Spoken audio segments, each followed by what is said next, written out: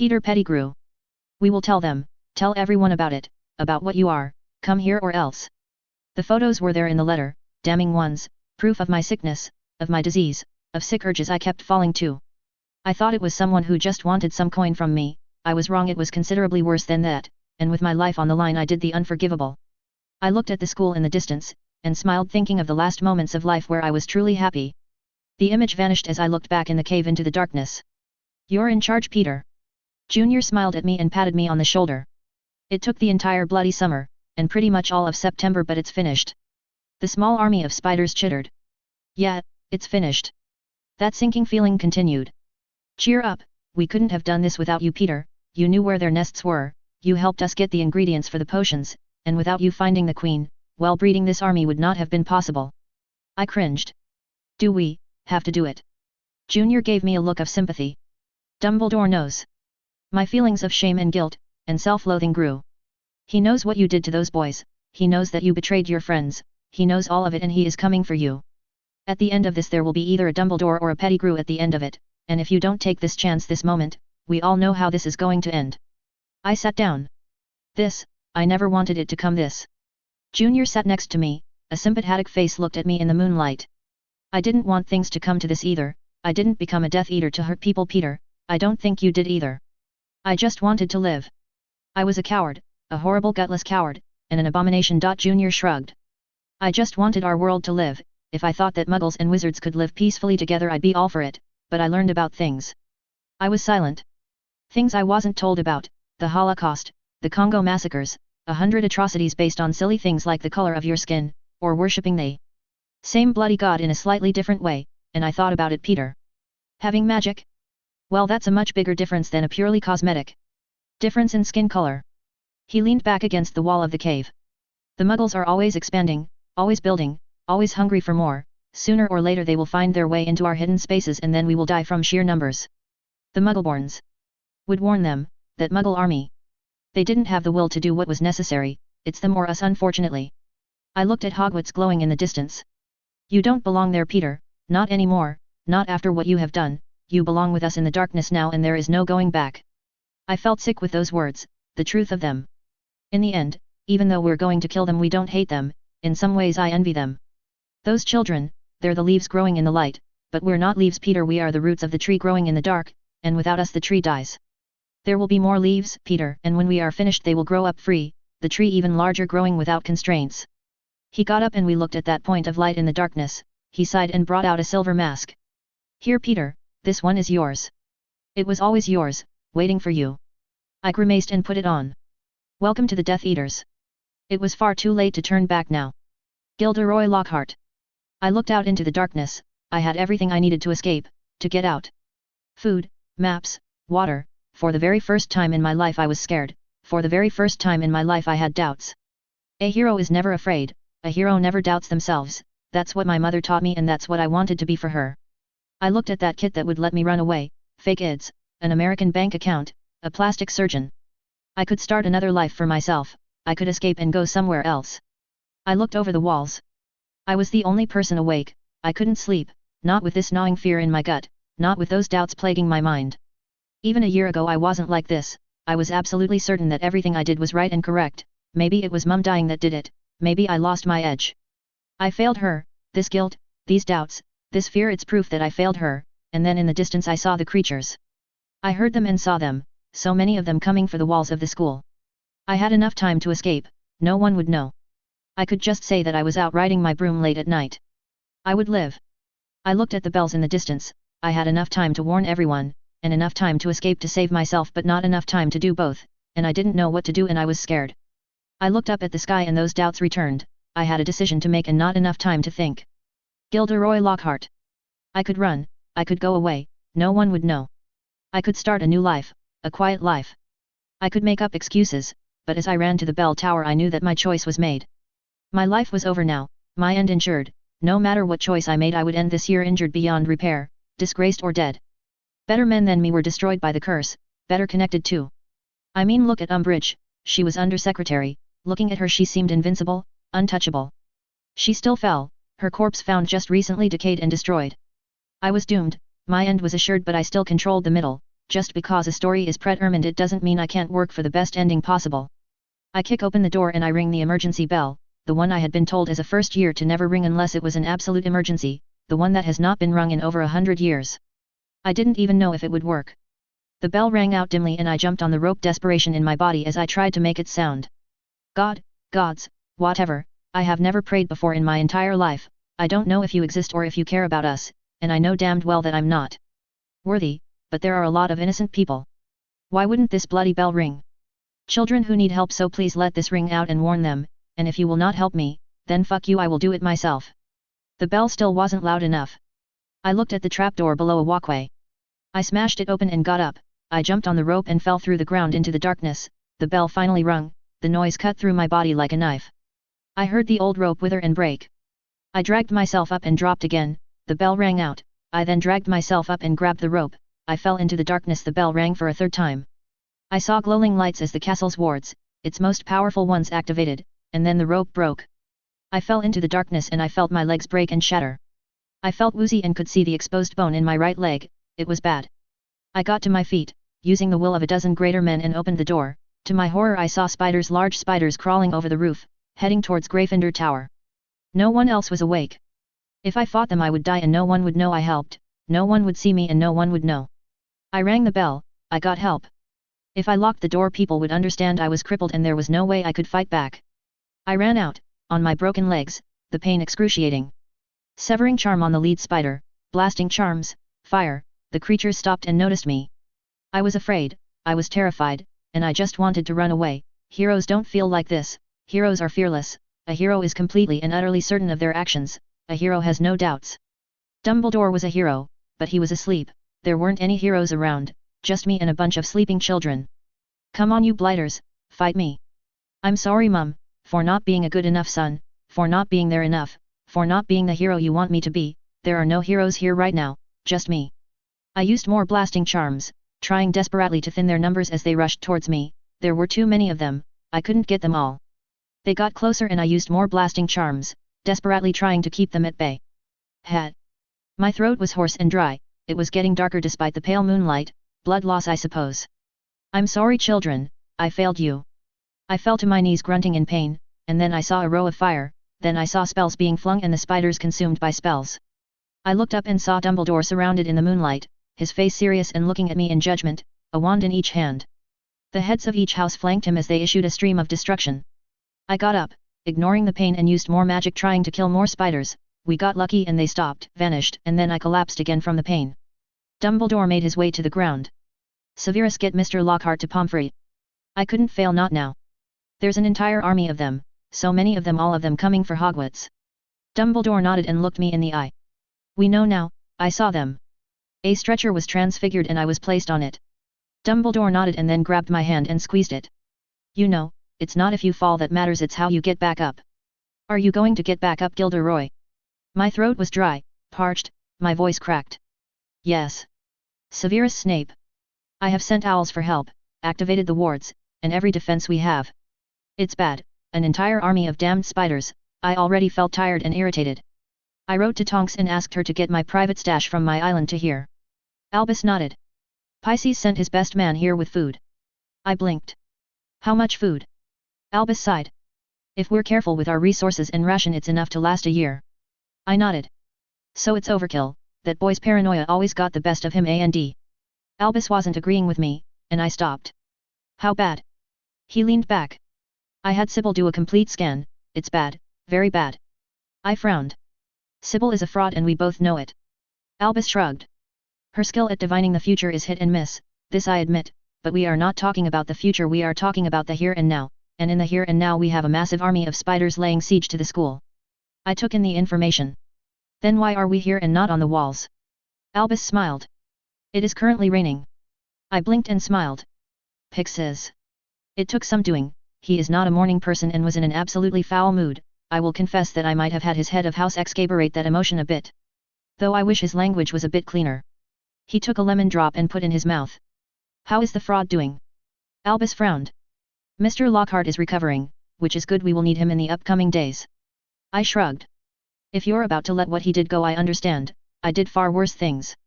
Albus closed his eyes and I heard him seethe, the twinkle in his eyes were gone. I'm going to be honest, Severus, it is far easier to forgive you to give you a second chance than Gilderoy. Your actions were bad, but your motivations, twisted at times as they were good. You also admitted your failure and you worked to make things right. He paused. You have stumbled, fallen a few times, and could be difficult to work with, but you were trying. It's easier for me to forgive sins committed out of love, sins committed out of desperation, foolishness, or misguided beliefs than sins committed out of a need for vainglory. He took another deep breath. Gilderoy stole credit from people I knew personally, friends, comrades who risked their lives to fight by my side. He profited off of this theft of credit, Severus. I haven't had a former student make me so terribly angry in a very long time. In light of this terrible emergency, in light of his warning last night, I am willing to give him one last chance for redemption, Severus. I hadn't seen Albus this angry, ever. It was a controlled anger, but I could hear him seething. I suppose it helps that we do not have much choice in the matter. Albus nodded. Gilderoy wanted to be a hero. It appears fate has given him a chance to finally earn that title. I will give him a chance to earn it. And if he fails? Albus's face was controlled. Then I will have no problem revealing to the world every single one of his lies. The door burst open and I frowned as Sirius huffed and puffed. He put a box on the table. Maps, caches, everything that Lily hid on the island during the war, what supplies I could get to. I nodded. Now we just need Tonks to get here, and I heard a creaking sound and watched as the fire went out. Albus looked at his table. Albus. He fiddled with some ball and looked up. It appears that our defenses have been compromised. We have been completely and utterly severed from the outside world, from air, from the water and ground. The island is on its own. My eyes opened, Sirius's jaw dropped. Bloody hell. It was then that McGonagall walked in with a letter. It's from Peter, it's a list of demands. Albus opened the sealed letter and frowned. He got out of his chair and cleaned his glasses carefully. Sirius' face was a shade of red. So. Albus looked at us. It appears that Peter has decided to ask for all of our first years for his personal entertainment. I think we can all agree that we are not going to honor that. We nodded and he looked at Sirius. My comments about revenge, Sirius? About why you shouldn't murder the man, consider them rescinded, do as you must. Sirius left the room and Albus turned around. Severus. Yes, sir. He looked at me. That linked book that I told you to have at your house? Is it there? I nodded. Good, hopefully we can get in touch with Miss Tonks and gain some aid. And about Gilderoy? He took in a breath. Apparently his indiscretions have been dwarfed by much bigger ones. I find that those bigger indiscretions, much more recent ones, take up a far larger amount of my attention. See to it that Gilderoy doesn't waste his chance or listen to his weaker impulses. We need everyone we can get. I nodded. Well, I suppose it's war then. Declare a meeting in the dining hall. Let's show these univitated guests some proper hospitality. Albus cracked his neck and took out both of his wands, and I followed him as we headed to the Great Hall. Harry Potter. We woke up to the smell of blood, rotting meat, and the smell and sound of rain. When we walked out we saw the corpses of giant spiders. Ron's eyes opened in shock. Professor McGonagall guided us to the dining hall. Lighting flashed and for a moment I swore I saw Fishy on top of the wall. We were guided to the dining hall and sat down at our tables. The doors were locked and I noticed that the teachers were missing. Dumbledore got up, and I noticed that Sirius was here, and a strange man in armor. His armor and shield had a shamrock on it and he lazily held a rather large hammer. I have some rather bad news for you. Peter Pettigrew, the man who betrayed Harry's parents and several other Death Eaters, has escaped Azkaban. They somehow made it here to our island, and now they are attacking us with an army of Acromantulas. We don't know how many there are and we do not plan on surrendering. He got up and looked around. The headmaster's face was completely serious. I know there are rivalries between the houses, old grudges and other such things. Let me assure you none of that matters. Gryffindor, Slytherin, Hufflepuff, Ravenclaw, the army of giant spiders outside our walls does not care. He looked down. Help is unlikely for a long time. Peter has discovered some unknown magic and has cut us off from the outside world. That means there will be changes. Food will be carefully rationed. Classes like potions will focus on more practical potions that will be needed for survival. The school, classes, and everything else will change. This is a matter of survival. He paused. Teachers and students will man the walls at all times. Older students will be expected to help out more. Younger ones will be expected to train hard to help out, or provide what help they can. The rules on the restricted section will be relaxed since this is an emergency. He looked at all of us. This is an emergency. Rules will be enforced more harshly. Duels between students that are not for the purposes of training are forbidden. If you need to fight something, go man the walls. If you are on the wall, listen to your teachers and older years. He took in a breath. Supplies are limited, and we do not know when we will get another one. It may come to the point where scouting parties are sent out to gather more supplies. These will be volunteer only and will be incredibly risky. For all intents and purposes we are at war. the enemy is at our gates and we must fight or die, I am sorry. The meal continued as did our classes in time, we received schedules, of who would get wall duty, the rain continued and I put on a raincoat and took our first shift on the wall, it was there that I saw Fishy, he looked tired exhausted his eyes were closed and I watched as rain turned into icicles that fell to the ground, it was then that we heard the skittering of the spiders. There were so many of them, their black forms glinting as lighting flashed through the sky. Fishy. Thank God. His breathing was heavy. Finally relief. He yawned and brought down more ice, I heard the spiders scream and die. How are you doing that? His eyes were closed. I can sense water, including the water inside of living beings, spiders have a pretty obvious shape, so I just turn the rain into ice and stab em, crush em, but... He panted. I've been at this since 5 in the morning, what time is it? 3. Fishy shook his head, he was completely drenched. Bloody hell, did Sven get his ass here in time? I blinked. Sven. One of my vassals I asked him to bring as much food as possible, I mean I keep an emergency stock in my trunk but it's not enough to handle the entire school. Emergency stock. Fishy nodded. Look, sometimes I need a break from wizard food, so I have a private stock of canned goods, one of the benefits of being hitched to Hermione, access to food. I might have gone overboard on it a bit, but if you want some spaghettios I can hook you up. I nodded. You stockpile food. He looked at me, his face serious. First year I fought a giant squid, second year I fought a giant snake, after that would you take chances? I nodded and brought out my wand, a bunch of older students joined me and we sent out blasting charms into the incoming horde, Fishy for his part. Walked away drenched and miserable, the charms teacher and Snape joined him. Ah, I see you have wall duty. Lockhart smiled at me. Yes. He pulled out his wand. Well, time to put that target practice to work then. For the next 6 hours my world was one of explosions, of charms, the smell of burning spiders and their last skittering screams. H. Remus Lupin. The large man took a seat across from me and took a deep drink out of something that smelled alcoholic. What's that? My Majesty asked me to bring food, so of course I brought beer, whiskey, and mead. I sighed. Not wine. The large man glared at me. Okay, so you're Sven Susi? I smiled. Japanese. He blinked. No Finnish, the name at least, and you? Remus Lupin. He smiled as drank deeply. Ah, a fellow wolf, good to meet you. My heart beat a little faster. How did you know? I haven't told anyone. Sven stared at me.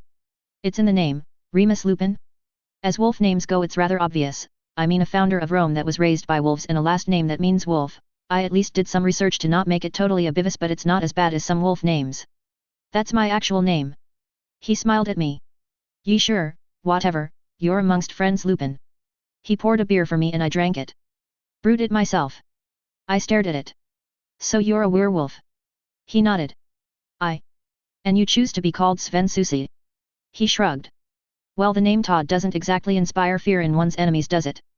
There goes the fearsome warrior Todd, Sven's at least a decent name, at least it's not one of the try-hard names. I blinked. What? Like Lazar Wolf, Sniper Wolf, Dark Shadow, Razor, I even knew a Dark Smoke Puncher, he really regretted choosing that as his wolf name, I'll tell you that. I nodded.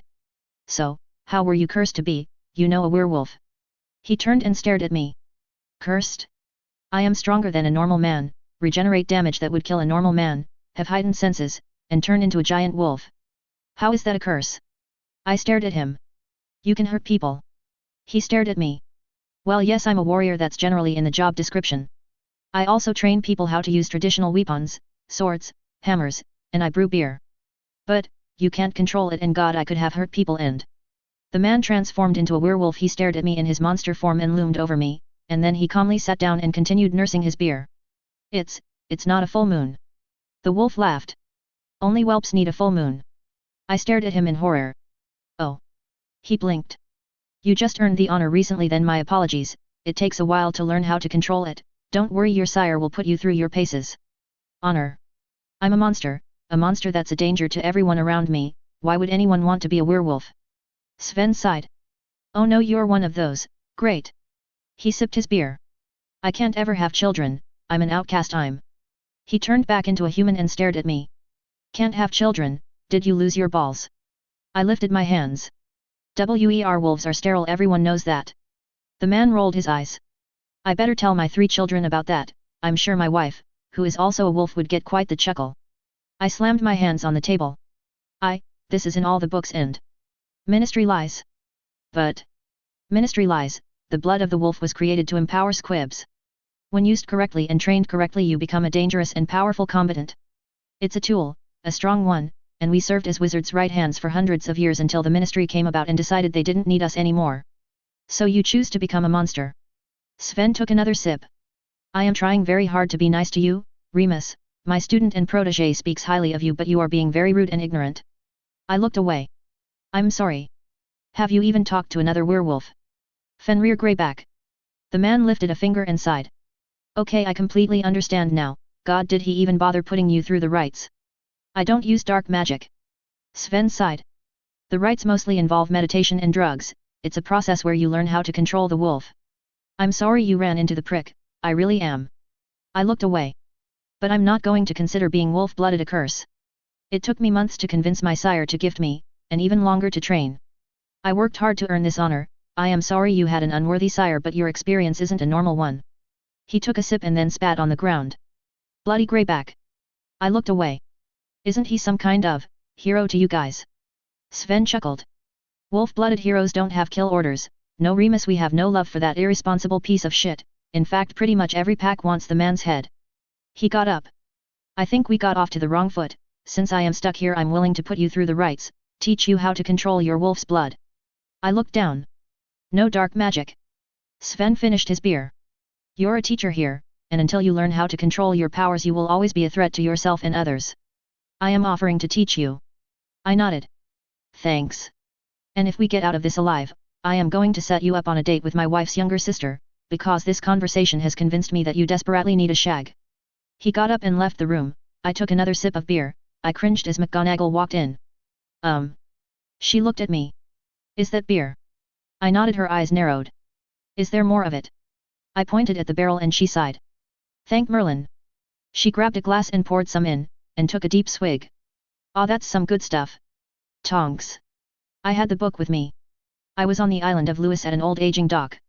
I had a deck of cards with me and I was looking for the Queen of Hearts. I went into a bar filled with sailors. I'm looking for the Queen of Hearts. I smiled at the barmaid. The red-headed woman was the only woman here, she had to be her. The barmaid nodded. The Queen will meet you in the back room, send my regards to the King of Hearts. I was led to a separate room and waited. An old man with a bit of a belly walked in, he wore a green coat and had a smile on his face. Queen of Hearts at your service. He took a seat. Are you sure you're the Queen of Hearts? I mean when you hear Queen you don't think, you know. The man smirked. I assure you I am the biggest queen I know. Now let's get down to business. There was a ship filled with potion ingredients, correct? I nodded. Good, I will have our friends put everything on the sub. I blinked. You have a submarine? The man nodded. Yes, I stole it from the Jerrys. I grimaced. You mean borrow, right? Borrow implies that I have any intention on giving that sub back to them. I assure you that isn't the case. I glared. You just can't go around stealing submarines. The old man grinned. I assure you they were just bloody terrible people who had it coming. I crossed my arms. And how do you know that? The little skulls on their uniform, Tonks. Seriously, that's a pretty good sign that you're dealing with the baddies. I leaned back. This conversation isn't going to go anywhere, is it? He smiled and nodded. Got that one in one go, Horace Slughorn. I looked at him and saw a Slytherin pendant. So how much did Dumbledore pay you? Horace frowned. Nothing, it's for Dumbledore. I sighed. You're a Slytherin, there is something in it for you, at least that's my experience. Horace smirked. Let's just say there is no one I'd rather have watch my arse and leave it at that. He got up and cracked his back.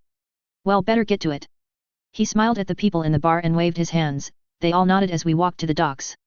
So how do you know this is going to work? The wards, the advanced ones, work by cutting off an invader's ability to get to the island by land, sea, and air, but not under the water, so we're going to get to the island by sub. Don't worry, the old girl's made to get into closed space. We walked out and blinked.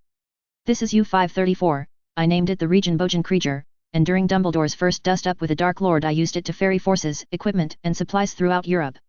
Did a lot of good during that war. So you were a smuggler? He smiled. Once upon a time. After the war I became the potions master for Hogwarts, and now I'm retired from that too. It's been an eventful and full life. Men waved as they took potion ingredients from Snape's boat and put them into the sub. So I heard you're with Severus. I smiled. You heard about that? He nodded. Oh yes, met the fellow after the war, reminded me of Albus during the war. It took a lot of time and a lot of work to get him to mellow out. We went into the submarine and headed towards the wheelhouse. Really? Yes, really. Albus used to be just as moody and angry and brilliant as Severus was. Men like that just need more time to get through their personal issues, and of course some help and love helps a lot too. My advice, stay persistent. Severus will no doubt try to push you away for what he considers noble reasons. The old man paused. Which will be complete shite, so don't take it personally. He smiled as the sound of the machinery came to life. All looks like everything's packed in, off to adventure and all that. We moved through the water and headed towards Hogwarts, towards the war. Draco Malfoy. I sighed. Another wave. Ron frowned. You sure? Can sense their body heat, it's a small wave. I got night duty again and somehow ended up stuck with the weasel again. I held my hand up, a small fire lighting the way. Pretty much everyone knew the blasting charm at this point. Now. I heard the sound of dying as we struck. Eventually the wave ended and Ron returned to his scowl. So how's your family doing? Ron frowned. That badly, hey. Dad gets odd jobs, the twins have a joke shop, and Mom works. I nodded. I had a hook. How much? Ron turned to me. Does she cost? Your mother, I mean, 2 galleons, 3 galleons, or does she charge by price or by the hour? Ron's face got redder and my smile grew. Irritating him was a way to pass the time. What are you talking about? I smiled. Your mother's price. I guess I could go with your little sister, but Harry's paid premium for her and I'd rather not risk breaking his toys. Draco, go fuck yourself. I smiled as I stared out into the darkness. We both know that if he hit me he would lose. I know a song, wrote it for your mum. Spoiler, yo mama. Draco. There's a place your mother goes when everybody else is soundly sleeping. Through the lights of Beacon Street. And if you listen you can hear her weeping. She's weeping, 'cause the gentlemen are calling. And the snow is softly falling on her petticoats. And she's standing in the harbor. And she's waiting for the sailors in the jolly boat. See how they approach. Ron's face was beet red. With dirty hands and trousers torn they grapple till she's safe within their keeping. A gag is placed between her lips to keep her sorry tongue from any speaking, or screaming. And they row her out to packets where the sailor's sorry racket calls for Maidenhead. And she's scarce above the gunwales when her clothes fall to a bundle and she's laid in bed on the upper deck. I could hear Ron's breathing, hear him seething in rage. And so she goes from ship to ship, her ankles clasped, her arms so rudely pinioned. Till at last she's satisfied the lot of the marina's teeming minions, and their opinions. And they tell her not to say a thing to cousin, kindred, kith or kin or she'll end up dead. And they throw her 30 gallon and return her to the harbor where she goes to bed, and this is how you're fed. I could hear a slight screeching sound. Ron ran forward, his eyes filled with rage. Someone was holding him back, Neville I think. So be kind to your mother, though she may seem an awful bother, and the next time she tries to feed you collard greens, remember what she does when you're asleep. Fuck you, Draco. I looked him over. I'm sorry Ronald, but I'm just not interested in used goods, especially goods that were used by the bloke who's causing all this. Neville was still holding him back. He's not worth it, Ron. I smirked. Yeah, he's not worth it, Neville. I decided to twist the knife. But then again, maybe Peter wouldn't do that. I mean, you might very well be his son. Ron's head turned, his eyes bulging. What did you say? I leaned back. Well, Peter was with your family a long time, Ron, and he was alone with your mum for a very long time, between memory charms, and other dark magic. Well, who knows just what he did with her. Ron was quaking with rage. And think of it, Ron, all of your older brothers, even if I don't care for them, were brilliant, all of them got top-notch grades and tried to make something of themselves, even the bloody twins, but not you, Ron. I leaned forward. You don't feel that need to get better, do you, Ron? And your grades, well, they're just not good. How long was Scabbers with you, Ron? His face was white. Of course, same thing with your little sister, not a bit of dark magic, and then one day she's using cruciatus on my sister-in-law, just like a Death Eater, just like Peter. Ron screamed and punched me in the face. I smirked as my shield came up. Ron screamed and held his hand, wincing in pain. Fuck you, Draco. I shrugged. I get it, you're just desperate for money, but like I said, I don't go for used goods. But tell you what, I know a few gentlemen who are willing to overlook the whole ginger thing and dot. I sighed and lifted a shield to protect my back. The curse fell off harmlessly. Blaze, really? Knock it off, Draco. Ooh, he was mad. Why, you don't want me messing with your man? Back the fuck off, Draco, or I will make you back off. His temperature went up and I thought about how hard I could push things, but I already won a round today. I could be a good winner. Fine, you can go pick up your toy. I waved Blaze off and smirked. Just make sure you get a good price, Blaze. Ron screeched and Neville held him back as our shift ended. Still got it. Hermione Granger. It had taken some talking, but the new arrangement stayed. Karen's boobs hit against my back. During the last couple months they had been getting bigger and bigger. I remembered when she was flat as a board, but now she probably had the biggest pair in our class. I leaned back and enjoyed that sensation, and then nuzzled into Fishy as their arms held me tight. I liked waking up like this, liked that the nightmares were gone. I felt something poke into me. My mouth went dry and I closed my eyes as my heart beat a little faster. My arms went around Fishy's waist. All it would take is a slight pull, and it was okay. He was my husband now, that's what married people did, and I remembered that feeling of power when we kissed, that pleasure. How much better would that feel? My hands lowered. No. That voice, from earlier, that woman, my heart beat faster. It can't be undone. So what, it would feel so good, maybe I could get Karen to join in. That sounded like fun. I pressed my mouth against his lips, my tongue going inside. I felt that spark of power flow through me. I held him close as I felt that power. His eyes opened, and he moved away and took deep breaths. Can't, breath, through, my, nose. He got up and wheezed. I heard a yawning sound as Karen woke up. Hello master, hello mistress. I felt the heat in my cheeks and a burning down below after she said that. Mistress, it had a nice ring to it. Her shirt was just a little too tight now, her nipples were hard and I felt pain down below as if something pleasant had been averted, something my body wanted and now it protested that want. Karen smiled as Fishy. Kiss. He finished his coughing and kissed her deeply. We did this every morning to get that burst of power and wake up. I felt somehow more pent up. Shower, then coffee. Fishy staggered to the shower and I bit my lip. My dreams last night had been lurid ones, adult ones, and as I remembered them that sense of frustration grew. Fishy came out of the tub clean and glistening. My heart beat a little faster. I will make coffee. Hermione, you want some hot cocoa in yours? I nodded. Great thing about Fishy was that sometimes his pessimism meant you were prepared for the bad times. I got up. Karen, can you go with me to the bathtub? I need help getting clean. Karen shrugged and we went into the tub. We took off our clothing and I took time to admire Karen's ample bosom. I still hurt down below and I went to the large pool. Karen came with me. Back. I nodded, and smiled as she ran her fingers through my hair, getting it lathered. It was one of the advantages of my new life. I had never pushed things before but I felt frustrated. Lower. My heart beat faster as Karen cleaned my back. Around, the front. The sponge started cleaning my front. Lower, please. My heart was beating like a jackhammer, until that moment where she got just above my hole. I had never pushed things this far before. Do I dare? Lower. Karen stopped. Mistress, that's... It's really dirty, clean it now. The sponge cleaned around the outside of my hole, massaging it. Harder. Karen pressed more. It's still dirty. I was close now, so close, and I saw stars and gasped. It was like there was this horrible pressure that had been released. I gasped and slumped a little. Mistress. It's okay, it was a very difficult bit of dirt. I'm clean now. I turned around and looked at her and smiled. Her breasts caught my eye. Need me to clean you? I'm fine. I watched as Karen cleaned herself. She was pretty, very pretty, and by the time we got out of the loo we were clean and I knew that I wanted more, needed more. Coffee. I took a sip. The artificial milk was sour, the taste of instant coffee and hot cocoa combining into something tolerable. We all took our sips as Fishy stretched. How the first year's treating you? Karen shrugged. Doing better, they can now cast a shield charm with a wand. He nodded. Not nearly good enough. I'd like to say the second years are doing better but they're fighting me. They don't get that you need a defense out there to keep the bugs off you. I nodded. They sometimes scaled the walls. A few people got hurt that way. I looked at them. Got to get to potions. I downed the last of the coffee and headed to class. Draco was waiting outside. Doing all right, sis? I nodded. Waiting for someone. He shrugged. Going to give Ron some grief again.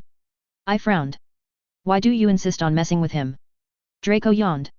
It's a game, to see how long it takes for him to deck me. Every time he does I give myself a point. I felt a sense of irritation. You're not invincible, Draco. Sooner or later he will kill you if you keep pushing him. Draco shrugged. Maybe, but doing this helps keep me sane on the wall. I can either focus on messing with the weasel or I can think about that unstoppable army of giant spiders. I walked past him. Don't get yourself killed. Same to you, Hermione. I shook my head. Thought you'd be more upset about a mudblood marrying your brother. Draco sighed. Look, I apologized for first year, okay? I was a stupid arse.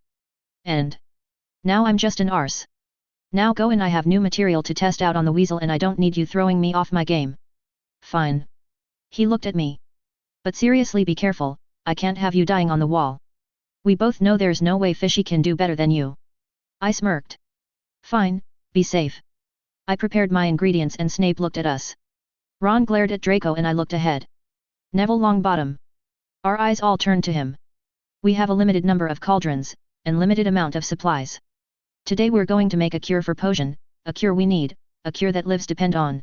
A separate seat has been provided for you, your job is only to prepare ingredients, you will not put these ingredients in a cauldron, you will put them on a plate next to your partner. The professor paused.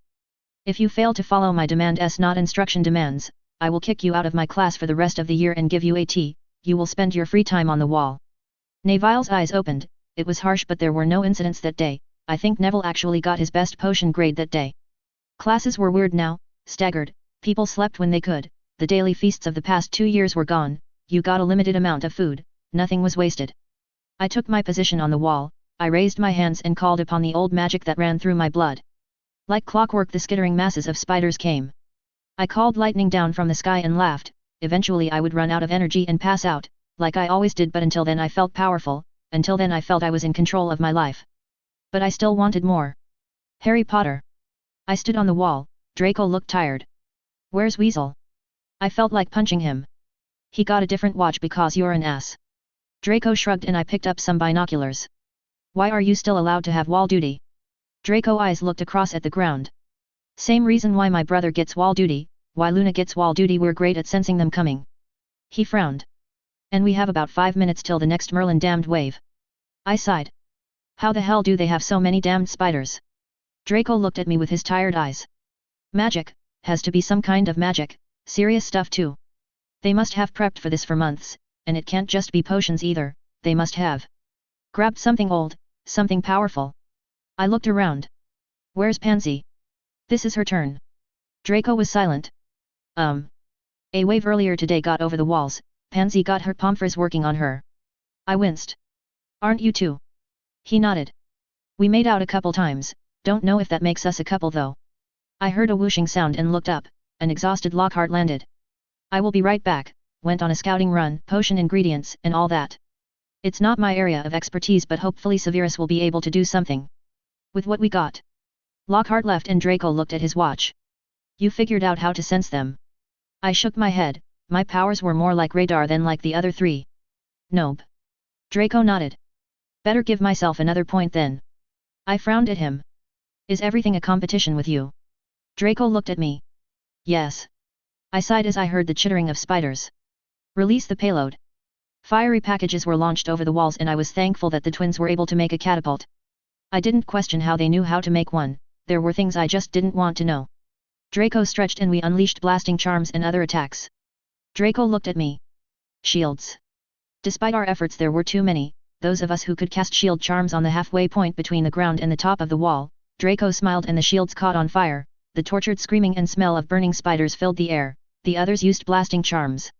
Despite our efforts a few spiders climbed over the top. Bollocks. Draco and I rushed to that portion of the wall, his hands formed in a wall of fire knocked back a spider.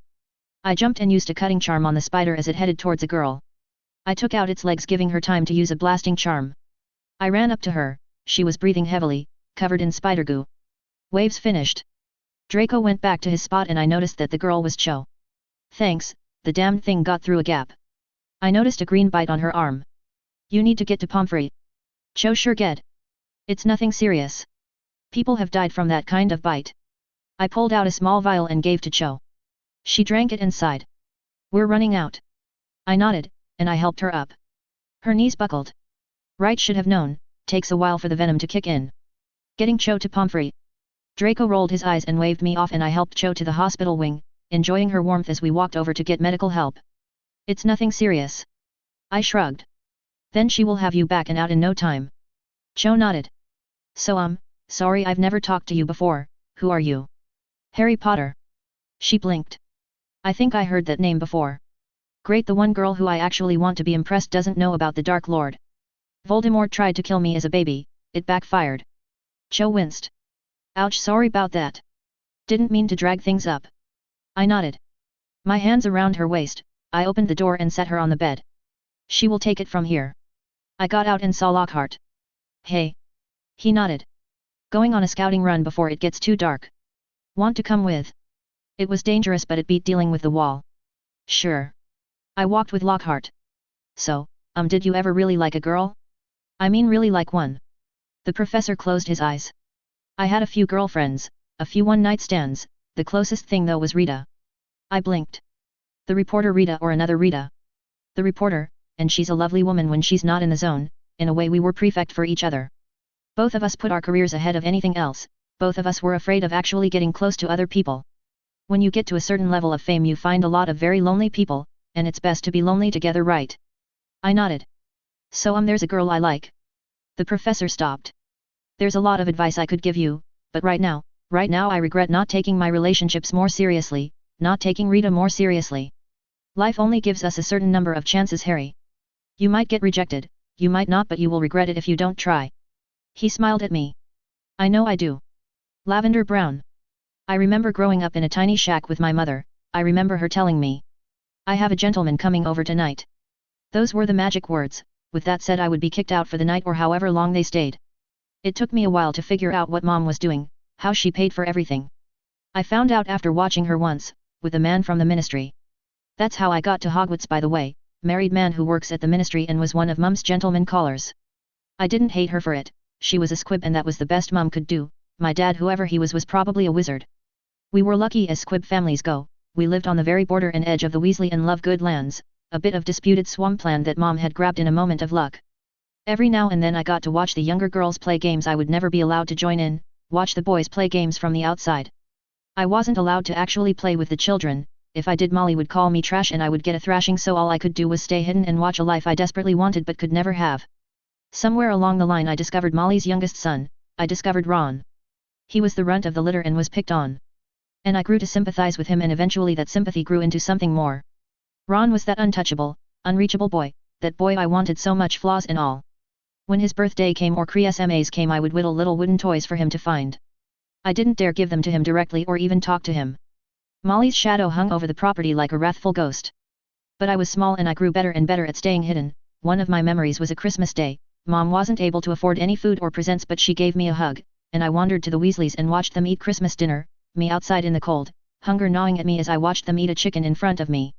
They looked so happy and warm and well fed, and I remained out there in the cold, my hands clawing against the glass, wanting so desperately to get in. I discovered my magic pretty early and Mom was happy, but Mom got sicker and sicker. We got some money together and found out that the Muggleborn she had been with had given her a disease, something they had no cure for. Apparently it just destroys your ability to fight off illness or something.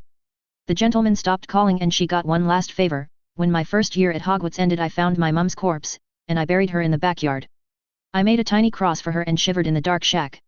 I knew a bit about beauty potions, things I made for Mum to help her out, and the ingredients for them grew in our patch of swamp. When I was finished I crept up to the Weasley's house and listened to Ron talk about his adventures to his little sister. He didn't notice me outside his window in the summer night, and when his story ended I returned home. A gentleman caller had left behind an owl once and I used it in a copy of the Quibbler to sell potions. It was a skill I picked up young. Making beauty potions for Mom, making healing potions to cover up the marks the meaner callers put on her body. The swamp had enough of the ingredients to make it work, and I sold them by mail. I made just enough to get by, and my list of callers in the ministry kept them from taking what little I had. I survived and spent a second year at Hogwarts, and I noticed that Ron was having a bad year. I tried to help him out but the words never came out. Instead I took the beauty potions I made and sold them to the other girls. I used that to buy little treats for him, candy, chocolates, things like that. Then when everything went bad, when Ron's father lost his job. Well, I didn't have much, but I managed to save some money and I bought the ingredients to make a cake. It was hard but it really looked and smelled good, like the stuff Molly would make. I wasn't sure if she still knew it was me, so I knocked on the door and presented the cake. It was getting rainy at that time but I thought I could make it. I heard about what happened and here you know. Molly's eyes narrowed and she looked angry. We do not need your charity. She slammed the door in my face and the rain came. By the time I got home to my shack it was ruined. I curled up on the floor and cried myself asleep, imagining a boy I could never have and an impossible life with him. Hermione Granger. Draco leaned against the wall in the darkness. You're being a real ass to Ron. Draco shrugged. He gives as good as he takes, and hey, if he feels like punching me I take my lumps. It means I win, of course, and he knows that. But why are you concerned, sis? I don't think he's ever been nice to you. And you have. Draco sighed. I got you a very nice history book, remember? Signed by the author, but you are right, I acted like a real jerk to you first year, and I wasn't that great to you second year, but this year is different, you're family now, and admittedly I fucked up with family when I was a kid by a hell of a lot. He was crippled. Draco nodded. Fishy has every right to be angry about that, but I'm trying to do right by you now, and though I'm not a good guy I at least have the decency to stab people in the front. I mean, honestly, did Ron even try to warn you before that stunt with your parents? I clenched my fist. And right after a Merlin-damned funeral, so which is worse, Hermione, a person who says they're your enemy and treats you like garbage, or a friend who does that? I looked away. 706 galleons. I blinked. What? He looked at me. That's the price that Ginny pays get into the most elite school in France. If you're a foreigner, for a trimester, the price for a year is 21,018 galleons, putting that into Muggle terms that's over 104,000 pounds a year. Your father, the dentist, makes rounding down 75,000 pounds. She could have gotten a much nicer everything, but only the best for Arthur Weasley's little girl. It helps that someone else is footing the bill, of course. I keep looking away and grip the wall. How do you know that? He yawned. When you have the cure that everyone wants and have money, information comes to you, Hermione. Well, anyways, Harry is also paying 1,000 gallons a year for Ginny's house in France, for the summer and winter break. Not an apartment, not a rented room, an actual house. It's actually a very nice little place on the wizard island of Debats. He paused. It has a lot less restrictions than the Weasley family lands. She can just spend hours flying a broom as high as she wants, and she does, on a firebolt. Now I get you're not a Quidditch fan, but the firebolt? Man, it is one of the single nicest and best brooms in the wizard world. It's how I bribed my way onto the team. I frowned. You admit it. The brooms got me on the team, skill got me my position as seeker, but that doesn't matter. So Ginny has servants, her own personal chef, a maid, a governess. That's another 1,000 galleons down the drain, labor in combined labor costs, and I know this because yes, I do snoop into other people's business. He paused. You know what the medium wage is in the wizard world? Not the average wage, which is considerably lower, but the medium wage. I shook my head. 350 galleons a year, while you have to scream yourself to sleep every night. Ginny is living in the lap of fucking luxury. Do you think of that as a punishment, Hermione? I shook with rage. That's just Ginny's upkeep, Hermione. Harry's also stuck with the Warguild and damages for the trial. That's around 50,000 galleons combined in damages. I'm rounding down again, of course. 10,000 galleons to Millie's family. I mean, they would rather have their only daughter back, but hey, it's just money. Harry's money. Half of it is for the anti-petrification potions. The ingredients for those are expensive, and my brother's been making them for years. I blinked. Why? He heard about the incident with Hagrid and got paranoid. It's a fishy thing. He's always convinced the world's going to go to shite. So that's a big chunk of the money, and the rest goes to various students, you, in helping undo all the damage Arthur did to your parents' lives. We just got their old house back, by the way.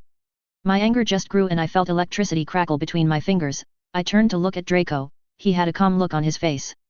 Remember second year when Ron was a spy? When they couldn't hang out? Harry was surrounded by friends, not just Gryffindors but people from pretty much every house wanted to be his friend, and then the minute he came back all of those friends vanished. Fair weather friends, Draco. Draco shrugged. Maybe, but all of them? Harry had more than 30 friends, Hermione, and some of them were good blokes like Neville Longbottom. You hate Neville Longbottom? Draco shrugged. I give all Gryffindors shit, Hermione. It's a house rivalry thing. I don't actually hate him as a person. Draco cracked his neck. So which is more likely, Hermione? That all of them were fair weather friends, or Ron drove them off? He smiled a little. Have you ever heard Ron thank Harry for this? For all of the sacrifices he made for him? For his family, for his little murdering shit of a little sister. I looked away again. And now you know why I fuck with Ron. I didn't have anything to say to that. Harry Potter. My hands sweated as I ouched Cho Chang. I tried to think of something to say, anything to say. Pretty, the stars are pretty tonight. Not my best moment. Yet. Cho looked over at Hermione and Draco as they talked about something. Never thought I'd see the day. I blinked. Draco being civil with a Muggleborn, I mean. I shrugged. He is, but I don't like him. Cho nodded at my statement. Lots of people feel that way, a few Ravenclaws have a crush on him though. I grimaced. They like Draco. Cho sighed. He's rich, dangerous, and wears an eye patch. Marietta swears that she can change him. I sighed. They know what kind of person he is, right? Cho nodded. Everyone knows he's a jerk. I think that's a part of the point. I blinked. Why? Cho's face looked thoughtful. My restaurant's a pretty big dating place, and I've seen girls date men who they knew were absolute jerks, then dump or get dumped by them, complain to her friends, and then go for another bad man. Why? Don't know. Maybe they think they can change them, maybe they're afraid. I was silent. Afraid of what? Cho shrugged. Afraid of putting themselves out there, after watching a lot of dates I know that relationships are never guaranteed. Both sides can be good people and it just doesn't work out. With a good guy maybe it's your fault and you're faced with the fact that maybe the problem is you. Maybe you're the one who has to change things. That's a pretty scary thing to some people. The wind blew hard. Heard you can fly, without a broom. I shrugged. Something I figured out after, the cure. Fishy gave me and Luna books. What's it like? I smiled. Amazing, I feel free, same feeling I feel on a broom but more. She nodded. I can show you what it's like. I held out my hand. I would have to hold you but I could fly you around. Cho looked at me in the pale moonlight. Sure, let's go. She got closer to me and I held her tight, we hovered in the air, and I slowly helped us go around the castle walls. Eventually we stopped in the spot we started at. Cho wobbled a little on land. That's pretty cool. I smiled and we took up our spots on the wall. So. Do you have a boyfriend? Cho blinked. No, well it hasn't come up. I tried to think of something. I know a guy who owes me a favor, he has some food stashed we could eat something sometime, as a date. Cho bit her lip and closed her eyes and then opened them. Sure. I flinched. Really? She nodded. Yeah, I mean we have a giant army of spiders out there and who knows it might work out, but if it doesn't work out then it doesn't work out. She stopped. You can't make something work when it won't I nodded. I get it, so Friday. Cho nodded. Consider it a date. I looked over across the water, and blinked. Is that a rainbow flag? Cho looked at me. It is. Guy's problem. We turned around and looked at Draco. Bugs heading towards the wall, I sensed centaurs, lots of them. The giant squid rose and started hitting what looked like a submarine. Draco, there's a ship. He nodded. I know, but it looks like the centaurs are trying to get in and we don't have enough people or time to save that ship and let the centaurs before the bugs get here. I thought about it. It's not possible. Nobody's awake and I'm not strong enough to open the gates and close them in time, and if that's the supply ship then we need it, we're completely out of potion ingredients and a lot of people won't make it through the week if we don't get that shipment. I stared at him. Well, you're the bloody boy who lived, you pick. In the pale moonlight I had a sinking feeling in the depths of my stomach. I didn't feel good at all about this. Harry Potter. Draco, get them to safety, I will go after the sub. Draco frowned and sighed. Whatever, everyone help me open the bloody gates. I flew out and found the squid. Please stop. The squid kept banging on the submarine so I gathered up my power and used it to push him away. The squid came right back so I used more wind. Each blast of wind only worked for a short period of time but the sub seemed to be moving quickly. When it got to shore the squid's tentacles slapped against it, throwing the sub onto the ground right next to the castle walls. An old man staggered out. Good show, that. The submarine had several large gaping holes. I need to get you to safety. The supplies. Now sir. I blinked. Tonks, why are you here? A supply run. Bloody hell. Get on my back. Tonks grabbed me and I got her on top of the wall, then I helped out the old man. Damn it potty, the bloody gate isn't closing and I can't hold the buggers off forever. I rushed towards the creaky gate, the centaur warriors flinched and nodded, holding off the spiders while the civilians got to safety. When the gates closed I heard grunts of pain and then silence. The small herd of centaurs had haunted looks on their faces, most of them appeared to be women and children. I looked up and saw someone I recognized. Forenza. He nodded and dragged a smaller centaur girl to the center of the hall. Harry, it's good to see you, we owe you our lives.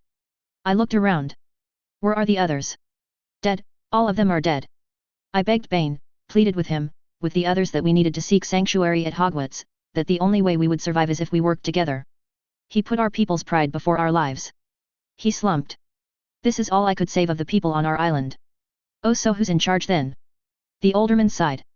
Me, unfortunately anyone else who could be a leader is dead now, the spiders killed the rest. The blonde centaur girl on the ground moaned in pain, the sun started to rise and it was then that the morning shift came in. Fishy looked at the wounded centaurs. Bloody hell. He looked around. I can heal some of the wounded with water magic, will you allow me to do that? Forenza nodded and Fishy got to it. Other members of the morning crew went to wake up the professors and I sat with the man. So who is she? My daughter Arad. Her breathing was labored as Fishy tried to save her. I didn't know you had a daughter. He nodded. Your mother named her, she's just a little younger than you. I looked up. You knew my mother. He nodded. She was a good friend, loved explosives too much but a good friend, she helped us get rid of a few boulders and expand our caves. I'm sorry for your loss, she was a good woman and her loss makes the world a lesser place. I sat down on a nearby bench. I'm sorry I wasn't able to save more. He came next to me as I heard lightning crackle down from the sky. If we had been less prideful, more of us would have survived. All of us have to live with the consequences of our actions. I felt a little sick. Mom would have figured out a way to save everyone. Forenza patted me on the head. No one is capable of doing everything perfectly, not me, not anyone, not. He stared at Fishy. An outsider. I blinked. Fishy has a lot of friends. Forenza shook his head. I didn't mean it like that. Someone has been messing with the flow of time. It's Eddie's. Everything will have to be recalculated to account for this. I looked at Fishy. Imagine throwing a small stone into a pound. Imagine the ripples that come from that. That boy is one of the ripples. I looked at Fishy as his hands glowed and he went to another wounded centaur, the water healing their injuries. He's not a bad guy. Forenza nodded. Change in and of itself is not bad, it just means a change in calculations, in probabilities, in what could be. Maybe it's a good change, maybe it's a bad thing. He closed his eyes and started humming and frowned as Neville hovered over a rod. What is better? Happiness or greatness, Harry? I shrugged. I don't know happiness, right? Forenza sighed. When I asked your mother that, she said greatness, and in the end she chose that. I stared at Neville as he pulled something out of his pocket. What brought this up? A vision, one I just received, that boy. Neville will over to take care of my daughter in his room until she is well. If I agree, he will look after her day and night, making sure what poison is in her system passes. She will recover completely, and while in that care the two of them will grow closer. He paused. They will fall in love, and she will leave our tribe to be with him. She will become an outcast to be with that boy, and he will become an outcast to be with her, but they will both be happy. Forenza sighed. If I say no, the poison will take her eyes, she will never see again, but her gift will grow and she will become one of the greatest seers of her generation. She will be great, her name cheered, but she will be miserable and unhappy and will never know love. He looked at me. So tell me, Mr. Potter, what is better, to be great and unhappy, or to be a happy outcast? Neville walked up to us. She's sick, but I know a lot about herbs, I think, and I have a well stash just in case. I think I can help. Forenza put his hand on my shoulder and waited for my response. Neville Longbottom. First day. Food. My family had enough money to get me my own room in Gryffindor, with a small fireplace, which I was really happy to have right now. The centaur girl moaned in pain as I fed her some soup. I felt her forehead, and looked through my books. I had inherited all of Mom and Dad's books from when they passed away. YH Hospital was packed and there wasn't enough room for non-critical cases. This is bad, real bad. I looked around my room. Over the years I had kind of filled my room with plants. Plants were calming, plants were nice, it reminded me of my garden at home. I lifted her eyelid and grimaced. We had a horse back home that got bit once. I listened in as the vet helped. The recipe was around her somewhere. I'm sorry, but this is going to hurt. Water. I nodded. I can do that. I took a small cup and poured it into her mouth, and then she groaned with pain. I got out my mixing bowl and made the poultice. My hands shook like they always did, but then I looked at her and took a deep breath. No, not today. My hands steadied and I managed to successfully make the poultice. I'm sorry. I put water into the dry compound and then put it on a rag. I opened her eyes and pressed the rag against her eyes. Urgh. I held her as she screamed. It's bad, real bad, the poison's in your bloodstream right now, this is the only way to save your eyes. I heard crying as the poultice made a sizzling sound. Only when it finished did I remove the rag. I looked at her eyes and saw the blackness in the white part of her eyes retreat. I'm real sorry about that, I know it hurt, but I'm glad we got it in time. A little bit later and the damage would have been permanent. She went limp in my arms.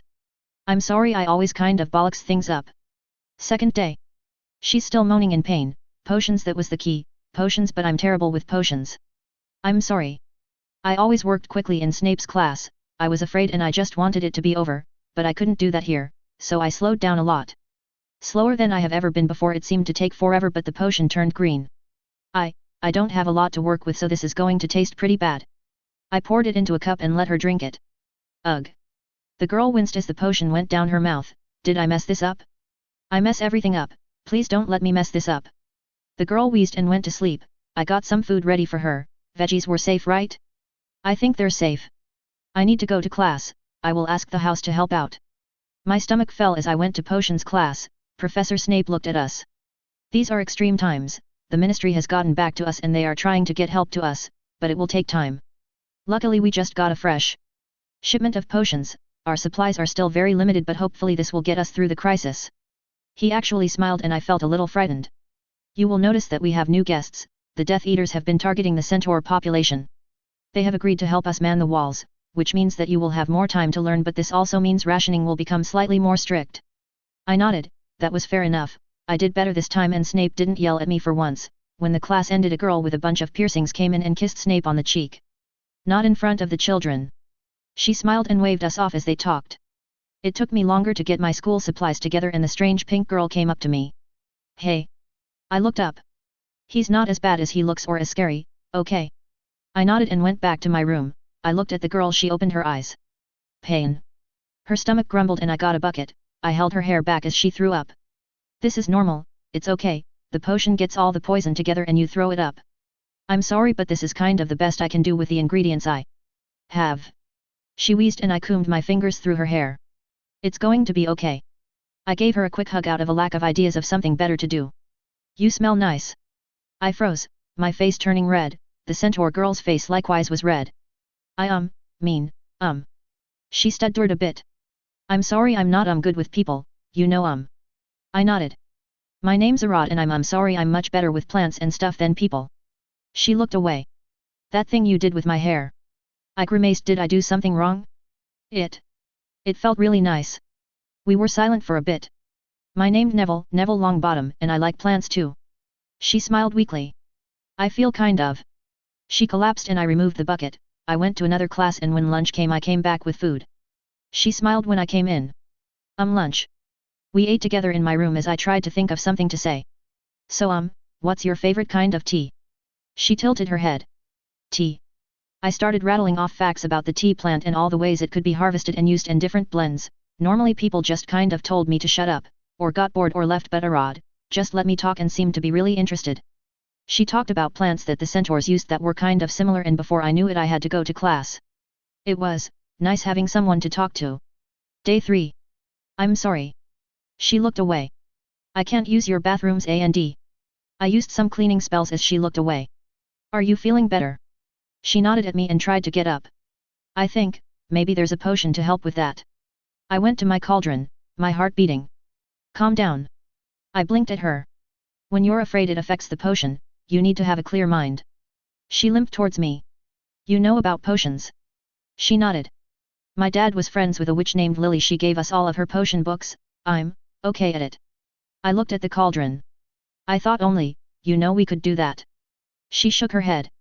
Oh no, any magical being can do it, or beast or something. I made potions for the herd when, well before the spiders. We were silent. Her face was red.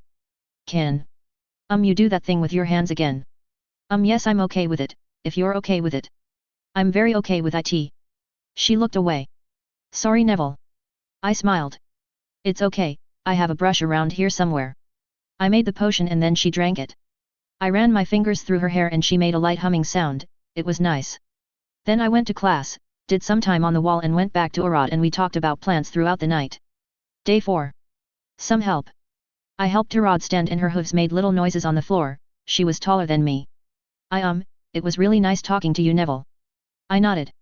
Yeah, it was really nice talking to you, Arad. She bit her lip. You can call me Rod, or Roddy if you want. I nodded and we stood there in silence. There isn't a lot of space, so if you want to stay here that would be okay. She nodded and smiled, her face red. That sounds really nice. We looked away. It's cold here. I grimaced. I could get you some blankets if you want, or... Roddy's face was beet red and she looked away, her hands moving awkwardly. I'm just thinking maybe we could cuddle or something. We stood there in silence. That sounds nice.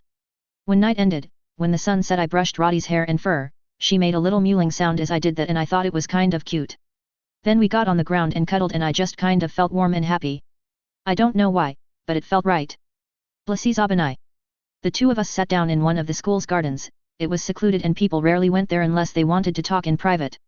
The two of us glared at each other. There was little love lost between us, but an event had come up that had changed things. Lavender. Blaze. We didn't like each other one bit. It wasn't just the fact that I was fabulously wealthy and she was poor. It wasn't the fact that we belonged to rival houses. It wasn't the fact that I was a boy and she was a girl, or our contrasting skin color. At the end of the day, both of us wanted the same man and neither of us wanted to share. We competed for his attention, we got in each other's way, sabotaged each other's attempts to win Ron's heart, and as much as I hated it during the months I had gained a grudging respect for her. This isn't working, Lavender. She glared at me. I won't let you corrupt him. I flipped my absolutely gorgeous silk scarf and gave the condescending type 32 smile my mother taught me. Okay, let's say you got him Lavender, what kind of life would Ron have with you? Sure, he's exempted from the whole ministry rule the rest of his brothers have to deal with, but in order to get anywhere there you need connections. People know what your mother did, Lavender. She clenched her fists. My mother did those things to support us, to keep us fed. She didn't have a choice. She didn't murder anyone like your mother did. I took a deep breath. Okay, first of all, I wasn't judging your mother. Second, you're stepping on very dangerous territory. My mom's not a murderer, she just prefers older men and things go wrong. Lavender narrowed her eyes. Right. Point is, what are you bringing to the table, Lavender? Ron needs someone who will support him, help him reach his potential and be what he can be. If Ron's with me, I will make sure he wants for nothing. She looked me in the eye. I love him. I nodded. So do I, but people can't live on love, Lavender. She closed her eyes. I know how to make beauty potions and I sell them. I can help bring money in, and even if it's not much, I have a small house. I love him and I'm not willing to back off just because I don't have any money, and anyway you're a man. I shrugged. I don't see how that changes things. She smirked. I can give him children, I can give him babies. I leaned back. There's magic that can let me do that too. She frowned. And what if he doesn't like men, hey? I shrugged again. I miss my Willy, but there's magic that can fix that too. She gritted her teeth. Really? I nodded. Yep, really. Look, I get that you like Ron, I love him too, but this means more to me than you. Ron's the first friend I ever had, the first person that would talk to me. I haven't felt this way about anyone before, Lavender. When he's around it's like this grey fog lifts. Lavender nodded. Sometimes, the only thing that gets me through the day is seeing him smile. You're right, I am just poor trash, but people like me who don't have much, we fight that much harder for what little we do have. She glared at me and we sat there. I sighed. Well, it looks like we both have a problem then. Lavender frowned. What are you talking about, Blaze? I placed a photo on the table. Marietta Edgecombe, Potter's planning a double date. Him, Cho Chang, Ron and Marietta Edgecombe. Now I don't like you and you don't like me, but at the very least we both actually like Ron. She nodded. So? I grimaced. As much as I hate this, I'd rather have a part of Ron than not have him in my life at all, and I definitely don't want this bitch who doesn't even like Ron to get him. So I suggest this, we work together. Lavender was silent as she closed her eyes. That sounds stupid. Yeah, Lavender, it does, but quite frankly Ron hasn't noticed either of our advances, and we keep getting in each other's way. I don't like this idea either, but if we work together we have a better chance of getting him. She looked at me with skepticism. If he doesn't like men like that, you're out. I nodded. And if he doesn't like girls like that, you're out. Lavender put out a hand and I shook it. Really don't like this, Blaze? I nodded. We don't need to like each other to make this work, we just need to schedule things. With the deal struck, the two of us brainstormed ways to finally get Ron to notice us, and as much as I hate sharing, it was nice to have someone to plot with. Karen Starr. I'm just going to say it, this has been the single best year of my life. I finally got to get my lord to sleep in the same bed as me, and I get to make out with him. I get to train little children to be fierce warriors, I get to fight giant spiders every day with my friends, and I get all the cooked spider meat I could ever want. Sure, the meat is toxic, but if you know how to cook it right, that isn't an issue at all. I don't get why the other people here want to give up perfectly good meat, and really, is there any better meal than something you have killed yourself? This is good. I smiled and wiped a little of the spider meat from my little sister's chin. I know, and this ketchup our lord donated to the cause really helps the taste. I smiled as my lord's brother walked into our picnic and froze. You're eating them? I shrugged. It's only fair they try to eat us. Want some? Draco sighed and looked at his bodyguards. Greg and Vince took up seats and joined us in eating the giant spiders. Really, guys? Vince chewed the cooked spider meat. It tastes like a weird mixture of chicken and shrimp, it's actually not bad. Draco sighed. Fine, whatever, eat away. The two of them shrugged as Draco pouted. I heard his stomach grumble. There's plenty of food. He shook his head and I shrugged, his loss. When we finished the meal, I walked with my little sister. We passed a centaur woman with a bow. Neville was next to her and they seemed to be having some long conversation about the proper growing season for berries. The whole thing hurt my head, and I swear I saw them hold hands, but it was probably nothing, so I walked around looking at the snow-covered castle. With the centaurs here we had more time to do school stuff. I decided to take some cooked spider to the library. There I found my lady and lord surrounded by a stack of books. My lord blinked, his eyes red. Karen, you're back. I blinked. Well, lunch didn't take too long. He rubbed the sleep out of his eyes. I swear you just got back here, you were looking up old maps, legal documents, and copying them. I put the plate next to him. Are you sure it was me and not someone else, my lord? I mean I don't even like to study. He nodded. That sounds right, it could have just been someone else, or I haven't had enough sleep. That said, it feels like something's wrong. Hermione stopped reading and grabbed my lord by the tie, dragging him forward and kissing him, passionately. When the kiss ended, my lord blinked. Needed a recharge? Hermione smiled. Sure, let's go with that. Harry took a seat next to us and produced maps. These are Mom's old Chach's explosives, money, guns, ammo, other stuff. She was convinced that the Death Eaters were going to attack the school. We nodded. So this island had 25 caches. Hermione looked up. Had. Dumbledore removed most of them after the war ended, but there are still 7 caches left. Only 4 of them have weapons, though the rest are mostly just safe houses. Any food stashed there has gone bad a long time ago. We looked at the map. They're blocked off caves full of explosives, guns, bullets, money, and other stuff. The professors are going to send out scouting groups to pick it up. Luna will stay behind to hold up the defenses. We nodded at Harry's words. So they're sending out teams, of the best teachers and students. Snape's team is himself, Tonks, Draco, Vince, Greg and some 7th years. My team is Professor Lupin, Sirius, myself and some older guys. Fishy, you're on Flitwick's team. Karen and a bunch of other Hufflepuffs are going with you. McGonagall's team is her, Lockhart, Hermione, Kara and a bunch of other people. He nodded. We've done some scouting and we think the Death Eaters' base is here. He pointed at the map. It's, well, a suicide mission. Someone's going to have to sneak inside there while everyone else distracts them and set off the explosives where the Spider Queens are located. Fishy frowned. So who's stuck doing it? Me, I'm afraid. We jumped up as Lockhart smiled sadly. We all know the position I'm on is quite cursed. No matter what I do I'm doomed, so I thought, why not go out with a bang? He smiled nervously. Oh come on, that was funny. He took in a breath. But in all seriousness, it looks like the controlling ward they're using to keep everyone out is also there, and if that blows up, the international community can come in and rescue us. Harry looked at him. And you? He shrugged. Well, it's a suicide mission, those tend to be pretty lethal. He placed a hand on Harry's shoulder. Rita wanted an interview with you. When this is over, please give it to her. She absolutely hates being ignored, and give this to her before you do it. He put a letter on the table. And this? My last words to her.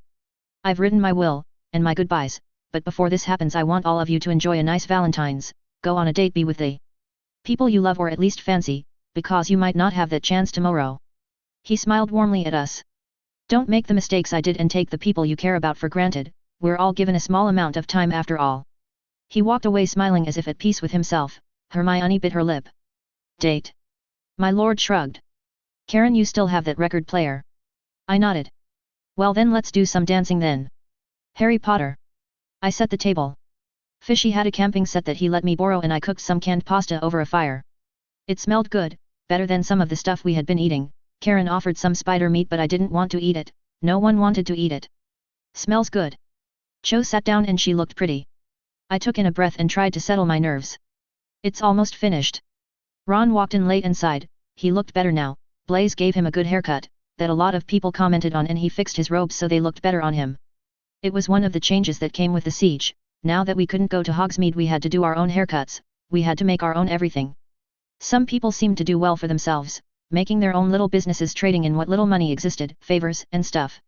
After months of fighting giant spiders together, it stopped mattering what house you were a part of. People made friends with the people they fought alongside. In the dining room, people sat wherever there was room instead of with their house. If one nice thing came out of this, it's that little differences of house, blood purity, money, and other stuff fell away. Ron sat down and Blaise and Lavender came to our little table and smiled. Marietta, couldn't he make it? Lavender smiled sadly as Ron rolled his eyes. What happened? Blaise shrugged. She's kind of tied up at the moment, but you know, Ron, the two of us are doing something and we would really like you to come with us. He paused. We have chocolate. Ron looked at me and got up. Look, if I'm here I'm just going to be a third wheel, so wish y'all luck. With that Ron walked away. Blaise put an arm around him and Lavender hugged Ron close to her. Cho lifted an eyebrow. So has Blaise told Ron he fancies him yet? I blinked and shook my head. Blaise isn't like that, and isn't he dating Lavender? I mean, they talk to each other all the time, right? Cho's eyebrow remained lifted. I don't think Blaise is interested in girls. I waved her off. People say that kind of stuff all the time, it's just talk. I mean, I keep hearing rumors that Dumbledore is into blokes, but that's just a load of tosh. Cho shrugged.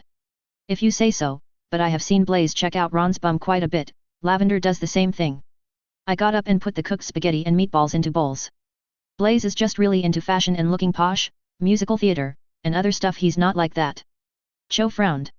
Ever noticed how he hugs Ron just a little too long? I shrugged. He's affectionate, that doesn't mean he fancies the lads. Cho closed her eyes as if remembering something. And there was that time he grabbed Ron's bum. His hand slipped. It happens, sometimes after a spider rush. Ron will do that to me, it don't mean anything. Cho frowned. Have you ever seen Ron fancy a girl? I haven't seen him fancy anyone actually. Cho nodded and took a bite of pasta. This isn't bad. I shrugged. It came out of a can, I mean it's not great but it's okay. Cho took another bite. If this works out I really should cook you something. I nodded. Oh right, your parents own a restaurant. Well, I've always liked chop suey. Cho looked at me as if I had said something wrong. Okay, now I have to cook you something. You have clearly been deprived and need to learn what actual Chinese food tastes like. I shrugged. It's all alike, isn't it? No, it isn't. Chop suey mein is basically garbage. Okay, as a matter of principle, as soon as this thing ends I'm cooking you a real Chinese meal. I blinked. But chop suey's okay. She patted me on the shoulder. I don't blame you, Harry, you don't know any better, and anyway I'm trained in the 8 major regional cuisines, so this is a chance for me to really show off. I blinked at her. 8, there's more than one kind. Cho smiled. I specialize in Jiangsu cuisine, but I also know how to cook Enho, Shandong, Zhejiang, Fujian, Sichuan, Hunan, and finally Cantonese. That's probably what you think when you think Chinese food. Mother says it spread because nobody wanted to eat that nonsense in China, and by the time we figured out that they were actually making recipes our reputation was ruined. I frowned. Your mom takes cooking pretty seriously, hey? She nodded. It's our livelihood, so it makes sense. I'm sorry this must bore you to tears. I shook my head. I did all the cooking growing up. I mean most of it was British food like bangers and smash, bubble and squeak, but I make a decent omelette and know how to make eggs Benedict. Cho leaned in. You know how to cook? I nodded. Of course, my Aunt Petunia demanded that I learn, and God help me if I messed it up. Cho smiled warmly. I know what you mean, if I mess up a dish even a little my mom makes me redo it until it's done right. I took that in. If I messed up my aunt sent me to the pokey. Cho looked at me in confusion. The pokey? I took in a breath. She wasn't British so she didn't understand.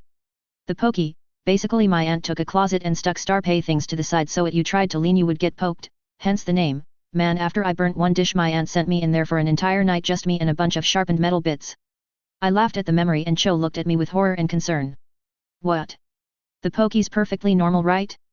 Everyone does it here, right? Cho shook her head. No, that's not normal at all, Harry, not in my family, nobody else I have ever talked to had to deal with a pokey. I shrugged. Must be a Muggle thing then. No, Harry, it's not a Muggle thing and it's not okay. Cho looked angry and I sighed. I'm sorry I ruined the date. I really like you and I. She hugged me close. It's okay, Harry, it's all going to be okay.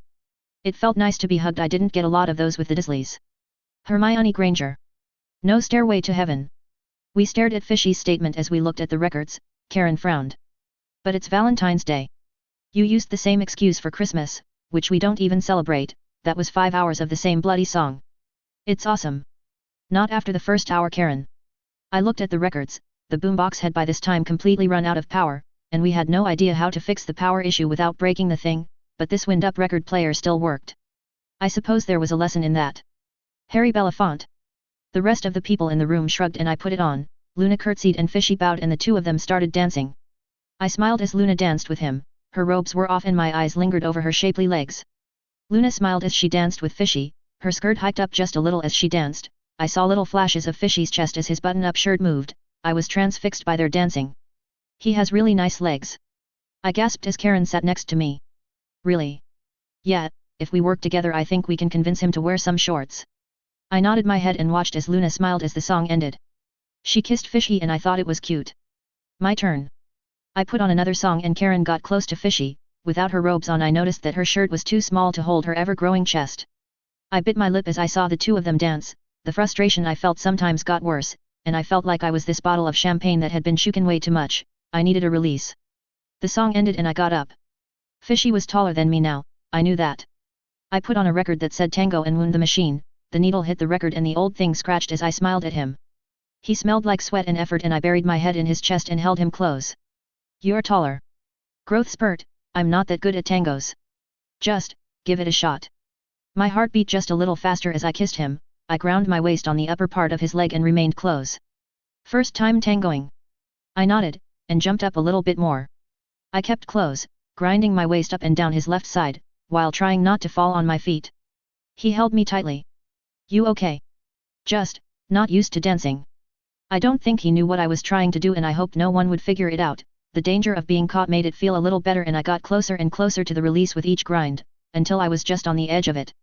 The song started to peter out and I moved with a little more urgency and then I felt it.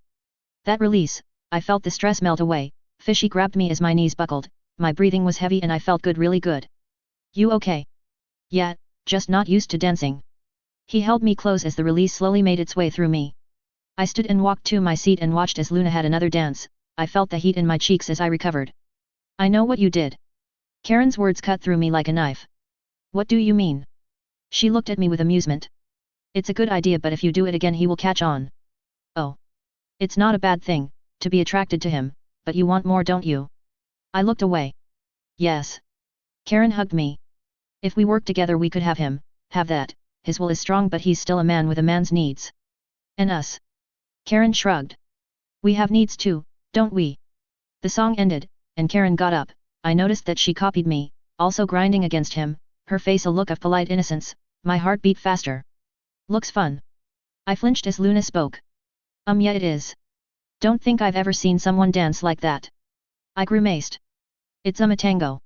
Luna nodded, as I felt myself get wet again. When Karen finished she sat down next to me, her face smug. Excellent idea by the way. The next dance I just danced normally, a nice normal dance. Harmless, innocent but not nearly as satisfying as the first one. I sat down and Luna put on a record. She gripped Fishy and they danced. I watched her as she gyrated, my eyes glued to her bum, and then she fell, her eyes half-lidded. Luna. She smiled, her face dazed. Tangos are awesome. Nymphadora tonks. As Valentine's days go I put this one high up there. He looked outside the window. That was the last contraceptive potion we had. I blinked a couple times and smiled. So worth it.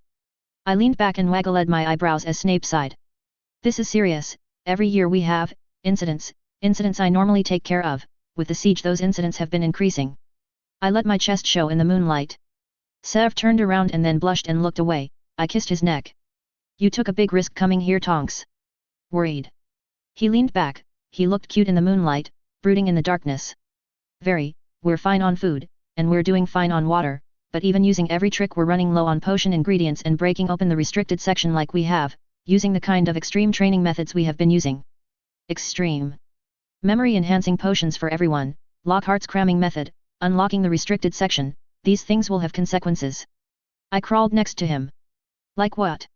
Several students have been researching topics that are limited by law, like wand making. So the wand makers deliberately work to make sure the number of wand makers is low. Lifting those restrictions mean that we also lifted the restrictions on mastery and apprenticeships.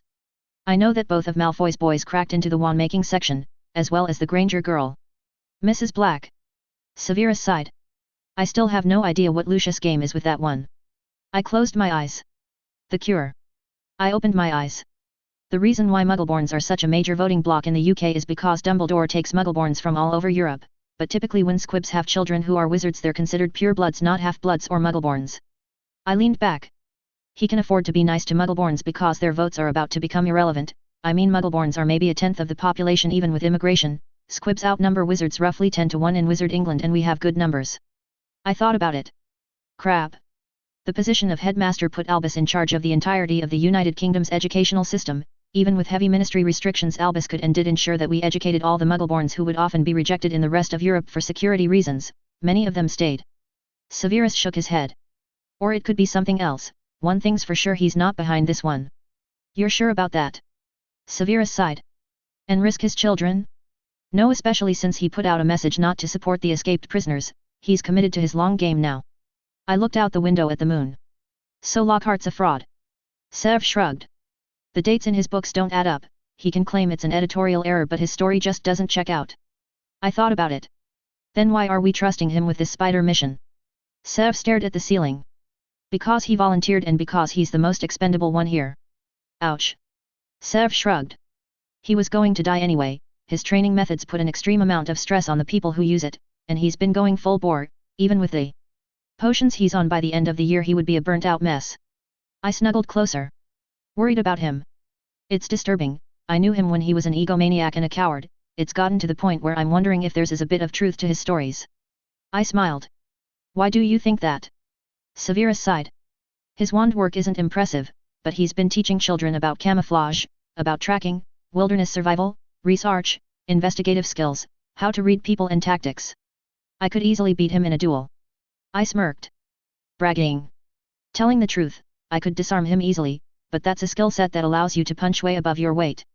If I didn't know better, I'd say he spent years training how to fight the Muggle way, Special Forces Muggle way. He leaned up. Really? Yeah, his father was a Muggle, he may have learned it from him, so is he a fraud? I think he definitely lied about some of it. He is a glory hound, but he has just enough skill where I'm not sure he's lying completely. He got up. I'm just thinking out loud, Tonks. He stretched and looked out at the moonlight at the castle below. Marry me. He turned around and looked at me and sighed. You're just going to keep chasing me forever, aren't you? I let my smirk be my reply and Sev sighed. Sure, for whatever reason you tolerate me, you do drive me to madness, but apparently that is considered to be normal. I give that a 2 out of 10, Sev, least romantic speech ever. He leaned against the wall. Then why even bother with me? Because you're worth saving. His face softened then, a look of guilt on his face. He was silent for a bit and looked away as he sighed. I have managed to somehow fall in love with a very troublesome woman. I laughed and motioned for him to come back. Tomorrow would bring whatever it would bring, tonight though he belonged to me. Gilderoy Lockhart. I drink another potion to quell the migraine. Wake up, teach, fight, eat, sleep, drink potions, do it all over again. My body can't take it, my mind can't take it. I have maybe a few more months at this pace before I start breaking down. It doesn't matter though, I only need to last a couple more months at most. The curse always wins in the end. Better men than me have fallen, and maybe I deserve it. I spend my entire life in a desperate frenzied quest to be a hero, to be special. I pull out some of my few remaining batteries and put in a worn cassette, a gift from my father before he died in some fool car accident, an old mixtape, an old cassette, and I still have it. Thanks David Bowie. Space Oddity. I think in some way Dad knew his end was coming, many songs on this damn tape seem to scream it. I got dressed and walked around. I couldn't sleep, it was a problem with coming here, I just couldn't sleep. I walked along the wall nodding to the centaurs, students, professors, ghosts, and suits of armor that protected us. Can't sleep. Slughorn leaned over the edge, he looked tired, but somehow satisfied. He smoked a cigarette. I shrugged and turned the music lower. Not really, just thinking of my dad. He nodded. So your father? I looked forward. SAS, my mum met him when she snuck into a pub, he told her about the world, fell in love with his stories, married within the year. I turned off the player. Good man. Yeah, got killed in Lebanon, Mum got a widow's pension, the Muggles gave us a flag, and we were told how much of a hero he was. Maybe part of why I did all of this was to be like him. Don't think I'd live up to his standards though. Slughorn raised an eyebrow. According to your books you did a lot. I shrugged. He was a good man, a family man. Growing up I resented him a bit. I was Mum's favorite and he always tried to rein in my ego, said it was about keeping my head out of the clouds, didn't appreciate him until he was gone. Seems to be a bit of a theme with my life, I never seem to figure out things until it's too late. Slughorn smiled. Really? I remember when you wrote your name onto the school's Quidditch field, and honestly I read Magical Me and... I sighed. I'm sorry, I'm just thinking about nonsense. I never used to think about the past, you know, it was always the now and the glorious future, but now that there is no future I just keep thinking about the past. Slughorn nodded. You have anyone you fancy out there? Not just a meaningless shag but someone you fancy. I looked around and brought out a locket. I opened it and looked at Rita's face in the moonlight. Slughorn raised an eyebrow. You certainly do like to live dangerously. I smiled, memories of Rita and I talking, her eyes warm with emotion. She's not so bad, never ignore her, talk to her like a person and she's sweet as pie, she hates being ignored, hates being snubbed. I guess I got that and that's why we got along. I frowned. She will move on though, we were always two ships passing in the night, putting our dreams, our ambitions, our careers above everything else. She will find a good and decent bloke. I closed the locket. I doubt she fancied me that much, just an itch to scratch. The great Lockhart finally learns humility. I smiled. Facing your end does that, you can't escape this curse, no matter what happens I will end up disgraced, dead, or in the hospital just like all the others. All I can do is give the best accounting I can, I guess. Not going to get out of it by shagging a 7th year. I shook my head. Last time I was with a different woman, I think it was South America, it was a bar, called out Rita's name in the middle of the act. Ouch. Told Rita about it, had a bit of a laugh. I shrugged. I'm nothing serious to her and that's okay I guess. Slughorn slapped me on the back. Stiff upper lip Lockhart, don't dwell on these things too much, and even if you're doomed you still have time to write what's left right. I nodded, and looked at the island in its moon-covered glory. Yeah, everything ends and that's okay. I was ready now, to face the end. It would be okay, a few lines in a new papers, a few well-wishers, new heroes would rise up, real ones, the world would turn. I used to fear being forgotten, before this death sentence was placed around my neck, but after a year of panic and forced self-reflection, after this merry war, I've accepted it, the anger was gone, the despair was gone, the desperate bargaining was over. I'm okay with this, I turned on the cassette. Winner Takes It All. Thought ABBA was supposed to be a happy band. Karen Starr. We got up early, in our snuggle pile as we normally did. Luna yawned and I smiled at the newest member of the pile. Made a cute little mewling sound as she hugged my lord. Adorable. As plans go, this one went as well as it could go. My master's self-control was amazing, but it had limits and I licked my lips in anticipation of when those limits finally failed. We got up, took our respective baths and got dressed and prepared ourselves for the raid. I smiled as I walked into battle when I heard a sound. I froze and looked at one of the rain-collecting barrels that had been put out. I looked inside and saw a girl who had been tied up, and gagged. I helped her out of the barrel and undid the ropes. I think I recognized her, she was that friend to that girl Harry liked. Thanks Karen for helping me. She looked at me in expectation. I have no idea who you are. She blinked. What? I shrugged. I was in the Anti-Umbridge Alliance. I raised a finger. I was too busy helping my lord hunt the giant snake to have any business with that. She pouted. I'm one of Cho Chang's friends. I stared at her. Is that supposed to mean something? I'm on the Ravenclaw Quidditch team. Don't really care for Quidditch to be honest. She looked at me in horror. But it's Quidditch. Fencing, justing, boxing, martial arts tournaments, hockey, these are the sports I like. If it doesn't involve someone getting hit then I do not care about it. She waved her hands. But it's the single biggest sport in school, everyone watches it. Quadpot is better. Her look of horror grew. That bastardized American sport. It involves explosions, does Quidditch involve explosions? No. Well then that's your obvious problem. That said, as nice as this is, I have places to be so. I shrugged and walked away from What Shareface. Marietta Edgecombe, my name is Marietta Edgecombe. I signed. Sure whatever, ooh spider. I broke off one of its legs and used my heat vision. What's her face stared at me in horror again as I took a bite. How can you eat that? I thought about it. Well, we're kind of out of butter and that does affect the taste. I enjoyed the crunch as I took another bite. I should really get some more for Kara. You know it's stuff like this that makes people call you and Fishy the bloody pair, right? I smiled. I know, it's a pretty cool name. She frowned. But that's a bad thing, people think you're barbarians. I pulled out my sword and let it crackle with electricity. When danger comes, do you want a civilized tea or my sword? She looked away. Thought so. I sheathed my sword and walked away, continuing to munch on the cooked spider leg. I walked over to the Slytherin table and cracked the other side of the leg open for my sister. Ooh. I know, the leg's the safest part, it's a shame that the rest of em has to be steamed. My sister munched on cooked spider as a few other first eyes looked on in horror, the others shrugged. I looked up at Draco. How are things going? He nodded. Found a 12th century manual on how to alchemically treat a chromantula venom and use it to make wands. I lifted an eyebrow. Does it work? Draco sighed. Yep, but the damned things have a third of the power of a wand with a proper core.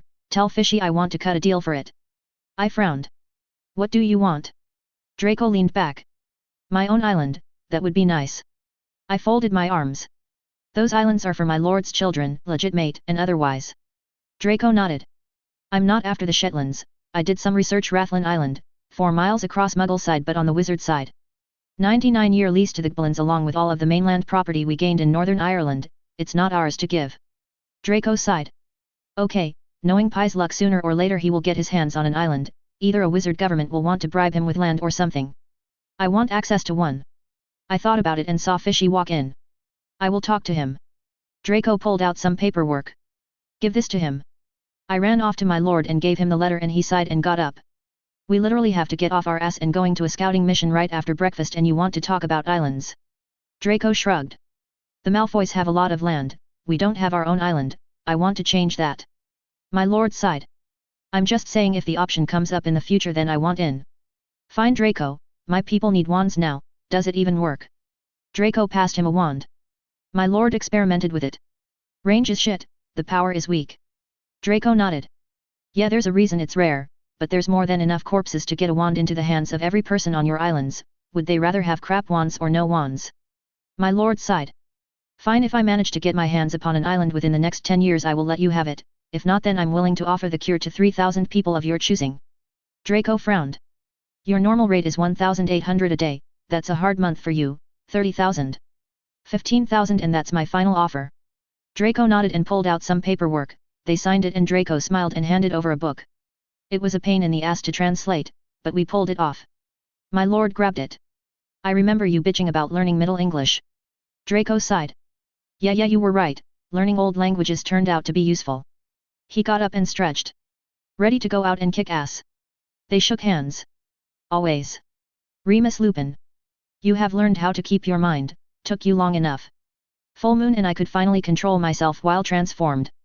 Sven took another swig of beer and offered me some, I shook my head. Yes, so what was in that potion? After months of meditation I was given a potion under the full moon.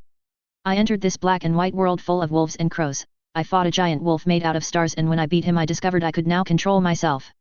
For the first time in a while I felt well good about myself. Water and tea and a special ingredient. I blinked. Normal freaking tea. Sven looked away.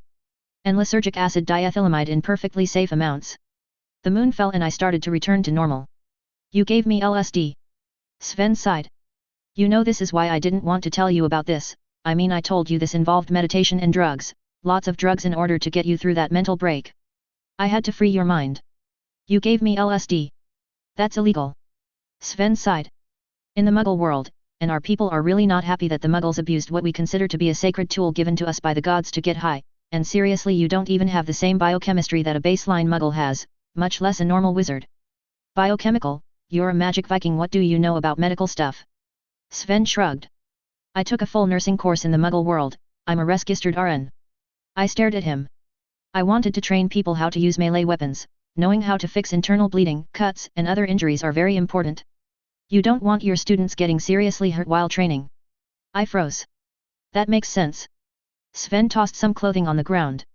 Come on, get dressed, I got some food on a nice slow cook, it should be ready now. I got dressed quickly and went to a rounded oven that Sven commissioned. He pulled out cooked pieces of spider and put it on a table. You eat those things. The legs are safe but you have to slow cook the rest of the body to get rid of the poison. Normally the process takes at least 5 hours.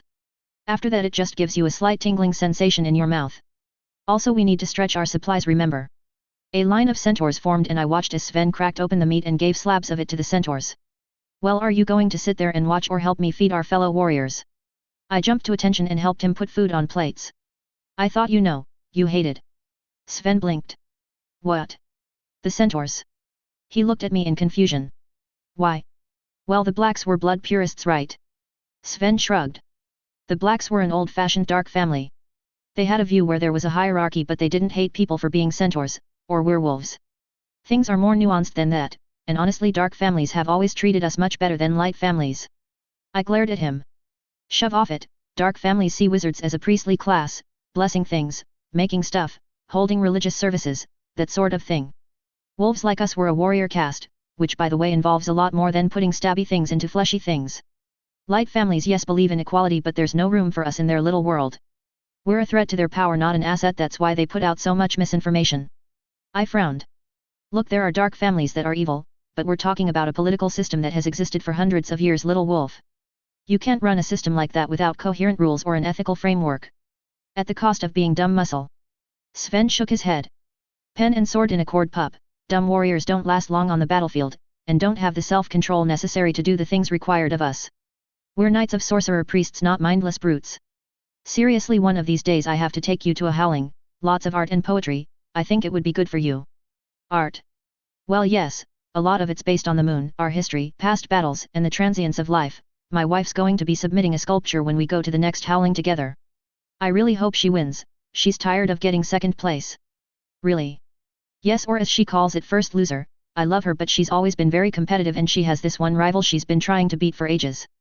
I blinked as Neville walked up to the front of the line, a centaur girl had her arms around him. They took plates and walked off together. Sven took a sniff and then smiled knowingly. With everyone fed, we gathered our own plates and sat down. I took a hesitant bite and then blinked.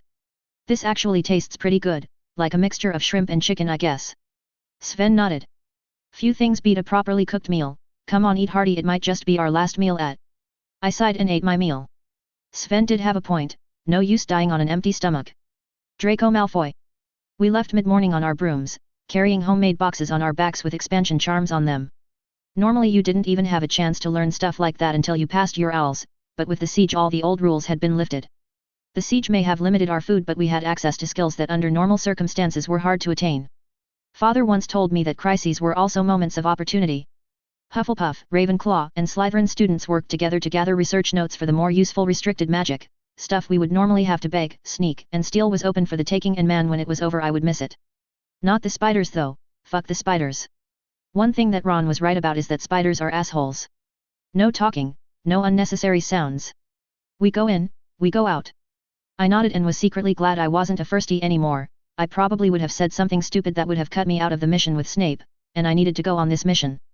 Not for the fight, not for the glory, but for the continued access to the restricted section for the rest of my time at Hogwarts.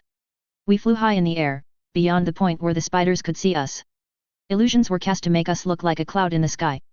I looked around me and saw other clouds.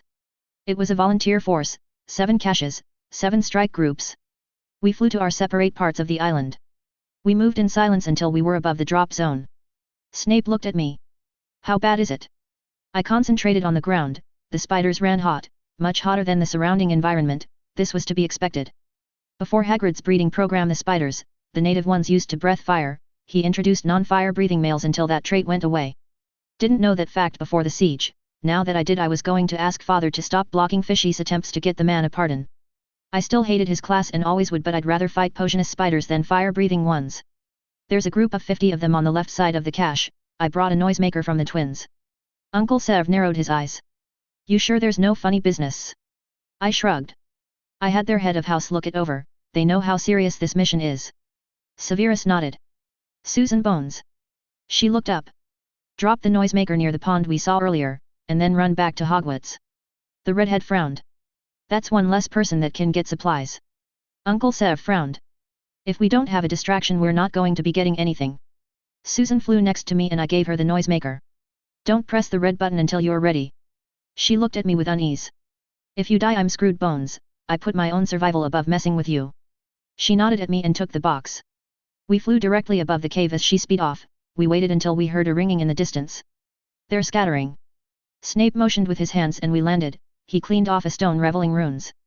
He tapped it 3 times and then the stone glowed. He pressed runes in an order known only to him and the boulder moved. We went into the cave and we saw boxes. My boys picked some crowbars off the ground and we started the process of looting everything of value. God damned it, Lily. Uncle Sev shook his head as he put a weird muggle weapon into the box. Then I looked up. They're coming back. Sev frowned. How many? All of them. I can distract them, fly off, start fires, let them follow me. He frowned. They can't fly. Bloody hell, do it, Draco. I got on my broom and took off. I sent a fireball into the forest. Come on, you buggers, chase me. I smiled and sped off as the small horde of spiders chased me. I used my heat sense to weave through the forest, sending blasts of fire behind me as I drew them away from my comrades. Funny how that happened, didn't used to think of them that way.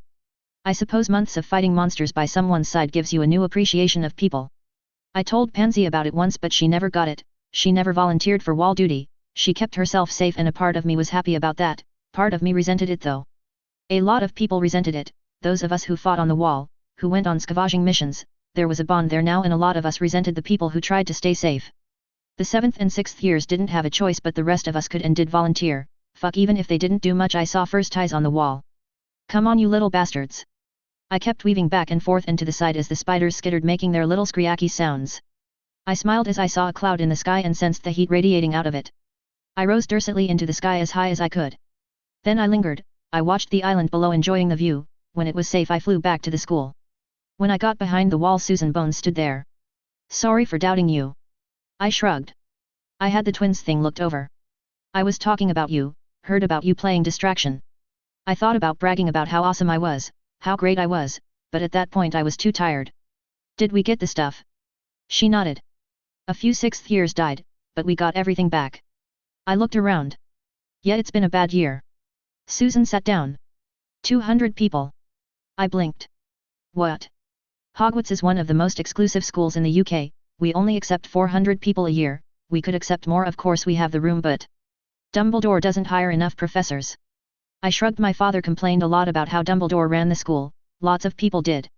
It's mostly blokes who died, but that's how many people have died so far. She sat down. 190 boys died and 10 girls. Lots of girls talking about how there aren't enough blokes for everyone now. So. Susan sighed. Pansy, isn't worth your time, Draco. As much as I hate to say it, you can do better. I felt angry. Hey, Pansy's been nothing but nice to me. Susan dusted off her pants. Pretty much everyone did something during this siege, even the people who didn't fight at least tried to help out, but some people did nothing, Pansy's one of them. All she did was bitch and whine and try to keep herself safe. As much as I dislike you and your family for personal reasons. I get it. She rolled her eyes. You actually got out there, you helped out, fuck a lot of Slytherin boys who would have slagged off and do nothing decided to help out because you were out there. You can do better. She got up and walked away. See you around, Draco. Yes, see you.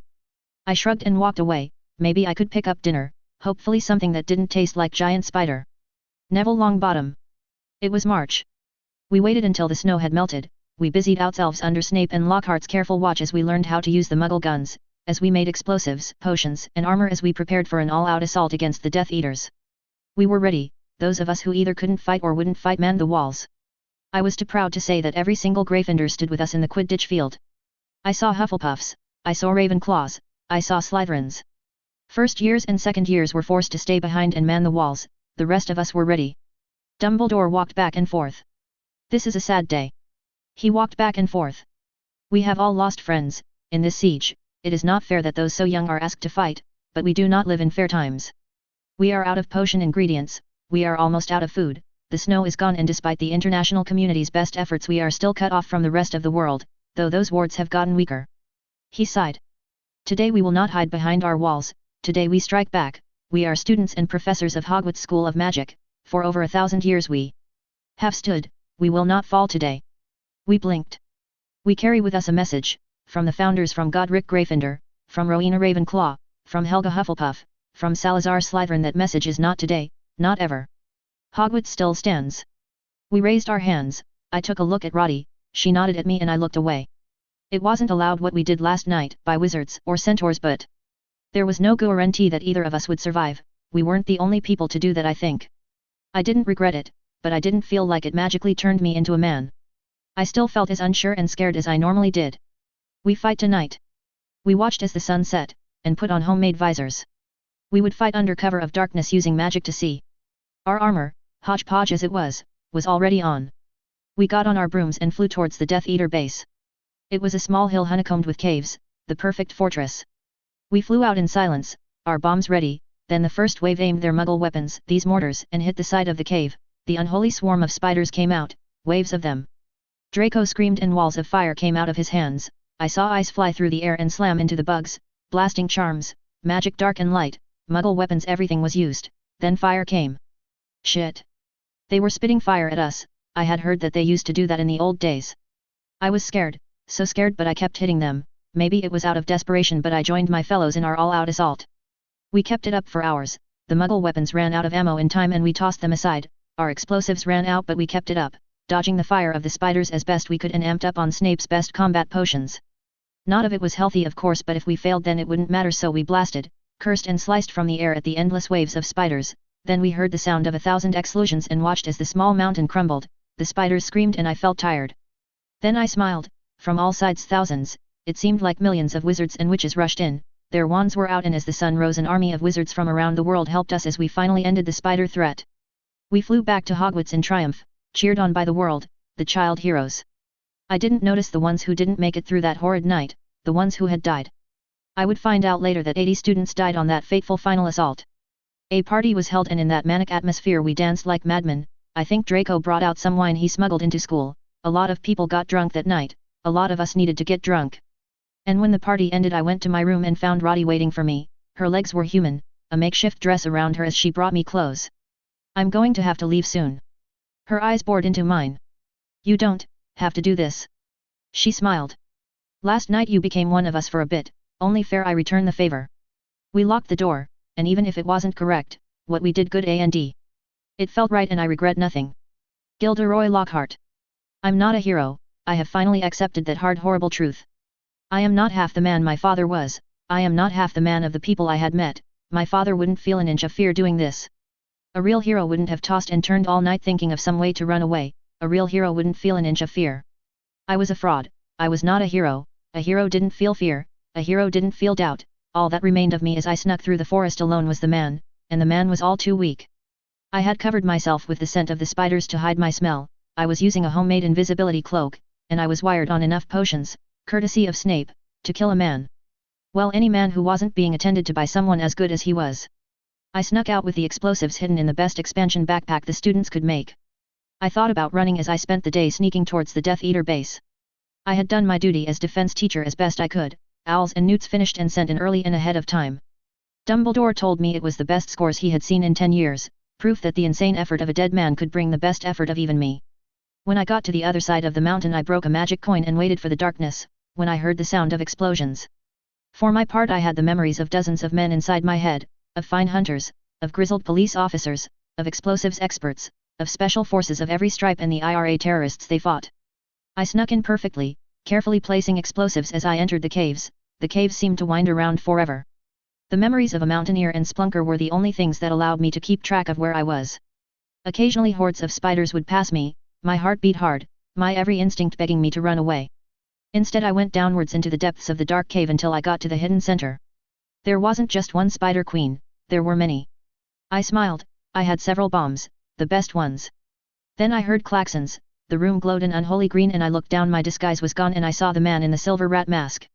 The room glowed, showing hundreds of Death Eaters, the rat man spoke. Did you really think it would be that easy? I was terrified and scared, but I started laughing just at the absurdity of it. Yeah, you know what, for a minute I kind of did. Death Eaters kill him. The room was silent. Guys, he's right here guys. I tilted my head and smiled, just him and me, two fake heroes fighting to the end. Fitting.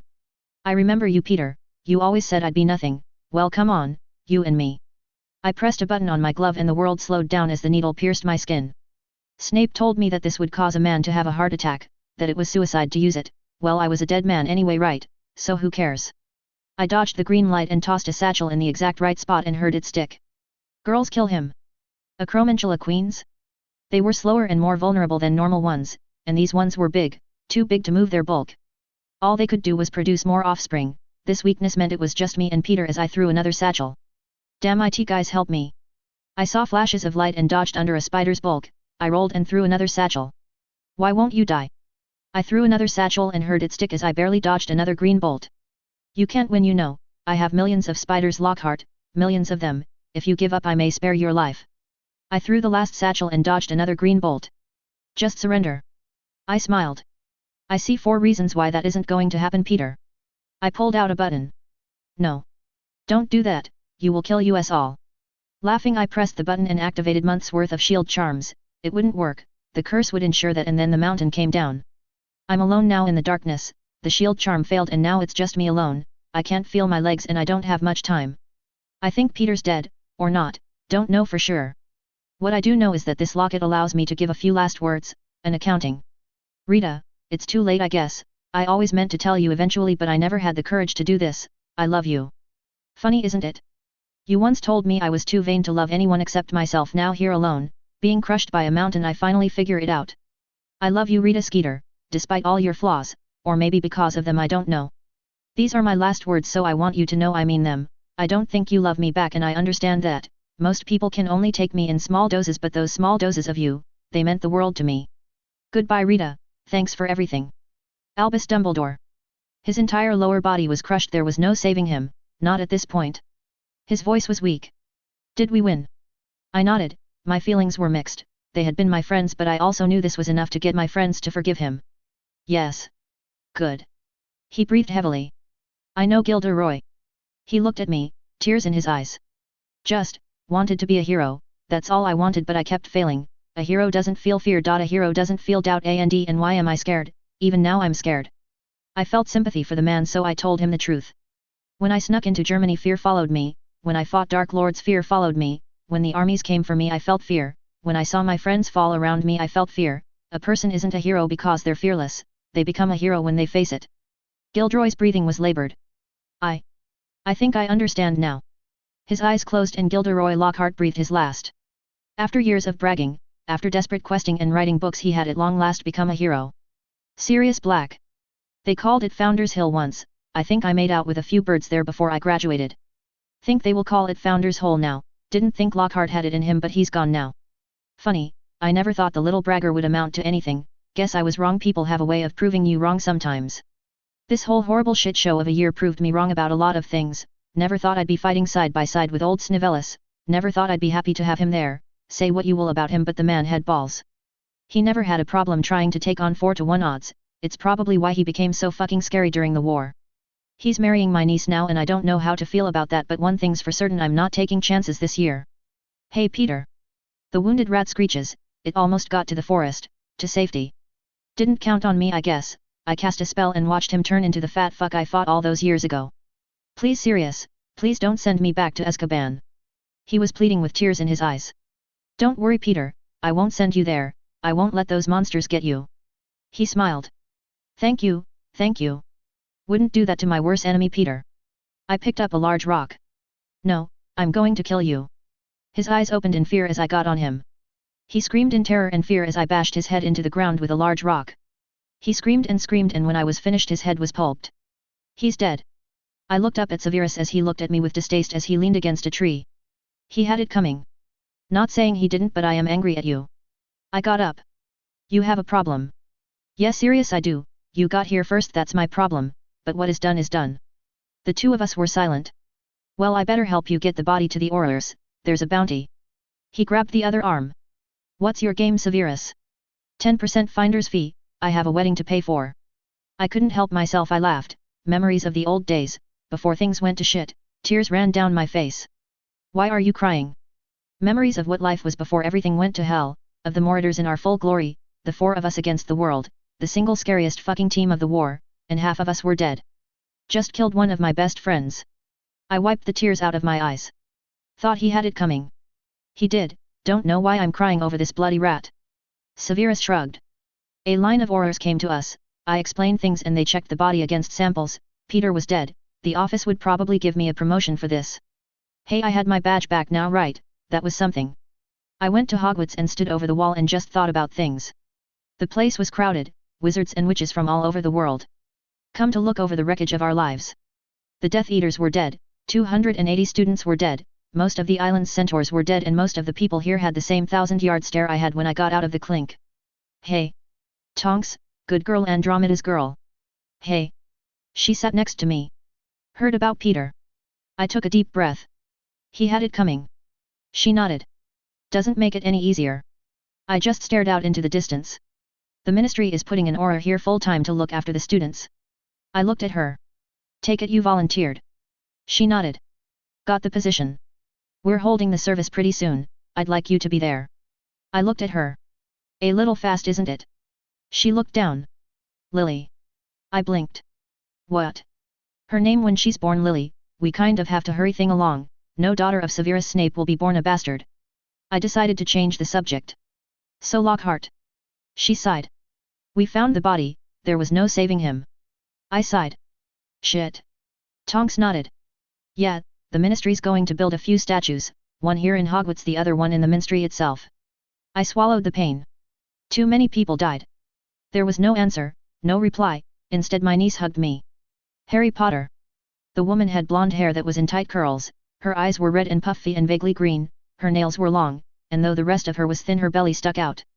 Harry Potter, you finally deem me worthy of an interview. Her voice cracked and was filled with pain. Dumbledore told me not to.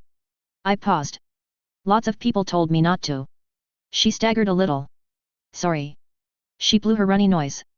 Having a bit of an issue right now, I guess I should feel more offended, but you know. She struggled and failed to stop the tears. I'm sorry for your loss. She nodded.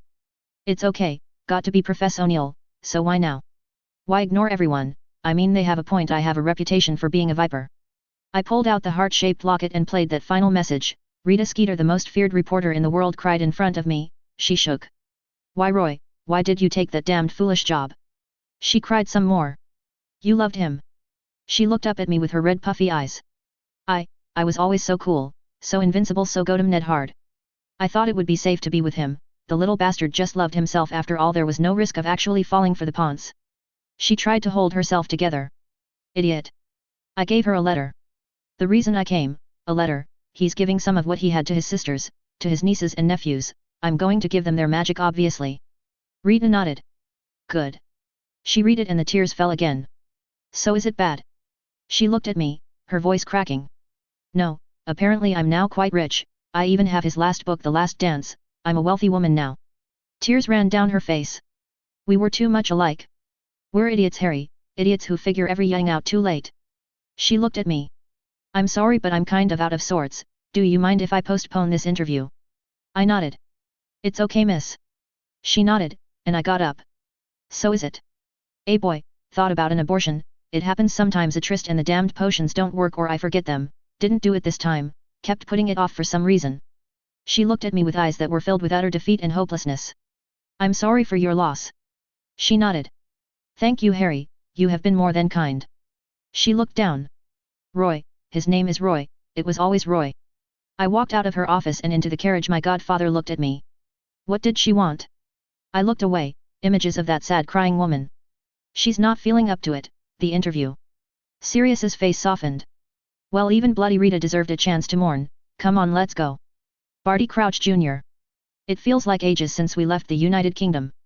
It feels wrong. I looked over at Dollahove. What feels wrong? My fellow Death Eater sighed. Doing that to Peter, leaving him to die. I sighed. You know what kind of creature he was, what he did to children. We have standards, Antonin, and we needed to fake our deaths. His death served a purpose. It still feels wrong. He was still one of us. I shrugged. We would never be able to trust him, Antonin, not completely. The man betrayed his best friend. What do you think he would do to us given half the chance if it would save his skin? I pulled out the newspaper. We needed the world to think we were dead. They think that now. He nodded and I smiled as we sighted the island. There it is, our new home. The siege was never about hurting the children, about killing Dumbledore. It was a distraction, and as we snuck through the secret tunnels into the castle we found hares and impersonated students. We were careful not to blow our cover as we copied some of the most important texts in the wizarding world. We went through lost tracks. The Shetlands were just rumors, just legends, another lost wizard kingdom, but they turned out to be real, so what else was real? The Faroe Islands, one of the islands deserted during the Great Plague. 18 major islands, very little Indiana the way of closed space, but it still provides us with 540 square miles of land. I looked at our tiny crew. As of today, folks, this land is ours. The crew cheered. With the information we gathered from Hogwarts, it took barely any effort to learn how to forge new papers, new identities. We had lost all of our safe houses, all of our money, all of our land, but with the cracking of the codes the land was officially ours. I smiled. You think it was wise to give up the Orkney Islands, Junior? I smiled. The Orkneys are too close to the UK, and we needed a distraction. With the rediscovery of 70 islands just waiting to be taken, our discovery gets forgotten, and with our allies on Lewis leaking the information to the Nordic League, to France, the international community is fighting over who gets what. Why the Nordic League? The Orkneys used to be a Viking outpost. They have a historical claim. The UK is close to it. They have a claim of proximity, and the French always stake a claim whenever they can, especially when it will annoy the English.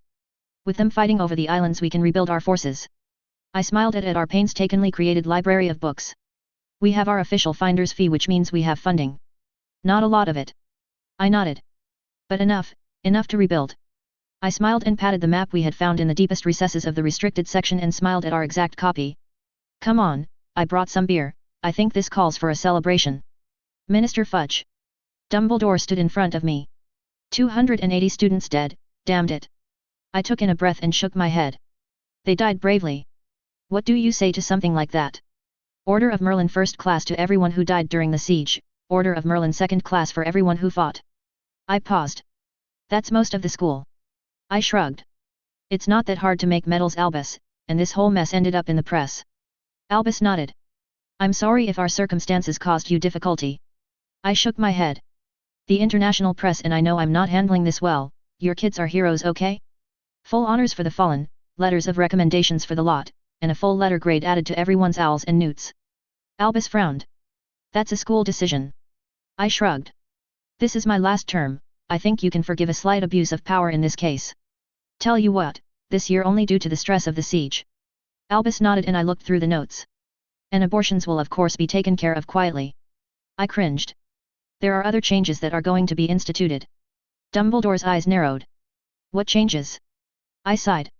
Hogwarts has been understaffed for years, the word has come down the pipe, you need to at minimum expand the number of teachers sevenfold. He leaned back. For security reasons 280 students are dead. Albus, Hogwarts holds the only known cure for squibs in the world, and it's standard operating procedure for a professor of a subject to only teach 1 year's worth of students. I only hire the best. The best you have is overworked, and wasn't nearly enough to keep your students safe. The room was silent. They're not giving you a choice, Albus, hire more professors or they will have you replaced. You still have full discretion over who you hire and your budget will be enlarged to deal with the costs, but they are not kidding. Albus sighed. How bad is it? They're talking about taking away your position as Supreme Mugwump in the Confederacy. If it helps, I managed to get your budget increased sevenfold to compensate you, and I'm channeling a new charity to help the school. I paused. I'm obviously having outside accountants watch that money to see that none of it goes mysteriously missing. Albus looked at me in sympathy. Still on the corruption hunt? I nodded. I've been firing some, sending the worst to Azkaban, doing disciplinary action, so now things are slightly more functional. Why, I heard someone got a business license without a single bribe. Dumbledore shook his head. Now you know why I'm satisfied with controlling the country's educational system. Any other changes? I nodded. They're also insisting on sending a team of 3 therapists, Muggle trained to help the students. Albus shook his head. Quackery. I shrugged. Orders from even higher than me. They're people of good standing if it helps, former squibs. Albus sighed. The defense position. I nodded. Is an exception, everyone knows that position is almost impossible to fill, I got that concession for you. I sighed. So did you look at that thing I sent you? Dumbledore cleaned his glasses. Quite the predicament, 70 new islands up for grabs and 3 countries all chasing them. He closed his eyes. Can you get a delay on the new professors? I sighed. 3 years maximum, Albus, then my term limit ends and it's off to Azkaban I go. He nodded at me. There's talk of a Triwizard tournament, we could bring it back and whoever's champion and wins the tournament gets to keep the islands, the winner of course would be able to divvy up the land as he pleased. I leaned back. Ultra high stakes, something that will distract the public from this year's disaster? And we could sell tickets, maybe put some money back in the treasury. Okay, I'm in, you have 3 years to figure things out, but you have to have at least 1 auror at your school to keep the Confederates off my back. Do I get to choose the auror? I shrugged. Nymphadora Tonks, or Tonks Snape as she will soon call herself. I nodded and we shook hands. Thanks for your time, Albus, now I have to go manage this disaster and try to do something to make this country less of a corrupt pigsty. And wouldn't that just be fun and games? Wish you luck, Cornelius. Draco Malfoy. I smiled, my new badge was on my chest as I strutted around the school. 8 new prefects based on who contributed the most in each house. 1 boy and 1 girl from each house, there would be more prefects picked later on, but it was nice to have my shiny new badge and easily abused authority. I smiled at Harry as he looked at my badge in horror. They gave you a badge? I smiled and nodded, noticing his badge. Yab. Why? I continued to smile. Sweet sweet nepotism. I waved at my sister-in-law, who waved back at me. Who else got promoted? I smiled. Well, Gryffindor is you and Hermione, Hufflepuff is Fishy and Karen, Ravenclaw is Goldstein and Cho. Thought Luna was getting the position. Lovegood refused and gave it to Cho Chang. I don't get it either, and in Slytherin it's me and Pansy. Harry was silent. Pansy did nothing during the siege. I shrugged, it was admittedly not her best moment. How did she get the position? Bribery, she gave money to a bunch of the girls and the one who got picked stepped down. Hermione looked angry for some reason and Harry tilted his head. I actually understand why you got picked, you helped out Draco, but it's complete bull that Pansy's a prefect. He looked angry and I motioned with my hands. Money, so you guys going to the service? They nodded. See you guys there, and don't worry, I consider it truce conditions and will be on slightly better behavior. I bowed and left them to their patrols. With an end to the siege I had earned some favors, a very useful favor that would let me twist the knife and really piss off the Weasleys. The problem was doing so would also hurt Potter. Screwing with the Weasleys was allowable, permissible, and acceptable, they essentially deliberately broke what should have been a truce with us, so fucking with them was allowed, but Potter was different. Sure, we were officially enemies, but he never crossed the line, never F'd me over, and this would F him over if I was wrong. But at the same time I finally figured out how to fuck over Ginny and get some sweet payback for my sister-in-law. Piss of Ron and his entire family and remove the competition that she was giving Cho Chang, who I actually considered to be a decent girl. At the very least I liked her parents' cooking. Neville. He froze and I smiled. What are you doing out? I let my face express my smug satisfaction. He looked terrified and I saw the roses in his hands. I smiled and walked up next to him. Does Longbottom have himself a little girlfriend? His sputtering was adorable. I was just doing a thing. I smiled. With who? I leaned over him. Why are you being so defensive about your little girlfriend? Are you ashamed of her, or is it a him? His sputtering continued. It's not a boy. So who's the unlucky girl? He was silent and I thought back to the wall to the, oh god no. Please tell me it's not the centaur girl. Neville looked away, my voice lowered. Fucking hell Neville, that's against the law, ours and theirs. People have been murdered over that shit. Neville looked at me. I'm not going to stop. I thought about telling Snape, he could get this whole nonsense finished instantly, or Dumbledore, hell I could tell his grandparents, they would drag him out of school and it was freaking Neville. Nothing ever went right for him and he actually looked happy when he was with Horsey Girl. The idea turned my stomach but I couldn't do this to him. I saw nothing. Neville blinked. What? There is a secret passage to outside the walls on the 3rd floor, between 2 knights. The release hatch is a tiny rose, turn it 3 times and pull. I looked him straight in the eye. I saw nothing. Okay? This meeting did not happen, got that? Neville nodded and smiled. Don't thank me because this did not happen, and Neville. Yet. The people who enforce those anti-species laws, they're not a fucking joke, they're fucking scary, okay? Don't get caught. He ran off and I was left with my thoughts in the night. I could tempt Ginny away, make her mine. As an exile her parents didn't have authority over her for legal reasons. She was alone, vulnerable, and it would piss Arthur off so much. It was a plan that took the knife and twisted it hard, so naturally it was Pansy's plan. God, I love that girl, she had outfit ideas and everything, but if she was Harry's girl that would be wrong. I couldn't do that to him if she was, but if she wasn't then she was fair game. Harry. Stupid little voice in my head that says don't do evil things. Yet. I looked him in the eye. Ginny, your girl on the side. Harry glared at me. What? I shrugged. Okay, look at this from an outside perspective, Harry. You bailed out her family, you're paying for her school, her housing, her everything, and you're spending a lot of money doing it. That looks like a girl on the side, a kept woman, a mistress in our world. Harry was silent. Really? Yes, and I'm pretty sure the only reason she was accepted in the most expensive school in Europe is because the French think that and want the cure to themselves. I leaned against the wall. I just wanted to help out Ron. God damn it, Potter, I took in a breath. If she's your girl on the side I will talk to Cho, she won't like it but I can talk her through it, you can have your girlfriend and Ron's sister. It's not like that. I frowned. Think very carefully about what you said, Harry, right now she's under your direct protection. You cast her out and who knows what kind of bad person will go after her. Harry sighed. I'm going to ask again in a week, give you time to think about this, okay? That was fair, more than fair whatever issues I had with Ron. I wasn't willing to cook cold Harry over it, I had some limits, damn it. Cho Chang. 281 caskets. We carefully draped flags over them and then saluted them. One by one the families of the dead came to pick them up. The only teacher who died during the siege was Lockhart. The bigger you were the more time you had until the poison killed you, didn't help when they swarmed you though. Gryffindor got hit the hardest. Marietta's words made sense. I looked at the list of the dead, 124 dead Gryffindors, 56 dead Hufflepuffs, 54 dead Slytherins and 46 dead Ravenclaws. It made sense, we did a lot of support work. Most of the dead were 7th and 6th years, older kids who gave their lives. Younger years like us got off pretty lightly. I know. We clicked our heels together and saluted the dead as their parents gathered their children's corpses. In the sky an international task force hunted every spider they could, every place where they could hide was checked and any nests were burned. Music played and speeches were made, then the 8 of us stepped forward. We grabbed a metal bar and lifted a casket, Lockhart's casket. We were the prefects, people chosen out of 8 students to represent the best of the siege. It wasn't how things were normally done, but these were not normal times. Other caskets filled with bodies were handed over to officials to be handed over to the families of the dead. The 8 of us marched over the bridge to the town of Hogsmeade, a town we haven't seen in months. I looked at my other pallbearers, my fellow prefects. Hermione Granger and Harry Potter from Gryffindor, both of them belonged here.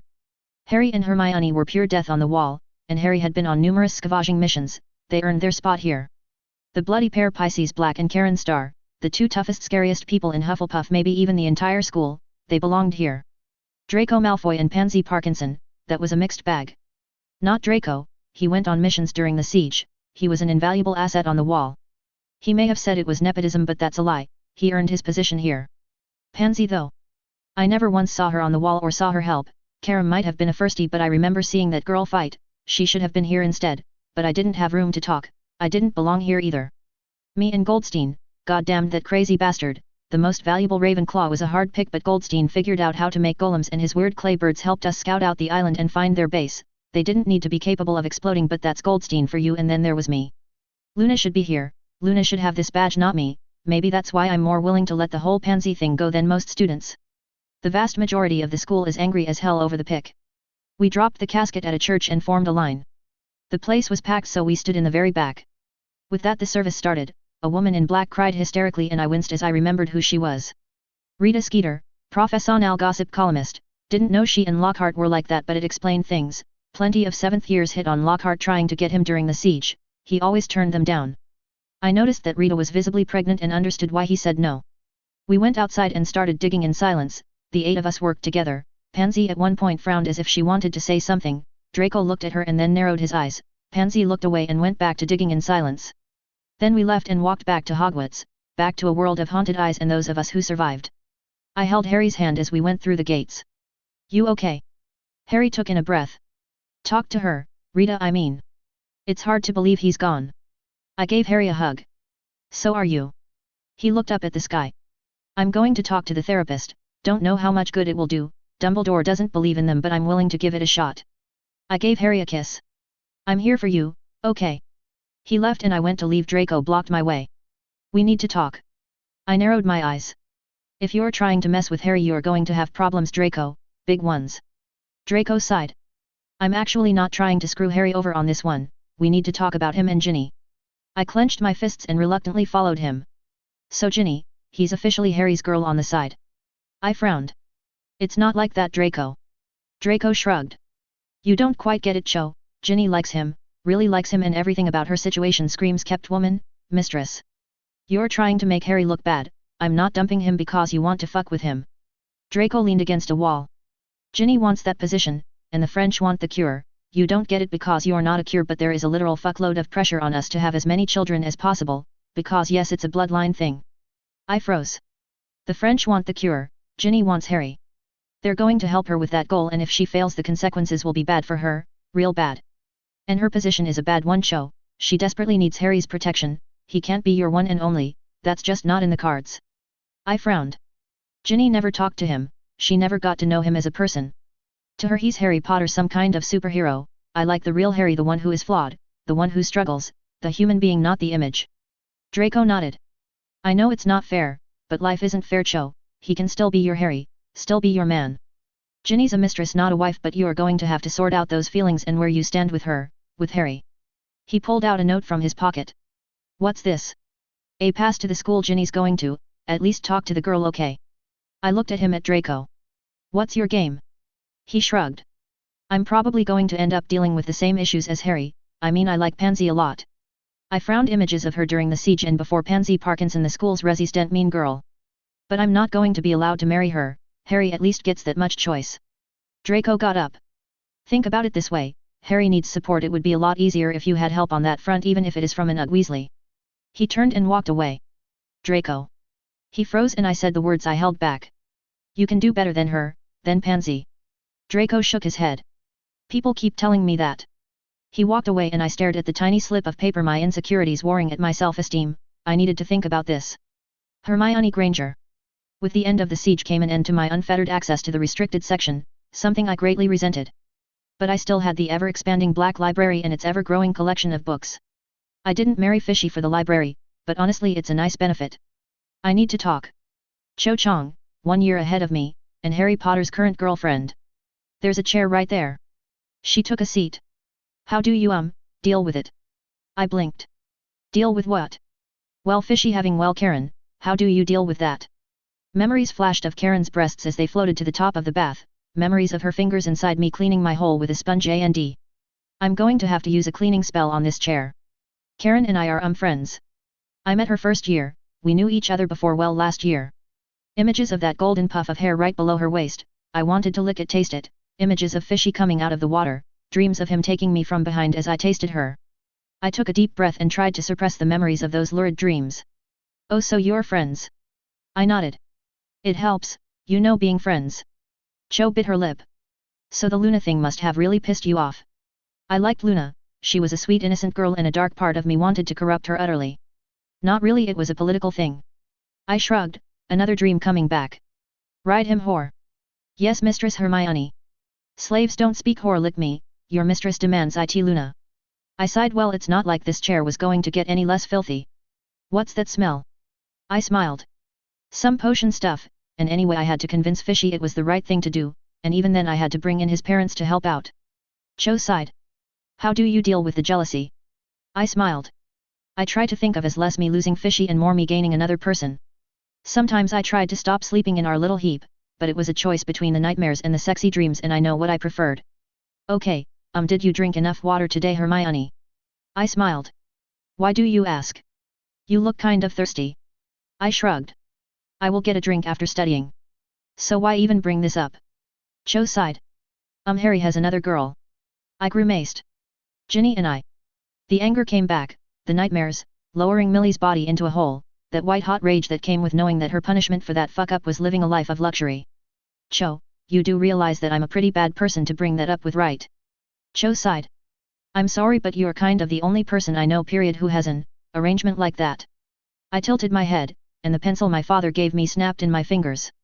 Cho, Karen and I were friends before we had our arraignment, we talked to our respective parents and got everything cleared. I knew I could trust them. Do you think you can trust Ginny? Cho frowned. Well, she was kind of there first, right? I put my hand on Cho's hand. Does she deserve Harry? Cho flinched, my rage, my hate filled my words. She looked away. I don't know. I smiled. We both know she doesn't deserve him more than you do, Cho. You took the effort to get to know Harry, you fought side by side with him, you have cooked for him. What did Ginny do to deserve his love? The rage was getting worse. You remember what she did, right? Because it seems like everyone has forgotten that. I mean, she only got a girl killed, she only tortured me for hours. Oh, she was being used by a dark artifact. Never mind, her father was on a fucking quest to get dark artifacts, that she should have known all the signs. After all, it's just a mudblood and some poor trash that got hurt. I gripped her hand. All Ginny always wanted was Harry, and the world just handed her Harry on a silver platter and set her up to live the high life and bailed her out of prison because God forbid the Weasleys' little princess be inconvenienced. Should we buy out the Harpies and get her a place on the team? What more can we get for her Royal Highness? Hermione, you're kind of hurting me. I let go of Cho's hand. You want my advice, Cho? Harry deserves a good strong woman who will stand by his side, not a stupid little whore who just drags him down, blows his money and makes his life harder. Cho sighed. He's under a lot of pressure to have kids cause of the cure. I nodded. Are you infertile? Cho shook her head. No, but I understand why it's. I smiled. If you have to share, it should be with someone you trust. Has Ginny done anything to earn that trust? Cho looked away. Thought so. Cho got up. It was nice talking to you. Oh, and another thing. I smiled. Yes. Cho sighed. A bunch of books from the restricted section are missing, and the teachers want those books returned. I smiled. That's horrible. What kind of books were they? Cho blushed. Magic, sex magic. I continued smiling and slowly kicked my book bag under my chair. It was probably some guy, you know how pervy they can get. Cho nodded. Makes sense, well, I better go look for them. As Cho left, I got up and cast a cleaning spell on the chair. I then looked around to see if I was alone, and pulled out a book that was carefully hidden inside another book. It was strictly for research purposes, for science really. I'm a good girl after all. Neville Longbottom. Malfoy. Longbottom. It was early in the morning and I was eating alone like I normally did. Draco looked around, he had some kind of book bag and was sweating. Are you in? I glared at him. Right, look, I warned you, right, we're not friends, okay? You know how risky this is, right? I stared him in the eyes and he sighed and took some books out, he placed them on my table. The books looked like they were new, I opened them and noticed that they were handwritten, with notes to the side and ratings. What's this? Notes stuff I got when the restricted section was wide open, anything I thought would help you, how to create and guide an animagus form, transformation spells, how to make an invisibility cloak, flying stuff, camo spells, sensory spells. I looked at the notes. Why is there a rating system? Draco sighed. I spent my time looking for spells to fuck with Ron. The rules were it couldn't be anything that hurt more than a light slap, or lasted longer than 10 minutes. I wanted to fuck with him after all, not murder him. I nodded. There are maps too, ways in and out. How did you get? Draco lifted an eyebrow. I'm rich, I obviously paid people to get me that information, schools riddled with secret passages. I also have schedules, beats and routes of the prefects. I looked at Draco with suspicion. Why are you helping me? He grit his teeth and sat down at my small table. Fuck if I know. We're not friends, I think the whole thing you're into is well icky, no offense. I nodded. I should turn your ass in, except it's fucking you, you know nothing goes right for you and it's like there's this stupid voice in my head that says that fucking this up for you is wrong. So you're helping me because you feel sorry for me. I was tempted to tell him that I didn't need his pity, that he could go fuck himself. Thank you Draco. If it meant spending more time with Roddy or my pride, I would choose Roddy. Draco looked at me. I'm really hoping this is a fling that once you get it out of your system you will just end it. I felt angry. I'm not backing down Draco. He sighed and pulled out a manila envelope. Her name is Diane Jenkins, head of the Magical Beast and Beings Inquisitional Squad. Most Inquisitors take bribes, or they're too lazy to do their jobs. The last Inquisitor was like that, he got purged for taking bribes during the siege. Diane isn't like him, she's a fanatic. He pulled out photos. Another person pulled the stunt you did, a witch and a centaur. My stomach fell as I saw a witch hanging in a tree, her eyes lifeless, and the destroyed remains of a centaur male. A middle-aged woman smiled in front of the corpses. Technically legal, the old head was lazy and never bothered to actually enforce those old laws. Diane isn't lazy, what she did there. Legal. Draco pulled out more photos of Diane kissing a younger man. She's also however cheating on her current husband. How did you get these photos? Draco smiled and I sighed. 3 photos, if you ever get caught this is your only chance for either of you to survive. Talk to the goblins next time when in Hogsmeade, get this secured. They have protocols for this kind of thing, ask for secured service class A. Draco dropped a bag on the table. It costs 25 galleons, here's the money, do not waste it on stupid bloody shit. I looked at him. And if you're serious about this put a fucking ring on it. Seriously, talk to Fishy, he's big on the whole government doesn't have a right to tell people who to love shit. I blinked. Really?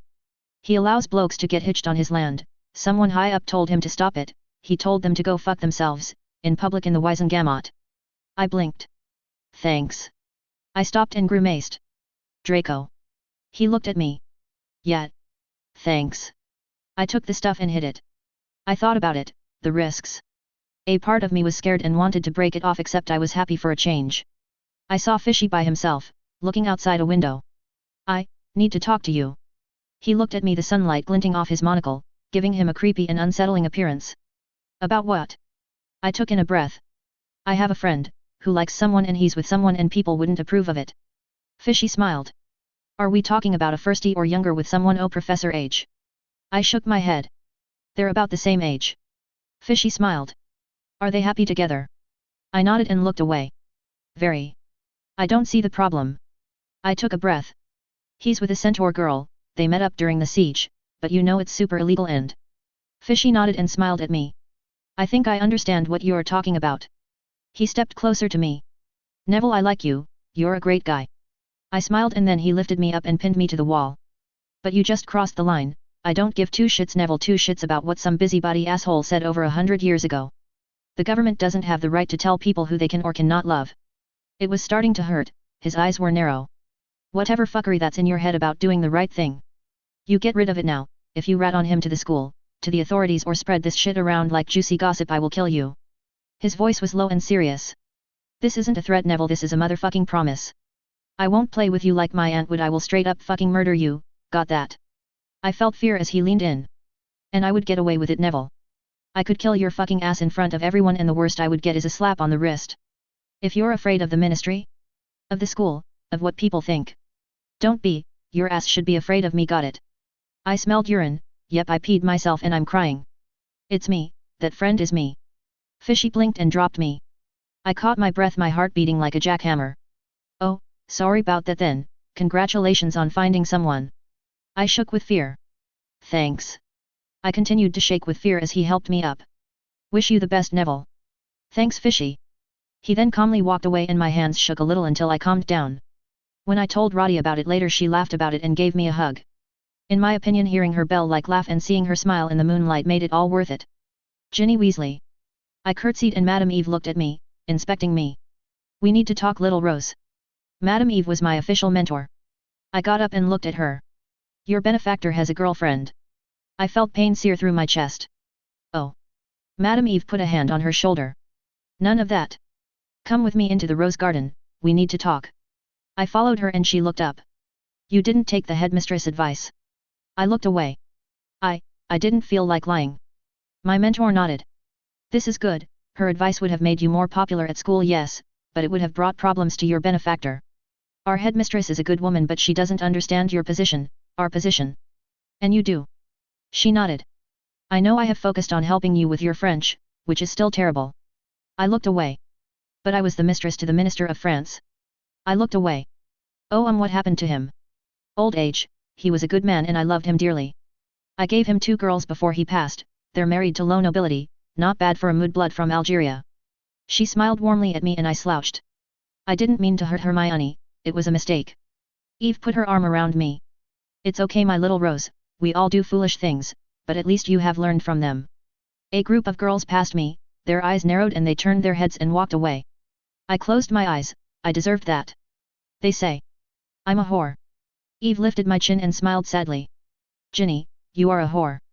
I cringed but I let her continue. That you sold your body to one man rather than many doesn't change that fact. These clothes, that house, your servants, your fancy rooms, your very expensive potion regiment, and my tutelage, they must all be paid for with your body. I looked away and blushed, remembering Harry's kind eyes, his hug when my entire life was destroyed. I understand, Madame Eve. She smiled. It is not so bad, being the other woman. I loved my Pierre deeply, he took care of me and his girls even in death and arranged good matches. Did you hate his, wife? Eve chuckled. Madame Yvette was a good friend, we used to play tennis together. I swallowed a little. Really? Yes, really, but the trick to that is I knew my place, little Rose, you cannot be selfish if you are a mistress. You must understand that your benefactor's family, his first wife and their children come before you, that he comes before you. She smiled softly. A mistress has a duty to make her benefactor's life better, so far you have not done this, Ginny. I'm sorry, Madame Ivres. She patted me on the head. The first lesson you must learn is to get along with the wife, to make peace with her and accommodate her needs. This Mademoiselle Cho is at least willing to speak with you, this is a good sign. I blinked. Really? Yes, most women are absolutely unwilling to even entertain the idea of tolerating a mistress, much less talk to them. You must be very kind to her and help put her mind at ease, ideally you must become her friend, less ideally someone she tolerates, but above all else not her enemy. My mentor loomed over me. If she insults you, do not insult her back, if she slaps you, take it, if wands come out I will be there to de-escalate the conflict, do not strike her. I looked away. I thought you know that me and Harry would. My mentor hugged me. Foolish girl, every one of us thinks of that once in a while, that we would be the wife. Put that nonsense out of your head, it will only cause you heartache. You surrendered any chance to be his wife when you came here. I gripped my dress. But... No, Harry's life is in England, his lands are in England, his friends are in England. It would be selfish to ask him to give all of that up for you, especially when he has already been so generous. And I can't be selfish. Eve shook her head. Not in this, your duty is to be a pleasant escape for him, a vacation, someone to soothe his worries and take care of his darker desires. I will start your education in the ways of the mind of psychology soon. Why? A good mistress soothes her benefactor's mind, not just his loins, though that is also necessary. She giggled a little and I laughed nervously. I have information on her, of course. I nodded. She is by all accounts a good girl, this Cho Chang, a good cook, on the Quidditch team, and is very pretty. She plays musical instruments and is good with young children, but she is also fierce and fought on the front lines with Harry during that unpleasantness. Eve closed her eyes. She is a good choice in a wife, if that happens. It sounds like she's better than me in everything. Eve nodded. It is not so bad, just beat her in the bedroom. I blushed as Eve chuckled. It looks like my little Rose is a blushing flower, this is good as a young lady, but it will not keep a man, yes? But that is a lesson for another day. For now I will drill you on how to be polite and kind and to get along with this girl that has won your benefactor's heart.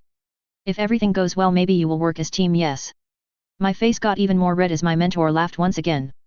Cho Chang. The first thing I noticed when I came to Beauxbatons was the wealth.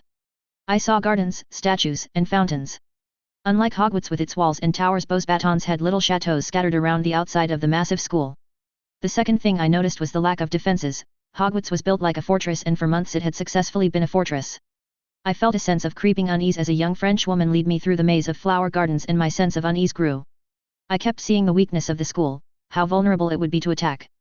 The school was gorgeous, well manicured and ornate, but it seemed to my eyes to be a lot like an expensive vase just ready to break at the slightest touch. That feeling of unease and paranoia grew as I was led to a pretty red-headed girl in the center of the garden. She got up and curtsied. For a moment there was silence as I looked into her eyes, into Ginny's eyes. The girl who hospitalized her sister-in-law, the girl who terrorized the school, killed a girl and tortured another girl. You hurt a dear friend of mine. She looked away, guilt in her eyes. I'm sorry, I was stupid. We were silent and I crossed my arms. I'm with Harry now. She nodded. I know. I leaned against a nearby lamppost. It's been one thing after another, hasn't it? I mean, first Harry has to deal with whatever happened first year, then we had that air nonsense, your nonsense by the way. Ginny flinched.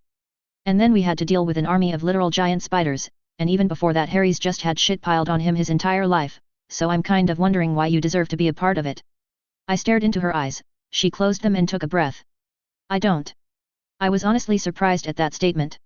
So do you even like Harry? I waited calmly. A lot, he's been more than kind to me, done more than I deserve, and he's really cute. I nodded. I agreed on that. You really messed things up, you know. She grimaced. I know. I closed my eyes. So this business about you being Harry's, well, mistress. I sighed.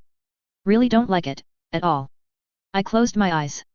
I get it, you like Harry, I like Harry, but I've been there for him, I've actually talked to him. When things got real I was right there with him while you were living it up here. Give me one reason why I should share him with you. She took a breath and looked at me. My mentor has a PhD in psychology and is also training me on how to be a therapist. I paused and blinked. Well, damn, that's actually a pretty good reason. I could just walk away. I suppose Mom would be a fan of that idea, Dad would like it too. Harry had baggage, but over months of fighting monsters together I had gotten to really like him. Not his reputation, which wasn't deserved, not his money, which I didn't need. I kind of liked the shy, damaged boy under all of that. I wanted to hold him, hug him, and tell him everything was okay. A weird part of me was turned on by the thought of it all. I sighed. His firsts. Ginny blinked. I get all of his firsts, his first kiss, his first snogging session, his virginity, his first kid, I get all of them, okay. She nodded. That's fair. I gritted my teeth. Your deal with your mentor, you learn everything you need to learn about therapy and then you learn even more, we treat whatever this thing is like. Therapy. I sighed. Admittedly sexy therapy, but therapy. Ginny nodded. That's fair. I grimaced. If it comes to it and Harry and I work out? He's my man first, okay? My kids with him come first and the three of us only share a bed on his birthday, Christmas, and Valentine's Day. She blinked. What? I'm a nice girl, okay, I am being very generous right now. Then there's this, I want a full written apology to Hermione, and then on top of that I want one to Millie's parents, and I'm dragging all of them here to get that apology in person, that's the prerequisite for anything. She nodded. More than fair, and I needed to do that anyway. We were silent. And if I find out that you were lying about the therapist stuff, out the door you go, got it? She nodded. This is so messed up. Ginny shrugged at my words. I know. I put out my hand. Cho Chang. Ginny Weasley. I sighed and looked away. We're going to talk by owl, I am still nowhere near certain about this, whatever this is. This requires a lot of trust to make this work, and I don't know you well enough to trust you, and I want the truth when you write me, even if you think it makes you look bad. I sat next to her. I'd rather deal with ugly truths than pleasant lies, okay? Ginny smiled hopefully at me, her jaw quivering. Do you think we can be friends? I sighed. Being friends with my boyfriend's mistress, sure, why not, it's not like my life could get any weirder, right? I got up and stretched. But I'm going to need time to figure out my emotions, figure you out before that happens, because this thing, it's a lot to take in, okay? She nodded and closed her eyes. It isn't easy for me either, but this is for Harry, right? I nodded. Yeah, it's for Harry, no offense, but this has been an absolute crap year for me, okay? Ginny smiled. Well, they say bad things happen in threes, right? So Harry should be perfectly safe next year. I smiled and nodded. She had a point, there was no way things could get worse, right? Sven Susi. Daddy. My girls ran up to me and I hugged them. My son stood in the corner attempting to look cool, he reminded me of myself at that age. I hoped the new school of magic would be ready when he turned 12, he was my oldest and had magic now. He smiled. Father. I laughed. Too serious, boy, come on, give your old man a hug. He groaned, but a hug is good for him. I missed you all. I hugged them all, and looked at my wife. Hey Vixen. She smiled and hugged me. Good to have you back, were you victorious in battle? I brought back enough spider jerky to last us a year. Good, we will eat well. She kissed me, her long brown hair flowing in the wind as she did so. My children made gagging sounds which I ignored. Come on, I have dinner ready. I smelled roasted deer and took a seat. Our Lord deemed my service worthy of combat pay, and putting the whelp through the rites brought in extra. We had plenty of gold. So how did it go? I shrugged. Too many people died, of course, but our Lord rewarded us with gold and 40 acres of land for us, Indiana, the new territories, and 40 acres for each of our 3 children, with an option of another 40 if we have another one, and of course fishing and hunting rights. My wife lifted an eyebrow. How much gold? I smiled. 3 years' pay, it's already in our accounts. She smirked. Good, but we are going to work on getting that extra land. She waggled her eyebrows and we both laughed. The children went out and she sat next to me, her hand on mine. It's good to have you back, I don't like being without you, Sven. I squeezed her hand. I can say the same, but duty takes me away from my loved ones all too often. You have a duty to us too, Sven. I nodded. I have not forgotten that. She nodded. So the Queen, what's she like? I smiled. Smart, good and bad, and way too high-strung. She wants to enjoy her king but is too proud to be honest about it. My wife chuckled. How much time before she cracks? I shrugged. A year tops, we will have heirs soon enough, mark my words. My wife nuzzled me and I smelled the food. The king. I nuzzled her back. A good boy, we serve a worthy lord. He took you away from me. I kissed her forehead. To save children and bring them food, this battle was high war, an honorable fight, one without guilt. It's still battle and I don't want to lose you. She got up and rang a bell. Our children came in and we feasted. I talked to them about school, about the tales of yore, and in the back of the room I saw my wife sculpture a wolf killing a spider. My wife always did have a flair for the dramatic. Children, clean up. They gathered dishes and my wife grabbed my hand. Sven, look at the floor. I blinked. Why? Because you're going to be looking at the ceiling for quite some time. She kissed me and I smiled.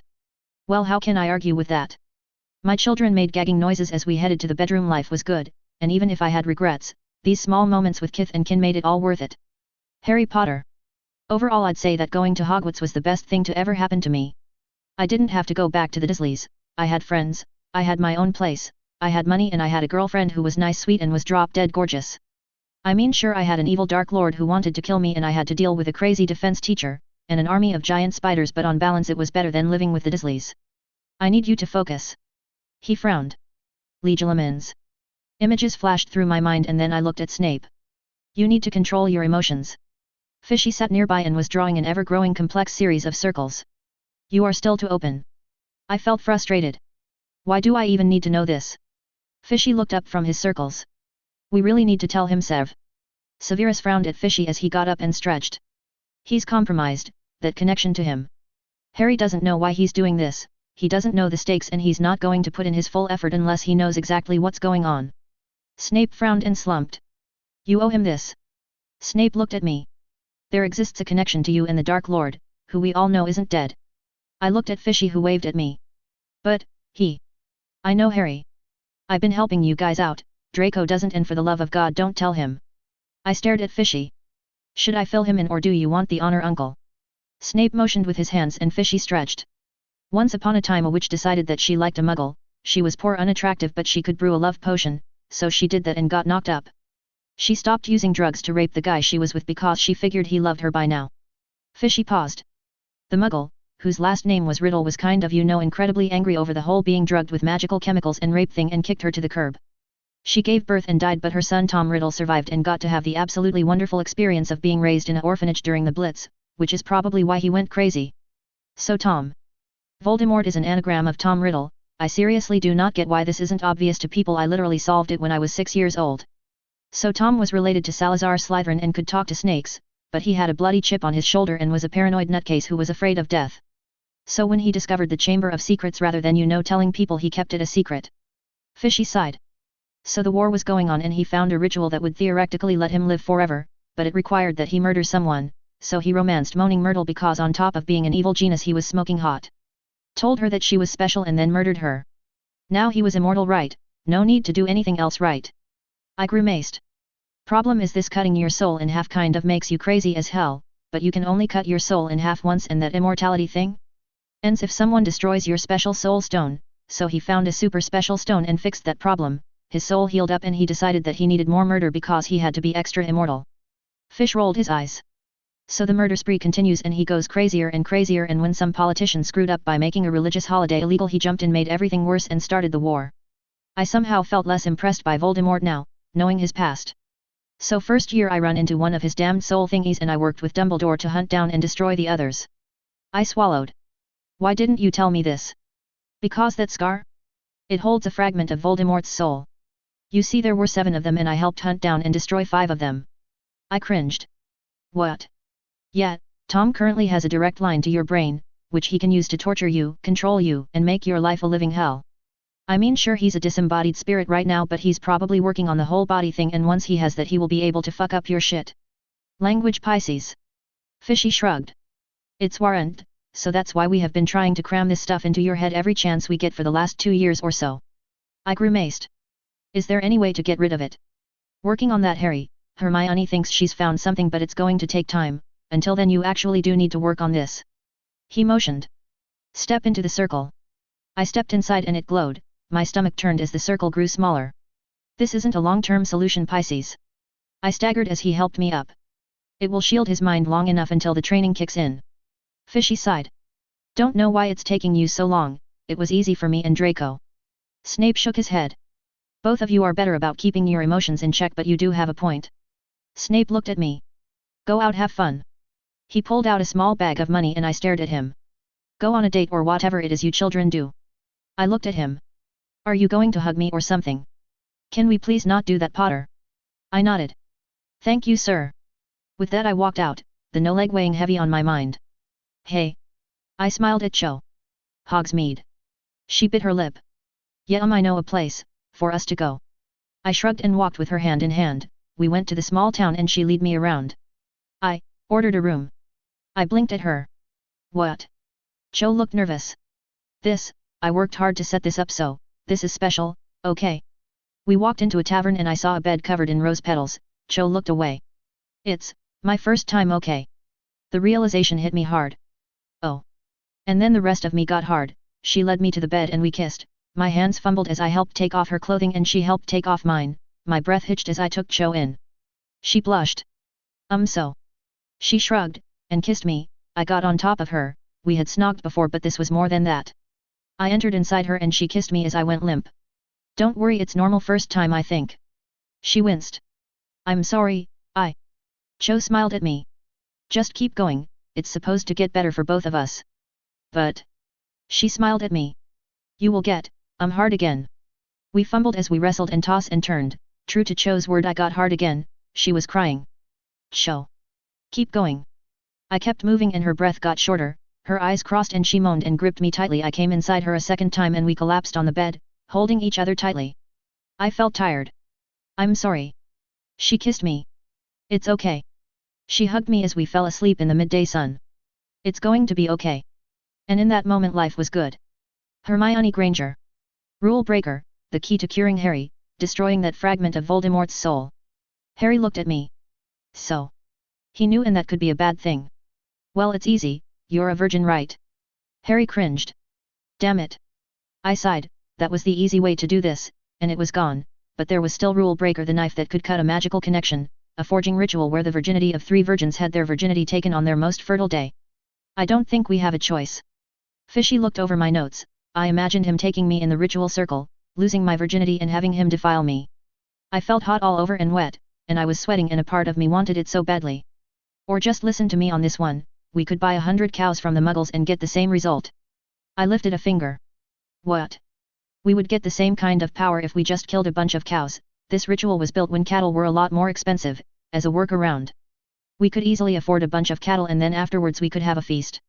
Your birthday's coming up soon, so we could use that as an excuse for the food. Oh. I should have felt relieved, but what I felt instead was a huge sense of disappointment and frustration. That makes sense, I mean of course it does. I was actually looking forward to it, to losing my virginity in a crazed orgy. I felt a sense of shame in that and looked away. You okay? Yeah. And it's kind of a moot point anyways, we can't cure Harry until we kill that fucking snake. I frowned. They still haven't caught it. Fishy shrugged. I know, but it's a teleporting sentient snake so it figures you know. I sighed. Harry lost his virginity. Fishy nodded. By all accounts Ron did too. I blinked.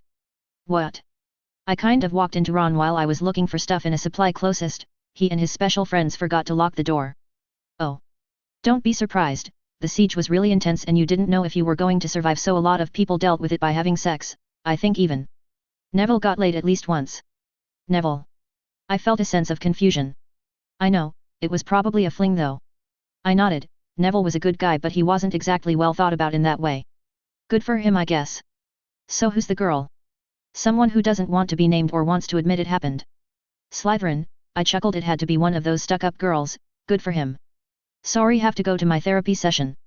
I got up and gave Fishy a kiss and walked to the office. A woman in a suit looked at me, her outfit was firmly stuck in a gross parody of the 80s. Her pink business suit had shoulder pads that extended out beyond her arms, the pink was an eye-watering neon, her hair was bushy and big and brown like mine, only she teased it so she looked like someone who had been struck by lightning. Welcome to my office, Hermione. She was a lovely fashion disaster, I mean woman, lovely woman. Hello Dr. Fine. She has to know that outfit's bad, even I know that outfit's bad and I don't know anything about fashion. Good, so your nightmares. I'm fine as long as I don't sleep alone. She wrote down something. Have you been doing the breathing exercises? I nodded. Yes, and they help, but the other dreams are. I sighed and she smiled. I assure you Hermione, it is perfectly normal to be sexually attracted to your husband, I know I am. I clenched my hands, the frustration building. And Karen? She shrugged. You're bisexual, attracted to both men and women, this isn't that unusual, and considering your abnormal situation it might be more of a benefit than a disadvantage. So this is okay and there's nothing wrong with me. She patted me on the head. Your desires are perfectly normal, but you're still dealing with some pretty major trauma. That said, you have a lot of people who love and care about you. To help you out with that. She paused. Have you thought about going to see Ginny? I looked away. No. You read her letter right? I sighed. I'm still dealing with things, maybe over the summer. I gritted my teeth. So I found a ritual one that would really help, but it had a price. My therapist looked up. My virginity, and we found another way to do it, and now I kind of feel disappointed and frustrated and You wanted to do it.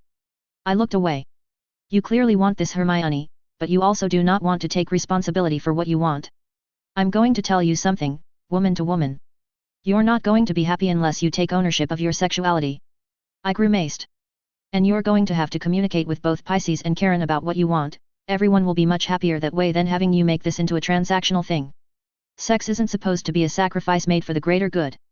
It's supposed to be fun, don't make this more complicated than it needs to be. My time was up. At least talk to them and be honest about what you want.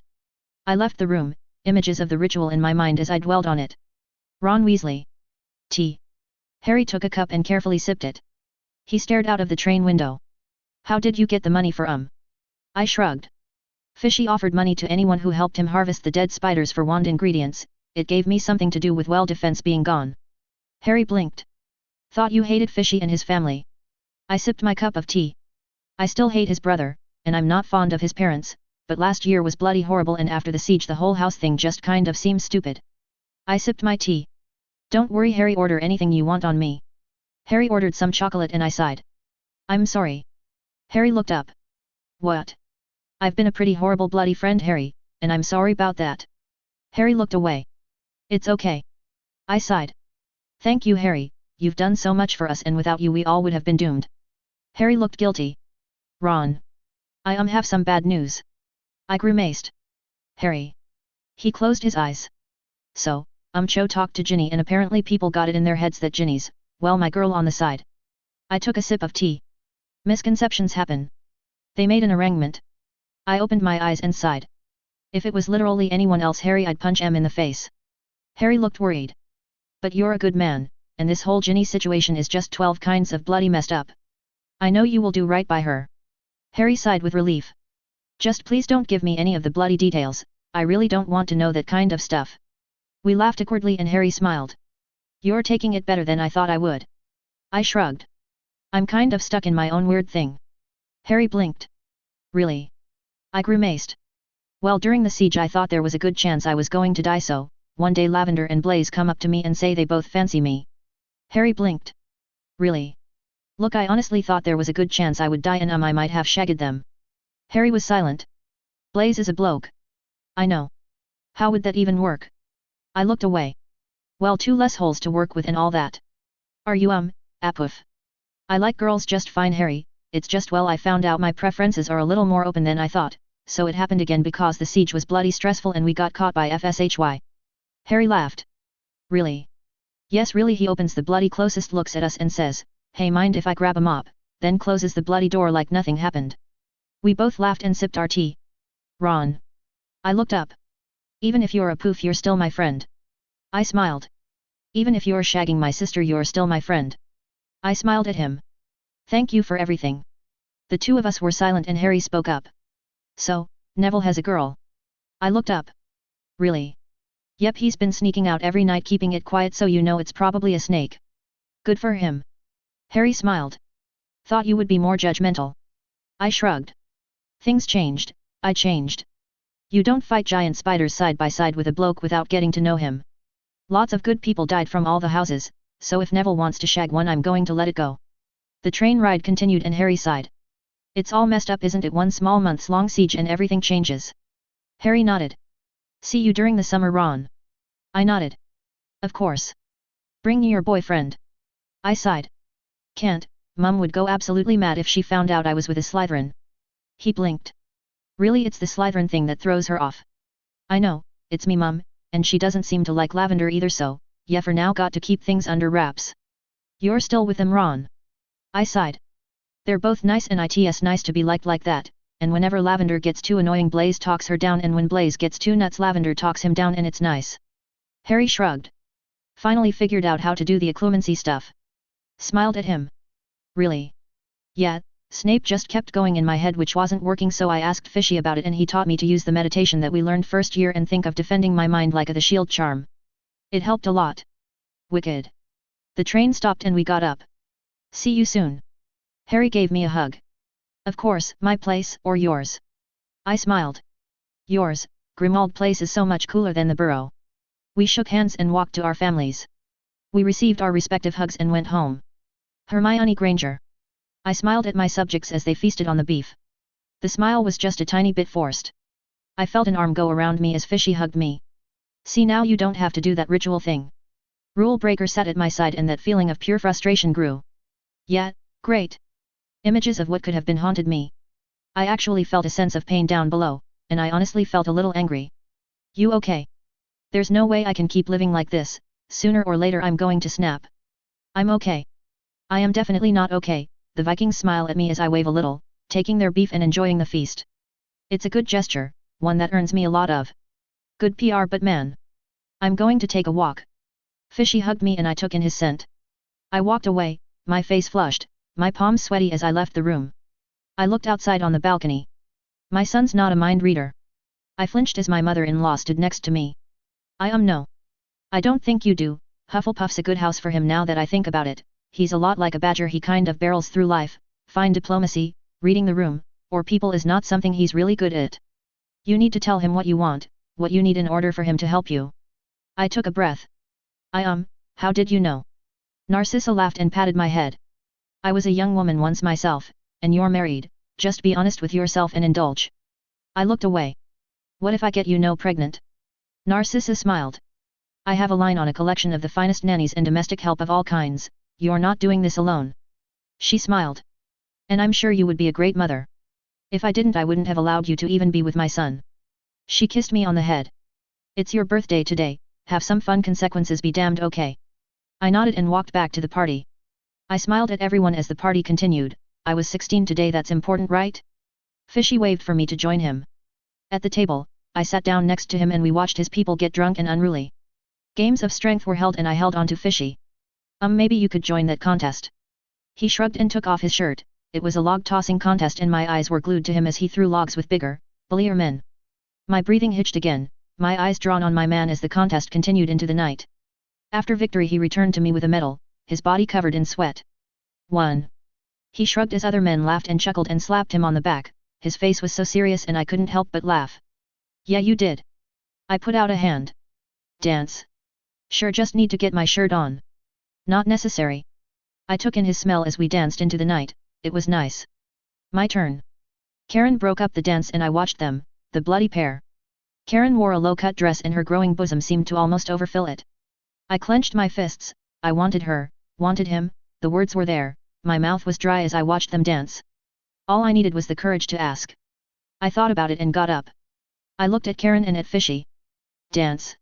I smiled as I dragged Karen away, she pressed into me and my heart beat faster. I think she wanted this too, if we worked together we could arrange things and then maybe I could taste her. Ow. It hurt, after over a year of cuddling, of doing nothing it hurt. You okay? I smiled. Yeah, just strained something. I didn't say anything that night, and when I went into my bed it felt empty without Karen there, without Fishy there. I went to bed frustrated and endured another round of nightmares. That was my summer, an exercise of increasing frustration, with the no leg that when I finally did snap that it was doubtful that I would be able to control myself. When I woke up from my slumber my parents took me back to my island, to my home. We talked about the educational system, about the private magic tutor Dad was with. It turned out that Fishy could give magic to muggles but only muggles with a recessive magic gene. Mom still didn't have magic and we were working on a cure for her too. How was your birthday party? Nice. I decided to go on a run and take a cold shower, that helped sometimes, not for long, not forever but it helped. Narcissa Malfoy. Has she been continuing her rituals and training? Karen nodded. Yes, Lady Malfoy. I sighed. Potion regiment. She practices it religiously. So how are things going on the grandchildren front? Karen sighed. No luck, Lady Malfoy. I smirked. Not even once. Interesting. Quite the willpower on that girl. The Granger girl wanted power, she wanted it, thirsted for it, needed it, so I made sure that books were available that offered her such things. Apatuchon regiment that also offered such things, rituals, potions that had a side effect and increased in one's base desires. It wasn't anything dangerous, it just required discipline and time. I myself was on a regiment that was much like hers, if less intense. A little time, a little maintenance and I still looked like I was in my mid-20s, and of course the increased S8 sensitivity made sex a lot more pleasurable. The Granger girl had gone for an obsessive extreme. The thing about these kind of regiments, the more you fight the urges, the more you refuse to satisfy them, the more extreme they get when you do satisfy them. This ritual? She performed it. Karen nodded. Interesting, what was her sacrifice? She used it as a prepared trap, ma'am, killed a lot of spiders with it. And increased her lifespan, power, beauty, and fertility. Interesting and a good sign, my son needed heirs soon. That business with the Orkneys promised to be particularly nasty and I needed to make sure my idiot brother would not be in position to screw up all of my son's hard work. The fact that said ritual prevented her from taking care of certain things by herself was a real bonus on the heir front. I looked at Karen. And you? She grimaced. I'm on that potion regiment, ma'am. I'm trying not to do anything before Hermione does, but it's really frustrating. Why is she doing this? It's not making anyone happy. I shrugged. She's stubborn, I think wants to prove that she's in control of her desires, which is a good way to make sure she loses control over those desires. My eldest sister was the same way, all this does is ensure that when she does fall she will fall utterly. Really? I nodded. Yes, last person to do this regiment in England was Bella, she thought she was above it all, stronger than the side effects. All it did was ensure that when she did fall for someone like the Dark Lord it was complete and total. I took a sip of tea. I visit her every now and then, Karen, and I assure you despite the Dementor's kiss, despite the lack of proper nutrition, despite it all she is still almost as lovely as the day she was sent away. I took another sip. Really? Yes, really, Bella was always so intense on these things. Really, if the girl wasn't attached to my son I'd be worried, as is she's perfectly fine. And if she keeps resisting? I thought about it. Madness, maybe even suicide or death. This regiment makes you faster, stronger, smarter, and age more slowly, but if you ignore those base needs it will drive you well batty. Right now all she needs is night of good loving, but if this keeps up she will start lashing out. I paused. Get meaner, angrier, and if pressed enough dangerous to herself and others, a psychotic beast. So do me a favor, Karen, and make sure my son helps her relieve the pressure before it gets to that point. I've grown attached to the girl. Karen nodded. Can't we force her to stop? I sighed. No, and I think it would be counterproductive. Hermione needs to accept the consequences of her actions, the price of magic when she's young and when the price is harmless. If we stop her, like my mother stopped Bella, it will drive her into much darker magic with a much heavier price. I paused. Give the girl some time, with enough water even a mountain will fall, and it would probably do the girl a world of good to finally get some love.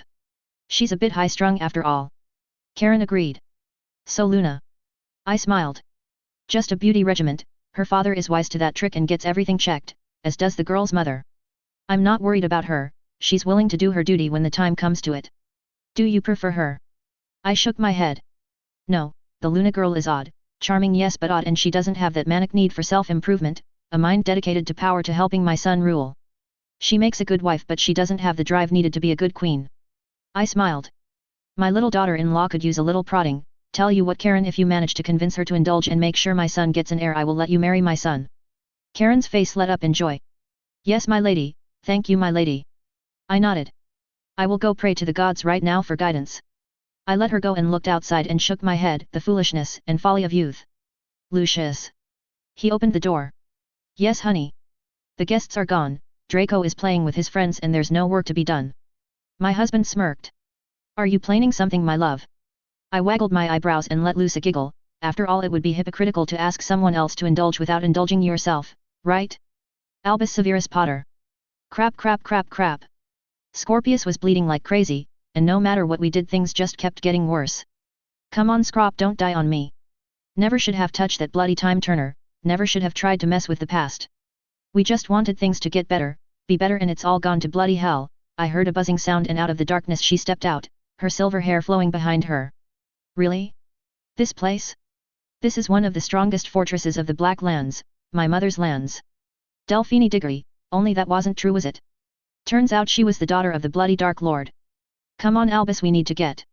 We barely rolled out of the way of the blasting charm. Help will be here soon and then both of you will be dead. I got up and the two of us started running, dodging jinxes, curses and the crazed dark lady who was trying to murder us. This happened because you thought with your dick. We kicked open a door and ran in. We didn't know where we were or what time, we were just trying to escape, just trying to stay alive. How the bloody hell was I to know she was the Dark Lord's daughter? And it's not like Scorpius was any better than me, I knew he had a massive crush on my cousin Rose. There was no way to know that she was the Dark Lord's daughter, it was an unknown unknown.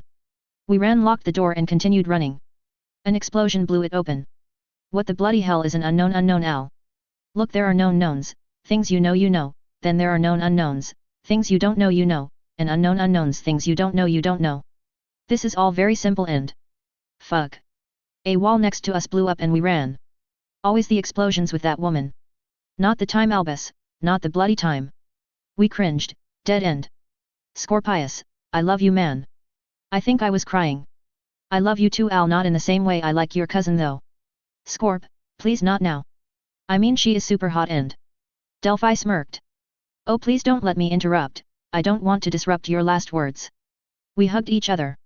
Goodbye Scorpius. We closed our eyes, held each other. Irk.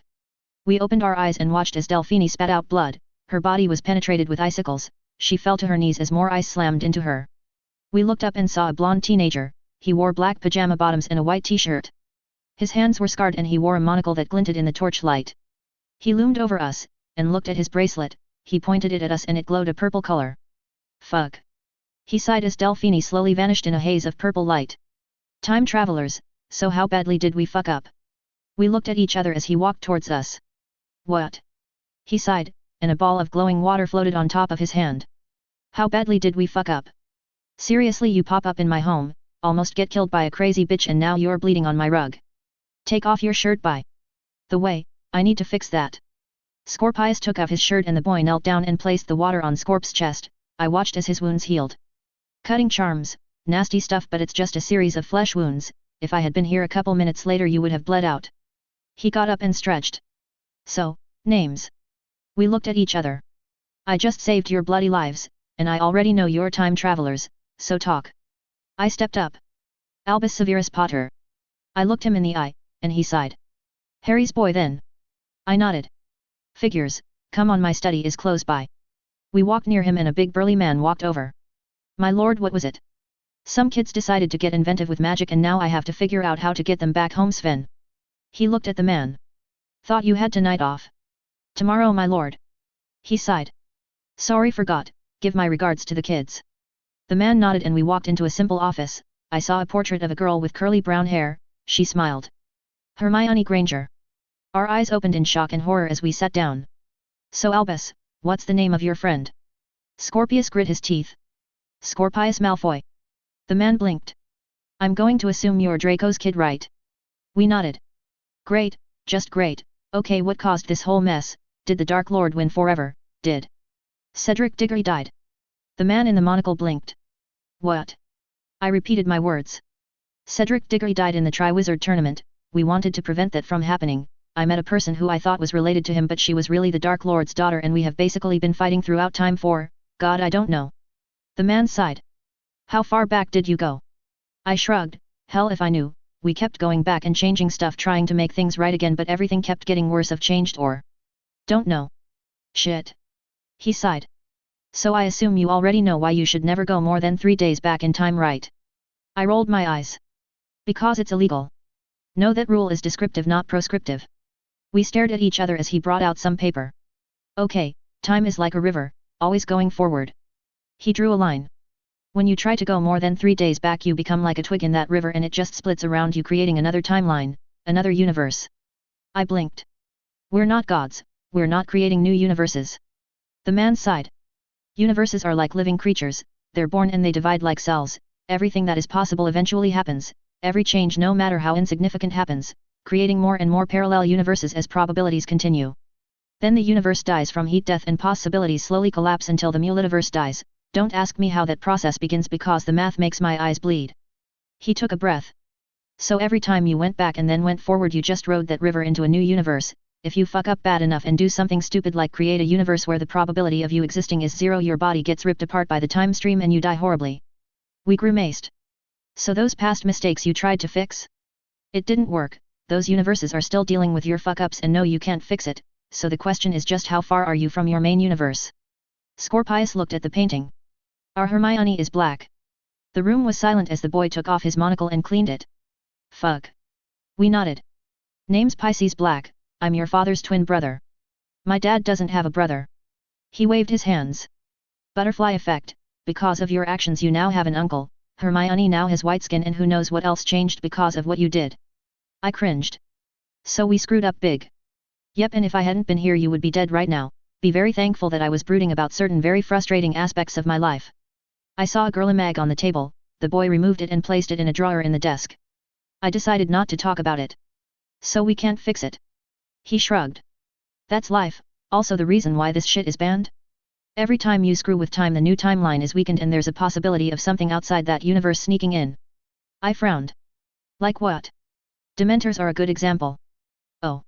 I looked down at the floor. So why are you being so understanding about this? The boy sighed. I killed Hitler. We blinked. What?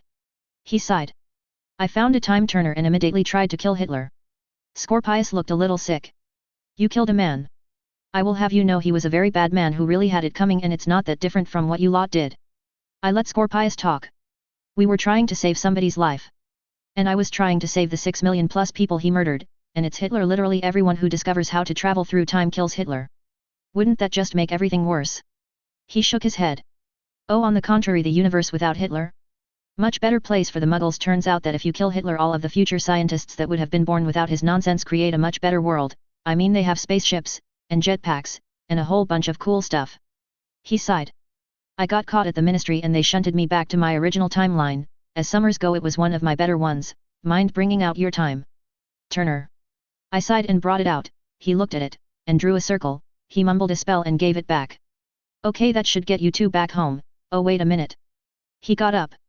You two want a souvenir from the trip? We stared at each other. Come on, it's an uncle's duty to spoil his nephew. Scorpius nodded. Sure. He pulled out some blank gold coins. Some for each of you, can't give you gallons, the coins are going to be different. He smiled and placed a hand on both of our foreheads and then we glows. He stumbled a bit. Right, so I unlocked your aura, a little extra protection for both of you. We grabbed the time turner and we flashed out of existence. When we got to Hogwarts, Scorpius looked around. Think it worked? Rose walked past and he smiled.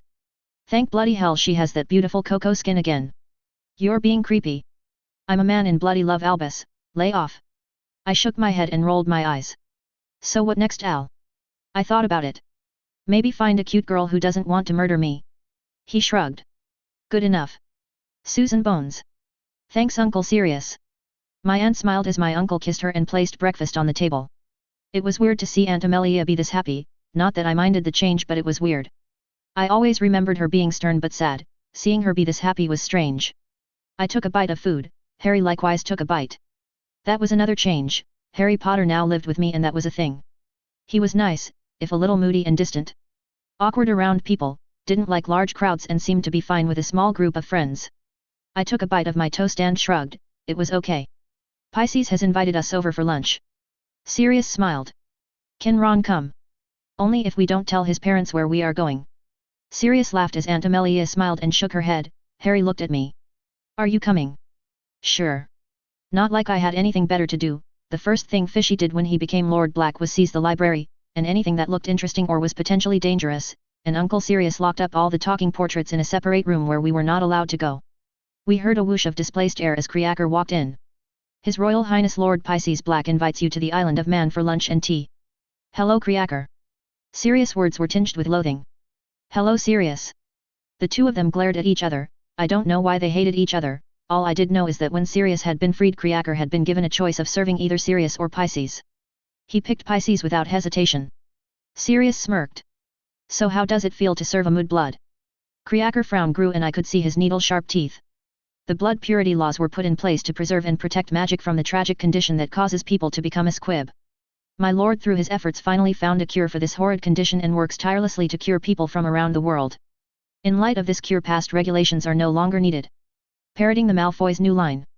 Creaker tilted his head I could literally feel him seethe. Can you please tell me what your pointless rebellion brought us? His grin grew vicious. Besides breaking your mother's heart? Besides disappointing your father, besides humiliating our family? And getting yourself sent to prison, and leaving our house airless and our lands defenseless. Sirius glared. And how well did it go for everyone that obeyed? Regulus is dead, Bella's in prison, and the only one who got out of it was Narcissa. Creaker shrugged. Did you ever try to talk to your father? Try to communicate with him? No, you just told him that he was horrible and then you went off and became a prankster. Maybe if you worked within the family you could have guided it in another direction, but you made a choice to be the bad boy. Creaker clapped. And Fishy didn't rebel. King Pisces took our concerns to heart, he avenged the crimes committed upon our people, he gave our people back our magic, he took what was given to us and made the black name great again, and for some reason he decided to save you from prison. The house elf snorted. Can't imagine why, must be the Hufflepuff in him, I would have let you rot. Sirius lifted 2 fingers. Up yours pest. The creature rolled its eyes. At the very least don't invite those horrid Weasleys to our island again. Sirius grinned. Don't you work for a Weasley? He's a clear water now, he's cut himself off from that nonsense and washed away the filth, speaking of which maybe other people should consider a bath. Sirius frowned as the creature vanished. Hate that thing, so much. We got dressed and headed to the flue, Ron was picked up and we headed towards the island. When we arrived Creaker shook his head, Sirius smiled and mashed his dirty boots into the rug making sure to smear the mud around. Creaker glared at him. They're here Master Pisces. Fishy walked out and smiled at us. Good. Sorry just got finished handling things at the pool. Lunch is on the table hope you guys like pizza. We followed him and he smiled, I didn't know what this pizza was but Harry seemed to be happy. Deep dish Chicago style. We brought out knives and forks and started eating. It was surprisingly good, Hermione sat next to Fishy, she looked good but she had deep circles under her eyes, and she was twitching, she looked stressed. Her hands shook as she picked up a glass. Do you mind if we eat alone, girl to girl? Fishy shrugged and I took Hermione aside to another room. Slices of this pizza followed when I was sure we were alone I asked the question. Are you okay? Hermione smiled, still shaking. Oh perfectly okay. Her voice cracked a little and I felt a sense of concern. Is Fishy hurting you? Hermione frowned her eyes boring into mine. No. Has he been forcing you to do that? Do what? I looked around. Shag you. Hermione's cup broke in her hands. Creaker be a dear I need some healing potions. Yes mistress. Hermione tilted her head. Fishy hasn't forced me to do anything Susan, not a bloody thing. I saw a look of mad frustration on her face. So he's not abusing you? Nope, he's been very nice, Karen's been really nice, everything is nice. She started crying a little. Nothing's wrong just dealing with an issue that I can't seem to deal with by myself. She tilted her head. Thought that would work but nope it doesn't at all. She took a bite of pizza. Are you okay? Why does it look like something's wrong? Because nothing's wrong. The elf sighed. Brought the potion mistress. She poured it over her hands and I watched them heal. So I'm going to Hogwarts soon. Hermione nodded. Yep, back to Hogwarts, where I can finally sleep. You see, I can't sleep alone. I've tried but the nightmares keep coming back, but my mum won't let me just sleep with Fishy. She looked at me in frustration. So you, got used to having someone to cuddle with. It's real frustrating, Susan. You see, I can't sleep without him without getting nightmares, but I can be with him because it's not bloody proper. She wobbled back and forth. But when I do have a cuddle I get a nice night's sleep, so I'm just tired and a bit frustrated. Okay. I thought about some small talk. Fishy's looking handsome today. If you try to steal him I will bloody cut you. Hermione blinked and slumped. Sorry, just really not doing very well. I nodded. We ate in an uncomfortable silence as Hermione fidgeted in her chair. When our lunch date ended and we went home I felt a sense of relief as we packed for another year at Hogwarts. Percy Clearwater. Did ya ever have something you love, more than anything in the world? Hey Sharky. I poke him in the belly and my son giggled. Sometimes I was worried about him getting hurt, about him breaking or dying or any number of things. I checked his health again. He's perfectly fine, Percy. I'm just checking. The third time today. She kissed me and gave me a lunchbox and I went to work. I have a good job that pays good money, I have some land I get to live on for free, a good woman and the most adorable boy ever. Life is pretty good right now and my current job was a nice one. Create a brand new school of magic, as jobs go as legacies go it's pretty hard to top that. I was told that when the school was finished I'd be allowed to name a building after anyone I wanted. The Penelope Clearwater Library had a nice ring to it. Creaker. The elf looked at me. Is a culinary school really necessary? I mean it adds a lot of expense, and forcing everyone to learn how to cook seems like a bit of a waste. The elf looked up at me. His Royal Highness says that it's mandatory, and anyway it's not like it would hurt. I sighed and looked at the budget, there was more than enough. Over 21 cooking teachers. Our Lord is really serious about the cooking classes, and smaller class sizes help. The classes seemed weird, I mean really accounting? Personal finance, economics, and the focus on math and muggle skills seemed odd. Having muggles from outside teach those classes seemed even odder but he gained proper ministry authorization for that.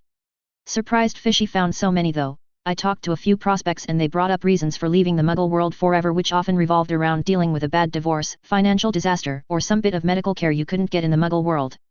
I looked through the reports and files. Okay, well that's it then, the school is fully staffed. It had been odd being on this side of things, hiring and administrating a school. I had a bit more respect for Dumbledore after this. Good, I will tell our Lord of your success. I also regret to tell you that you received a letter from the Weasleys. I nodded. Well, you know where the fireplace is. The elf's smile was a little too large. That I do. I didn't understand why Sirius had a problem with Creaker. Sure, he was a bit standoffish at first, but if you were polite he would be polite back to you in time. Thank you, Creaker. The elf nodded and went away. I smiled and went on to the other paperwork, looking over numbers and sums for the new school and smiled. After 3 years it will finally be open. I was proud of this, helping make the Manx School of Magic a thing. I thought for sure that Fishy would name it after himself or his family, but he said that this school was for the people and needed to represent them.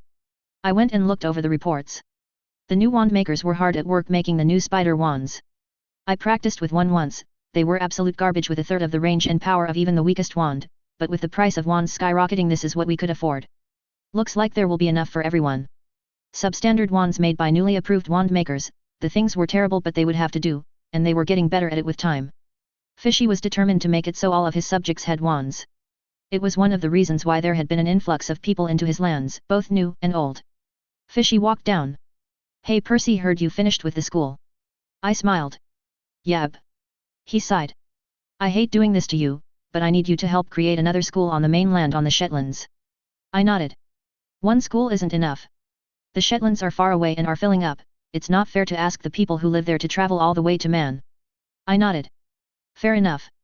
That said, you did well, take a week off, be with your family, consider it a paid vacation. I looked at him. But this new school, it's important. It is, but so is your family, spend some time with them, I want you fresh when we start this new project. I smiled. Oh, and feel free to name a couple buildings after yourself, get a legacy and all that. I smiled. Okay, mind if I name the school? He shrugged. Go ahead, just make sure that the culinary department is fully staffed. You and your food. Percy, the people of the wizarding world need to learn that not everything needs to be boiled until it's completely tasteless. I laughed and shook my head. Okay. Now go off, your family needs you. I'm off. I walked home inside as I saw Mom outside my property.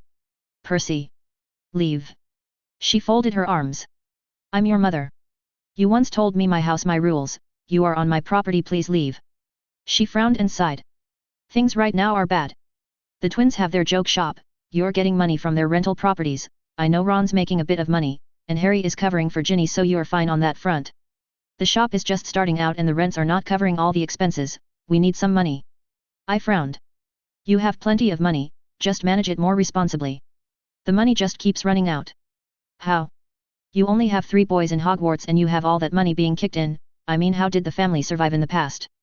She gritted her teeth. We might have looked the other way on a few things, families that were good people but made a mistake. I frowned. You mean Dad took bribes? Only from the right sort, good folk.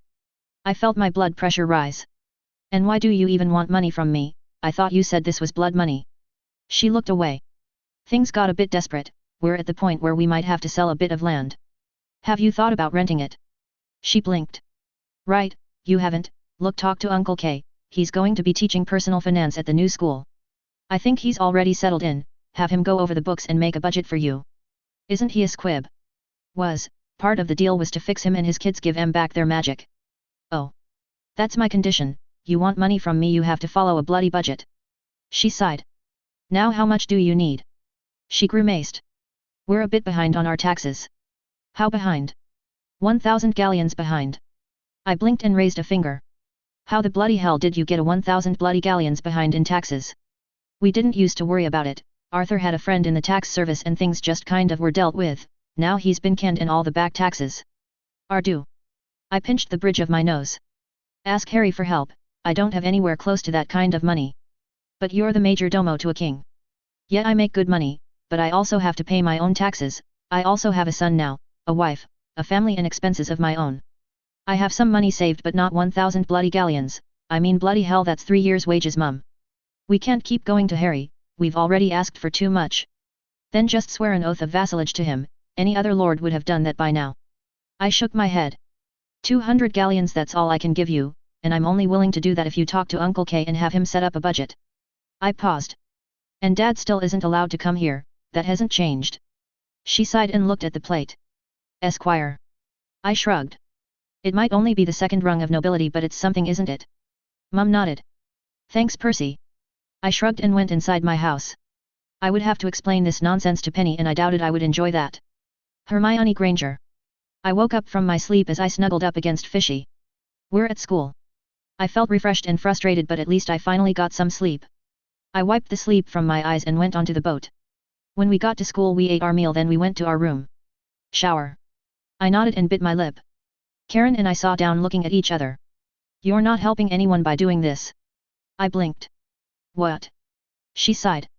I want to do it, you want to do it, he wants to do it, we're all waiting on you to be ready. I looked down. I'm not. If you keep lying about what you want, you know what's going to happen, it's going to be the same thing that happened yesterday and the day before that. She came up closer to me and whispered into my ear. Why are you punishing yourself? Punishing us, haven't we been good to you? I started crying. I don't hate you guys, I'm afraid, I'm not used to feeling these things. She wiped away my tears. Hermione, we love you, we will be there to support you. I shivered a little and she kissed me. Come on. I took her hand and she opened the door. Fishy looked up, his hair soaked and I was wet. Hermione has something to say. My knees buckled as I looked at him. I want to make love. He looked at me. Really? I was on my knees and I broke. Please shag me, please.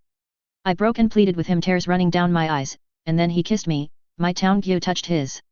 I didn't struggle as Karen removed my clothing, my dress fell and I continued to kiss Fishy. He brought me into the pool and hugged me. I'm going to help you clean up, okay? I nodded and smiled as he lathered up my hair and helped me wash my body. It felt nice, gentle, and comforting. Karen kissed my neck and I gasped. It's okay, Hermione, we're your friends. The two of them peppered me with kisses as they bathed me. Once we were all clean they dried me off and took me to bed. They put me on the bed and Fishy's hands massaged my back. I felt the build-up as he teased me. The two of them kissed me and I was turned around. Karen got behind me and hugged me. It's going to be okay. She kissed me on the neck and Fishy's hands explored my hole, massaging my walls. I got wetter and wetter. Put it in. I was crying. Okay. He got on top of me, kissing one side of my neck as Karen kissed the other. Don't do this. That voice. Fuck me like a bloody whore. I felt him pierce me and I gasped as my world exploded. I felt a release and the world became a field of stars for a bit. Are you okay? More. I moaned and he started moving. Slowly as the frustration built in my core he looked at me. I can manipulate the blood running through your veins. Make this feel better. Please. The pleasure increased as another orgasm ripped through my body and then I felt Karen's fingers in my hole massaging my hole as he went in and out. I remembered something, the lesson mom had given me. It was a dangerous day. I could get pregnant today. I'm about to. Inside. He blinked. Please inside, inside, inside, inside, fuck a baby into me. He smiled and my back arched in anticipation, and then he came inside me and everything exploded. I felt tired, but fulfilled and happy, my womb filled with cum. Nice and warm. Nice. Everything went black and I went to sleep. I woke up in bed naked, the two of them holding onto me. Please. Fishy hugged me and entered inside, pumping in and out as he kissed me. I orgasmed and moaned and then I felt power, raw unmitigated power and knowledge and wisdom fill me. I smiled. Should have done this sooner. He came inside me again. Then we got dressed. I felt relaxed, powerful and in control. The two of them stood next to me and I felt giddy as they hugged me. I smiled as we entered the dining hall. I sat at the Hufflepuff table, one of the older girls' side. Finally. The table nodded with her statement and everyone ate in silence. Harry Potter. September came with the news of the Triwizard Tournament. As first days go I suppose it could have been worse. The 6th and 7th years were given slips of paper told to write down a name and given a week to put it all in. The twins for their part tried to rig the system and sneak in without getting caught.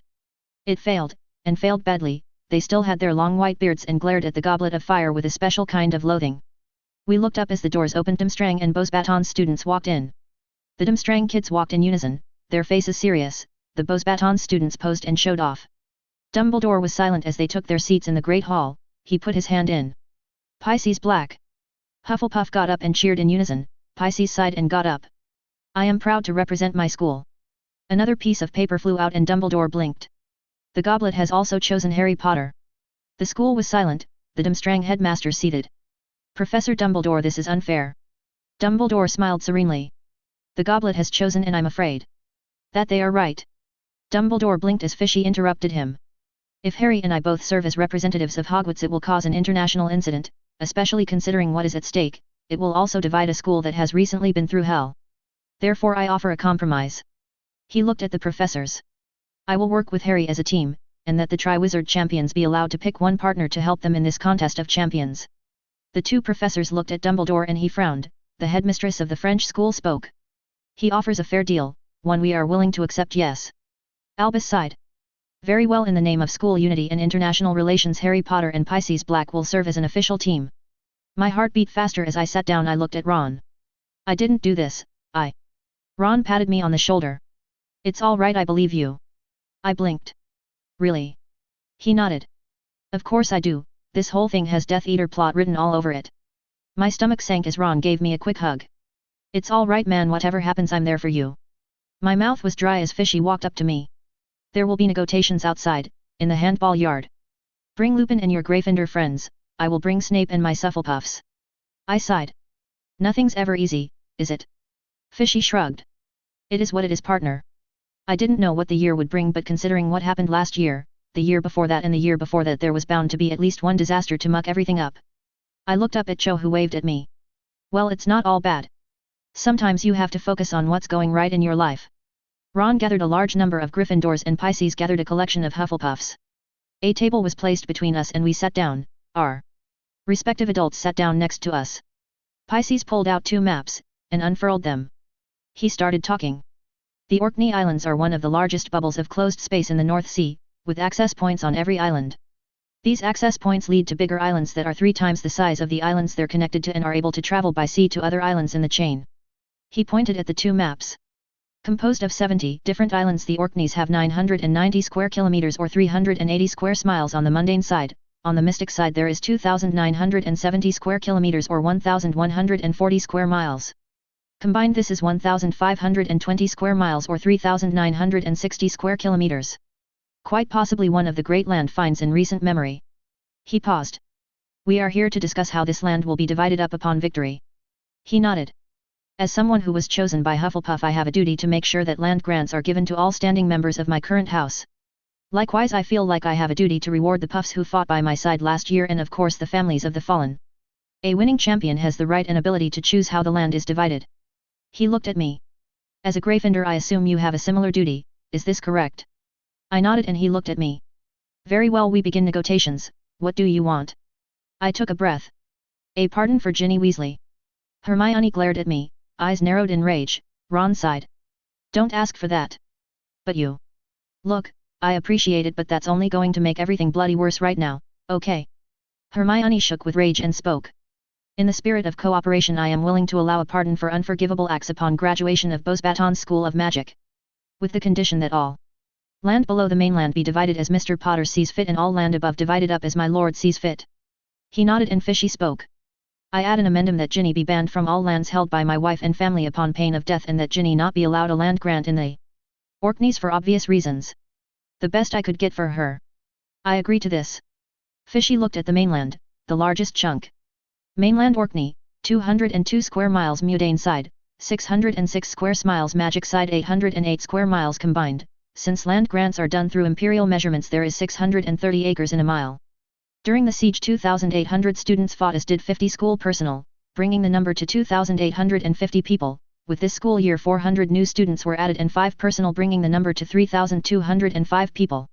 He paused.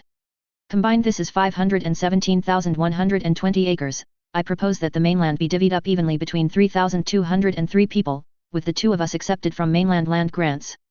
This gives every witch and wizard who lived a land grant of 161 acres of land. Those that died will have land handed over to their families. The first years will be included in this land grant as a motion of school unity. Do you agree to my proposal? I nodded. Yes. Fishy nodded. With this done, the land is granted and our social responsibilities to our houses and schools is concluded. I therefore propose that I be granted the ability to choose who gets more land above the islands and you given sole choice below the mainland. I glared at him. That's most of the land. He nodded. I am willing to compensate you by appealing to the Wisengamot to improve your noble title from Baronet, the lowest inheritable title, to Viscount, and ennoble 7 people of your choice with the title of Baronet, with the provision that Ginny Weasley not be included as an option for obvious reasons. I sighed. Agreed. He nodded and looked around. Claiming any land of the Orkneys for myself would be construed as politically threatening, especially with my gains in the Shetlands, therefore I agree to abstain from claiming any land for myself or my direct descendants in the Orkney Island chain. The land will be divided up to other family members and political allies of myself and my family. He looked at me. I know you are tempted to give everything to friends, but I require you to take at least 1 island to yourself and ask you to only give a maximum of 1 island to the Weasley family, with the provision that Ginny not get anything. I get it. I sighed. I agree. We signed a contract and shook hands. I am proud to call you a comrade in arms, Harry Potter. We fight for our country, our school, our families. Same to you, Fishy. Now we just had to win the bloody thing. Ron Weasley. Harry looked happy and I held my tongue as I tried to think of how to break things carefully, as he held his letter in a map. So I think I'm going to keep Hoy, and of course I'm going to give you South Ron. I'll say, I mean it's all in the name. And Harry, we need to talk. He froze. About what? The idea of having my own island, of being someone, was appealing, but I made a promise to myself and I was going to keep it. I told you last year that I was a shit friend, that I was going to change and be a better one. I'm going to do that for you right now, and I am telling you this. What you need to do if you win is keep the land, all of it. That isn't possible. I just get 1 island and... Can I see the contract? I read it and sighed as I read through it. Did you read what you signed? Harry blinked. What? You have to keep at minimum 1 island, the contract lets you keep everything below the mainland. He blinked. Okay, but I will still help you out. I put a hand on his shoulder. Harry, I'm getting a land grant on the mainland, and the twins are too. He waved his hand. Oh, don't worry about that, I have you covered. And... No. I looked at him. Harry, you have been great, kinder than I deserve, but this land? This should go to your own family, your children, their children's children. This is your legacy to them, Harry. You need to think about yourself on this one. I'm just trying to be nice, Ron. He looked like a kicked dog. I know, Harry, and I appreciate it, but this is important and you can't do this. You've already helped my family a lot. If you did this, it wouldn't look like generosity, it would look like weakness. People would try to take advantage of you, and they would use you until there was nothing left. I took a breath. You need to think about yourself, Harry, about your own needs. He slumped. But at the very least you're getting Ginny back. I showed him the contract. Fishy and Hermione have agreed to pardon Ginny for crimes committed onto Hermione, that covers the torture thing, it doesn't cover up the fact that she killed someone. Harry's eyes opened. He cheated us. I sighed. No he didn't, the only person who can issue a pardon for murder is the Minister of Magic. Fishy did as much as he could, and even if you got a pardon for her the terms of the pardon require that Ginny graduate from Beau's Batons. So. I sighed. They only accepted her because they want the squib cure, they want Ginny to stay in France along with any children she has with you. Even if by some chance you do get a pardon now the school has a reason to make sure Ginny doesn't ever pass, ever graduate and that makes it even harder to make it through life out there. He looked guilty. I just wanted to help. I sighed. I know, but I've had time to think about this, and I'm going to be honest Ginny knew better, we all knew better. Dad always taught us that you can't trust anything if you can't see its brain. She should have gone to Dad or another adult. She made her bed Harry, and she has to lie in it. I took a breath. And people are angry at us Harry, this looks like we're escaping justice and people really don't like that. Just like we didn't like it when the Malfoys walked. We shut the door and sat down. And part of it was we didn't know why the war ended, we didn't know all the facts or that there was a deal. She was being controlled by Voldemort. I sighed. And that makes it worse not better, you told me about those things right? Well Fishy also found them I'm sure, Tom. It was weird that Voldemort had a name, no wonder he changed it, a Dark Lord named Tom. Offered Fishy something, and Fishy had even more reason to give in but he still handed it over to Dumbledore risks be damned. Ginny should have done the same thing, but she didn't and someone died. She didn't mean it. I know, but you need to let this go Harry, we don't expect you to fix everything and... Harry looked at a letter on my desk. Ron. I pulled it away. Why aren't you letting me look at that? Harry let it go. He grabbed the letter, and stared at me. The money is there, we can fix all of this right? No. Harry blinked. We will find another way to pay. But it's 1,000 galleons. I sighed. Percy has already chipped in 200 gallons, the twins, and I chipped in 300. How? Remember all that time we spent cutting up spiders? Fishy paid anyone who got the valuable parts and he pays pretty well. Bill kicked in another 200, and Charles kicked in another 100. Dad owes 200 gallons and the tax service is willing to let us pay that on an installment plan. I put a hand on his shoulder. Your dad's in trouble. No, every family has back taxes and issues like that, we talked about it, we used a family credit deferment plan. It's something you get if you work for the ministry, when he lost his job that deferment went away and the money was due. Harry sighed. I'm sorry. It's okay, Uncle K is working on a budget for us, and walking us through everything. Uncle K. I sighed. My dad had two brothers, one was a squib, he works on Fishy's Island teaching people accounting. Dad cut off ties during the war because he was afraid it would get Uncle K killed, which Uncle K didn't take well, and well, if one good thing came out of this it's that we're a family again. I shrugged. And we needed to talk about this, as much as I hate to say it Draco's kind of right, we are bad at managing money. I didn't know just how much we wasted until K forced us to look at the books. Harry leaned in. Really? Yeah, Dad got his wage plus a percentage of the fines. Harry blinked. Right, so every time an inspector finds something he can choose to bring it to the courts or issue a fine depending on their judgment, and the inspector receives a tenth of the fine. Percy hates it of course, calls it a bribe. Really? Yeah, really, some people say it causes problems. Well, anyway, Dad made okay money, he actually made good money, but he was playing politics against the Malfoys and that's expensive. I nodded. As a family we're actually doing better now that we're not involved in politics. We're not making as much money, but we also don't have as much in the way of expenses now. I gave Harry a hug. We will be fine Harry, we made a right mess of things and we're the ones who need to clean it up, okay? He sighed. Okay. I smiled at him. Please keep those islands, that land, it's not being selfish, it's thinking about the future. Harry smiled. Okay Ron, I will think about it, want to go raise some brooms? I smiled. Of course, that sounds great. Arthur Weasley. Percy glared at me as he entered the joke shop. Father. His voice was filled with disgust. It was near closing time, so I handled the last sale of the day, turned over the sign, and we sat down at a desk. Percy. I heard the jingle of coin as it fell on the table. He looked at me. The money. I took a breath. Thank you Percy. Percy took a seat. This isn't free. I nodded. Of course, your mother and I will pay you back when we can, it's just. That isn't what I mean, Father. He leaned back. I want answers. I sighed. About what? The bribes, the tax evasion, I want to know just who you are because you are certainly not the man I knew growing up. The one who taught me right from bloody wrong. I closed my eyes. It all came down to the Malfoys. It always does, doesn't it? I sighed. I thought it was wrong that they got off. I was convinced they were planning something, that they were just preparing for Death Eater's round 2. Albus was worried about it too, but he wanted to wait and see. And the Malfoys were rich, established. I had a good position in the ministry, I had allies because of the order, but it wasn't enough to take them down, to protect you from them. Percy glared at me. That's a pretty lousy excuse. Before the war the Weasleys had a lot of people. I closed my eyes, remembering my family. I had a father, a mother, I had 2 brothers, and I had so many cousins, second, third and even more. The Weasley family was never rich, but we were large.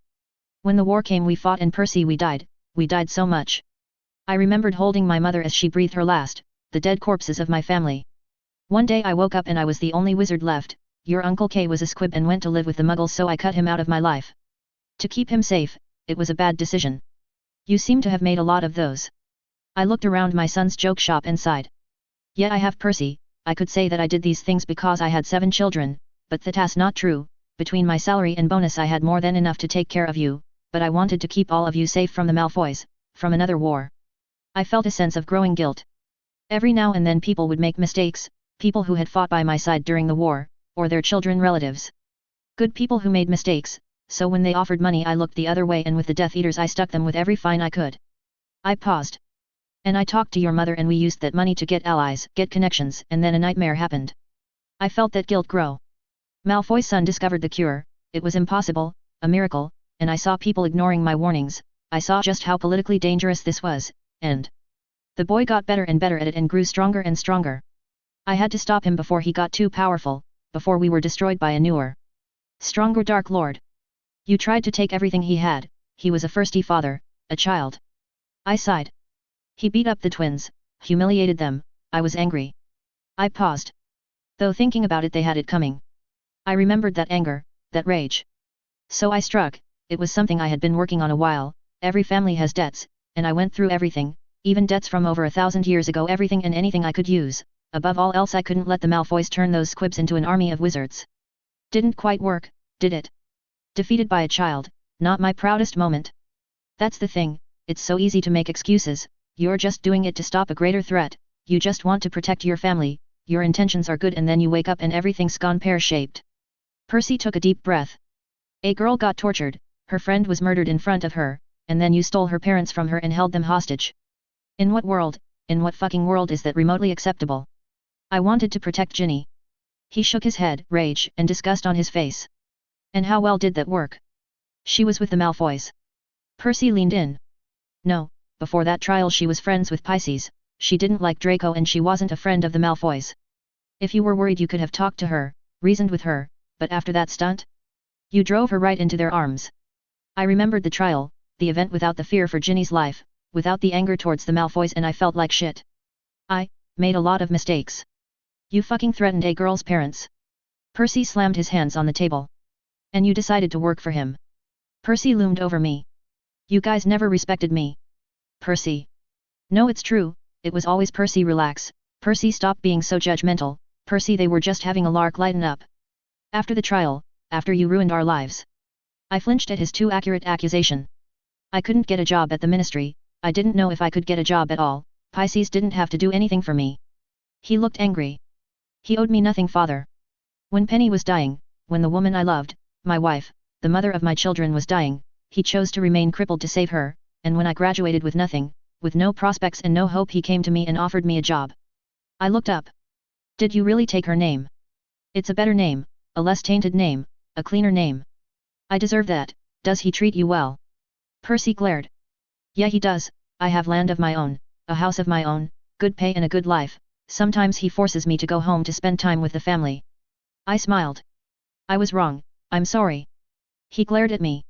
You're apologizing to the wrong bloody person, Dad. He stared at me. The price for this gold? You have to apologize to her, and her parents, for the bullshit you pulled, that's the price for this gold, and father. He glared at me. Don't talk to me, don't try to contact me, as far as I'm concerned you're dead to me. He got up. Percy. The man I thought I knew died in that courthouse, and I'm quite finished with you. He opened the door and slammed it, a few days later I received a restraining order in the mail and our owls were barred from his house. My son was gone and it was all my fault. Wendell Granger. I calmly watched the land from my daughter's castle. I thought about going back to my old life, my old house, my old everything, but that didn't work, did it? It didn't keep my daughter safe, it didn't keep my wife safe, and it certainly didn't keep me safe. I used to naively believe that the magical world was just some whimsical quaint place, eccentric and harmless. I was wrong, and I know better now. I brought out my wand, and cast another spell. I was practicing, getting stronger, trying to use the power that had been hidden in my blood. Mom. Alessa Kalkas, her first name meant defender of humanity. My father fought in the Battle of Greece, he got injured and was not able to escape in time. My mother found him wounded and hid him in her barn for the rest of the war. My father fought alongside her in the Greek resistance. They got married soon after, and when the war ended they had me. Did my mother know about the magic that ran through her veins, or was that fact hidden even from her? I think this would have been easier for me if the magic came from my wife's side of the family, if I could blame this disaster on someone else. But I can't, and as another vase was smashed with my new power I didn't feel safer. I still remembered that cell, I still remembered wondering if this was the day when I would lose my daughter forever. I hated this barbaric little shithole, I hated it so much. But I was stuck here, all I could do now was get stronger, get better, next time I would be prepared. Wendell. My wife smirked. Working out. I was doing that now, working out, training, looking up old contacts. Have to. The pudge that was around my middle was gone, I was in the best shape of my life, I had to be. This world was not kind to the weak. My wife leaned against the doorway. I'd complain, but you're just so bloody hot right now. I smiled at her. Just trying to stay fit. She smiled. You've succeeded. Monica, thank God we still had each other. I grabbed my shirt. No, keep it off. I smiled. My, are we feeling naughty today? A little. I gave her a hug and then. We have bad news, my lord. I turned and I looked at Doug, former squib, a good if sullen fellow. What is it? Arthur Weasley has come. I frowned and looked at Monica. Get the gun. Wendell. I looked her in the eye. Get to safety and get the gun, load it, and if he shows his face inside this castle blow his brains to kingdom come. She nodded at me and I walked downstairs. The gates were open and the September cold hit me, that didn't bother me, my hate kept me warm. I stepped outside, my wand out, the two of us stood alone. I did my research, this was the Crimson Lion, one of the most dangerous combatants of the war. I was an ex-muggle with less than a year of magical training. Arthur. The knife in the back hurts much more than the one to the front. I remember talking to the man. Remember him being so welcoming and kind, trying to make me feel at ease, and looking back on it trying to manipulate me. The Malfoys were the opposite, initially cold and warming up slowly. I remembered the cell, the water that leaked one drip at a time, the coldness, the dampness, and the too thin and scratchy blankets, that hell this man put me through. Wendell. He took a breath. I'm sorry. I glared at him. Excuse me. He blinked. I'm sorry for that incident a few years back. Every inch of me wanted to murder him. Incident? Incident. I lose my business, I lost my house, I lost everything, and it's just a bloody incident. I got closer to him, he was fat, soft, my eyes studied the terrain. I'm sorry, it was a moment of bad judgment. I felt like screaming. I was in that hell, in that cell for over 3 months, eating gruel and wondering, just wondering if this was the day when I would lose my daughter forever, if my very memories would be stolen from me, and you're bloody sorry. He grimaced. Well, it's not all bad, is it? Your daughter's a royal now. I took a breath and then punched him in the face hard. Arthur staggered, his nose bleeding. The hell? I was quite done with Arthur's nonsense. Do you think for a bloody moment that I wanted to give up my 14-year-old girl? Do you think I would have done that if there was a choice, if there was any other fucking choice to keep her safe? I was seething. Do you think I like the fact that my daughter is in some harem? Do you think I like the fact that I'm probably going to have a bloody grandchild soon? You don't think I regret that choice? But you took those choices and options away, Arthur. I got my fist out and it started raining, sprinkling. Shut your bloody hole, Arthur, you hypocritical piece of trash, I'm not finished. I seethed. You think I can forgive all that with a bloody sorry? Arthur wiped the blood from his nose. Fine, if you want a duel, I'm ready. He brought out his wand. Fine. Okay, so. I couldn't beat him with magic, I didn't have enough experience, combat or otherwise, but I did remember going to football games with my dad. I half remembered the boxing lessons he taught me to make me a man, and when my foot hit Arthur's crotch I was rewarded with a pleasant yelping sound. Then I punched him in the gut, and took the fight to the ground. I slammed his hand against the stone road until he let go of his wand and then I pummeled him. He tried to move, tried to get me off, but I had anger, rage, and I was in better shape. You see, in prison there's not much else to do except work out, and I had kept that up. Eventually I stopped, I looked at his bruised face, I got up.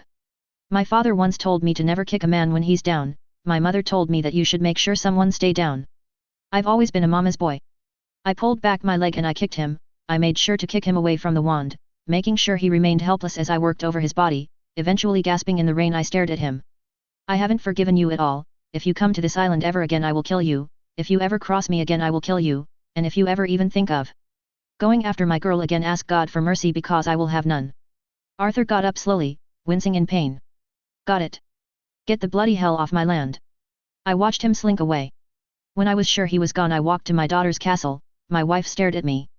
I saw the fight. She hugged me. Don't do anything foolish, Wendell, I can't lose you too. I hugged her back, the Grangers still stood. Harry Potter. The six of us sat in a room about to be introduced to the world. Fleur Delacour and Julie Daubigny, the champions of France, Victor Krum and Lena Hayha, champions of Dumstrang. I watched as Lena played with a knife, her eyes focused on it while she cleaned it and played with it in her hands. Victor looked visibly uncomfortable as she moved slightly closer to him. Lena, when she spoke, communicated through a series of non-committal grunts. Fleur had a look of irritation on her face as Joel talked to her. Savez-vous pourquoi on dit une jeune fille change de couleur lejour de son mariage? Le matin lest en clair et le soir lest en foncé. Julie chuckled as Fleur groaned.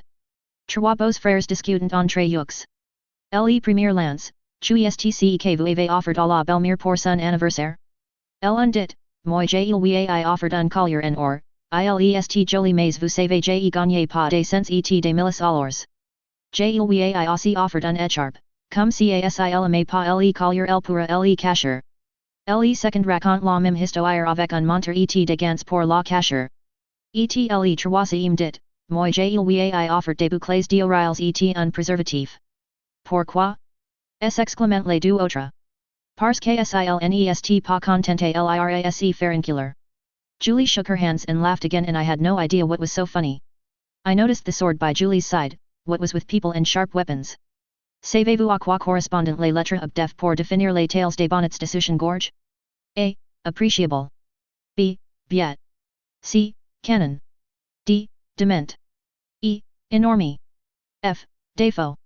Fleur shook her head and then Julie smiled and grabbed her chest. Dement. Dement. Fleur made a squawking sound and slapped Julie, she then chased the other girl as she ran around. How do you say hello in French? Fishy looked at me calmly. Voulez-vous coucher avec moi ce soir? I nodded and walked up to Fleur. She looked back at me, I stared her in the eye, put out my hand and said. Voulez-vous coucher avec moi ce soir? Fleur's eyes opened like saucers. Joel stopped and then started laughing as her friend turned a bright red, then she slapped me and walked to the corner in a huff. Julie patted me on the shoulder. Enfin quelque chose que j'apprécie chez toi. And gave me a quick hug and then went to Fleur to talk to her some more. I looked at Fishy. Why did she do that? He shrugged. She's French. As if that explained everything. Someone came into the room and we were lead out, we posed in front of a crowd as pictures were taken. I felt uncomfortable but I remained standing. When it was over we walked back into the room. Victor Krum, you are Harry Potter, yes. I nodded. I heard about what happened last year, you have my sympathies. We will compete very hard, hold nothing back. I nodded. So your partner? She looked up and Victor cringed as she crept up closer. She's very good with weapons. His eyes were filled with fear as she nuzzled against him. I swore for a moment I saw him mouth the words help me, but that was probably my imagination. Fishy put his hands into his coat. Ginny isn't here. He shrugged. She's exiled and only a small portion of Dumstrang and Beauxbatons came here. I blinked. Really? Yeah, both schools have a lot more people than we do. Class sizes in Hogwarts have been very tiny since Dumbledore took over. I thought that was because of the war. Pisces laughed. No, it isn't. This school is built to handle much larger amounts of students and professors, but Dumbledore prefers smaller class sizes, and since he's in charge of the entire educational system most students get sent to other schools. It's resulted in better grades overall, but it does leave schools like ours, the larger ones, mostly empty. He looked at the visiting students. I doubt this is even a tenth of either school. I nodded and swallowed. Ron says this is an obvious Death Eater trick. Fishy shrugged. Ron's probably right. That didn't make me feel remotely good. Dr. Victor Ruiz. Working at Hogwarts has proven to be difficult. Despite being placed here by the international community, we are restrained by the headmaster of the school, who thinks very little of our discipline. For admittedly good reasons. His experiences of our discipline was when we were in our infancy as a science. That said, the International Fund does keep us well supplied, and Severus Snape is working with us on helping students who need medication to deal with their issues. I'm glad there are 3 of us here, because what we have found is disturbing but expected. Marjorie Fine has been tasked with helping female students, Akira Takai has been tasked with helping the boys, and I have been given the singular task of helping the cures. My first subject, Harry Potter, takes up the vast majority of my time, and for good reason. Harry has been a victim of neglect and physical abuse, and though his case is sadly not the most extreme case I've seen, he does have several issues. Harry Potter desperately needs and craves love and attention, but his crippling social anxiety makes it difficult for him to trust others and communicate. He's withdrawn, sullen, and his sense of self-worth is cripplingly low. His ability to regulate his emotions is also an issue. Harry deals with problems by repressing his emotions until he explodes. He does have experience with meditation, which does help, but it's not nearly enough. I have been working with him to help build up his self-esteem and self-worth, while teaching him how to handle his anger, mostly through talk therapy. It helps that he does now live in a supportive environment with friends and family. Removing him from his former toxic environment helps, but it will take time for him to truly heal. Draco Malfoy, by contrast, grew up in a loving home and was perhaps overly spoiled.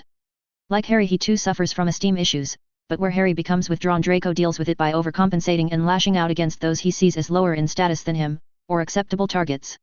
I have dedicated some time to Draco and trying to help him become more empathetic towards others, anger management, and other ways to cope with his emotions.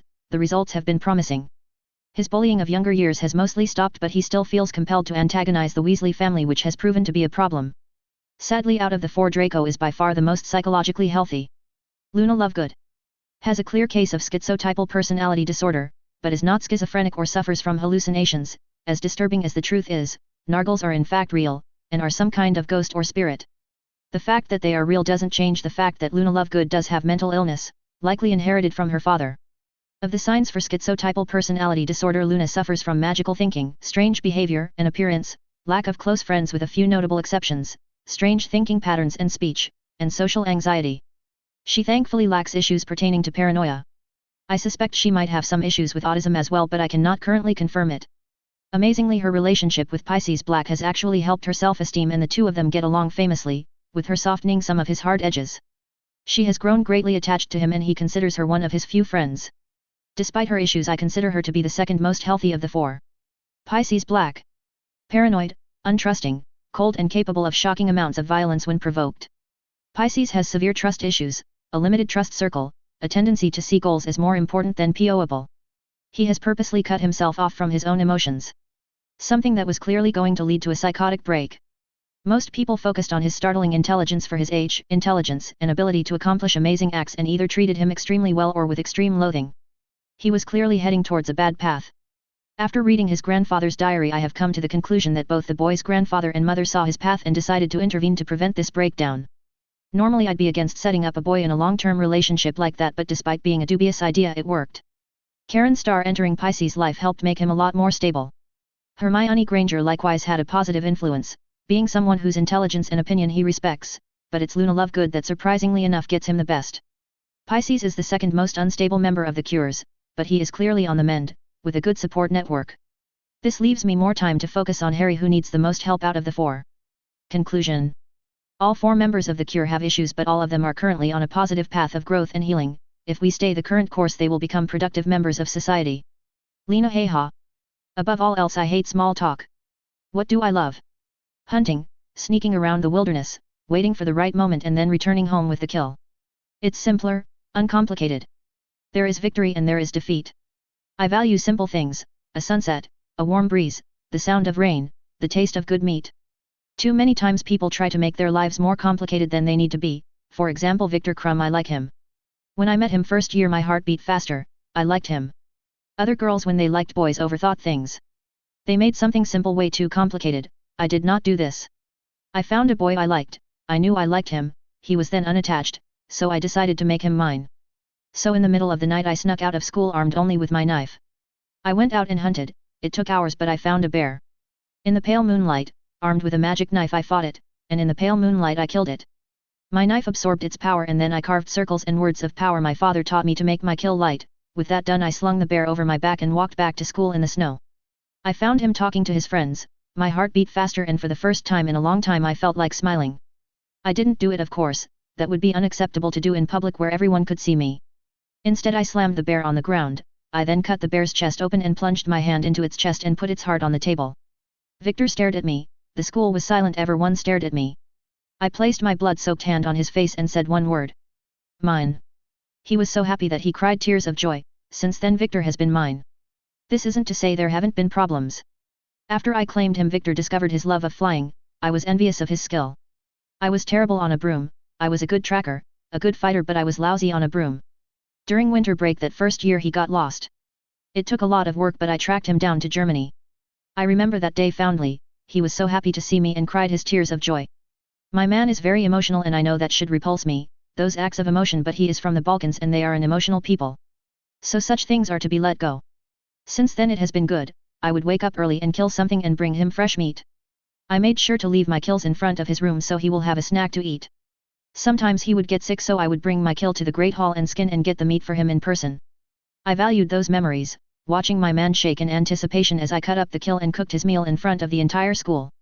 Was it showing off? Maybe a little bit, but I had to keep my man strong. After all, he had a delicate stomach and would often throw up. The years passed and my love grew, but Victor's flying took up more time. He was so dedicated to Quidditch, a sport I could never join him in. I supported him as much as I could though. I was after all his biggest fan. It was disappointing that he kept ending up in away games. So I decided to make up for lost time and go see him in his home in Bulgaria. I swam across frigid oceans, walked and snuck onto Muggle trains and surprised him in his home. My man was so happy that he cried his tears of joy again. He got even more into Quidditch after THAT playing during the summer and eventually he went pro, and as hard as I tried it was harder and harder to spend time with him, so I treasured what few moments I had with him. The fame brought rivals, horrid girls who talked too much and lied too much. They said that Victor didn't love me, that he was scared of me, that I was a stalker. They tried to get between me and the man I loved. I destroyed them all, leaving them broken on the ground, their pain a reminder of what happens to villains who got in the way of true love. It got harder after the girls got up.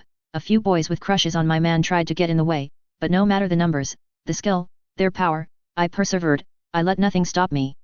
Then this Triwizard tournament happened and I was forced to stay behind while Victor went to who knows where. I was so worried. My man was delicate, he had no business risking himself in such dangerous situations, but the winds of destiny could not be denied and I was by his side again, us against the world. I held myself stoic, ready to fight for my man. He looked at me as we took a photo and like the gentleman he was gave me more space. I appreciated the gesture and nodded. I decided to reward him. He deserved that, so when we got back to the room I looked at him and grabbed his hand. I knew that we didn't need words to communicate our love, that's why I haven't said anything since that mine so many years ago, but at this moment my man needed to be comforted. I placed my hand on his cheek and spoke. No matter where you go, I will follow, no matter what hides you I will find you, even in death I will follow you, you are mine, forever. I smiled. It was a lewd act, especially in public, but my father would forgive his little girl for this moment of weakness. My man cried his tears of joy and I hugged him. Julie Daubigny. Life is meant to be lived to the fullest. When I am happy I smile, when I am sad I cry, when I am hungry I eat, when I am angry I yell, when I want to fight I fight, when I want to dance I dance, and when I want to fuck I fuck. I do not let little things like gender, age, or species stop me. Sure, a few prudes like that horrid Fleur girl thought ill of me, but if she had a problem my sword was ready and she could taste my steel, and kiss my ass. I refuse to live my life with limitations, and if that means my life is a little shorter then so be it. No more dirty jokes, Julie, we are representing our school. This of course was a challenge. I looked at Fla's pretty blonde hair and tossed back my gorgeous auburn locks. A blonde girl was talking to her redhead friend about her boyfriend's dandruff problem. The redhead says, why don't you give him head and shoulders? The blonde replies, how do you give shoulders? Fla's eyes opened up, and I smiled. I stole that one from a Muggle-born girl. Why do blondes wear underwear? To keep their ankles warm. Fleur gritted her teeth and I smiled. There was a giant cock and a blonde woman on a farm. The cock said to the blonde, let's have kids. The blonde agreed, and 10 minutes later the cock found her screwing their goat. I smiled as she made that little squawking sound and stormed away. Victory assured, I looked for a future conquest. Ah, twins, I have not fucked twins before, this is good. It is rare for me to have new experiences, and they had nice pretty red hair. I walked up to them. You two, your names. They blinked and turned around. My English was shaky, but I only needed to know enough for this. Fred. George. They smiled, their eyes full of mischief. Good, my kind of people. Excellent, I am very pretty, you are both very pretty, let's not waste time with stupid please entries. Show me a nice room and we will make love, yes. They turned and looked at each other in shock. Which one of us? I waved my hands. Both of you obviously, and yes at the same time. They turned red as the other respiffs listened in, too weak to look after their own pleasure and thus determined to live vicariously through others. One of the redheads looked confused. But how would that work? I smiled. I have 3 holes obviously, one in front, one behind and one I use to talk, and I assure you that the only way to silence me is to shove a cock down my throat. The twins turned even redder. Our mother told us to never sleep with a French girl. I leaned over and smiled. Well, it is good she is not here, yes? So will we fuck now or later? One of them wavered, his will to resist weakening as I unbuttoned the top of my uniform. George, she makes a very convincing argument. No Fred, we are not doing this. I decided to interrupt. I came here looking for lions, yes? I was told Gryffindor was where all the real men went, but I find only kittens, maybe I should go to the snakes. The other boy, this George, got angry. Fine, I'm in. I smiled. Good, good, we make love now. I helped them to their feet and put an arm around each twin.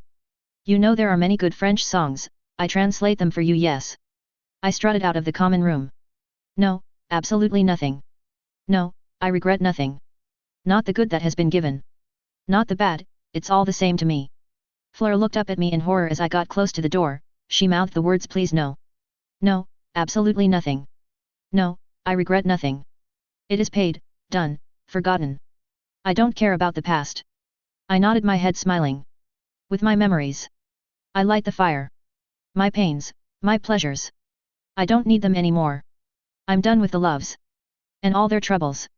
I'm done forever. I start over with nothing. As I passed her she turned red with rage and started he squawking sound. No, absolutely nothing. No, I regret nothing. Not the good that has been given. Not the bad, it's all the same to me. No, absolutely nothing. No, I regret nothing. Because my life, because my joys. Today, they start with you.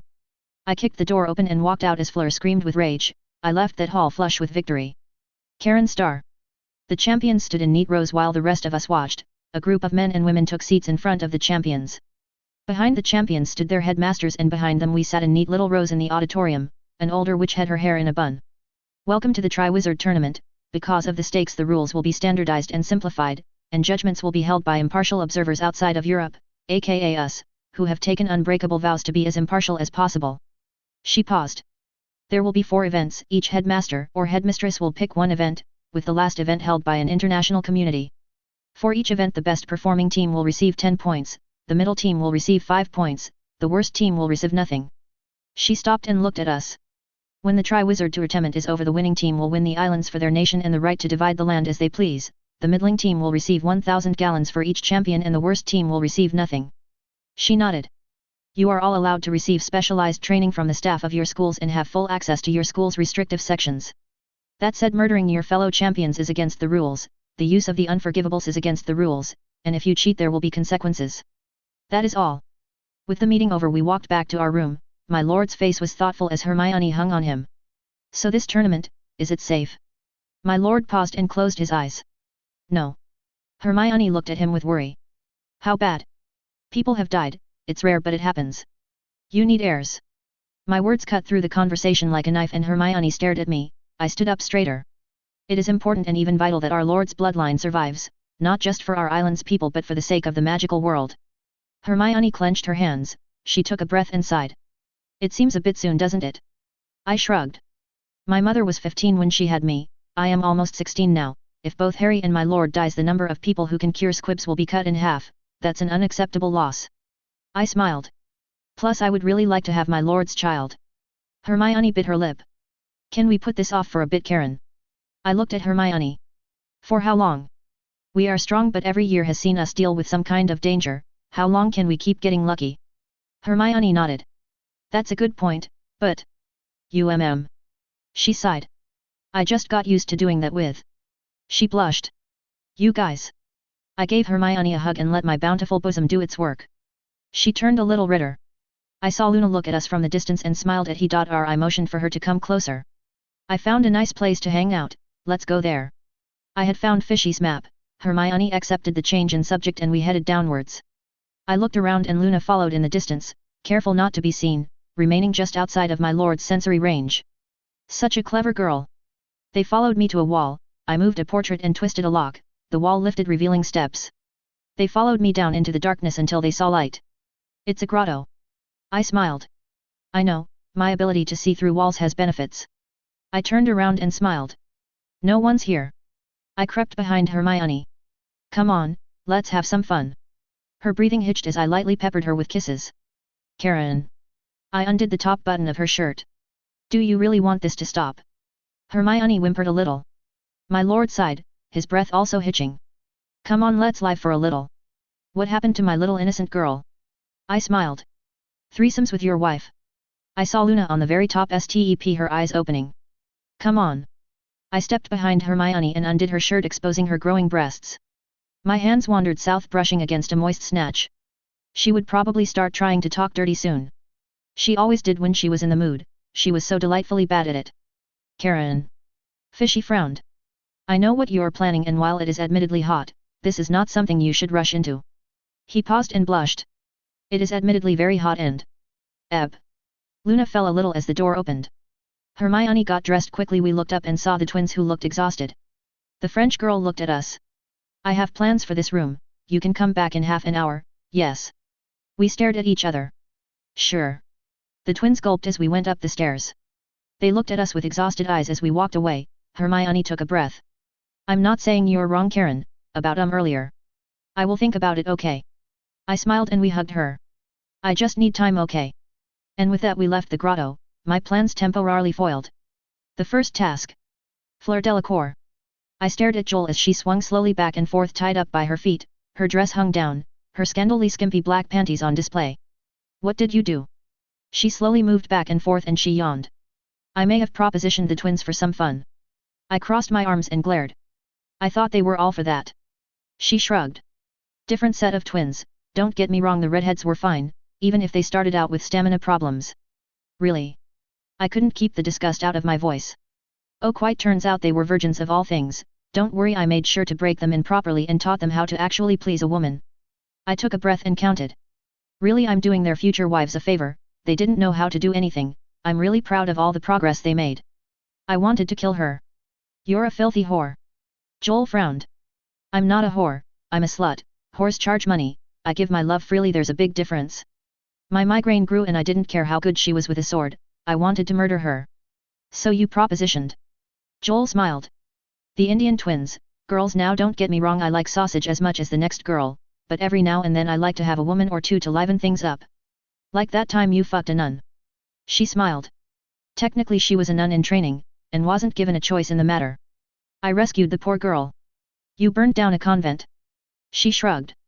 Okay, that was an accident, you see we were making love in the church and we knocked over some candles, a complete accident. I felt like screaming. You fucked a girl in a church. In a convent, that makes it a double negative and thus completely acceptable. I sighed. You deserve this, you know. Julie looked at me calmly. You can either free me or you can do the first task alone. I sighed and used a cutting charm. Julie fell to the ground. Great, Julie, now we have to figure out how to finish the first task. Julie smirked. Oh, that's easy, we're supposed to sneak into a cave and take an egg, it's simple, yes. I stared at her. How did you figure that out? Fred is very smart and gets very talkative after he fucks me in my ass. I sighed. Whatever, we're up first. We walked to the task yard and ignored the speech. We walked into the cave and we saw dozens of figures in the darkness. Merde. We felt a sensation of total despair and blacked out. Victor Crumb. They dragged out the two passed out girls. They were force-fed chocolate and could only whimper as they were walked away. I looked at Lena, and then at the cave, and was firmly convinced that whatever was in that cave was much less terrifying than Lena was. It all started first year when the crazed psycho covered me with blood, since then she's been leaving corpses near my room. No matter how much I try, she just won't get the point, she just won't go away. I can't even go home to Bulgaria anymore. If I got there, I know she will be there soon, her blank cold eyes looking up at me in the darkness. Only in the air was I free from her, thank magic she's awful on a broom. We walked in and saw horrible creatures. I felt despair overtake me and I just wanted to die. Julie looked at me with her dead eyes, and grunted, and I knew then and there that she was scarier than these things. We ran as the creatures clawed at us, my mind searching for any way to take them down. Lena brought out her knife and it glowed. She attempted to stab one of the figures and they backed away, we moved slowly, so agonizingly slowly, into the tunnel, her glowing blade barely holding the monster's back. How are you doing that? She looked at the blade. Patroness. I flinched. The patroness, a symbol of your very soul. Your patroness is a knife. She shrugged as if this was somehow normal. We walked slowly until we got to an egg. I grabbed it and she continued to ward off those things with her knife until we got out of the cave. I collapsed on the ground, the feeling of overwhelming despair going away. Lena looked at me as I tried to breathe. Nothing will ever take you away from me. I needed to join a team far away. Australia sounded absolutely lovely. Harry Potter. I felt fear as we entered the cave. Fishy for his part looked bored. Then the monsters came. Expecto Patronum. They backed off. Dementors. I looked at him in horror. You knew. I requested a budget report about the Tri-Wizard tournament. One of the items listed were special built cages. Dementors were at the top of the list. Mind using your patroness now? It would make things easier. I concentrated on my first time with Cho. A glowing silver stag came out and we walked towards our egg. Then I remembered the argument between me and Cho. How hurt she seemed when we talked about the pardon. I didn't mean to hurt her. I just wanted to help Ron out. Harry, whatever you're thinking, please stop thinking it. My patroness was flickering. Fishy. I'm a natural pessimist, Harry. It's harder for me to use and maintain a patroness than it is for you to do it. I need you to be the positive one. I felt guilty about that and my patroness flickered out. The fuck? Fishy's fish withered away. The Dementors rushed in as the light died, their skeletal bodies eager to suck any joy out of us. I felt terrible and then glowing water flowed out of Fishy's bracelets. Fuck fuck fuck, can nothing ever go fucking right? The water turned a bright glowing gold. Fuck it, come get some motherfuckers. The creatures came and Fishy surrounded them with the glowing water, and then they screamed and started to burn. Fishy's eyes looked like they were filled with madness. I felt an overwhelming sadness, but in Fishy it seemed to make him snap. One by one he used his glowing water on the creatures as he laughed the laugh of a damned madman, and all along we walked further into the cave. We found the eggs and I picked it up. Fishy was huffing and puffing. Fishy, where are the Dementors? He smiled and then shook himself. Killed them all. Spirit bended water didn't think it would work, but it did. We walked out of the cave in silence as Fishy tried to regain control. When we got out, the crowd was utterly silent. They looked at us in shock. Dumbledore cleaned his glasses and looked at the judges, who stared at us with gaping mouths. I do believe that Hogwarts wins this competition with the best time. The woman, the Yankee, had wide eyes. Nothing can kill them. Dumbledore shrugged. This is apparently untrue. She took a deep breath. Hogwarts receives 10 points, Durmstrang 5 points and Bosbatons receives nothing. Merlin, help us all. No one clapped for us, no one cheered, instead we walked away in silence. I may have fucked up, Harry, big time. I patted him on the back. Well, we won, right? Yeah, I guess so. Albus Dumbledore. 13 dead Dementors. Moody's voice was soft and filled with a kind of awe. We didn't think it was possible. He truly is a genius. It was odd to see Moody like this. It wasn't like him, but then this was a very odd event. Diane Spencer, the lead judge, nodded. I have contacted the International Confederacy as per Dementor protocols. The prize money will be wired to Pisces Black as quickly as possible. How much is it? She looked at me. 1 million galleons, and that's just the Confederate bounty. Other countries have national bounties, then regional ones, then you have wills and things of that sort. The door opened. Nicholas Flamel, the immortal alchemist, looked at us. We were silent, even I did not dare disturb his words. How many Dementors do you think there are? We looked at each other. His hands were placed on a golden cane as his eyes scanned the room. I asked a simple question, how many do you think there are? I shrugged. I had more immediate concerns in England and the world, and I have never visited Atlantis. Whatever answer you're thinking is wrong. Whatever ministry report you have is a lie that drastically understates the threat. Let me give you the hard truth. Every year in Lost Atlantis the Dementor Queen has 666 children. They grow to full adulthood in 24 hours and join the army of monsters that dominates that last continent. He loomed over us. The Dementors that give us so much trouble? The ones we're forced to appease with Azkaban? They're a small fraction of their true numbers. There are more than 30 million Dementors, invincible, unaging and hungry. The vast majority trapped on that forgotten land. He paused. Every year the wards that keep them imprisoned get weaker. Every year it takes more effort to build and maintain those wards. Every year more of them slip through, and it's nigh impossible to get volunteers for that duty. I know that because I pay for all of it. His eyes looked at us. Those wards will fail, and fail completely, within 100 to 200 years. I know none of you care because you won't be alive for it, but I will, and I do. He paced back and forth. I want you to imagine an army of Dementors, unkillable, immortal and ever-growing. I want you to imagine them swarming across the world like locusts, I want you to imagine the death count, the panic, the end of civilization as we know it. He shivered. And now finally we have a method to kill them. He looked at me. The method, is it attached to his bloodline? I nodded. He needs to produce heirs now, no yesterday, the boy's married correct, then it's vital. He's a teenager. Nick's eyes narrowed. Men and women have had children younger than this and you know it. The other cures, can they do this thing? I shrugged. So only one known method to destroy them. Albus he needs to produce heirs, and when that is done we need him to kill the queen. That's quite ridiculous Nicholas, the boy. Flamel slammed his cane on the table. No. The room was once again silent. I do not think you get it, when it comes to this issue Albus we quite disagree. You see this matter involves the survival of the human race as a whole, muggle, magical, all life on this world is at stake. Your feelings, your morality mean nothing compared to the creeping darkness. Our eyes locked. I have built up favors Albus, there is not a single family in France who does not owe me, and my contacts are global. Whatever influence you think you have I assure you mine is greater and more all-encompassing. I will do absolutely anything to see the Dementor Queen dead. I will cross any line, use any tactic and commit any sin no matter how heinous, to make sure this comes to pass. His eyes were filled with terror. I like you Albus, I really do, but if you get in my way on this issue I will destroy you. I took a breath. You feel very strongly about this. He looked at me. I am going to the International Confederacy of Wizards Albus and I am giving their corpses to them for study. Do not make this more difficult than it needs to be. He opened the door and walked out. Moody looked disturbed. That's true. I sighed. Information about Atlantis is limited, and he is in charge of the operations there, if he says it's true then it's most likely true. Moody shivered and took a breath. Bloody hell. Bloody hell indeed my friend, bloody hell indeed. Dudley Disley. He didn't know what was happening as he was being carried away by a social worker. In front of his eyes police officers came in one after another searching their house and taking photos. The whole neighborhood had come out to watch the spectacle. Tears welled up in his eyes as he saw his parents cuffed and pulled into the police car. Sir, stop resisting arrest. A police officer dragged his steaming father who was resisting being pushed into the back seat. He's nothing more than a freak, Dad shouted out as more officers. Those were his last words he heard as more officers arrived and forced him in and locked the door shut. Let my husband and child go. Mum shouted as she too was hauled into another car. Why did we do to deserve this? Ma'am, you are under arrest for multiple counts negligence and child abuse. Wait, were they being arrested because of the freak? Whatever Mum said I did not hear as the social worker covered my ears shut but the crowd did and he saw them gasp and stared at her in disgust. Looking around all he saw was people staring at his parents as if they were monsters. He could not bear it any longer as their judging eyes passed on to him. He turned his head and his eyes widened. A news van was there, a pretty reporter stared at a camera and the words he heard destroyed his family's lives for years to come. Reporting live.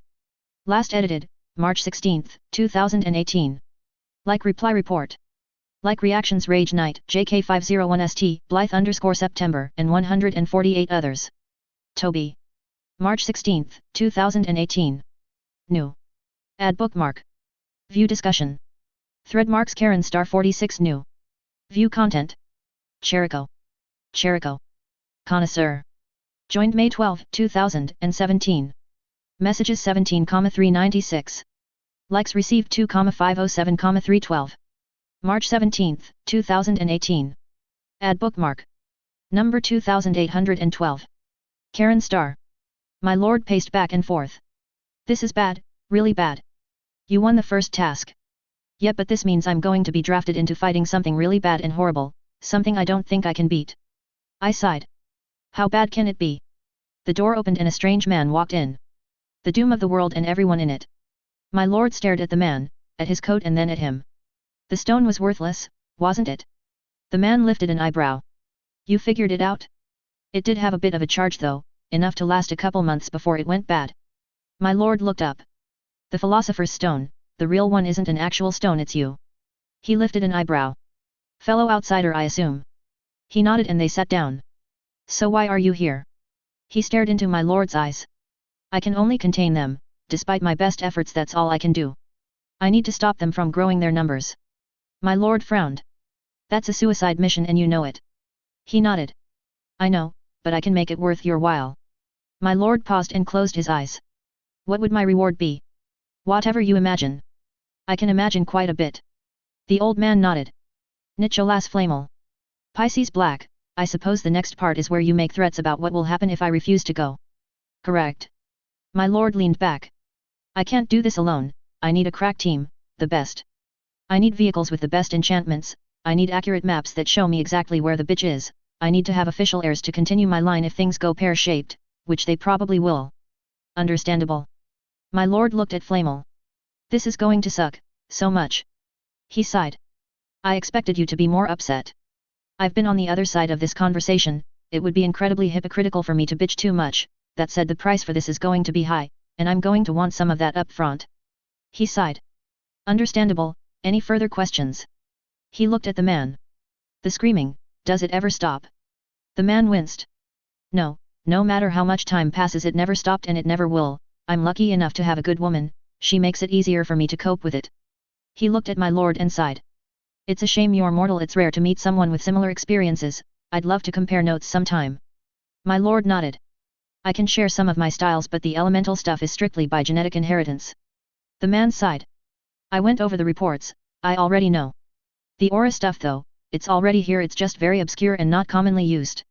My lord lifted an eyebrow. Why not? Too limited and takes too long to train, the local version doesn't mention a semblance though. My lord blinked. You went through my notes. Guilty as charged, lots of interesting ideas, shame most of them didn't or couldn't pan out. I especially liked the bit about House Elf Space Marines. My lord sighed. So freaking disappointing. I know, I have been poking and prodding the Muggles on space travel for over 100 years, and they still haven't gotten to Mars. Tried funding NASA yet? Congress seized the gold and blew it all on pork barrel products, the Russians were even worse. My lord shook his head. Idiots. He got up. I need time to think, prepare, train and other stuff. My knowledge of magic is more on the medical side than combat. I understand. With that the greatest alchemist of the world left the room. My lord got up and made a cup of coffee, his hands were shaking. So you're going to do it? Not much choice in the matter, Karen, going to have kids of course, don't know if Hermione's ready and there's the planning and training end. I gave him a hug and nuzzled into his neck. I'm here with you to the end. He hugged me back. Why did you have to grow up, Karen? Why did you have to get so damned beautiful? I kissed him on the forehead. It's what children do, we grow up. I brushed his face with my hand. I love you. He leaned into me. I love you too, didn't want to, wanted to keep everything compartmentalist, keep everything and everyone in little boxes, treat this all like a game, but it's getting harder and harder to do that. To keep myself distant, to stay objective. It's not a crime to be human. Sometimes I feel like it is for me. We kissed and held each other, we didn't say anything, sometimes you take things as you can. Nicholas Flamel. Number 13 stepped forward. I did so. I was like you once, a slave, if you work for me and work hard someday, like me you can be free. I looked at my tiny hands. Yes, master. I'd love to say I started my life as a noble, or a genius, or something even middle class. I didn't, I started life as an illiterate slave, in a country called Shiris. 23, he smiled at me and taught me how to read, how to write, and then one day he vanished, the world vanished and I was somewhere else, naked alone. I looked up at a girl, a pretty girl, I was weak and in pain, and she nursed me back to health. That's how I met my wife, those early days were idyllic, whatever happened in my old world. It gave me power, it gave me knowledge of the secrets of alchemy that I couldn't even dream of, and for the first time in my life I was happy. Perinel's family didn't have much, she was the bastard child of some wizard. I was allowed to live in their small house as long as I helped out around the house. Pernell gave me my name and in return took my heart, I was happy, and then one day she got sick. It was quite uncurable but I was told of an old witch in the swamp, so I traveled there, warnings be damned, the old witch refused to help me. Then I bribed her with gold, lots of gold. I was put into a circle, a ritual was enacted and I met the spirits of this world and I was offered a deal. I didn't belong in this world, and they were not fond of me, but there were other forces that did not belong in this world, and the wards holding them at bay were fading and getting worse, they knew about the 500,000 souls that shared my body and they offered a deal. I was immortal, powerful, and had almost unlimited amounts of money if I willed it. In exchange for holding this danger at bay, my Pernell, my true love, would share my immortality and I would share her magic. I do not regret this deal. I have traveled to that frozen land so many times, maintaining the last dying efforts of that lost civilization, trying my best to hold the darkness at bay, but that's all I can do. I cannot kill them, and believe me, I have tried, all I can do is try to hold them back. But it's been getting harder and they have been growing, and I know exactly how much they have been growing. I lost good people finding those unchanging numbers, good people mapping out that hellhole. Well, gentlemen, I have good news. We had corpses and with them the first hope of victory in well ever. Is it a trick? No, we have over 10 legit kills. The Atlantis Foundation looked at the files. Can we bring him in? I nodded. For a price, I'm sure he will ask for something completely unreasonable, but he's resigned to his duty. There were nods. So for the next few years we are going to get the best of the best, a strike team using the best muggle and wizard goods on the planet. We're also going to train him, test his capabilities and gather more information on the target. I looked at our Informaidon specialists. Calculations. We still can't pin down the numbers, but we still believe that if the Queen was killed the psychic feedback would kill a significant proportion of the Dementor population. How much? Between 1% to 100% of their population, with 1% being the worst case scenario in the event of a successful kill and 100% being a very unlikely best case scenario. 1% would be worth it, just stopping them from growing would be worth it. Acceptable, hopefully he will have an heir soon. And about the others? I shrugged. Pisces has proven capability, they have unproven potential at best. I took a breath. If we can stop the growth, and cut their numbers down it would make maintaining those failing wards easier, as is we are constantly losing ground. Getting personal is still a pain, sir. I nodded. I know, and the Confederacy simply does not want to deal with this threat. For the first time in human history we have the capability to strike back. In the name of Atlantis, for the fallen we have a duty to win. I smiled. Let's make that happen. Harry Potter. So, next task. Fishy leaned against a couch. Obviously fencing, no magic. I already talked to the judges, who confirmed it. Then I had talk about my aura training. Aura. Yeah, essentially I use magic to reinforce my strength, speed, endurance, toughness, that sort of thing. Can't really shut it off. I had to talk to the headmistress of Bose Batons and I excused myself from the match because I'm really not capable of not cheating in this match. The judges awarded me 2 points for honesty. Maxime didn't like it until they mentioned it was that or grant me an exemption. So we now have 12 points. Great. Not great, we're stuck doing that maze, and you're going to get stomped into the ground. I looked at him in confusion. Why? Same reason I would be stomped into the ground. Fleur and Julie are two of the best fencers in Bose Batons, and probably France period. Both of them were trained how fight with a sword since they were toddlers, even with aura they could probably defeat me with skill alone. I frowned. Aren't you the leader of an island of magic Vikings? And none of that makes me any better with a sword. There's a reason why I let Karen handle that stuff. 1, she's better at it, and 2, it gives me more time to specialize in stuff that I'm actually good at. I'd tell you to practice, but now that Maxime knows that I know about the thing, she's going to put her task up a whole lot faster, so yeah, you're going to lose. I frowned. There's still the Demstrang team. I think I might have a chance against them, right? Fishy closed his eyes. I'm going to call in Sven. He's not going to be able to give you much in the way of advice, but it's something. We went to the Great Hall to get something to eat. Dumbledore looked annoyed. Maxime smirked. The training yard for the second task is complete. It will be held on Halloween. I looked at Fishy. Fucking hate Halloween. He patted me on the back. It's always bloody Halloween. We had a week to train. Sven came over and trained me. I'd like to say that I was a fast learner, a quick study. Hogwarts loses. Disarmed in a few seconds, Fleur held her sword at my throat and smirked. Victory is mine, yes. Really hated that smug grin. Yet. I stepped out of the dueling circle and watched as Victor was also destroyed almost as quickly as me. I looked over at the other circle where Julie stood. Over a pissed off Lena. You lose. Accept it, yes. The Lena girl growled and then brought out a knife. She screamed and went after the French girl, who simply smirked, dodged, and moved out of the way. Remove the contestant from the stage. She was hit with binding and sleeping hexes and was dragged off, still snarling at the smirking French girl. Victor shrugged and we went into the dueling pit. I don't think either of us really knew how to use a sword. He stabbed forward and I tried to stay out of the way. I looked for some way to get him, hit him, but he was bigger than me, stronger than me, and faster than me. But he was also more aggressive than me, and I had a lifetime of experience dealing with that. I knew from looking at his face when he would attack, and I was careful, hitting him in the legs with my blunted sword, poking and prodding and trying my best to avoid just losing the thing. When the bell rang I was utterly exhausted. We walked up to the judges. Bose Batons School of Magic wins, Hogwarts comes in second place, and Demstrang loses. They nodded. Due to the honesty of the Hogwarts participants they receive another 2 points.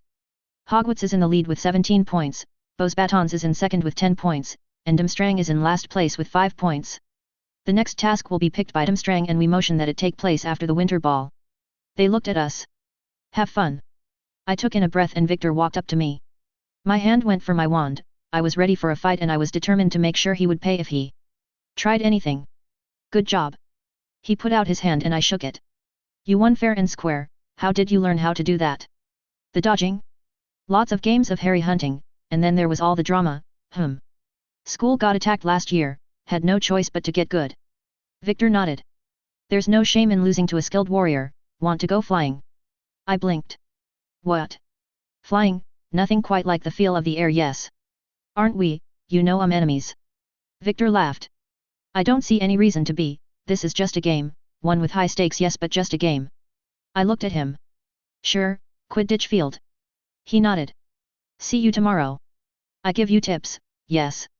He walked away and I felt a sense of confusion, but for some reason I didn't feel bad about that. Hermione Granger. So I've been drafted. Fishy looked depressed, and I tried to think of some way to get out of it. You're sure there's no way out of this? He sighed. No, Flamel is much more powerful than me, he has hundreds of years of experience, has pretty much unlimited funds, and in this issue has the International Confederacy by the balls. He closed his eyes. And as much as I want to bitch about this, he actually does deserve to have that power and influence in this case, because things are that bad. I closed my eyes. I thought that Dementors reproduced asexually. He looked at me. When they have enough energy they can commune with the mother and bypass the wards, allowing the Dementors to be born outside of Atlantis. It's one of the reasons why Azkaban exists, we had no way of killing them before the incident. I looked at Karen, she nodded, her face calm. I didn't understand that. It's not going to be this year, Nick wants all of his ducks in a row to give us the best chance of victory, but I am going. He got up. Which means we need to talk about heirs, making sure my abilities don't die with me. I cringed, children, that was a big deal, I didn't know if I could do it, if I would be a good mother. I'm in. Karen's words echoed through the room. You sure about this, Karen? She nodded. If it's possible, I want my mother to see me lose my virginity. I felt a little disgusted but then remembered it was a cultural thing. You only have that in the most technical sense possible. Still counts. He nodded. Hermione, you good with this? I thought about this. Karen wanted this, I thought her worries about being an old maid were ridiculous, that things would just work themselves out. That we had more time, but looking back on the last 4 years I couldn't honestly say that, could I? Yeah, I am, I'm here for you. Karen gave me a hug and Fishy got up. I'm going to go do some flying training with Cedric, I'm go doffle on a broom, and knowing Dumstrang it will be something broom related. He left the room and I clenched my hands. How can you be so calm about this? Karen looked at me. He's a hero chosen by the gods, men like that are rare and often do not live long. All you can do is support him and enjoy the time you have while you have it. I got up. Aren't you scared? I mean, kids are a big bloody deal. She looked at me, her eyes calm. I have faith in myself and my gods, my family will help me, and I know that I'm not going to be doing this by myself. My lord is beloved by his people, he looked after us, it is only fair that we look after him and his children. She patted me on the knee. You're afraid? I looked away. It's okay to be afraid, but I'm going to do this and show you that you don't have anything to be afraid of. This is a perfectly natural process, Hermione, your mother did it, your grandmother did it. It's completely okay. I took a breath and she smiled. I want you to be there, when he takes me. But your mother? Karen smiled and put a finger on my lips. You don't have to join in obviously, but I want you there.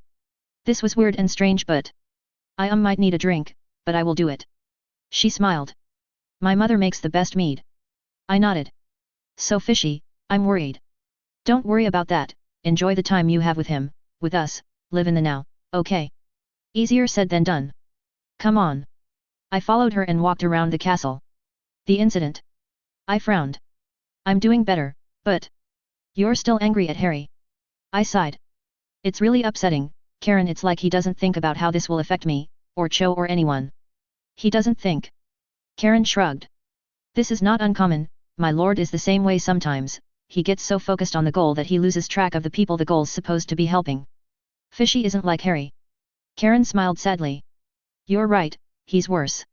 I blinked, feeling shocked. I know my master, the man I love, is a flawed one, I love him anyway, and I know you are flawed and I love you anyway.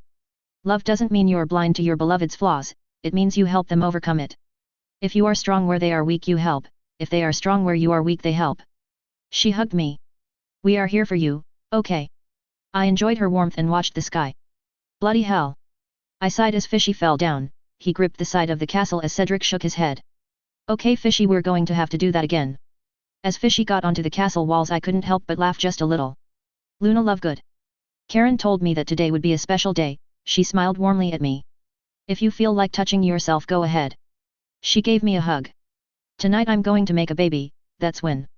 I'm only a year younger than you. Karen blinked. What? I'm only a year younger than you. Karen blinked. Oh right, so do you want to watch? I thought about it, Dad wouldn't approve and I doubt my mom would like it, but they weren't here. Okay.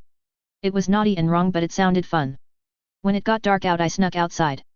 Following the Nargle's advice I snuck around avoiding getting caught. I looked up at Neville, we stared in each other's eyes, and froze. I didn't see anything if you didn't. Neville let out a breath. Sounds fair. With that we passed each other. It was late when I got to their room, I was worried that they would be gone, that I would be too late. I knocked, my heart beating in my chest. Hermione opened the door. Luna. I nodded. You got invited. I nodded. Good, or bad or, this is kind of messed up. She blushed and I smiled. It sounds fun though. Hermione blushed, her hand reaching for me as if she wanted something. Yeah it is, we can have a lot of fun together. Her voice was low, and I could hear some want in it. Yeah fun. I felt a little nervous, and we went to the flue. We walked through it and I found Karen's little sister leaning against the wall. You're going to watch? She smiled at me. Yep, going to cheer her on. I blinked. Yeah, that's great. I saw an older blonde woman with Karen, she was talking to her and then gave her a hug. Karen was dressed in a white robe, her hair was done up and she looked beautiful. We entered a room and took seats. Fishy walked in and looked visibly uncomfortable, he was dressed in a black robe. Karen, if you want to change your mind. Her robe dropped, exposing her large breasts. Bed. Karen lifted her eyebrows, Fishy brought out a suitcase. Are you sure? Yes. He opened it. Potions, powerful ones, it guarantees insemination and pregnancy. Looks expensive. It is. Karen took a vial and drank one, Fishy placed the suitcase on a cabinet near the bed. Karen dropped to her knees and undid the rope that held his robe. I watched as his erect cock sprang out. I was fascinated by it, my eyes unable to look away. Karen smiled and playfully licked it. Fishy hissed and then she swallowed the cock, her head bobbing back and forth. Swallow. I heard a slapping sound and turned my head. Carol looked away sheepishly as her mother frowned at her, she then smiled at her daughter and gave her a thumbs up. Karen kept bobbing her head and then she stopped and gargled the cum, making a show of swallowing it. I saw Hermione put her hand down her dress, her face beatered. Karen laid back on the bed, and Fishy placed his head between her thighs, he started licking the golden little bush between her legs slowly. I felt myself getting wetter as he licked her. Karen smiled, her eyes getting unfocused, then she arched her back and gasped. She smiled and laid back. More. Fishy grabbed a small box and opened it, he had some kind of white jelly. What's that? Increases fertility, I rub it inside you and it guarantees conception, it's expensive stuff. Inside me. Karen looked at the jelly with glee, and Fishy plunged his hands inside her, massaging the walls of her pussy with the jelly. So hot. It's working then. Then he stopped, his cock hard and looked at her. If I come inside you within the next 3 hours you will get pregnant, even a single drop will do it. I want more than a bloody drop. The two of them looked at each other and laughed nervously. I leaned in and watched as Fishy's cock entered Karen. Missionary, it's a good solid position Kara, something you should start out with first. His hands moved over Karen's bountiful chest massaging her tits, Karen started crying and I saw a little blood. You okay? More. He continued thrusting inside her and Karen gasped. More. Her back arched. Really, before me? Karen kissed him. That's the way it's supposed to be, deal with it. Greedy little girl. She kissed him on the neck and Karen started moaning, louder and louder. I'm going to come. Inside. Karen's words came out like a prayer, I felt hot, my breath hitched. Inside, inside, inside. Her pleading grew more frantic, and then she screamed in ecstasy, her eyes unfocused, her face dazed and wild with pleasure, then Karen slumped. Fishy got off of her and I watched as the cum oozed out of her pussy. Good, so good. This isn't over. Karen smiled. Don't want it to be. She got on her knees, and Fishy grabbed her waist. I stared at his toned chest, his flat belly, Karen's bountiful breasts swayed back and forth as she moaned, as he thrusted. Her knees occasionally buckled but Fishy held her up, making sure to keep her going through her orgasms. Until he came. Inside her a third and final time. Karen collapsed and Fishy held her, her mother got out of her chair and looked at her daughter. You did well. Karen smiled. Thank you. She ran her fingers through Karen's short hair. You're a woman now. She kissed her girl's head, and looked at Karen's little sister whose eyes were wide like saucers.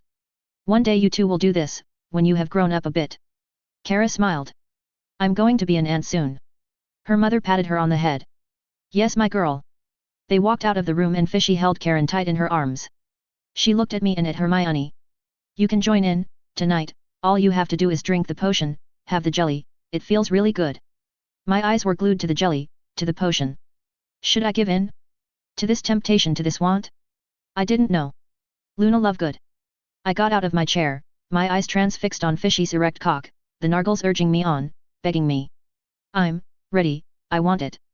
I took off my dress and walked carefully towards the bed. Luna. The nargles whispered their approval, telling me how good it would feel, telling me that they would make it feel even better. I was shaking as I took the potion vial, I drank it. I felt warmth, comfort, and I felt nervous as I looked at a smiling Karen and a concerned Fishy. I'm ready. I took off my shirt, and Hermione looked at me. Her eyes opened, her face flushed, her hand down her skirt. I then took off my knickers, I still had my corset on, something Mom bought me as I started to develop. I then collapsed on the bed face first, my legs were on the ground. Karen smiled as she got up, cum dripping out of her slit. I stared at her. You want it?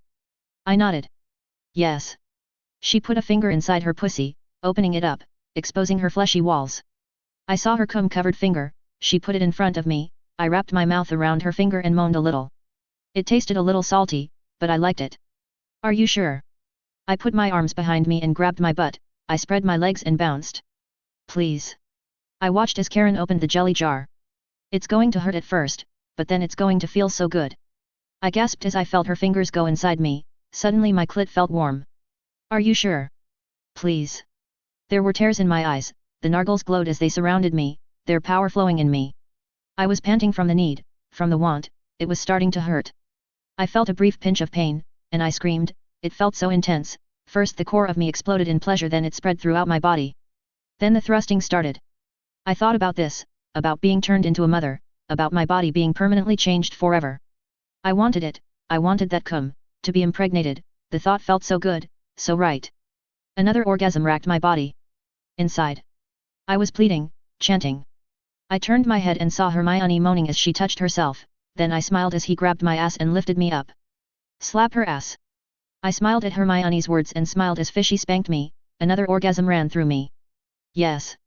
He spun me around and looked at my corset as with an arousing eye, and then he carefully undid it as he continued to thrust inside me.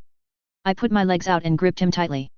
I took a deep breath as he removed my corset and then I felt him massage my breasts. Put a bun in that slag's oven. I know she was trying to be sexy, but the two of us stopped and laughed at Hermione's words. She froze and looked down. I thought it was hot. Karen walked next to her and gave her a hug. We know you're trying. I looked at Fishy and pressed against his cock. Please. He continued and I moaned as he got harder and harder. His cock started twitching and he came inside me. My world exploded in pleasure and he got on top of me. Feels so good. I kissed him on the lips and he held me in his arms, his cock still inside me. I felt warm, safe, and content. The bed moved and I saw Karen on the other side of him. She span him around and we looked at Hermione with her red face. Come on Hermione, all the cool kids are doing it. I smirked at Hermione, still flush from the orgasm, the cum dripping out. I put out a finger and motioned for her to come forward, to join us, to be impregnated like us. Hermione's face was full of indecision and she sat frozen on her chair as we waited for her. Hermione Granger. This was a bad idea, intellectually I knew I wasn't ready. But I was hot, frustrated, and there was a chance that I wouldn't have this chance again. Come on Hermione, all the cool kids are doing it. I was so wet. Karen nodded at Luna as they got out of bed, their snatches were still full of cum. I whispered a spell under my breath and my senses told me that the sperm and the magic had already done its job, they were pregnant now. My breath hitched as Karen kissed my neck. Don't you want this? Karen's expert fingers were inside me. I wanted this, I didn't care about the consequences anymore, I just wanted this. I want to be bred like a whore. I looked at Karen. Rip my clothes off. I was tired of being dishonest with myself, all that waiting to be kissed didn't make me happy, all of that waiting for sex just drove me half mad. I was going to be more honest about what I wanted and I was going to take it. I kissed Luna hard as my clothing ripped, I pressed her against the wall. You've been defiled now Luna, you're one of us now. I went down to her snatch and gleefully licked the soft golden puff of hair. Luna moaned a little and Karen held out another vial. Come on. I opened my mouth and drank it. My body felt warm light and the two of them led me to the bed. Karen pulled out the jelly and they both placed their hands inside and then massaged my pussy. I felt it get warmer and felt the pleasure rise inside me. I kissed Luna and then kissed Karen. Fishy stood in front of me, his cock hard. You can't take this back. Fuck me. I giggled as he got on top of me. I kissed him as he thrust inside me. The other girl's fingers touched my hole and I felt an orgasm rip through my body. You ready to turn me into a teenage mum? You want to turn me into your little yummy mummy, you want to? Hermione, it is really hard to keep from laughing. I frowned. I'm just trying to talk, oh fuck. Dirty. And it's adorable, and we love you but... His cock twitched. I smiled and grabbed him close as he came inside me. The four of us laid there in the bed and I smiled at my man, at my husband and whispered in his ear. I know what you're thinking but you're a member of my harem, not the other way around. He looked at me and smiled. Fair enough. I had everything I wanted and as I fell asleep I felt happy, content, and warm. Whatever the future brought we would face it together. Narcissa Malfoy. I took a sip of tea as Karen sat down. So, progress report. She took a breath. It is done, Hermione Granger is with child. I smiled and sighed in relief. Luna Lovegood, and myself are also carrying your son's children. I nodded. I hate rushing you, but as much as I love my son, he's incurably reckless, the House of Black requires an heir, and our alliance with the Lovegoods needs to be secured. And myself. I shrugged. You're a good girl, I give you permission to marry my son once we confirm that my son's seed has taken root. Good. I put a hand on her knee. This is a great honor. I know Lady Malfoy, I will give your son plenty more children. I smirked. Oh don't be like that, they will be your children too, and if you were successful they won't be bastards. She knelt before me. Thank you Lady Malfoy. I leaned back. Lady Malfoy, I request to know how the Flamel case is going. Oh yes, that horrid old man, sadly there was nothing I could do, even our influence had limits. There's no way to put it off forever, the old man has too much leverage. Karen looked crushed. Is he doomed my lady? I don't know, if anyone could survive this nonsense it's my little fish, but it is unlikely. I motioned for her to take a seat. I want to fight by his side, in that final battle, if his time is limited then I wish to die by his side. And your unborn child? She looked at me, her eyes sad and defiant. My mother, my sister, my friends would gladly help. I sighed, I disliked this but I supposed I owed the girl this much, owed my little fish this much.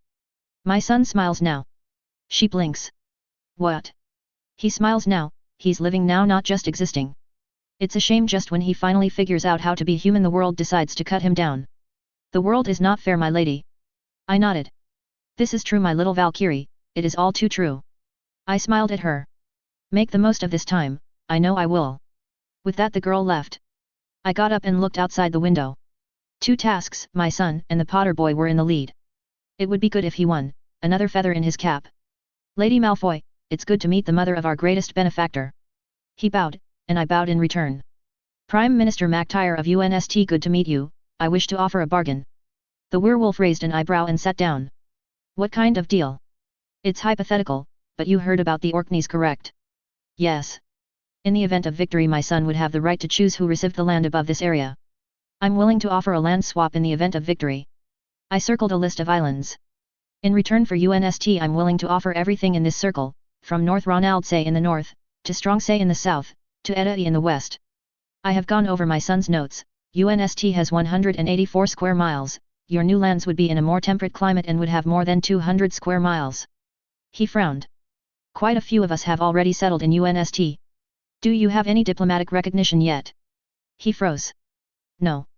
I was going to leverage the hell out of our deal with that old fossil. I have connections, if we win, I could arrange diplomatic recognition, I could arrange for boats to have your people moved, I can arrange for funds to build roads, schools, everything to start a government. If this hypothetical deal happened I would need to talk to my people first, but it is true that we have very little money, that the land while rich in fish is also cold, and the soil fights us.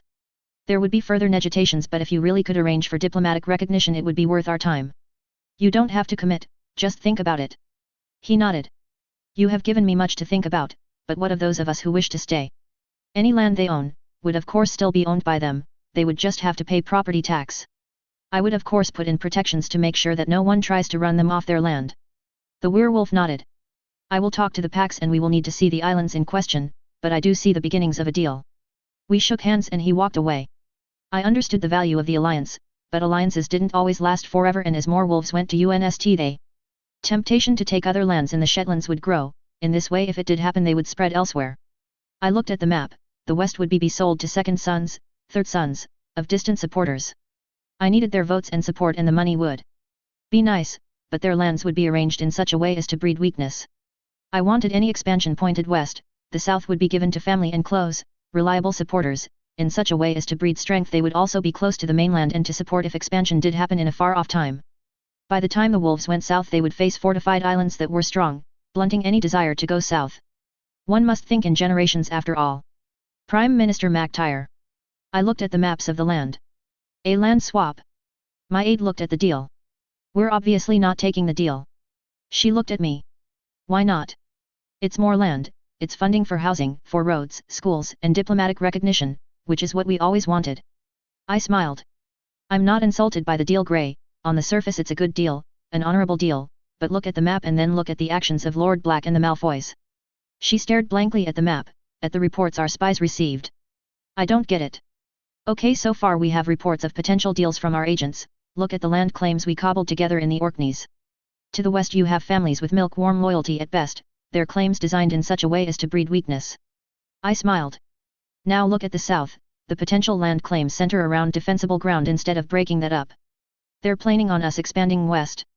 Why, we're an honorable people who just want to be left in peace. I sighed. We are, our current leadership is, but the next generation or the generation after that. Now imagine that our population is growing, which it will both naturally and from immigration. Grey frowned. So. Now look at how Lord Pisces is planning to divide the Shetlands. He's clearly planning to spin the land off and make branch families. So he wants to look after his kids. I shook my head. No, these are the actions of a man who doesn't think he can project power from his main holdings in the long term. So creating these branch houses means that his family can better hold onto the land because of proximity. Right now, if UNST becomes overpopulated, if our children forget our debt, the expansion would be towards the south. We're better than that.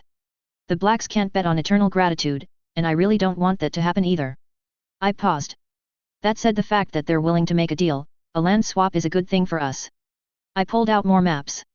You see, right now if we make that deal, the best we would probably get is officially recognized autonomy rather than de facto autonomy.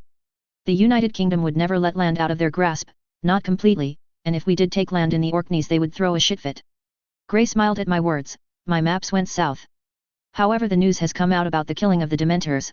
We have a few agents that work for Flamel and he's willing to do almost anything to get Lord Black on a mission to Atlantis. I pulled out 2 maps. These are the Balani Islands, 310 square miles of tundra, all of them with natural exit points. I pulled out a map. This is the lost island of Mew. It used to have a Dementor infestation before they escaped. It's 32,222 square miles, 83,453.57 square kilometers to the civilized world. Mew has temperate forests, hot springs, and rich volcanic soil.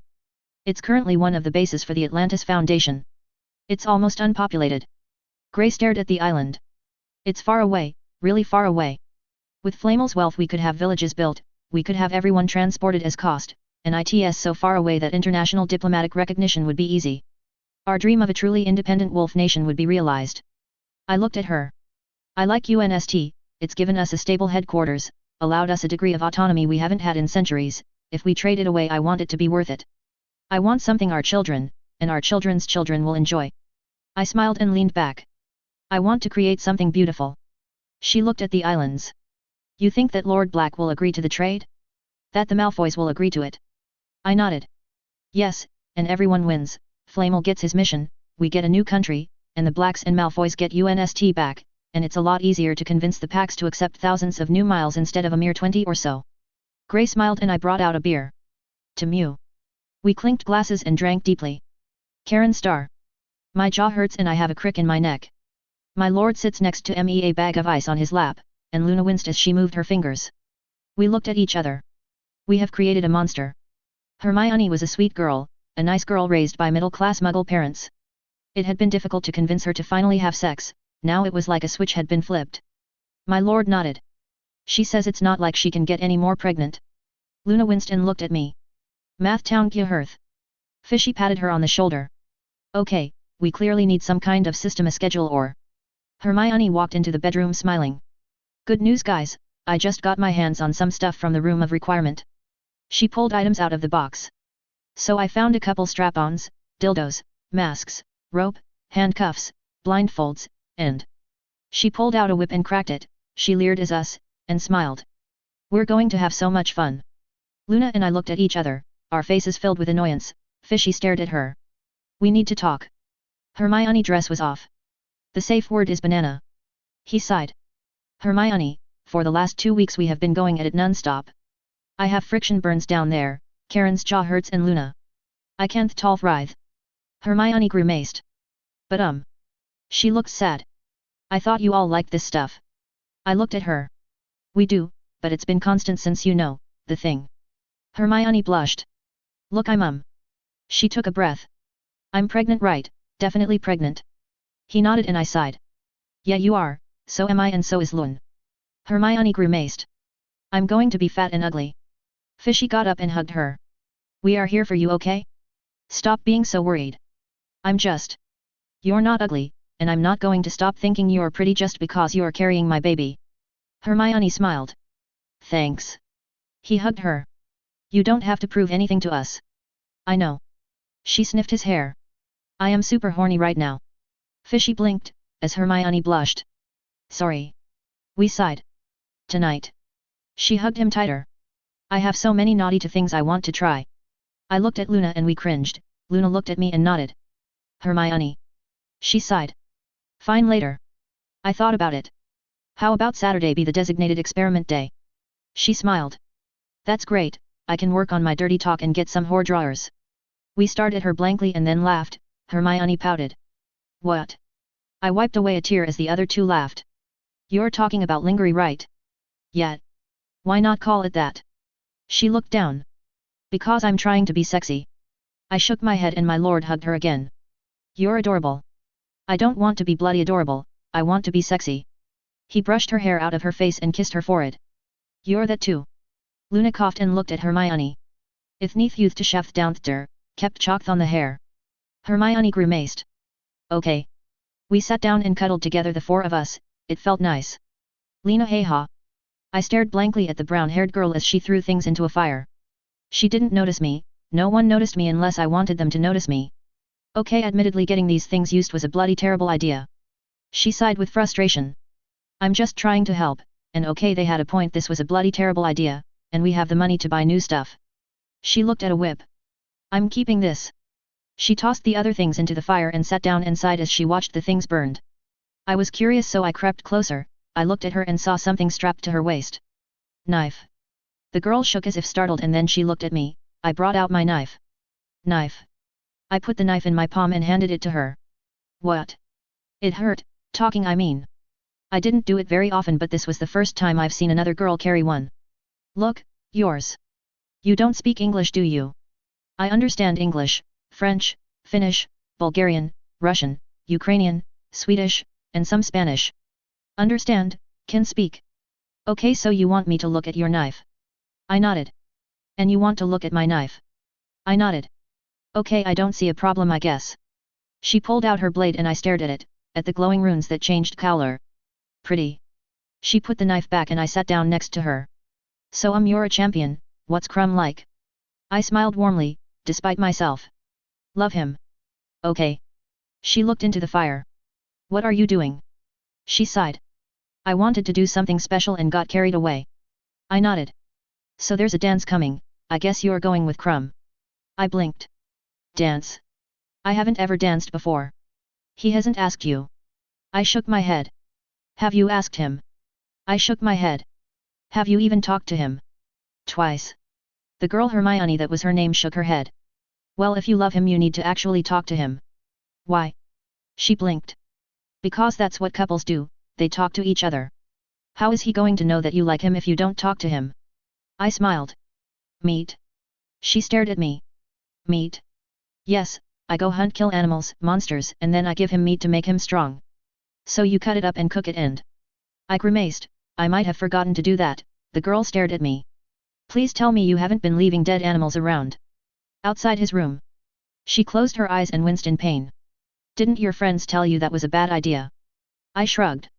Don't have any. Okay, your mother, surely she told you not to do this. Mom died when I was born. Your town. I lived in the wilderness alone with my papa until I went to Damstrang.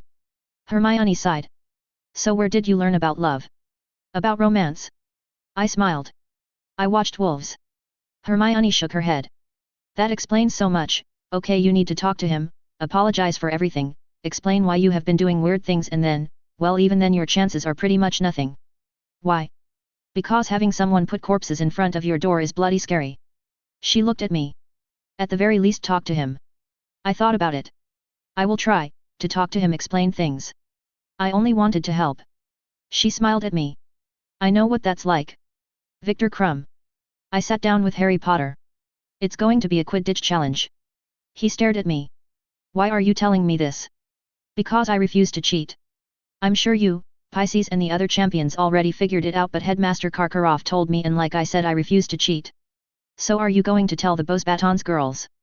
Already have, Fleur accused me of lying. Harry nodded. I trust you. I decided to continue. The challenge is this, they're going to bring in snitches, lots of snitches. Whoever catches the most wins, with second most getting second place, and well, so on. I hoped I didn't mess that up. My English is getting better, but it's still terrible. So I'm going to train you to get better. Why?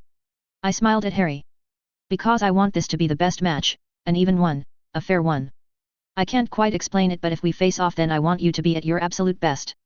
I liked the headmaster, I really did, but he didn't understand that a fair game well played was more important to me than winning. You learn more that way. I smiled at Harry. Come on, let's get into the air. We flew up and I smiled. Harry was a natural on the broom, it was like he was born to fly, but he lacked the experience, the awareness, and the sixth sense that only came with practice. I helped him, but my limited English made the process harder. We flew for hours as I watched his progress. When it got dark, we landed. I smiled at him and we shook hands. You're getting better. He looked away. Thanks. I put a hand on his shoulder. One of these days you should go pro, I'd love to play against you in the major leagues. That earned me a smile, and we walked away. Hi. The voice was raspy, my blood went cold and I looked up. Victor. Her hair was black as midnight, her eyes dark, her skin pale. A part of me noticed that she was attractive, with a toned athletic body and an ample chest. She had a throwing knife in her hands. Our eyes met. I'm sorry. I blinked. What? She took in a breath. My people's courting rituals, I didn't stop to think that not everyone knew about them. She grimaced. I didn't mean to scare you. I took a deep breath as my fear was replaced by raw rage. You left corpses in front of my dorm once a week for over 5 years, you stalked me constantly, you beat up every girl who talked to me, you followed me home, and you didn't mean to scare me. She looked at me like a kicked puppy. I am sorry, I really like you and I wanted you to like me too. I glared at her as she withered under my gaze. I took a breath. What do you want? She looked at me with her dark eyes. You. I stared at her. Why?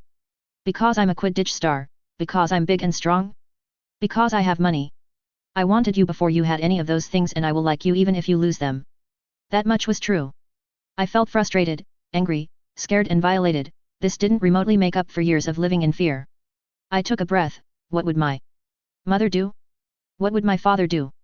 Victor Crumb. She blinked at me as I put out my hand. Hey. My name Victor Crumb, I am giving you a second chance. I really didn't want to, but if she was telling the truth then I was willing to do this. My headmaster got a second chance and he made something of himself, he helped me get to where I am today. It was only fair that I pay that favor forward. Lena looked at me shyly. Lena, hey ha. I'm sorry, it's hard for me to talk, it hurts. I nodded. You still have to talk to me like a person. Fair enough, you're worth it, worth anything. I pinched my nose. Please don't, we are all human beings, yes? I do not like formalities or sucking up, I prefer honesty. She smiled warmly. That's why I love you. No being creepy, that's the first rule. She tilted her head in confusion. I don't know how to do that. Tell me about it. Then I'm going to have to teach you, this is your only chance. She nodded. Yes, there is a dance. It's not like I could go with anyone else, everyone in Damstrang was terrified of her. I will go with you, but no funny business. She nodded. Thank you. We stood there in silence. See you later, I guess. She looked at me. I want this to work, I want us to work. I froze. Right now there is no us, if that happens it will be because I have had time to think things through, because I trust you. I stopped. And if you ever use love potions on me I will never forgive you. She nodded. Fair enough, I will win your heart honestly. We split up and walked in different directions, the world changed and I didn't quite know how to deal with it yet. Pansy Parkinson. Give that back. The trick to having fun? Finding someone who couldn't fight back. What are you going to do? Mudblood. It was nice to be able to say that word again, ever since second year Draco stopped saying it and he's been nagging me to stop being pointlessly mean to them. I will tell a teacher and I brought out my prefect badge. I'm a prefect, what are you little firsty Mudblood? I opened the box and found a dress and smiled. Incendio. She screamed as the dress burned. I smirked, enjoying the heady feeling of power. I smiled as she cried. Oops, I guess the little firsty Mudblood isn't going to be able to go to the dance. I laughed as she ran away crying. I missed this feeling of power, of control.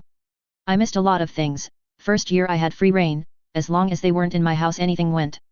Then one day I messed with a Hufflepuff and then fell down the stairs. I was told that if I kept messing with Hufflepuff I would fall down some more stairs, and just like that half the school was out of reach. But I was still rich, pure-blooded and connected, and Gryffindors and Ravenclaws were still there. I smiled at the memory of tossing Luna's shoes in the moat. I remember laughing as Cho dived into the moat to save them. It was a beautiful memory. I missed being able to torment Luna, I missed spreading rumors, seeing that look of pain on her face. But then one day she was taken away from me forever by Draco's horrid little brother. I found substitutes of course, but it wasn't the same, and then one day the siege happened, that stupid bloody siege, and suddenly the school came together and my games had to end. It seemed like even the most pathetic Mudblood wouldn't play along anymore and my girls didn't want to help me. Thank Merlin for her first ties. I turned around and walked into Draco, he looked at me with concern. Pansy, was that really necessary? I put my hand against his cheek and smiled. Oh come on, I was just having a bit of fun. He looked guilty. Why did he look guilty? I remembered when he could be even meaner than me and we would both have a laugh. That dress looked kind of expensive Pansy, and the ball's going to come soon. I shrugged. She shouldn't be going to a dance anyways, she's just a firstie. He frowned. We used to be first ties too Pansy. I rolled my eyes. Okay, if you were a firstie this dance would have meant everything to you. I looked at him blankly. But I'm not a firstie. But let's pretend you are. But I'm not a firstie. Draco gave me a look of frustration so I kissed him. You're being silly, it's just a bit of fun. He shrugged. It just feels messed up Pansy, I don't like messing with people who can't fight back, it just feels wrong. I smirked. Ronald Weasley. Draco frowned. As much shit as I give him he can and does fight back, that firstie couldn't. It just feels messed up you know. I brushed my hand against his face.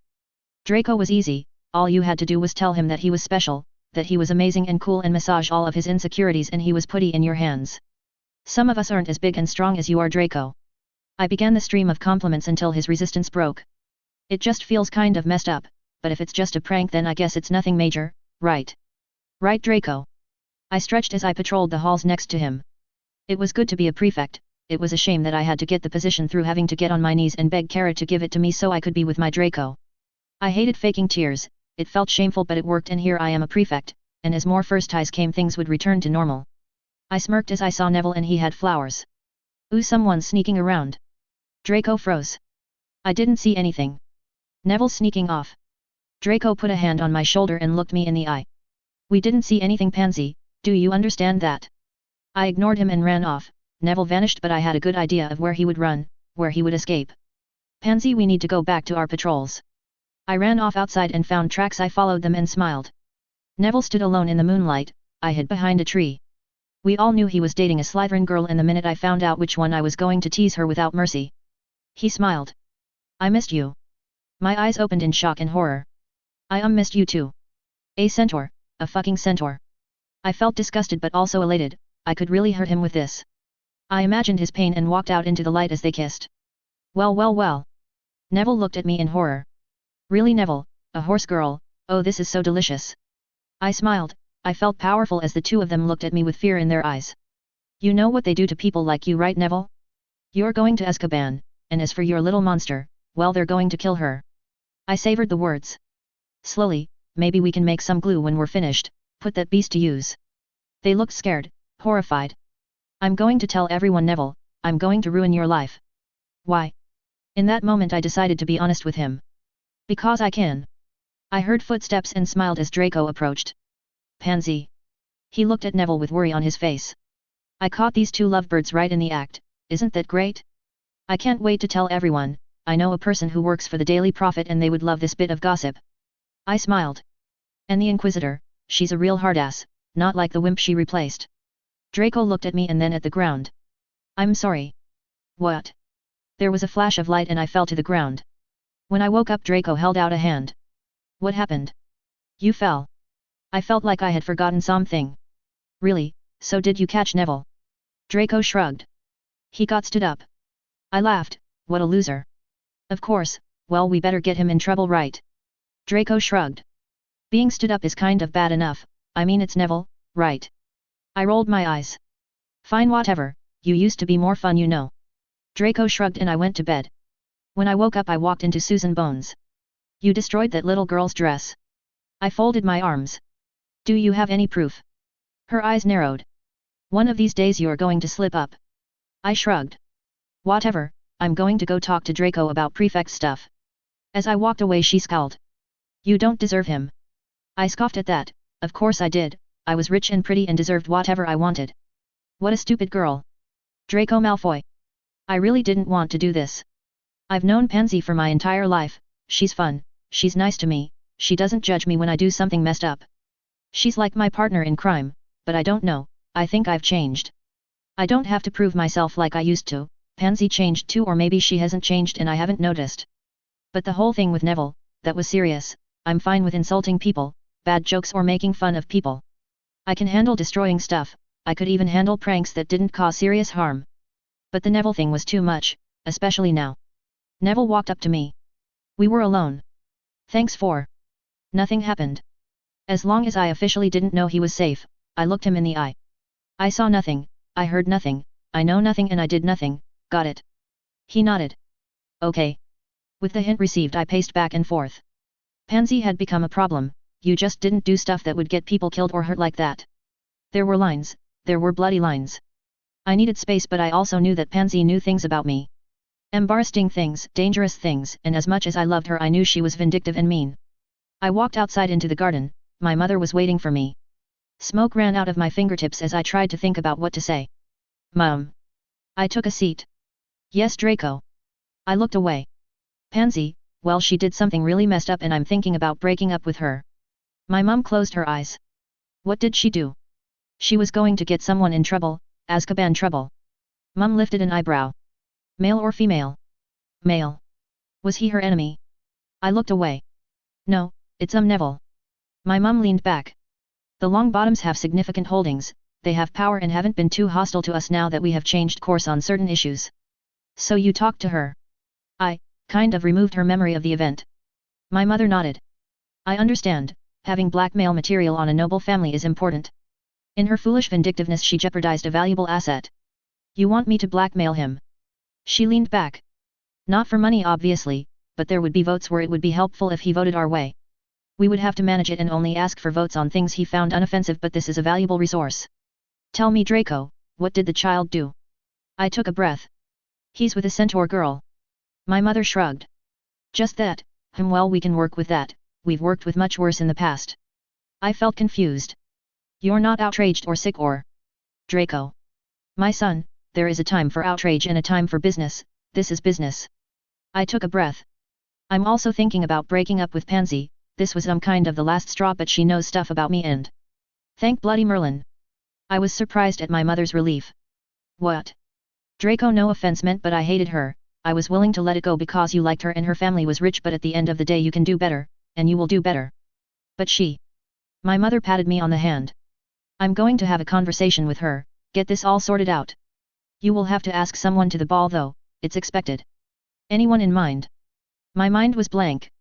Susan Bones, I think. My mother nodded. She's the niece of the head Aura and your uncle Sirius. I've met the girl, she has a good head on her shoulders, even if she's a bit too inflexible. Not a bad choice. Are you planning my marriage? My mum shook her head. No, look, I had your brother married off because he was way too reckless and we needed to secure the Isle of Man and our other land holdings. You're more cautious, we don't have to rush things with you. I relaxed. Okay, good, so why Hermione? My mother smiled. I value blood purity, I value money, I value power but I value ability above all else Draco, and the Granger girl has that. Your brother needs a queen with brains more than other qualities. She was smart and I understood. Look, go to the dance and have fun, okay? I will handle this breakup for you, and be the bad guy. Really? Oh yes, I will take all the blame so the two of you can continue being friends, and make sure to ask out that Bones girl soon or some other boy will beat you. Thank you mother. She tousled my hair. Everything's going to be okay Draco, your mum has it covered. I left the garden feeling much better. I then walked over to the library to where Susan hung out. Hey. She looked up at me. You told me I could do better, right? Susan nodded. Yeah, you can. You mean that? She closed her book. Of course I do. I stretched out. Then I will see you at the ball then, if you need a dress my family will have it covered. Susan shook her head. That was quite possibly the least romantic way to ask a girl out that I have ever heard. I folded my arms. So I'm embarrassed to say that I'm actually going to say yes to you. She got up and shook her head. Glad you finally got your head out of your ass Draco, see you at the dance. Not very romantic yourself. She shrugged. Well, I suppose it's best if we have something in common, right? I nodded and left. As I walked away I noticed Pansy crying in the corner. I opened a door and stepped away, that was something best left alone for now. Narcissa Malfoy. Pansy, sit, it's time to talk.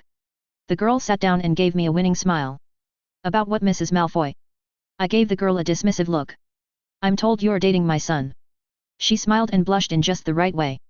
If I didn't know better I'd say it was genuine, but I knew better.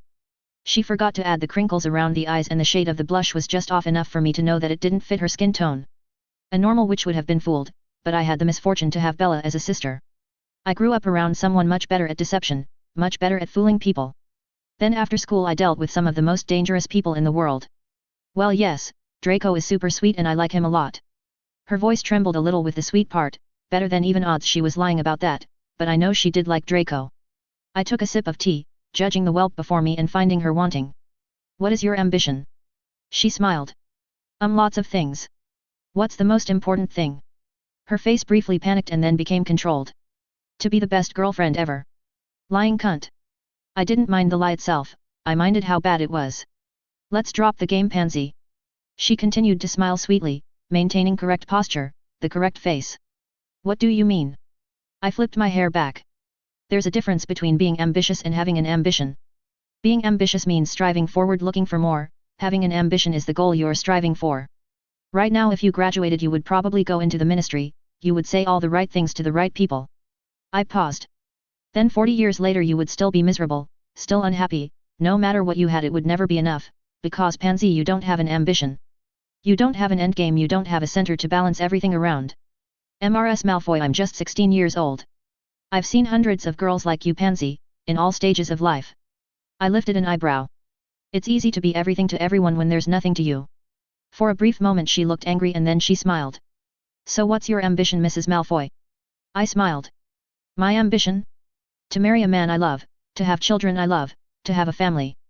That's it. I know that sounds stupid to you, corny even, but that is my center, my world. I am content with what I have and when I play the game I know what I'm playing for. I looked at her. My son likes you, he really does, but he doesn't get to determine who he marries, who becomes his wife. I do, and I find you unworthy of his love. She made a little coughing sound. But that isn't fair. I put my hand on her face, near her hair. Pansy, do you think I'm stupid? She froze. What? Do you think I don't pay attention to school? I was watching, little girl, I was judging you and you have been found wanting. I looked her in the eyes. I can change, I can be less mean, less cruel, please don't take Draco away from me. I brushed her hair with my fingers. Do you think I'm angry at you because you're cruel? She blinked, I grabbed her hair and slammed her into the table, she whimpered in pain as I held her there, my hold was firm. I'm not upset about the cruelty, I'm upset at its purposelessness. When you are cruel it should be for a reason, it should be in the service of a goal, of an ambition. She was crying, but the tears were not real, I knew the difference. I twisted her hair until the tears became genuine. You can't do this to me. I continued to hold her down. And yet it is happening, so you are quite clearly wrong about that. My daddy. I pressed her harder into the table. Your dad is a jumped up merchant and you're his little nouveau rich princess. Little girl, I am descended from royalty, I am a noble and I am far richer, far more connected and far more dangerous than you. You have reached above your station and I am slapping you down for your impertinence. She was angry. You let your son marry a mudblood. I paused and released my grip a little, she relaxed. I grabbed more hair and lifted her head and slammed it into the table over and over again as the girl screamed for help that would never arrive. When I was certain that I had dealt with her sufficiently, I stopped. What do you offer? Stop hurting me. Only in these moments, in fear, when your delusions have been stripped away, do you find out who a person is. Now what do you offer, little girl? My daddy is rich. Your daddy isn't here, little girl. I asked what you have to offer my son, you personally. Hermione is a mudblood, but she also gets the best grades of all the witches in Hogwarts. She works hard, she listens, and when danger came she fought side by side with my son. I lifted her hair and stared into her eyes. When my Draco was fighting on the wall third year, you hid like a coward. I'm not a Gryffindor. Then you should have convinced Draco to seek safety too. Instead you let him fight, you let my son get into danger. And you enjoyed the reflected glory of his risks. I looked into her eyes. I was willing to overlook your family's humble origins, I was willing to overlook your lack of noble status, but for any of that to mean anything you had to have something of value, and you don't. You are trash. I slammed her head into the table one last time. And I don't let my boys date trash, much less marry them. Your relationship with my son? It's over, Pansy, and if you decide to go behind my back, to screw around on me, they will find your body filled with muggle drugs, an overdose so tragic and you will be dead. My voice was calm, collected. I know you're thinking of revenge, of going to your friends in the media. My advice, little girl, don't. Because I'm not a little girl, I'm an adult and I don't play around. I pulled a small vial out of my pocket and threw it in her face, letting it heal until all the injuries were gone. Don't fuck with me, little girl. With that I walked away as she ran away with tears in her eyes. Harry Potter. My jaw dropped a little. Cho's outfit was a mixture of dark blue, gold, and some black. So what do you think? You're pretty. I mean your outfit is pretty, not that you're not pretty, because you're very pretty and...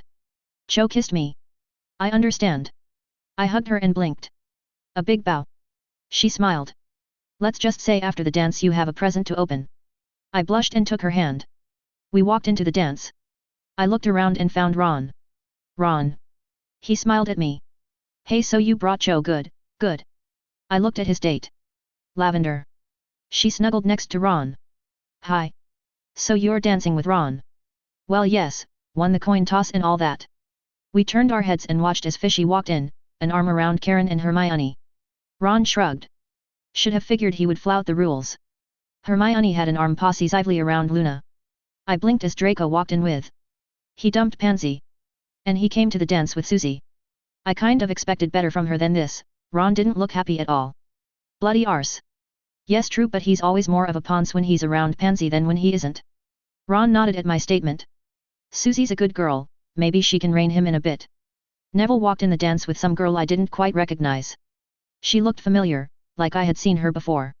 She must have come from either Durmstrang or that French school. Good for him. We walked towards the center of the room and I frowned as Draco walked closer to me. What do you want? Draco smirked. Well, we're at a dance, so it's obvious, isn't it? What's obvious? Dance off. I stared at him. Dance off.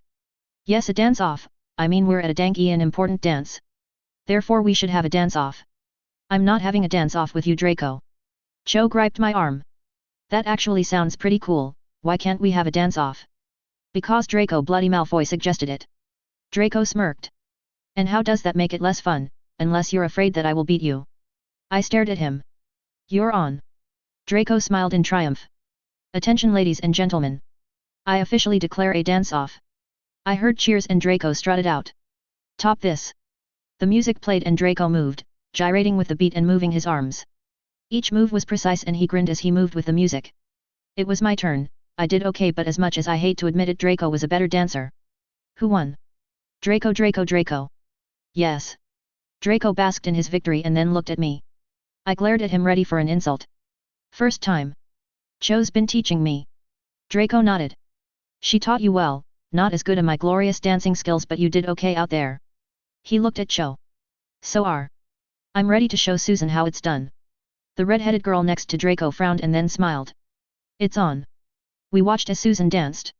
So you and Susie? It's just for the dance. I'm not stealing your adopted cousin away from you. So you don't even like her then? Draco shrugged. There's nothing wrong with Susan, she's nice, but I like being able to plot with a girl, you know. I need a girl who can keep up with my scheming, and Susan's just not into that. I shrugged. She's too good for you. If you're talking about good as in awesome, that's a bloody lie. If you're talking about that goody two-shoes moral nonsense, then you have a point. I like a girl who's willing to get her hands dirty. Cho brought out her fan and started dancing. My eyes were transfixed on her. I remembered Cho standing with me on the wall. Remembered her cooking for me during the summer, and for a moment I understood what Draco was saying. I see your point. Draco nodded. Don't fuck that up. I blinked. What? That thing with Cho, as much shit as I give you, that's a good thing you got going, so don't fuck it up, and if you have to choose between Ginny and her, pick her.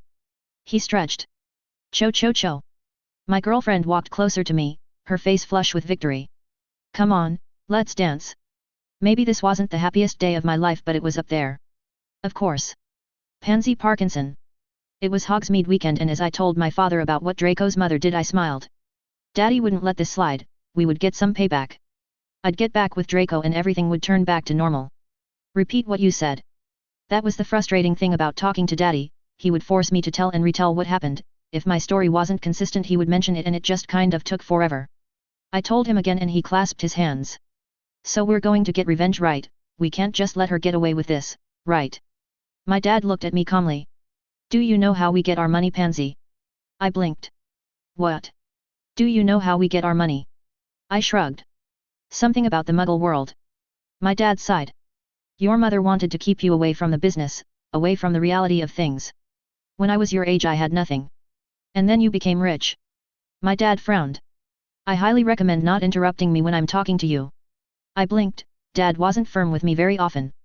Like I said, I didn't have any money, and when I graduated from Hogwarts all I had was a used wand, a nice left hook and guts. The war was going on and they needed money. I didn't want to get wrapped up in that nonsense, but I also wanted better for my children and my family than I got. He sipped his butterbeer. There are things that are legal in the wizard world that aren't legal in the Muggle one. Opium, pot, cocaine, a whole host of normal plants, so I went to the Malfoys and other families and made a deal. They would grow product and I would trade with the Muggle world for it. This trade was already going on, of course, but I just took it to the next level. He paused. It helped that the Muggles were having a conflict of their own, the Troubles. I sold drugs to Muggle gangs and we got Muggle money, then I went to places. Muggle pawn shops, things like that, and bought gold, silver, and bronze. Then we went to Gringotts and melted that down into coins. The families got their share and we became rich. He shrugged. Part of it was luck though, that Muggle Prime Minister Thatcher I think just took a sledgehammer to northern England, and it seemed like all the Muggles there just needed something to help them forget about how bad things had gotten. My dad looked me in the eyes. I was and am willing to do anything to get ahead, to make something of myself, and I have dealt with a lot of unpleasant people, a lot of dangerous people. Let me tell you something I learned from the business, something I was smart enough to figure out early. Revenge is a sucker's game. I blinked. You're not going to punish her? She hurt me. Would you have listened to her if she didn't hurt you? I stopped. What? Would you have listened to Narcissa if she didn't hurt you? Would you have blown her off? Would we even be having this discussion if she didn't hurt you? I looked at him. That isn't important. It's very important, Pansy, because Narcissa has talked to you in the past and you just blew her off, and she let that go because you were a child, but you kept blowing her off, kept ignoring her advice, and you cannot do that to a woman like Narcissa Malfoy without making an enemy. But she never said that. Because she told me that, and I told you to behave better. He looked at me with exasperation. She said I was trash. Because you acted trashy. My jaw dropped in horror. You're supposed to be on my side, Daddy. Not when you're acting stupid. When you're acting stupid I am going to stand somewhere else, thank you very much. I felt frustrated. The Malfoys aren't snobs, sugar. Sorry, let me correct that. They can be snobs, but only if you get on their bad side. At the very least they're some of the less snob families I deal with. I mean, look at Lucius, his best friend was a working class half-blood. They were willing to let you go to their son's birthday parties, they were willing to let you be his friend, they were even willing to let you date their son. Dad took another sip. You don't get what a big deal that is. I know plenty of light-side families, rich ones that would never let that happen. If you didn't mess it all up I think they would have even let you marry Draco, but that's in the past. You messed up and what happened happened. This isn't fair. You're right, you should have gotten this conversation much earlier. I frowned. Pansy, I know what you did during the siege. You were given quite possibly the best chance to network, to gather all the forbidden knowledge that you could ever possibly get in your life, and you spent it hiding in the dungeons and acting like a spoiled brat. He stared at me in the eyes. The Malfoys expect their women to be their partners, to stand with them when the world goes mad. Narcissa did that for her husband, her mother-in-law, God bless her soul, did that for her husband. Narcissa talked to me after the siege and the woman was absolutely livid. Daddy frowned. I told you that you acted badly, that you made enemies and that there would be consequences for your behavior.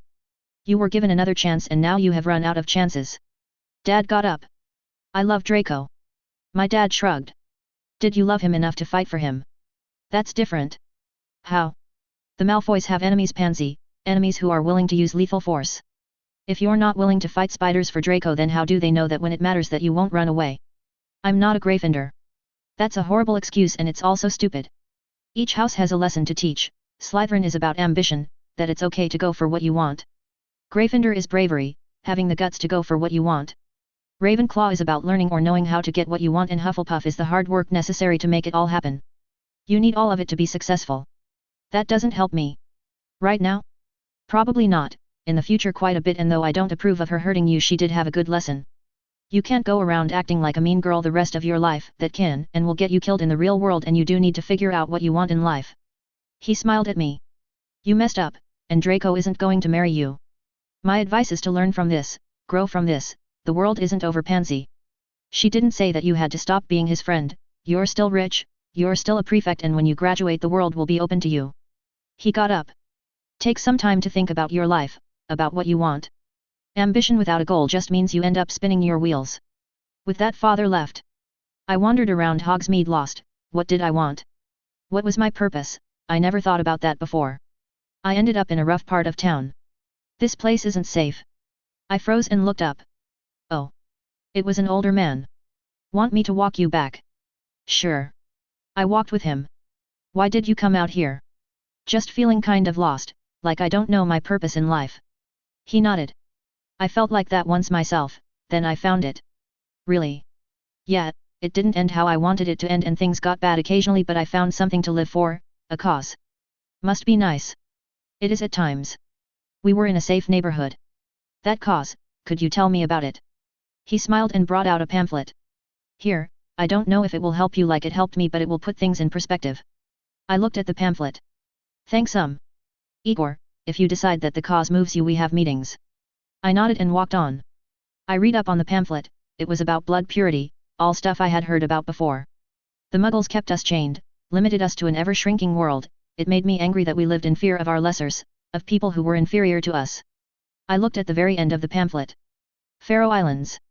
It would be worth visiting during the summer, and anyway it was just a meeting. Lena Heha. I felt uncomfortable. A dress, especially these dresses, doesn't provide a range of movement, it doesn't have much or anything in the way of armor, and it didn't provide much ability to hide weapons either. I was only able to hide a couple knives on my person. I walked into the dance hall and watched as other people came in. One of them was the brother to one of the champions. I thought about holding him hostage. If Hogwarts failed in the third task, our chances of winning would go up. My hand went into my garter belt that held up the flimsy material called pantyhose, and I slowly made my way towards my target. I pulled out one of my thinner knives. I coated it with a small amount of sedatives hidden in my bracelet and got into position. I needed to make sure my target was alone, then I needed a place to hide him. A school this size had lots of places. Maybe I would go into the wilderness, keep him fed. Once his brother took a dive, our school would gain fame, my man would gain fame, and people would love him as much as I did. Draco wasn't alone, the redhead was with him. There was a dance, and then a girl with a face set to unpleasant walked up to him. She had jet black hair and stood next to a perfectly groomed boy with skin just a little darker than warm cocoa. Hey Draco, look at my date. The boy looked at Draco with exasperation. I read his lips and noticed him mouthing the words kill me. She put her hands on her waist. Really, Susan Bones? Your standards have really dropped, Draco. The red-headed girl brought out her wand. Do you want to take this outside, Pansy? Threatening me. The redhead walked closer to her. You and I both know how this would end, Pansy. If you throw down, you are going to go down. For a brief moment panic flittered on the dark-haired girl's face, then a mask of an arrogance covered it. Whatever, I have a new man, a bigger, blacker one. Her voice was dismissive. Draco frowned. Blaze, we need to talk privately. I smiled, a chance to get my capture. I moved carefully around the crowd, careful to step in the places in between, angling myself so I wasn't as noticeable, and when they were in the hall I was ready. What do you think you're doing, Blaze? You jealous or something? Drop the act. I know you're a poof, and as much as I hate Ron, you know this would tear him up inside. Draco sighed. How much did Pansy pay you? Nothing, she got my mother to force me to date her. I talked to Ron about this beforehand. She tried the other blokes in Slytherin, but well, everyone remembers the bloody siege. her reputations is kind of shite because of that. The dark boy sighed and filed a perfectly manicured finger. Pansy isn't that bad. The dark boy Blaze spoke.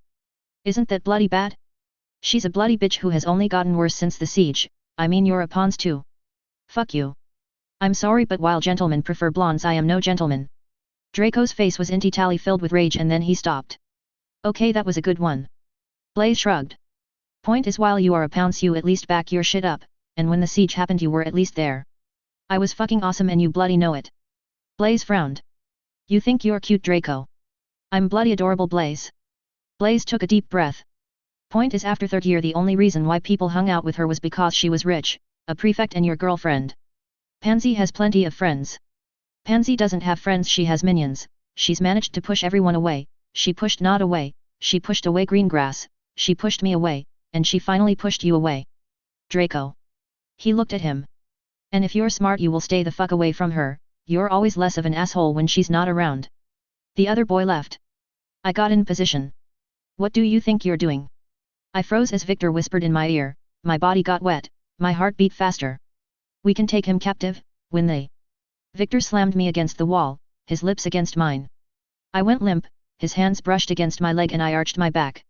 He pressed me into the wall, I wrapped my legs around him as his hands went up my dress probing, searching as he kissed me. Then the kiss ended and he looked at me, knives clanged on the ground. I do not cheat. He found every knife, every weapon, and disarmed me completely. My heart beat even faster, as he whispered in my ear. We do not cheat, when we play fair, do you understand that? Yes. It came out as a plea, a prayer. Good. He picked up my knives and frowned. You get these back after the next task, understood? I nodded and walked next to him, my knees just a little weak, but this was understandable. We got close to the blonde boy as he watched the girl he argued with ear. It sucks. I really do love you. He sighed and went to dance with the red-headed girl. I ignored their little drama and focused on enjoying dancing with my man. I hugged him close as we danced, filled with contentment and happiness. He had a point, this contest wasn't everything after all. I had already won. Tom Riddle. Dying changes your perspective on life. It forces you to examine your life choices, with nothing to do you reflect on your life. I was never one for self-reflection, there was always something to do, some new toy to win, some new obsession to deal with, some petty grievance to avenge. My life was focused around the twin pillars of anger and more. Just more, and now I have nothing, now I am nothing. At first I was angry, just anger, all I was a wrathful ghost looking for my revenge, on the Potter boy, on Dumbledore, on everyone who abandoned me. The quarrel incident was a classic example of where this thinking got me. I had a new body, in time I could have subsumed the man and regained my life, but I returned to Hogwarts, I went into what was obviously at the time a trap. Why would I do this? In this misty form, in this reverie I've felt my Horcruxes be destroyed one by one, and as they were destroyed I felt a loss of power. I lost my connection to the diadem, the no leg, the power that enchanced every inch of my cunning. I lost my connection to the seemingly endless spiritual power of the stone, but as they were destroyed I think I gained something. Perspective, that red rage, that hatred for everything and everyone faded. I lost power but I have gained clarity, and with nothing to do that clarity was focused back on myself, a dark mocking mirror that I cannot ignore. I remembered the scared boy that I used to be, that feeling of weakness as the headmistress of the orphanage sent us to that cave, sold our bodies to rich men with money, with rough hands, that feeling of terror as we screamed out. The Blitz came and made things worse, the ever-growing fear that today might be the day I would die, the smell of fire, the scream of air raid sirens. The headmistress leaving us behind as we prayed to a non-existent God for salvation. I remembered my first day at Hogwarts, my solemn vow to never be weak again, to never be hurt again, to never be abused again. When did I become the same monster that haunted my childhood, when did I become worse than that? The rat. He's dead, my lord. The last of my loyal warriors. Good. Did I deserve this kind of devotion? Looking back on my days as Voldemort I had been getting crazier, more erratic, crueler for the sake of cruelty. It didn't have to be this way, I didn't have to be that way. We are preparing your return, my lord. Thank you. Was this the wise choice? Why was I compelled to go back to this life? There was an entire world open to me, why did I keep going back to this, why did I keep doing this to myself, why did I even start this path? I need some time to meditate, Junior, thank you for your loyalty. I remembered Myrtle, she loved me more than anything, more than life itself. We hatched a plan to save the world from Gellert Grindelwald. We had a ritual, a disgusting horrible one, she agreed to give her life to give me eternity, forever, and with that immortality I would have the strength, the power to stop him. Then Dumbledore killed him. Myrtle's sacrifice was rendered null and void, pointless. I was so angry about that, so insulted, but looking back on it, was I worthy of that extreme loyalty? Of that love? What have I done that was worthy of it? Where did I go wrong? The Horcruxes. After that first Horcrux I no longer felt guilt, I no longer felt empathy, even with the stone filling me back up, healing the damage I was losing pieces of myself, I was getting crazier and crazier. More and more depraved. Myrtle gave her life to give me eternal life, and all it cost me was everything she loved about me.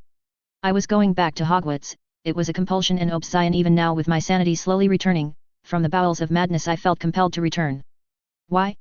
Because it was home, it was the only place I felt safe, the only place I ever felt happy, it was home, and I yearned for it, screamed for it, and even now I know that I couldn't resist it. I had a new land, I had allies and friends, I could have a new body without that much effort, but I wouldn't be home. Take for example my current plan, I could find another body, I could find someone that wasn't Potter. I could rebuild elsewhere. The plan: get a new golem body, kill Potter, use potions to take his form, to steal his essence, to become Harry Potter, impersonate him, be him. It was objectively stupid. I could find another enemy, I could restart my life anywhere, this was self-destructive. How are the preparations going? Well, but the plan is a little convoluted. I could just toss the boy a cursed nut and bring us to him. We will stick to the plan. It was overly complex, it was objectively not a good plan, but I needed to prove myself that I could do it. My stupid ego, my stupid narcissism, because how dare my decision to violate an unbreakable vow come back to bite me in the ass. I was the glorious Lord Voldemort, consequences were for other people. But that's my problem, I can't change. Somehow I still remain that scared, frightened boy in that seaside cave pleading for help that would never come. And after that? After that we're going home. Everyone has a weakness, something that causes their undoing, something they need more than anything, and every beat of my non-existent heart beat for one thing, for Hogwarts. For home. Harry Potter. The dance was over. I followed Cho as she led me to the girls' bathroom. She looked inside and then pulled me in. This. She locked the door and kissed me hard. Isn't. Fuck the rules, Harry. Let's see, follow the rules or make out with my gorgeous Asian girlfriend. I kissed her hard and we went onto the ground. I peppered her neck with kisses, my hands went up her dangerously short skirt. Got the condoms. I kissed her neck. Really, in the bathroom? She moaned a little. Sure. I fumbled and fished a condom out of my pants. Cho's hands fumbled with my belt, I was already hard. I opened the frustratingly resistant package and slid the condom on my willy. Shirt. I kicked off my pants, as Cho took my shirt off. So. I want to shag you in that dress. Cho blinked and smiled. That sounds so hot. I got on top of her and slid Cho's offending panties out of the way. I slid inside. Choke me. I blinked, I had accidentally used my air powers once, that scared us both. I thought. It made it feel so much better. I know you will be careful. I altered the air, the mixture of oxygen and nitrogen. Shit, moaning Myrtle. Let her watch. God, that was hot. I kissed Cho and gripped her ass. Cho's breathing was deep and ragged as I plunged inside her wet snatch. She started to quake and she moved, closing in. God. She arched her back and I came. I stopped altering the air around Cho's head and she panted. You guys should get out of here. I was still hard. Again. I only brought one. Cho bit her lip. I was still inside her, her tiny delicate hands wrapped around my willy. God, Hermione told me something about this, she gave both of us a full lesson about this. When did you, last She bit her lip. 2 weeks ago. It wasn't safe. Hermione is pregnant, she told me. Luna's pregnant, even Bloody Karen's pregnant, how much does she know? She slowly unwrapped the condom, I pulled out. You would make a great mum. I held her. Please again. I altered that mixture of air again, and I heard a wet sound as Cho threw the condom against the wall. I will take responsibility. I was thrusting her harder, as Cho moaned under me. Guys, this is a bathroom, you should really get a room. Cho kissed me. Stop worrying. Her breath was ragged. This was a bad idea, but maybe it wasn't, I was happy with Cho. This was the best thing to ever happen to me. You're mine, I'm going to make you mine. I thrusted harder and harder. She quaked a little and gasped. It's happening. She spasmed under me, her eyes crossing, I was close, so close. I kissed her neck and went into her as much as possible as I came. Cho screamed, tears running down her face. You're hurting her. Fuck you, Myrtle, this doesn't bloody concern you. God, I loved this woman. I came a second time to the hilt, lifting her up, then we collapsed. We laid together for a while, I brushed Cho's hair out of her face. I love you. Cho smiled, and kissed me. I love you too. We just laid there panting. Can you two please get out of here, and get a room? Myrtle's voice was kind of a pained squeak. Yeah sure. I put on my pants, and remembered something fishy said about Voldemort, about Tom Riddle. Myrtle knew him I think. I looked at her, still naked, her hands covered her face, I could see an eye peeking out. You knew Tom Riddle? She turned her back towards me. I don't know what you're talking about. She was hiding something. Tom Riddle, you went to school with him. It's a big school. Harry. I was standing on my feet. You're lying, you knew him. She turned around, anger on her face. She closed her eyes. I don't know anything, so take your perverted sex games and get out of my bathroom. Cho looked up at me and nodded. We can show up again. Myrtle's face looked just a touch worried. We're both prefects, we can walk around the school after dark, we can go here in your loo and shag every night. You wouldn't dare. She was blushing. I can suck his cock right here, right now, right in front of you. She was sweating, I frowned. Tom Riddle, Voldemort, it's an anagram, they're the same person. You know something, Myrtle, spill it. That's a lie. It isn't, and you fucking know something. I don't know a bloody thing, get the fuck out of my loo, you horrible perverted freak. I was angry, I did not like being called a freak. You know, he's not horrible, and once you get him between the sheets, well, you stop complaining. I blushed at Cho's statement. Why are you protecting him? He fucking murdered you. Myrtle opened her eyes, her face furious. Fuck you. You weren't there, you didn't know him. You have no right to. She cringed. You did know him. Myrtle looked at me with guilt. Fine, whatever, just put some bloody trousers on. I grabbed the offered garments from Cho as Myrtle sighed. It's my fault. I blinked. There was a war on and no one seemed to be able to stop the Dark Lord. Tom, he was brave, but he was scared of dying, of being killed by some bomb. So he went looking for ways to survive. We talked to the new potions professor about immortality and he mentioned Horcruxes. She sighed. Tom was my friend, but he had all these girls who wanted to be with him, prettier girls, smarter girls, richer girls. I knew him since we were first ties. I wanted to prove that I would do anything for him, so I snuck into the restricted section and found out how to do it. How to do what, Myrtle? She slumped in defeat. Become immortal, the catch is that, well, someone would have to die. She took a deep breath. I'm not special, I was never special, but Tom was special, he was the best, better than anyone else at that school. He was stronger than me, stronger than anyone. I thought he would be able to just shrug off the side effects. Side effects? I wrote down the ritual, I didn't have enough time to write down the side effects. And? She cringed. It makes you worse, cuts out a piece of your soul, takes away your ability to love, to care about others, to feel content. But Tom was so full of love that I thought he would be fine, and I wanted him to be safe, to live forever. She looked at me with broken eyes.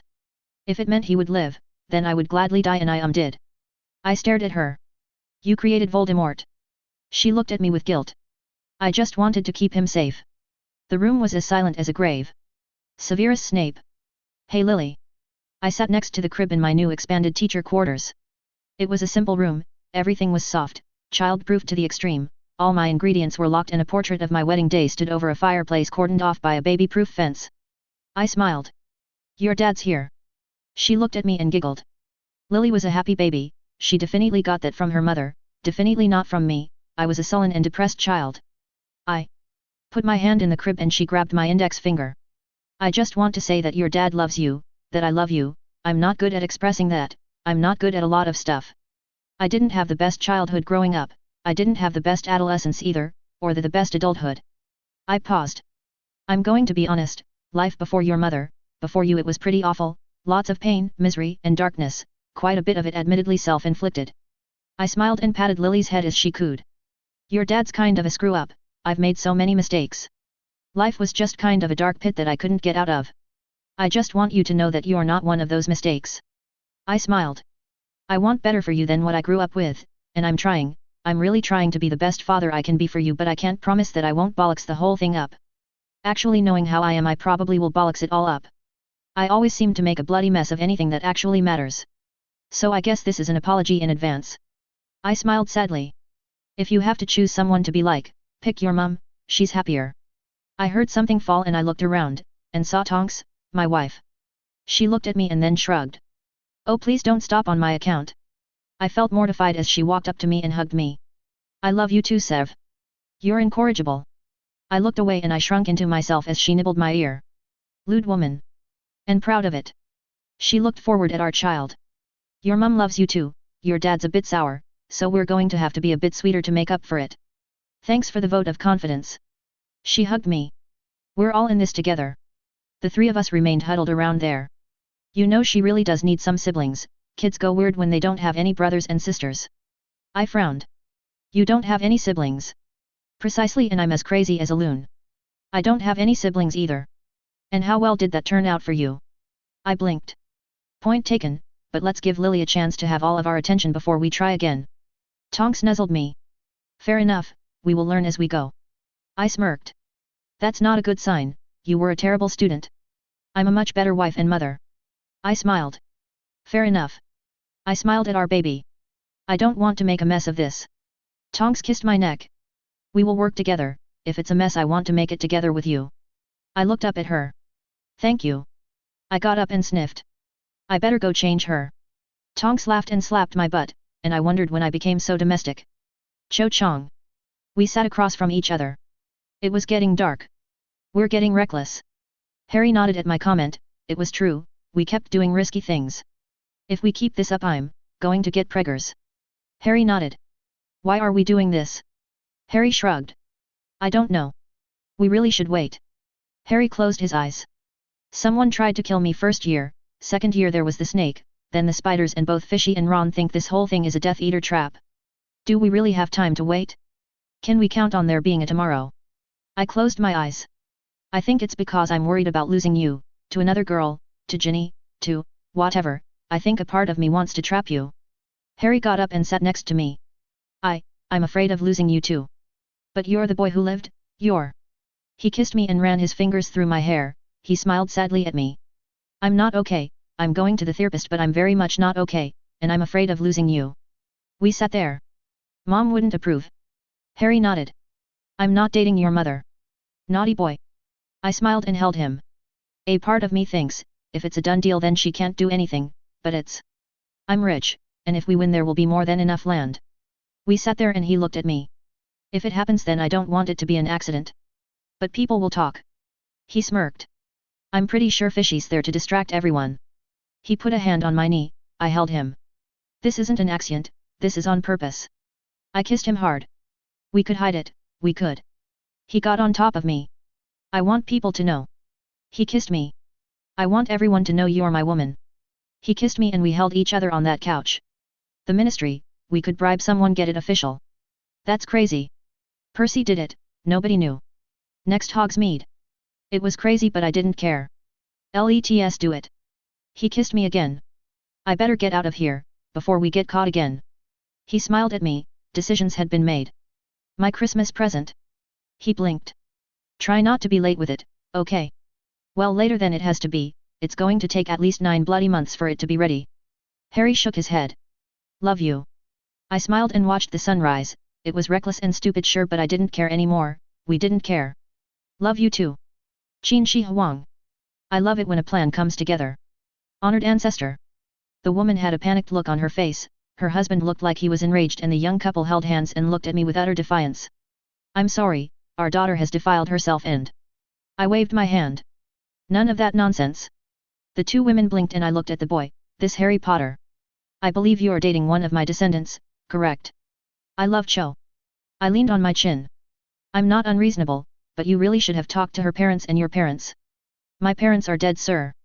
A shaggy man was pacing back and forth outside the room. I knew this because of a crystal ball built into a recess of my chair.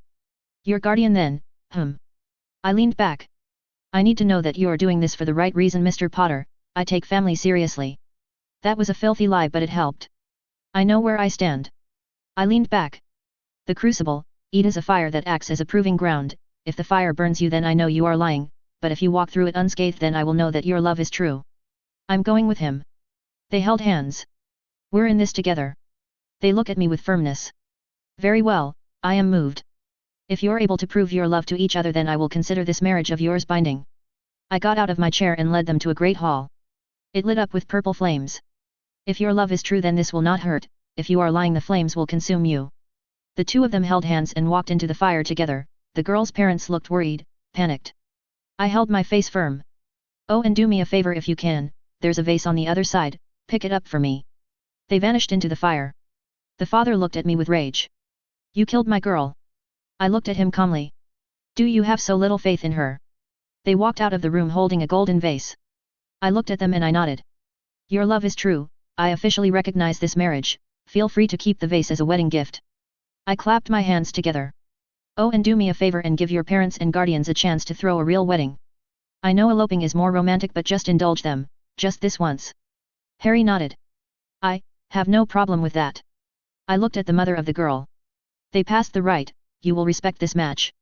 She nodded. Yes, honored ancestor. I clapped my hands together. Now, as lovely as it has been to meet all of you, Mr. Potter has a contest to win. I expect you to be victorious, yes. He nodded and they left. My aide spoke as they vanished in the flue. The flames were illusionary, weren't they? I shook my head. No, they were real. I made sure my spy did good work and ensured that my meddling ensured that they were legitimately in love. No magic. I leaned back. The beauty potion, it's not a love potion, but it does have the side effect of enhancing positive emotions and dampening bad ones. Higher highs, higher lows, do you remember how intense your first love was? My aide nodded. Magic, direct magic would be detected, and anyway it's better to be more subtle about these things. A pretty girl attracted to a damaged boy who needs help, a lonely orphan, we just needed someone to say the right things at the right time. I went back to my throne room and smiled. So the flames tested that their love was true and enhanced it, like advertised. I leaned back. It's less a love spell and more making what's already there last longer. How long, sir? I shrugged. All it does is stir up the embers with the fire of love, so theoretically for life. And the Ginny girl? I shrugged. The French game isn't a direct threat to our game, and in this case actually helped us. The competition with the Ginny girl forced Cho to move, so it's only fair we let them have a partial victory. I looked at him. Oh, and get our agent out here. He vanished and came back with a scared white girl. I did what you asked. I nodded. Marietta Edgecombe, yes you have. As promised, we will ensure that your parents get a promotion, the money has been put into your account, and upon graduation we will arrange for you to get a post as a diplomat to magical China. She nodded. Thank you, sir. I smiled at her. And don't waste time feeling guilty, we were just playing matchmaker, isn't Cho happier this way? She nodded. And that Potter boy happier, right? I just feel like I manipulated them. I waved her off. Oh please, all you did was ensure they didn't waste time on stupid things. She nodded. Thank you for your time, sir. Oh, and keep me posted on how things are going. With that the girl left. I smirked. Well, I have some plum wine to celebrate our victory. A bit soon, isn't it? I smiled. A young newlywed couple defying the world? There will be children within the year. Time makes you a better judge of character after all. Harry Potter. We walked onto the Quidditch field. My partner was silent. I thought you would be more supportive. Fishy looked at me. You didn't talk to Cho's parents, you didn't talk to Sirius, you didn't talk to Amelia, you didn't talk to me, you didn't even talk to Ron. You literally jumped into one of the most serious things you can do in your life on a whim. I've known Cho for over a year now, she's a good woman. Fishy lifted a finger as the French students struggled to catch the flying snitches. Harry, if it was literally anyone other than Cho I would be looking for love potions, and I do know that Cho is a great girl, if you literally did not do this in the most retarded reckless way possible. I paused. I love her. I'm not saying you don't, but you should have talked to Siriu, I mean fuck, if anyone would support you in that it would have been him. You should have talked to Ron, and if you talked to me I probably could have talked to Cho's parents and smoothed things over. Bo's batons was finished. They caught 10 snitches out of 100. I didn't judge them too harshly, catching one was a pain. Dumstrang took the field. I grimaced as they flew in the air as Victor masterfully caught them one after another. You're married to 2 women and you're getting married to a third one. He looked me in the eye. The match between me and Hermione was approved by both of our parents. Luna was Hermione's idea and was a political thing. Also approved by all of our parents, and Karen approved by her mother and my parents. He paused and took a breath. A wedding is never just about 2 people, it's a joining of families, and you should have at least talked to your family, to her family, to someone. We cringed. That's over 50. He looked at me and grimaced. Yeah, we're not going to beat that. I grimaced. Cedric helped you with your broom stuff. Constantly, but I'm still god-awful. A buzzer rang. All 100. My voice was tinged with awe. He looked at me. Just remember, Harry, we just need to beat the French, it's practically our national anthem. We walked out, the clock started and the snitches rose and flew away from us. I rushed forward, the feel of the wind as they split and ran from me. We had 15 minutes. I put a hand forward and grabbed one, and then turned around. My concentration was razor sharp, my senses screamed at me as I continued to rush forward chasing the snitches. I lost track of time, of place, of everything. It was me and the snitches. Hogwarts with 10 snitches. We just needed one more, but they were getting faster, and faster. 11 snitches. Hogwarts gets second place. I looked over at Fishy. The clock ran out and he smiled at me. I finally caught one. I did the math in my head. You're really kind of bad at this, aren't you? He slumped. Yeah. I kind of am. 22 points, 15 points, 15 points, the fourth task. The maze was next, all we needed to do was come in second place and we would win everything. We walked away into the hall. It's a trap. I blinked. What? The fourth task, smart money, is that whoever sabotaged the ticket, they sabotaged the cup, turned it into a portkeyet. When we get to the cup we grip it together, we go into whatever they have planned together. We win together or lose together, got it? I nodded. Yeah, I do. We continued on, the nightmare of the fourth task, the showdown with whoever brought me into this ahead of me, and somehow knowing this made the crowd's cheers just a little less sweet. Ron ran up to me, and smiled, and then he punched me hard. What? That was for not telling me. I looked up as he hugged me. I would have bloody supported you, I would have been there for you. I'm sorry. He smiled at me as he let me go. We're doing an official wedding after the year ends, I need a best man. Ron nodded. I'm there, and what we discussed earlier. I smiled.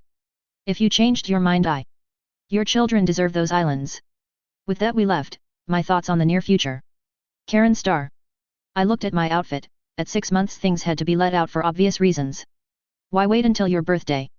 My lord gave me a winning smile. Because I couldn't think of a better birthday gift. You're afraid of forgetting our anniversary. He shrugged. That too. With that done I got prepared, my mother gave me a hug and helped me put on a yellow and black dress, large enough to hide my pregnancy. I put on my wedding crown. My mother hugged me and my sister smiled. Good luck. I looked at my little sister. Do you have it? She smiled and brought out a small sword. Got it. We walked to a sacred grove and I smiled at my master. He brought out a sword and gave it to me, my sister gave him a blade. Words were said and I put a ring on my new sword hilt as did he. We picked up our rings and put them on. We exchanged vows and went to the dining hall. He then placed the sword on the ground and blocked me from coming in. I smiled as I took his hand. Going into the great hall. Pick up the sword. My master blinked. Almost forgot. He grabbed the sword and threw it up in the air and it slammed into the roof, going into the wood all the way to the hilt. I smiled and hugged him. Good. It was a good sign. We feasted, I saw mead but didn't drink any, I could drink mead when my child was born.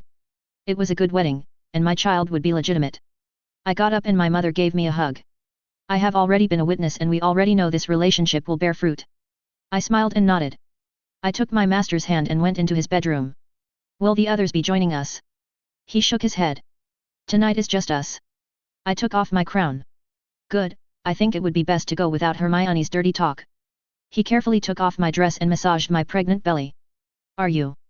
I'm pregnant, not made out of glass. His hands pulled down my underwear and he kissed my belly and held me, then I took off my bra. He kissed my bare breasts. Didn't you say something about innocence? He smiled. I think we're past that part now. He sat me down on the bed and slowly took off my knickers. I was left exposed. I felt my face grow red as he studied my body. I will lose the weight eventually. He kissed my belly again. You're beautiful. I turned around and shook my ass at him. Please. I smiled in anticipation. Please go inside me, master. You don't have to call me that. And what if I like calling you that? His member rubbed around the outside of my hole. You like that? Very much, I am your loyal servant. I shook my butt again. Really? Yes, and I need a spanking. He slapped my ass, and I smiled at the rush. On your knees. I collapsed and put my arms behind me, he held them back and teased me. Inside. I was on the edge. Are you giving orders, servant? I was on the edge of tears. Punish your naughty servant. He entered me and I had an orgasm, then we fucked. My core building up pressure, he let go of my arms and put his arms around my belly. I smiled, I was on the edge again, ready. Please inside. He came and it pushed me over the edge. I collapsed and started wheezing. Tired. He picked me up and put me in the bed. We cuddled there, his arms possessively around me. I finally won. He sighed. Maybe this was inevitable. He kissed my neck. I love you. I love you too, master. He rubbed my belly. I think the fourth task is a trap. I take it my master prepared. Yet I did, but my gut tells me this is going to be a hard fight. If anything happens to me, I'm going to need you to be strong for the others. He kissed my neck. Live. He held me tight. That's the plan. I have a good thing to go home to, I don't want to lose that. I closed my eyes. Damned straight. Harry Potter. We were allowed to bring whatever we wanted to the maze, 3 teams, each on different sides of the maze. The maze had a high ceiling to prevent us from flying over the walls. We walked inside. Fishy had a canteen strapped to a bandolier, I had a wand and charmed amulets. First one to the center of the maze wins. The door slammed. Okay Fishy, what's the plan? He closed his eyes and opened a canteen, water flew out and turned into mist, filling the maze. He waited for a few minutes and then opened 2 more canteens on his belt. Found the fastest way. I smiled. Yes. Through. The liquid slammed forward into the wall, blowing and I flinch as my world exploded. We stepped through the hole. What is that? 2 potions that should never ever be mixed. I must thank Neville for the idea. The liquid flashed out of his canton and another wall exploded. 2 armored knights attacked us. I hit the one to my right with a blast of wind. It broke apart and Fishy destroyed his with ice. He flicked his hand forward and we looked at an empty pit with spikes. He shrugged and created another explosion and then created a bridge made out of ice and we walked over it. Trolls. Fishy rolled his eyes and created razor-sharp discs of ice. I watched as he decapitated the charging trolls. Everyone wastes time on direct magic attacks, elements, or physical force. Another flick of his hand, another explosion, another hole. He formed a wall of ice as arrows slammed into them. Amateur hour. Another explosion and we were attacked with flying knives. We formed shields and walked through them as another explosion opened a hole. This feels like cheating. Fishy shrugged. I'm not going to waste time on puzzles and other bullshit when there's an entire island chain on the line. Another explosion. Really, acid? He formed a ice bridge and we walked over it. We looked up at the giant golem, it roared and we saw the cup on a platform. Fishy cracked his knuckles. 5 minutes, I do good work. Okay, we just defeat this thing and then we grab the trophy together and then we deal with whatever ambush the Death Eaters have set up. I thought about Fishy, all of his girls were pregnant, all of them were about to have kids. I didn't have any kids, Cho wasn't pregnant. Just one wrong killing curse and even he would die. I'm in. I rushed forward. The fuck Potter. And grabbed the trophy, the world vanished and I was in a dark field. I felt a bunch of curses slam into me and I couldn't move. Chain him up. Moody. He shrugged, his features changing. I wish, name's Bartmeus Crouch Jr. You're a Death Eater. He shrugged as the other masked men chained me up. Yes, let me tell you something, that bastard gave me one hell of a fight, I lost 5 good people. Why? They chained me to a post. It helps, it's nothing personal. You're going to kill me, that feels pretty personal. A box was brought forward. I'm really sorry about this, your abilities, they make you this precious resource, something that should be protected, but unfortunately the cause requires that you die. He looked at me. Maybe you would be up for changing sides. You killed my parents and attacked my school. He nodded as a ritual was prepared. That's more than fair, our cause is right too, but we have used rather unpleasant methods in the past and will be forced to do so again. Why? He looked at me. He will tell you. He smiled as a casket was opened. Bone of the father. Junior cut himself. Blood of the servant, willingly given. He bled over the bones, then he looked at me. Blood of the enemy, unwillingly taken. He cut me and I watched as the bones formed flesh, as pasty white skin covered the skeleton. A pale white figure groaned and opened up his red eyes. Clothing for the Dark Lord. He smiled as the man got up, as Voldemort got up. He looked at the crowd, his hand was in the air but he stopped. I thought about calling all of our hidden members, but in retrospect, considering last year, perhaps discretion is called for. There were a few chuckles. Master, your wand. He handed Voldemort a wand. He studied it carefully and then looked at me, his face was somehow uncertain. Cut the boy down. I was released. Heard you figured out a cure for squibs. I glared at him, he nodded at me. For doing the impossible you deserve a proper death, one on your feet. He waved. Give the boy a wand, we shall duel alone on that hill. Wands were pointed at me, and I walked to a hill. We stood alone, me and him. If you have any last words I would like to hear them, Mr. Potter. I needed to think fast. Tom Riddle. I had my body back. After over 10 years as a spirit I had my body back. I could feel the wind on my face, on my body, and after the elation left me I was hit with emotions. All at once my actions came back to hit me in full strength. For the first time in years I felt guilt, I felt shame, I felt disgust at the monster I had allowed myself to become. Even with my acclumency I couldn't hold it all back, all I could do was put on a brave face and mask my feelings. We stood alone on that hill, I was expected to kill this boy. Did I hate him for my death? Looking back on it, it was my own bloody fault. I looked at my wand and grimaced, I sensed the evil, the pure malice from it. It was permanently and irrevocably tainted. Tainted with every murder, every torture, with every curse. It was a dark artifact of the highest order. If I used it, all that malice, all that evil would corrupt me instantly. Tom Riddle would vanish forever, there would only be Lord Voldemort. Is this what Myrtle died for? I felt like I had been struck. Myrtle, she gave her life for me, to give me this chance. She died so you could become a hero, Tom. My mouth was dry. My cause is right, I did some unpleasant things, but once I'm finished we will be free, there will be a wizarding nation end. How many, Tom, how many have to die for your little cause? Do you think this is what Myrtle wanted? I had gone too far, I went past too far a long time ago, only with success could I justify it all, make it all better. A world of wizards for wizards that could clear the debt. That could circle the square, and in that moment not even I believed my own lies. But it was all I had. I can't go back, not after what I've done, not after all the things I've done. That's bullshit and you know it, Tom. I hated being Tom, being that weak boy, that pathetic boy who was scared of the world. I hated this guilt, this shame, a single spell and this pain would all vanish, a single spell. How, Mr. Potter? After everything, how do you think I can possibly turn back? All that waits for me is a lifetime, an eternity in Azkaban at best. Is that what this is about? Avoiding the consequences of your actions? I thought the Dark Lord would be horrifying, but here you are, Tom. Ready to kill a boy because you're afraid of taking responsibility. Is this what Myrtle died for, really? The air was silent, the sun was setting and I had a choice, a horrible, horrible choice. What's it going to be, Tom? If I used this wand even once I wouldn't exist anymore, but I would be forced to deal with the searing pain, with the shame, the guilt, the horrible realization of what I did, what I became. Whatever I did I would never be able to take it back. What is it going to be, Tom? Not even I knew. Tom Riddle. It was me and the boy in the darkness. I've never felt old before, maybe that was a feature of being immortal, but I felt old now.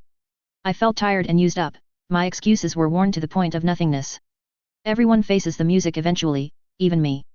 I looked at my wand, the boy's eyes were closed, he looked worried. This was a child, a fucking child. What have I become? I snapped my wand, a maelstrom of darkness, of evil came out of it. I resisted and then it was gone. I felt tired, so tired. I looked at the boy. It's over. I took a breath. Let's get you home then. The boy didn't quite trust me, but we walked down that hill together. I looked at my fellows. It's over. They stared at me in shock, I looked at all of them. The circumstances that made our victory possible are gone, the time where we could have won is over. I paused. We have lost and any attempt to restart the war would just end in failure. The war is over, we lost. My lord. I put my hand on Junior's shoulder. Take our people and escape, go somewhere else, somewhere safe. And what of you? I closed my eyes. In exchange for turning myself in I will secure your Safely. But we can't go on without you. I failed him most of all I think. He could have been so much more if I didn't warp him, corrupt him. You can, please go somewhere safe. They nodded to each other and left. It was just me and Harry at that moment. I looked at him with sympathy. I know I don't deserve this at all, but tell Myrtle, please tell her I'm sorry. We picked up the cup together. I will. The boy would do it too. We were in an empty maze, a boy had crystals out, he wore a monocle, his hair parted to the side, he looked up. Water flowed out of his wrists. He's surrendering. The boy stared at Potter, he looked at me with eyes that were far too old for his age, far too cold. If this is a trick, death will be the least of your worries. I got on my knees. Then you know who I am. Tom Riddle, obvious anagram is obvious. I smirked. Yes, yes it is. I got on my knees, as the auras popped in I held out my hands. Dumbledore looked at me with disgust, with horror. I'm ready to turn myself in. He blinked. What? I sighed. I'm ready to turn myself in. They chained me down, and didn't take any chances. My trial was a long one, the outcome was of course obvious, guilty. I didn't bother fighting the charges, they took me to a cell and I looked at the moonlight one last time through the bars. So why did you do it? I looked at Dumbledore. I was crazy and evil, I can't really excuse any of it, the crazy doesn't excuse the evil, especially that much evil. Dumbledore looked at me and I looked at him. I wasn't talking about that, I was talking about turning yourself in. The Tom Riddle I knew would never take responsibility for anything. I looked away from him. Eventually even someone as smart as me runs out of excuses. Dumbledore nodded, he wasn't angry, just kind of sad and tired. Come to talk to your greatest failure. Dumbledore sighed. I could make up some witty comeback, some bit of wisdom, but you are right Tom, you were my greatest failure. I saw you, saw your anger, your rage, your talent, and I saw another Dark Lord in the making. I saw a threat, one that needed to be stopped. He took a deep breath. Maybe if I had done things another way things would have gotten better. I looked at him. You once told me that misery builds character, that isn't true, eventually it just breaks you down, eventually it just proves to be too much and turns you into a monster. You were wrong. Why are you telling me this? I looked at the moon. Don't let there be another me. Dumbledore was silent for a bit. I won't. With those words he left. I didn't sleep that night. I just looked at the moon through the bars, waiting for the morning, waiting for the end of my story. I see you grew up. I blinked, I didn't recognize the voice. I'm going to Azkaban, for the end of the time. If you have comments get them off your chest now. Define time. The little door opened. I have had plenty. Who are you? Another immortal, there aren't too many of us. French accent. Nicholas Flamel. Yes. You know you're not the first one to try that form of immortality, they always go crazy, always go evil and in the end they're always destroyed. It's a false path to immortality. I stared at him. But you're the first person to come back from the madness, so take comfort in that. What do you want? He paused. A mission, an important one is coming up, one that involves saving the world, a man of your talents and abilities would be needed. I looked at him. One mission can't possibly make up for what I've done. He smiled. You are a smart one, no it wouldn't. Even with my influence I can't get you pardoned for the sheer number of crimes you have committed, but what I could do is start a registry. Do this mission and we will have other missions lined up by the International Confederacy. Dangerous ones, risky ones, with each success time would be taken off your extraordinarily large prison sentence. I took a breath. It would take hundreds of years to make up for all my sins. Then you best get started then. He left me, the sun eventually rose, an entire team of Aurors chained me up, an entire team took me to the boat. The other prisoners stared at me. What are you in for? A yank, figures, I looked at his eyes. Everything. Percy Clearwater. My employer looked at me. You have served me loyally. I nodded. I do my best my lord. He nodded. I have been given dispensation to reward loyal vassals, most of the land will be sold, swapped, or deals will be made to benefit myself and my kingdom. And my family. I nodded. If you are willing to swear fealty, then the island of Farai will be yours and I will raise you to the noble title of Esquire. How much land is that my lord? About 0.69 square miles Muggle side, 2.07 square miles of square space that's 2.76 square miles in total. I thought about it. I thank you for this opportunity my lord. He smiled.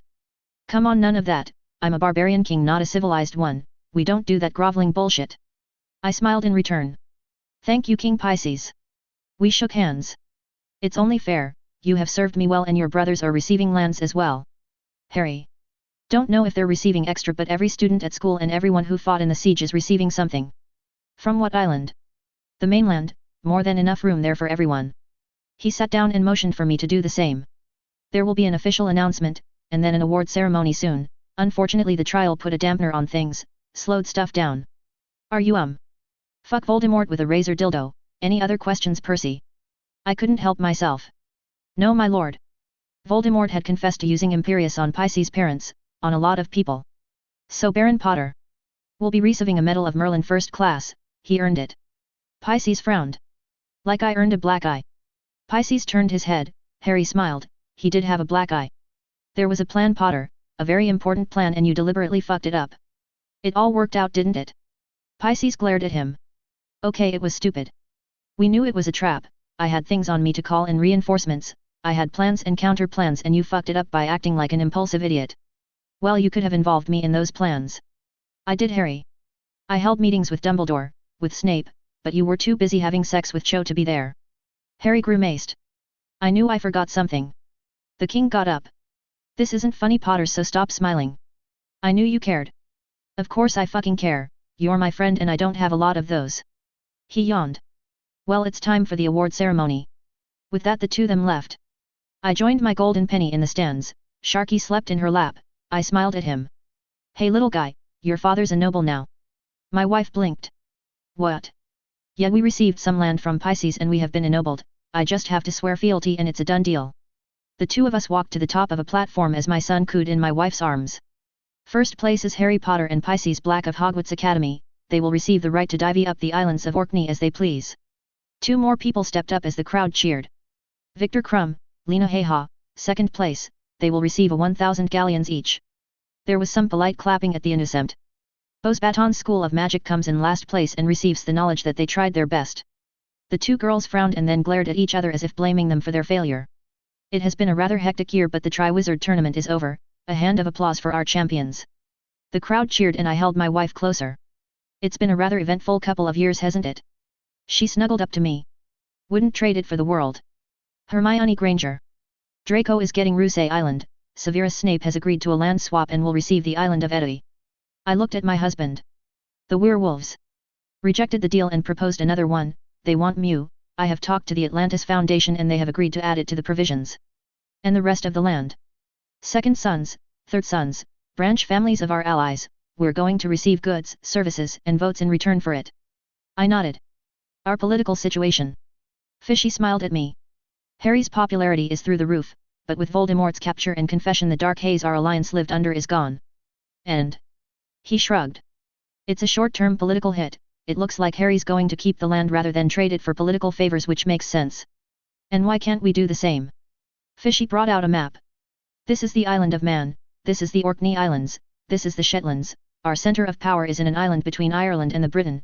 Both the Orkney Islands and the Shetlands are outside of our ability to project power. The smart move is to create cadet family lines. He paused. Have you decided on a name? I looked at my belly and smiled. Leo, that's a good name for our boy. Our hands touched, our fingers interlocked. Really? That's the most Gryffindor name ever. I lifted his hand and kissed it. It keeps with the star name theme the Blacks use. He sighed. Well, I suppose that's only fair. When I pass on, Leo will inherit the Isle of Man, my title of king and the vast majority of the Black holdings. I nodded. And the future? Islands of their own. He sighed, and pressed my hand to his face. I'm racking my brain trying to think about pulling of a miracle here. I felt worried. You don't think you can come out of this alive? I don't know. Getting the kill would be the easy part, it's getting the hell out of there afterwards that's the hard part. He took a breath. Well, that's the land claims all settled, for now. He looked up and brought out a list of paperwork. I know you're out there. Nicholas Flamel walked in. Expecting me? Yes. I got up and sat next to my husband, to the father of my son, to Fishy, and leaned against him. Fishy pressed the stack of paperwork forward. Nicholas Flamel read through it. King of Atlantis. If I pull it off. The alchemist nodded. The International Confederacy would never accept an absolute leader of that much land. I'm willing to got the constitutional route. That could work. Most of this seems to be about funding infrastructure. See, you're not leaving your werewolf allies in the cold. That a pun? Got it in one. Schools, roads, hospitals. It's expensive but well within my budget. This was boring but necessary stuff, but it left me dissatisfied. I wanted something more, something special, something I wouldn't ever be able to get on my own. A dark part of me remembered the French champion, that Fleur girl. How pretty and beautiful she was, how haughty and arrogant. A part of me wanted to take her down a notch, to destroy something beautiful, to defile her forever. Anything else? Their eyes were on me. It was a dark thought, a perverted thought, and it would be very mean, but a part of me really wanted it, to play with her. My mouth was dry. I needed to think about this. Draco Malfoy. Ever feel like you let something slip through your fingers? I shrugged at my sister-in-law's comment as we walked along my property, my island. Sometimes. I regretted dumping Pansy. Hermione frowned. But she's bloody terrible. I sighed. She's not all bad, at least to me. She's my friend, an old one. I just wish she didn't take stuff too far. I stopped. 75.2 square miles of land, that was more than 48,000 acres. I already had people who wanted to rent from me, squibs eager to use my growing abilities to gain their magic. Between myself, Harry and Luna and all the work my brother did, we were at least a third of the way through the native squib population. I said native because people were moving into England, into our lands for even the chance to gain magic.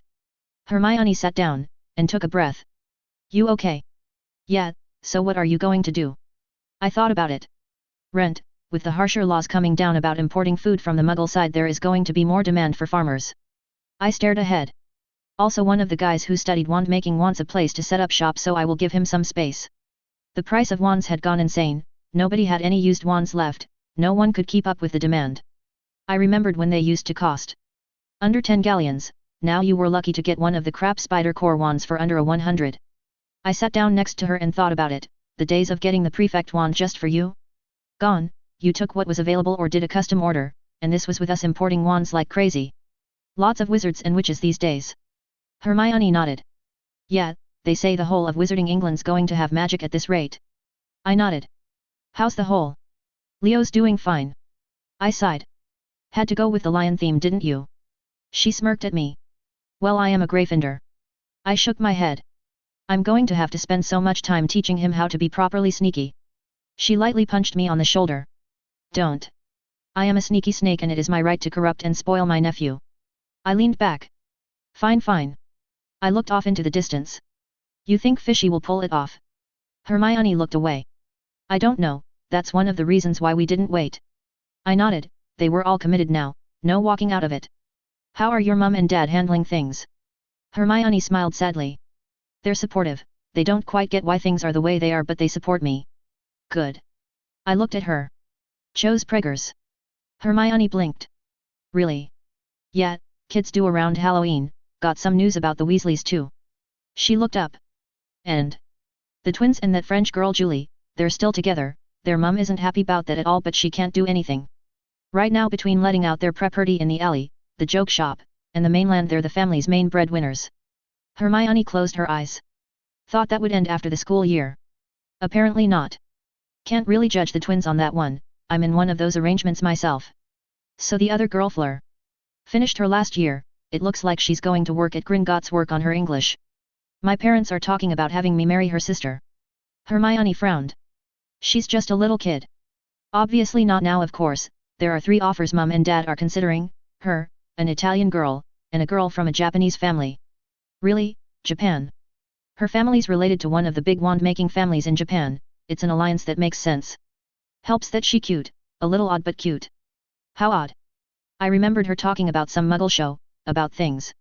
She says she's an otaku, don't know what that means, maybe she just likes Muggle stuff? She likes to make and wear costumes. She's odd but nice. The Italian girl. I took a breath. Old Italian family, she's absolutely gorgeous. But a bit of a temper, and she's obsessed with Roman stuff, dressed up like a Roman girl. Anyway, her family's rich, even richer than mine, and has a library that's just amazing. Like I said, old family, the French girl Gabrielle is part Villa, so she will be a knockout when she grows up, and she is nice and her father is high up in the French ministry. So I don't have to make a decision now, but I get to choose out of the 3, mum and dad are giving me chances to talk to them at least. Hermione nodded. Sounds good, help me up. I helped he stand up and she smiled. Well, got to get prepared, we don't know when Leo's going to show up. Luna Lovegood. Push. This was supposed to be painful, I think. Ugh.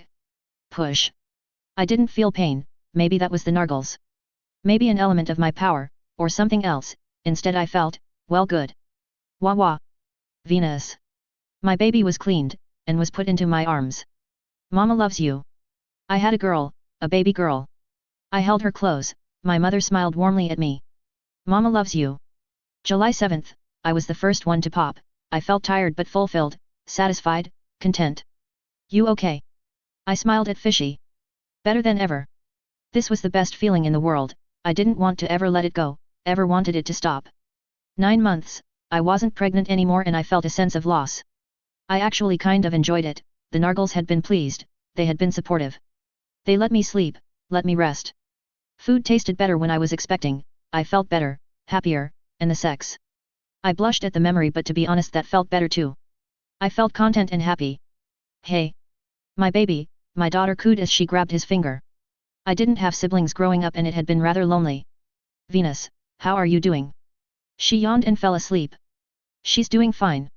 Hermione Black. Fuck. It hurt so much, so fucking much. I told you that you should have taken the painkillers. My nails gripped into Fishy's arm.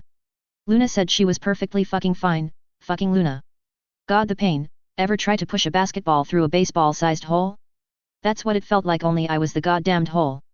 Damn it, Leo, you better be bloody worth it. Fucking hell, this hurt. It hurt so fucking much, no wonder my parents only had one kid. Push. What do you think I'm bloody doing? I heard a crying sound and the pain finally ended. I took breaths trying to recover. I looked at Fishy, and saw that he was bleeding. He looked at me and shrugged. Good, he wasn't about to bitch about it. If this ever happens again, you're going on painkillers. I felt a flash of anger and then took a breath. Agreed, bloody agreed. Leo was still screaming his head off as he was cleaned off. I felt so tired as he was put in my arms. Welcome to the world. My son, I smiled as he laid in my arms. Hey Leo. The baby looked up and put his hands into a little fist, his middle finger extended pointing towards me. I looked up at my husband. He gets that from you. My man shrugged. Probably. The baby giggled and I decided that he was cute and worth keeping. That said, my previously held no spanking policy was firmly shaken. You're going to be a real handful, aren't you? My son smiled at that comment and fell asleep. Somehow I love you anyways. Karen Star. Odin, I named him for my favorite god. You doing okay? I am on the painkillers, I feel nothing. A true warrior is not afraid of pain. That said, I took my mother's advice and didn't welcome it like a fool. I pushed, breathed, and silently did what was necessary. I smiled as I heard that cry, as my son was cleaned, and as he was put into my arms. He continued to cry. Are you hungry? I pulled my shirt down and exposed my breasts. My son bit down and I felt a sense of relief. Good, you have stopped crying. I smiled as my lord hovered over me. I need you to be strong, to protect your siblings, you're my little warrior. I smiled. I will teach you the way of the sword, the way of the hammer, the way of the spear, every weapon will be open to you. My son continued to eat greedily. But before then you must get strong. My son burped loudly and I felt a sense of approval. Good. I nodded. Grow strong, when the time comes we will crush our enemies before us. I smiled. And hopefully we will find someone to continue the line, if you turn out to prefer men. I paused. There is magic that will fix that, magic I expect you to use. Love who you want but do your duty. He started eating again. Good. My lord kissed my head. Corrupting him already. Have to, someone must keep the others safe. I cradled my son carefully. Be strong, my son. Kara Star. I watched as my queen fed her baby, her face was calm and serene. Yes, mistress. I was my mistress' sword, her shield, and her arm. Kara, good, you're here. She nodded at some paperwork. You know the people here, right? I do, my queen. I need someone trustworthy, someone who can watch Leo while I go to school. I went to the list. Locals, people who lived inside our kingdom. Magna, I know her, she is a good woman, she have raised several children and is kind. Really? Despite being a failed vengeance child, she was never cruel to me. She is strict but she takes our faith and her duties seriously. The others are good people but Magna is more experienced. She's older. But still spry, and with her own children grown, she's a good choice. Hermione looked at me, her eyes arousing me. How old are you? I just turned 14, my queen. She nodded. Your sister is quite pretty, it looks like you will be pretty yourself someday. I nodded. Thank you, my queen. Hermione smiled. I have a weakness for blondes, you know. Her gaze was getting a little uncomfortable. We do have more fun, my queen. She licked her lips. That you do, perhaps that's something to keep in mind for later. Her eyes were on my legs. Thank you, my queen. I walked out of the room and looked at the sky. My thoughts turned dirty, filthy, and impure and I rose into the air and flew around our island. This was the power my sister gave me, that it was gained about lusting about a thrice married man didn't say good things about me. I was an ant now, my sister had given birth. I flew towards her tower and landed. I walked inside, Karen looked at me. Good to see you. I nodded. Hi Karen. Little Odin was sleeping. Is he sleeping? My son does that a lot. Can I hold him, sister? Karen handed me the baby and I smiled as he opened up his eyes and yawned. Hello little fish. He closed his eyes and fell asleep. Not energetic is he? Karen shrugged.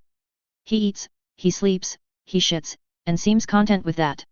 Perhaps he's more ambitious, maybe his aunt can teach him to reach for more. I couldn't help it, I laughed a little. Maybe so. I held the infant. The queen stares at me. Karen shrugged. She stares at a lot of people, sister. It's a hungry stare. Karen nodded. She is a hungry girl, I will ask her to try not to devour you until you are ripe. I blushed as my sister laughed. Dirty woman. Karen shrugged.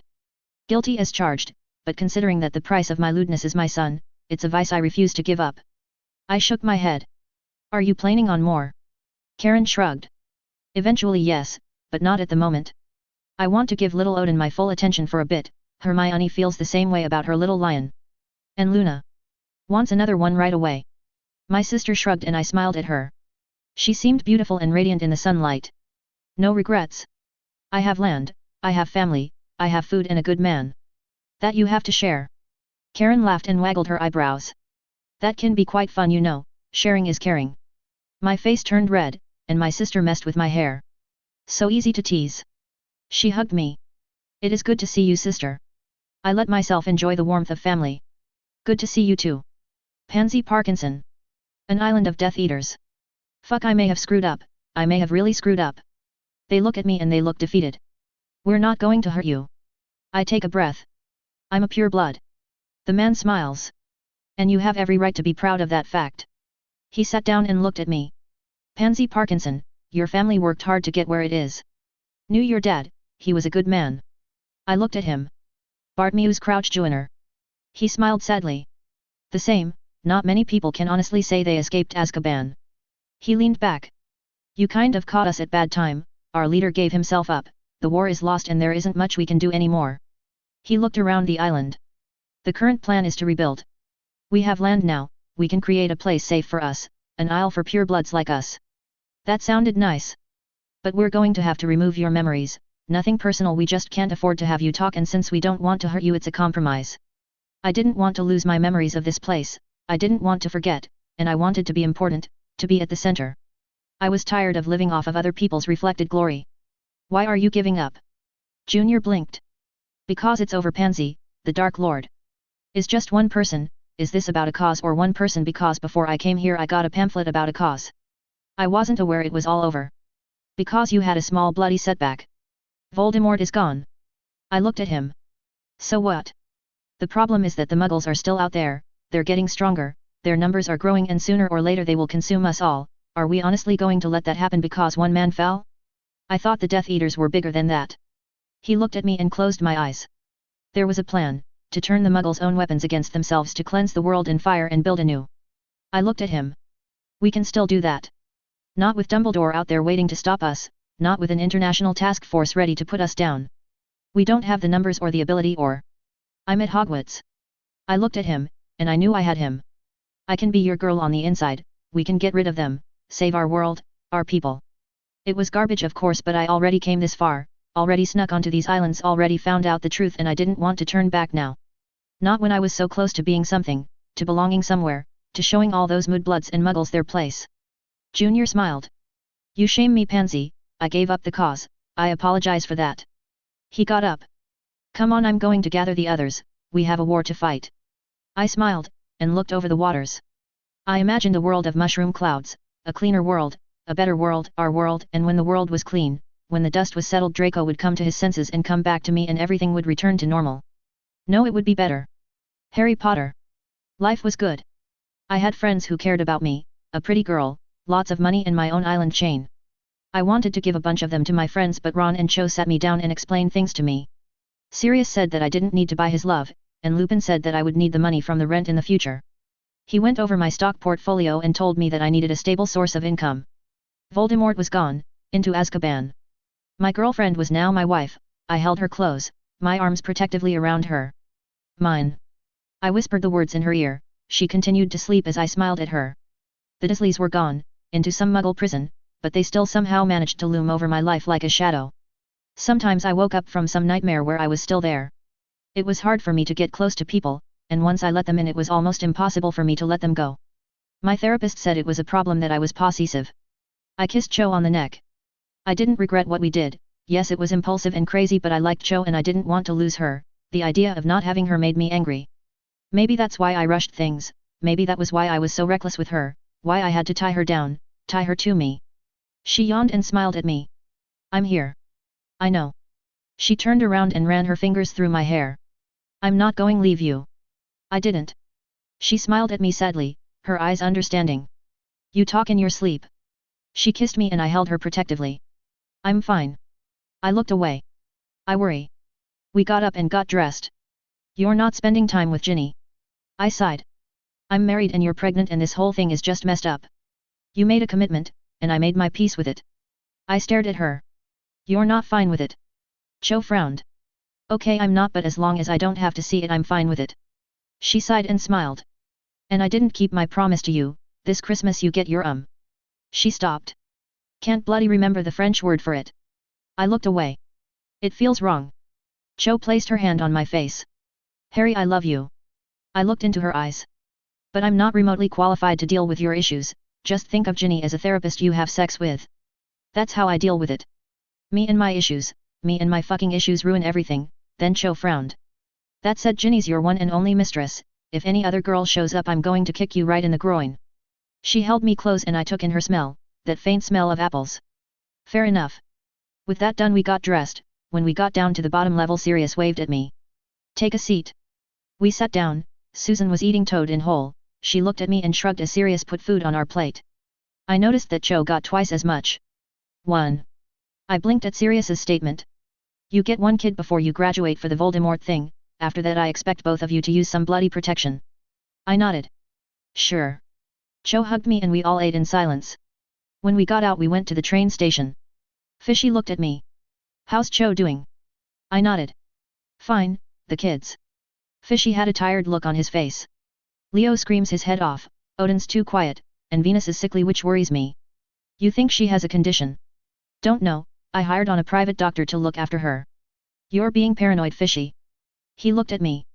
I was paranoid before I had kids. Do you honestly think that was going to change things? I shrugged. That made sense. Worried about them. Every day, Harry, every bloody day, and I don't know if I'm going to be around for them because of, well, the mission. Sorry about that. It's okay. We sprayed it and went to our train compartments. Cho cuddled next to me and Ron came in with his special friends. We talked about pretty much nothing, making small talk.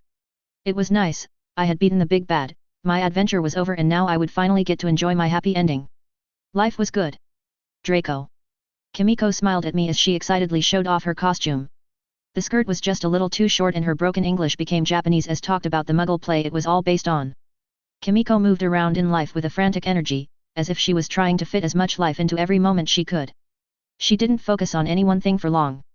She was nice, sweet, and a little lonely, and it was fun to tease her, but Kimiko wasn't Pansy. Pansy, for all of her faults, was sure of herself. Kimiko wasn't. There was a loneliness there, a desperation. Kimiko was desperate to please and seemed to be possessed by a desperate loneliness. She hungered for touch like a man in a desert hungered for water. A simple hug would have her flustered for over an hour. I could end up marrying her. I could end up having a family with her. I could find happiness of a kind with her.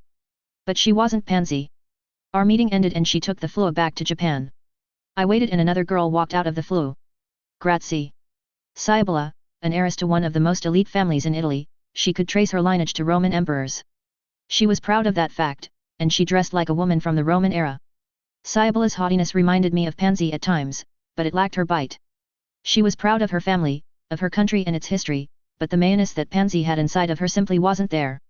She was proud, but she didn't look down on other people for being different. I compared her to Pansy and found her wanting in some ways. She lacked Pansy's bitterness, her spite, and she felt kind of bland to me.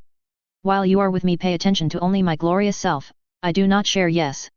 She was possessive and Pansy was much the same way, but when I looked at other girls she didn't unleash the biting insults upon the girl in question. Instead she just held me closer. Scibola demanded that I eat a homemade meal. Pansy would never do that. Cooking was beneath her, manual labor was beneath her. I didn't understand Scibola. Why are you cooking? We have house elves. She looked at me in confusion. How would I show my affection? If I didn't cook for you? How would you see the artistry in every dish? Cooking is the expression of my soul. I couldn't just give that up. The meal took too long and was delicious. Scibola talked about ingredients, her words dipping into Italian at random. She was nice, too nice. It was pride without malice, haughtiness without mayonnaise, and I just felt uncomfortable. When the meal ended I felt relieved. Scibola was beautiful but she wasn't Pansy. With breakfast over I headed towards the train with my parents. There we met Gabrielle. She was nice to me. She blushed and squeaked and was adorable. Her English was broken and halting and she stammered. She lacked the arrogance that Pansy faced the world with. She was nice and sweet. But she was too sweet, too nice, and I felt uncomfortable when she put a coin in some beggar's can. I felt uncomfortable as she wished him the best of luck. Gabrielle was like a ray of sunlight, when what I wanted was rain. When the meeting ended I finally went on the train there I froze. Pansy. Her eyes were dark, she had dark circles under her eyes. Draco. First he looked around nervously, Pansy put out her leg and tripped him and then laughed at the boy's misfortune. I missed that, missed her, a part of me was destructive, a part of me wanted to see the world burn. Pansy was the only one who encouraged that, who approved of every act of mayonnaise. I could be myself around her, with Kimiko I had this weird urge to protect her, with Cybele I felt like there was some standard I had to live up to, and with Gabrielle I felt ashamed of those urges, like I should be a better man, a better human being for her. With Pansy I felt like I could unleash that dark side, that even if I went to hell that she would be there by my side being just as bad. Pansy smirked. Missed you. My mom. Pansy took a breath. I know, but things will change. I remembered that moment in the clearing, how frightened Neville was when she crossed the line. Why did I care about Neville? It was unlike me, but in that moment I chose to protect him, in that moment I gave up Pansy. It can't. I missed her, but I also needed to outgrow her, I couldn't be mean and horrible my entire life. I didn't know which direction to go in but I couldn't go back to her. Everything can go back to the way they were. I clenched my fists. I'm sorry Pansy but it's over. I still missed her and I still loved her, it wasn't a nice love, it was a dark destructive thing but despite it all, I missed it. Kimiko Hojo. Touch. No Kimiko. I hungered for it, wanted it. Hug. No Kimiko, you're a Hojo, act like it. My earliest memories asking my mother for a hug, it didn't happen, the Hojo family did not do hugs, they did not do kisses, you spent your time learning what was expected to you. Human contact, touch was forbidden. I was the middle child of 5 children. A spare, and I was expected to hold up to a standard of behavior. A standard that didn't include hand-holding, that didn't include hugs, that didn't include kissing. I don't remember my parents ever treating me with anything but annoyance and anger. I wanted touch. I wanted someone I could touch and someone that would touch me. That's why I volunteered for this. I smiled at Draco showing off a homemade outfit, hoping that he would approve, hoping that I could have someone that was willing to touch me, willing to hug me, willing to talk to me. It's cute. I smiled. My world was one of manga, of anime interspaced with school, with tutors. My heart beat a little faster and I wasn't able to hide my lisp as I stammered out my gratitude. He patted me on the head and my heart melted just a little. Sorry, time's up. I went back into the flue, back to the disapproving stares, my mother looked at me with faint displeasure. How well did you do? He said I was cute. My mother took a sip of her wine and staggered a bit. She shrugged. Back to your room. I walked with her to my room, it was large and spacious, the metallic bars on the windows let in some light. The door slammed behind me and locked. I sat down and turned on the TV. They would let me out for dinner tonight, probably. Nero Cybele. Everything in life is art. Every spell I cast, every bit of clothing I wear, every meal I cook is art. This is humanity, a tapestry that goes back from the age of the caves to the modern era and it is the duty of each generation to add to this tapestry. Give it back. Draco looked at me and sighed. I was just borrowing it. No you weren't, you were messing with that Weasley boy, now put his books back. Why? I stared at him. Because there is no art in this, it's pettiness for the sake of pettiness, if you must fight him then meet him on the field of battle. He would lose. So? At least there is art in defeat and in victory, tragedy and triumph, there is no art in sneaking about. I looked at him and brought out a comb, Draco needed to look his very best. What are you? The back of your hair isn't combed. I combed it until his hair was perfect, good. It was hard reining in his darker impulses, but it needed to be done. Cruelty for cruelty's sake was bad art, and I prided myself on bringing good art of every sort into the world. Gabriel Delacour. 9 years old, I hesitated in front of the blonde boy, he looked at a homeless man ready with a retort. I looked into his eyes, and he sighed. Fine. I put a coin into his jar and walked next to him, to Draco. My English wasn't that good, and there was a gap of 8 years between us, but I knew the difference between right and wrong. My older sister was like him, she had that same streak of mayonnaise too, but I knew how to defuse it. I knew how to help her be good and I could help him too. Let's get going. He had everything he needed to be a good man, he just needed help. My help. Karen Starr. I looked over the walls in the distance. My lord sat next to me and I leaned into him. 5th year. He nodded. You and I know something bad's going to happen, right? I shrugged. It's possible that this will just be a normal quiet year, right? He stared at me. I mean Voldemort is in prison so there's that in I sighed and then smirked. I will try to grind my favorite sword into something usable. Good. I got on top of him. Karen. He tried to keep his face serious, then he shook his head. Not in public. He put his arms around my waist and hugged me. Still, I don't trust these moments, these quiet ones. I kissed him deeply. These moments in between are where we live, enjoy them. We held each other, simply taking time to enjoy each other's warmth as the sun set. Hey. Hermione took the chair next to us. Hey. She looked out into the distance as I turned around, still snuggling in my lord's lap in our recliner. Hermione's face was serious. If you told me first year that all of this would have happened, I would have told you that you were crazy. She smirked. Oh, that ultra-dangerous boy? You're going to marry him and become a queen, oh, and you're also going to fight a bunch of giant spiders and… Hermione paused. It's been weird, really bloody weird. I kept silent as my lord spoke. Do you regret it, your choices? Hermione's face was serious for a moment, deep in thought. No, as crazy as it all was, this was the path I choose, the life I choose. Some days are easier than others, some days are harder, but I have friends, I have people I care about. She smiled. I wasn't happy in my old life, something was missing, and I figured out what it was. We stared at her. Friends. She got up and helped me out of the recliner. Come on, it's time to get to bed. We nodded at her. Okay. She smiled. For what it's worth, guys. I don't regret this, you're my little golden friends. She got between us and put an arm around each of our waists. Whatever happens, let's face it together. None of us believed that the peace would last, but that was okay, we had each other. Luna Lovegood. I held Venus in my arms as the moonlight poured in through the window of Castle Black. I felt tired, yes, but I also felt content and happy. I liked this life. Father. He smiled at me. Are you okay? I smiled. Fine, never better. Dad looked away, he had a look of shame on his face. I'm sorry. I looked up and tilted my head in confusion. Why? This, I'm sorry, I got so focused on just saving your mother again, just seeing her again. I smiled as Venus fed from a bottle. I'm happy. Dad blinked. What?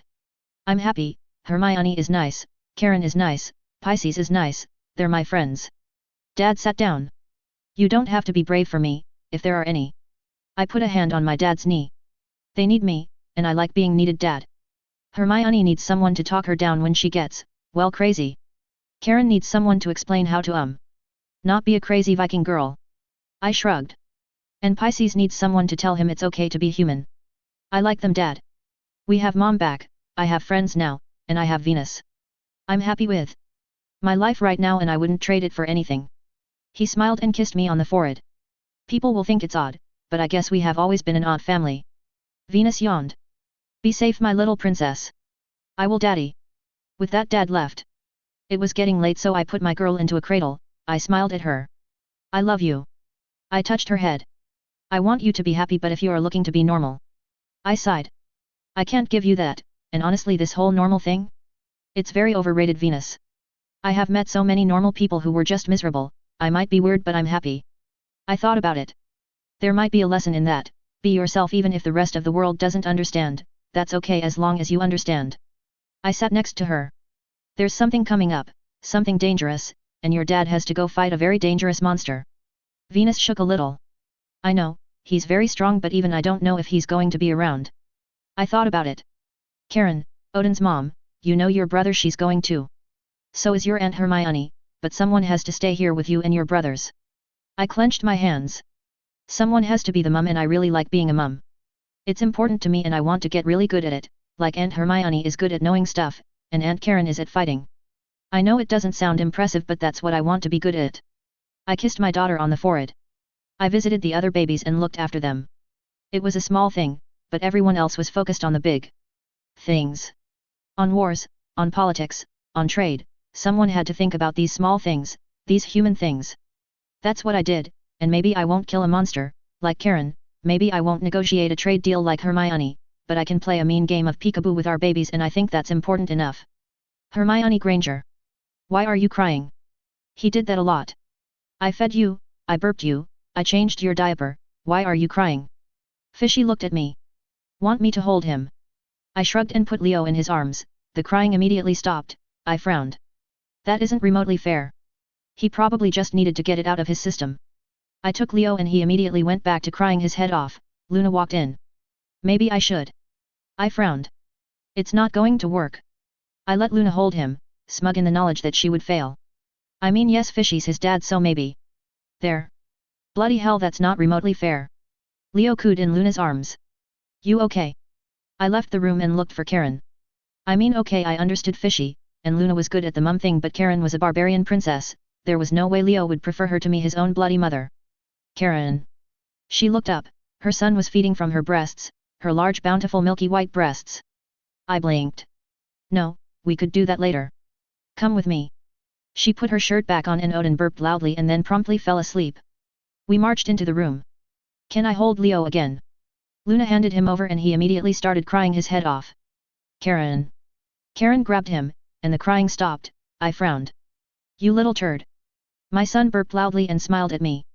This isn't bloody fair, my own son hates my guts. My husband looked up. He's a baby, he doesn't hate you. Leo raised his middle finger. Yes, yes he bloody does. I pointed at him. He doesn't even know what that means. Now 2 fingers, that little shit. I looked at him. I'm on to you. Leo laughed and snuggled into Karen's bountiful bosom, which I didn't like but understood. Those tits were glorious. Luna patted me on the back. It's okay, it will get better. I don't know what I'm doing wrong. Luna tilted her head. Have you tried breastfeeding Leo? I looked away. No. The other 2 blinked and cringed. What? Luna shrugged. You know how we take turns. The information caused my mind to freeze. This is about bloody milk. I folded my arms as my son slept. Fine, whatever, I will give it a go. The other 2 cringed. So you never I looked at Luna. Nursed him. I used a bottle. Luna sighed. Then you're probably out of milk. After a couple weeks you kind of stop producing milk. It's a use it or lose it thing. I blinked. I did not know that. And somehow that made me feel just god-awful. I sat down. Why am I so bad at this? Luna hugged me. It's okay. No, it's not okay, this should come easy to me. Karen gets it, Luna gets it, even bloody Fishy gets it. Hey. I'm just supposed to get this stuff naturally, right? My 3 golden friends shook their heads. Well, that makes me feel slightly better, I guess. Harry Potter. I held Cho's hand as she breathed in and out. Cho didn't scream, didn't seem to be in pain. I think a lot of that had to do with Snape. He made sure that Cho wouldn't feel an ounce of pain. It was strange. I used to hate him, but now he was all right. Perhaps he just needed a good shag. We all noticed that he was, well, not nice but nicer since he got hitched. Or maybe it was because of 3rd year. It's hard to hate someone after you fight an army of spiders together. But at that moment I was there with Cho, there with her as James was born. James cried a little he was cleaned and I sat there with Cho holding our son. In that moment it was all worth it. I had a family of my own and I'd make damned sure James got better than what I got. Hey little guy. It felt awkward, but a good kind of awkward. He opened his eyes and yawned. Your mom and dad. James blinked and then sneezed. I staggered as the wind hit me, but I remained on my feet. Cho stared at me. Well, we have established that he's got his daddy's powers. James yawned and fell asleep. It's okay little guy, it's okay. I smiled. A part of me felt guilty about keeping all that land, that it was selfish and wrong, but looking at James at that moment I understood that Ron was trying to be my friend. He was right, it wasn't about me, it was about James, making sure he was taken care of. Everything's okay, things are better now, safer now, your dad's here for you. Cho smiled. And he's going to be a lot less reckless now. I sighed. Fine. Cho grabbed my tie and pulled me down into a kiss as Pomfrey left the room. We just sat there for a while. Worth it. I nuzzled her neck. Whatever happens, it was worth it. I heard a knock on the door and sighed. Come in. Ron looked at me white as a ghost. Harry, we need to talk. Sure. Outside. I shrugged and walked outside. Ron, whatever happened it? He pulled out a newspaper. I looked at the title. Azkaban prisoners escape. We stood there silently. How many? All of them except one. I jumped and turned to look at Dumbledore. Who? Dumbledore sighed. Tom decided to stay. I talked to him about it under a truth serum. He was given the option and decided to stay in his cell. He managed to save the lives of a few of the guards who were put in his cell with him. Ron stared at Dumbledore. It's a trick. Voldemort or Tom recognizes that the war is over, that he lost. His sentence remains the same, Ron, he's not getting out anytime soon. Ron visibly relaxed and I looked at the headmaster. So the Dementors will track them down and... they're gone. Albus looked worried. Every single last one of them is gone. I hated Halloween. Albus Dumbledore. We sat down around Tom, Auror stood at the ready. Sweat ran down their brow, they were worried and scared despite the fact that Tom was handcuffed. Why didn't you leave? This was the 5th time we had interviewed him. Because I deserve to be here. We all agreed on that point. Where are the Dementors? He shrugged. I don't know. Where are the prisoners? I also don't know. They looked at me. That was the strongest truth serum known to man, he doesn't know. They looked at Tom again. What are they up to? Tom sighed. There was a plan during the war to cause a dramatic drop in the Muggle population. What are they up to? It was admittedly a crazy plan, an insane plan, What is it? Tom sighed. Grab a Russian nuclear base, use the Imperius on the Muggles and start a nuclear war. The room was silent. Fuck. The word echoed throughout the interrogation room. And that's one reason why I chose to remain behind, why I belong here among, well, a lot of reasons. I nodded. Mr. Riddle, we will take that under advisement. Tom was taken back to his cell as the Aurors looked at the room with wide eyes. I have a report to give to Minister Fudge. I went to the boat and when I was outside the wards I apparat to the location. Minister Fudge was waiting for me. How bad? End of the world bad. Fudge sighed. Let me guess, nukes. I nodded, and Fudge sighed. We will do as we must, I will order everyone I can to help with the search, to help find out where the Death Eaters are hiding. It has to be someplace big. The New Islands. Fudge blinked. I don't think the Malfoys are involved in this one, they have made too many overtures to the Muggle-borns. It's worth checking anyways. He nodded. Good point, we will comb all the new lands for hidey holes and inform the International Confederacy. He took a breath. It might get to the point where we will have to do really unfortunate things. I waited. How unfortunate? Put Voldemort in an ironclad unbreakable oath and have him fix his own mess, bad. I grimaced. That was legitimately bad. We may not have a choice. He shrugged. If we do that then I won't be able to block Flamel's plan to have the maniac work off his crimes. Explain.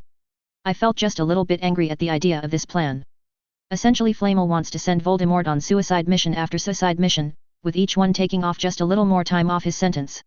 Which I do not approve of. If the end of the world is coming. Fudge sighed. Bloody hell, is it too much to ask these people to stay home? I shrugged. Well, I will go talk to the minister why get this all handled. With those words we both left. He would contact his people and I would contact mine. I grimaced and sighed considering just how serious it was. It would be prudent to contact Lord Malfoy. If the world was destroyed there would be nothing for him to rule. Draco Malfoy. I looked at my brother and at the wards. I don't know how but I'm sure it's your fault, Pi. He looked at me and shrugged. It's not like I plan on these things happening, they just kind of do. That is the most Gryffindor excuse on the planet. My brother shrugged. I married one so I guess she's wearing off on me. Bullshit, Pi, I remember this quid. We stared at the glowing wards and I sighed at a flash of light. Another fucking siege. Pi nodded. Yab. This is considerably worse than the giant spiders, Pi. There are much fewer of them. I sighed. Not the point, Pi, I am so fucking done with this, with these sieges, with the bullshit. Pi stretched. Well, I better go handle it. I waved him off and let him get to work. I went downstairs and looked at the younger Slytherins. We're going to need water, lots of water. I sighed at Luna. Mind going up there with him? She nodded and a glowing bunny formed in the air. I felt upset and pissed, another siege. Seriously, it didn't work last time, why do it again? Or maybe it wasn't the Death Eaters this time, maybe it was some weird cult or some other such nonsense. Bullshit like that tended to happen to Pi, to Harry, to us. I sighed and helped bring up a barrel of water. Luna's glowing patroness sat calmly on her shoulder. Aiming. Glowing water went forward and I heard a screaming sound. I watched as another Dementor died. They're sending relief tomorrow. My brother shrugged. I know, the plan is to get them into a corner and let me handle it. He didn't sound angry or scared, just kind of tired. I'm so done with this Draco, so completely done. I nodded. I'm going to kill the fuck out of the assholes responsible for this one Draco. Slow. He sighed. I don't play around with my kills, Draco, but it will be horrible and bloody. I took a breath as another Dementor died. Need anything? Coffee. We have tea. My brother looked at me. Talk to Karen, she knows where I keep my stash. I nodded. Fine, I'm in. I yawned. The first eyes looked around the world in fear, hiding from the screams of the Dementors. The rest of us though, those of us who had been through the siege. We looked bored, there was an air of disgruntlement. Karen? Pi needs some coffee, he said to bring the good stuff. She nodded and went on her way. I went up to the tower and blinked. Those bright lights. My brother smiled. Petronuses, lots and lots of Petronuses. He cracked his back. So I'm going to bed pretty soon, going hunting tomorrow. Coming with? I thought about it, an army of unkillable monsters in the Forbidden Forest with my brother. Fuck it, I'm in. It was his wife, I decided. Despite it all, my sister-in-law was wearing off of me, damned Gryffindors were corrupting me. Draco Malfoy. Expecto Patronum. Sure, the spell was mostly useless, sure it would cause my wand to turn on me if I ever needed something really nasty, but I had people for that, and worst comes to worst I would just burn people alive. Fire had a nice way of solving problems. Not working. Okay, I need a memory that makes me happy.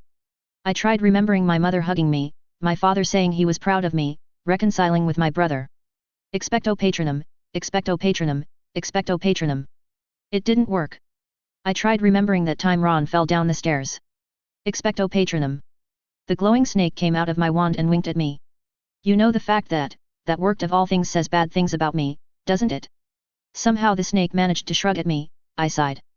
Okay, Harry has a stag, Luna has a bunny, my brother's a fish, Karen is a corgi, Hermione is an otter for some reason and you're a snake. My glowing patroness flew around as I looked in my books.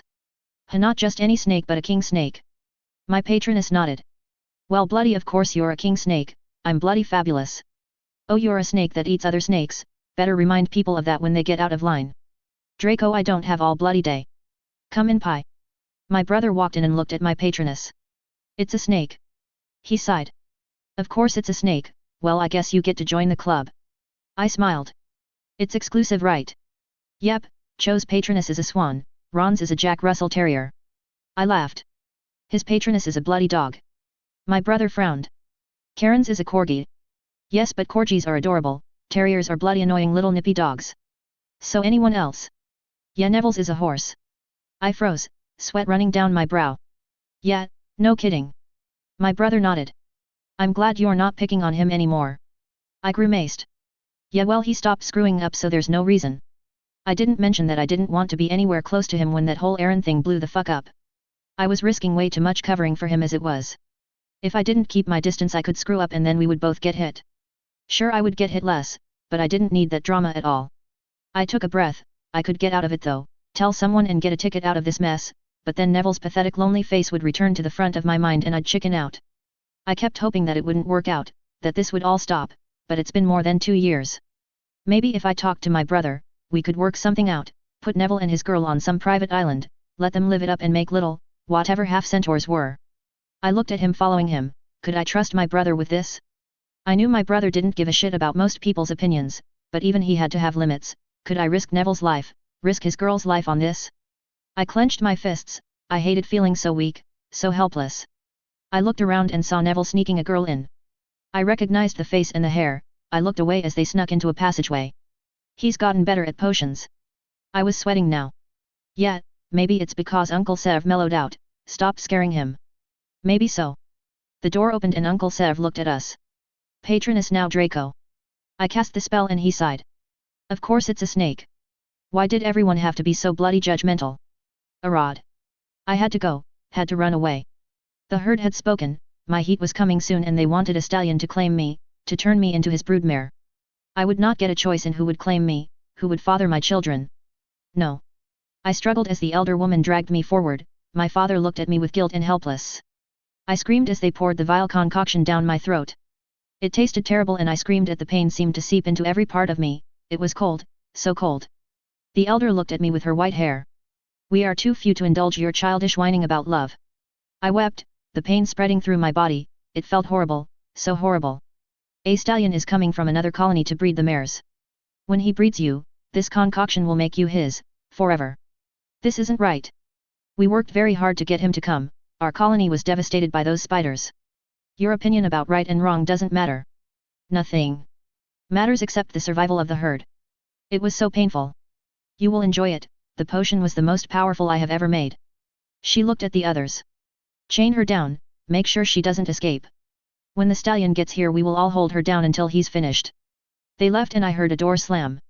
I cried, it wasn't fair, it wasn't right.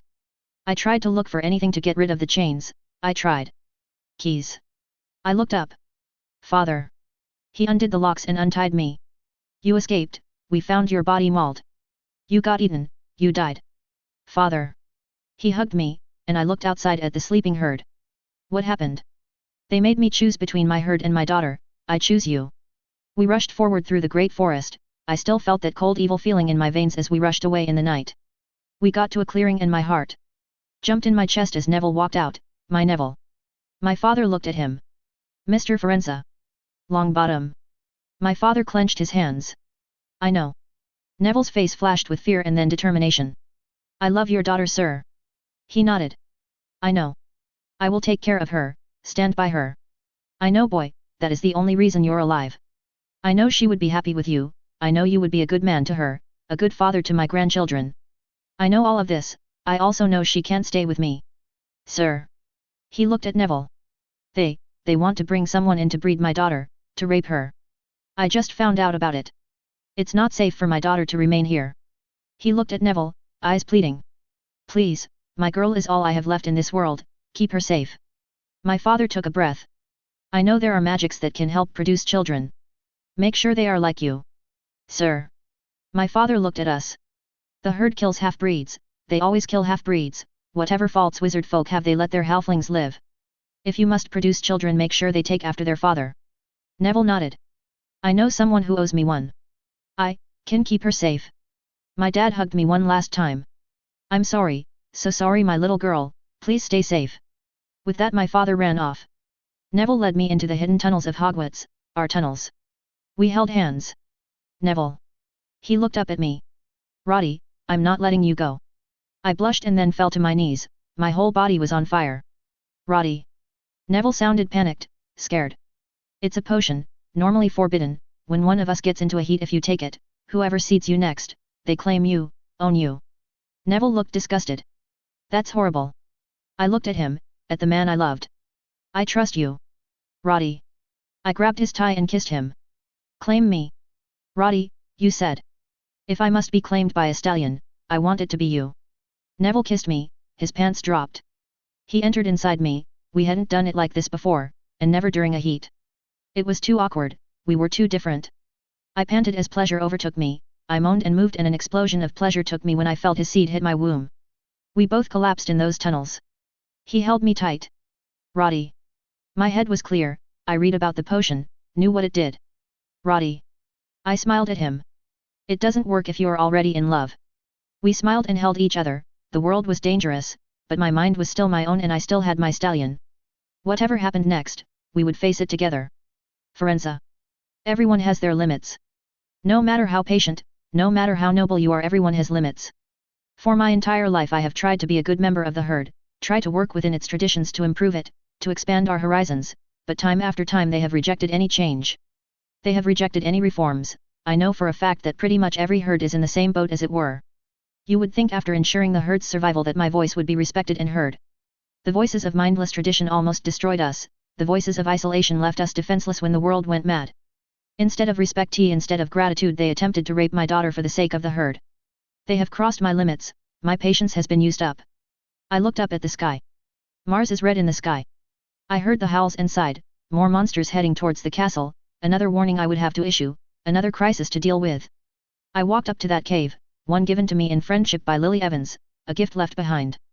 I pushed the boulder out of the way and gathered her final gifts. I put them into the old pack and put it on my back. With that done I returned to my still sleeping tribe. They decided to celebrate my daughter's upcoming rape with drink that I tainted. I grabbed a pan and a ladle and banged it hard, they got up slowly. My daughter escaped. They looked at me.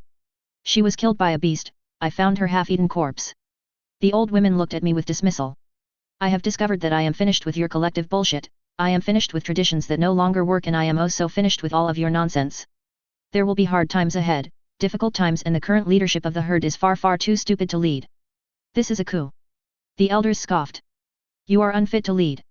It was one of those elderly ladies, the one who brewed that horrible potion, the one who went behind my back. My voice was soft, and filled with menace and hate. I think you have forgotten your place, old woman. I saved the herd, I ensured your survival. The old leadership is dead, I am taking control, you are not being given a choice. I looked around.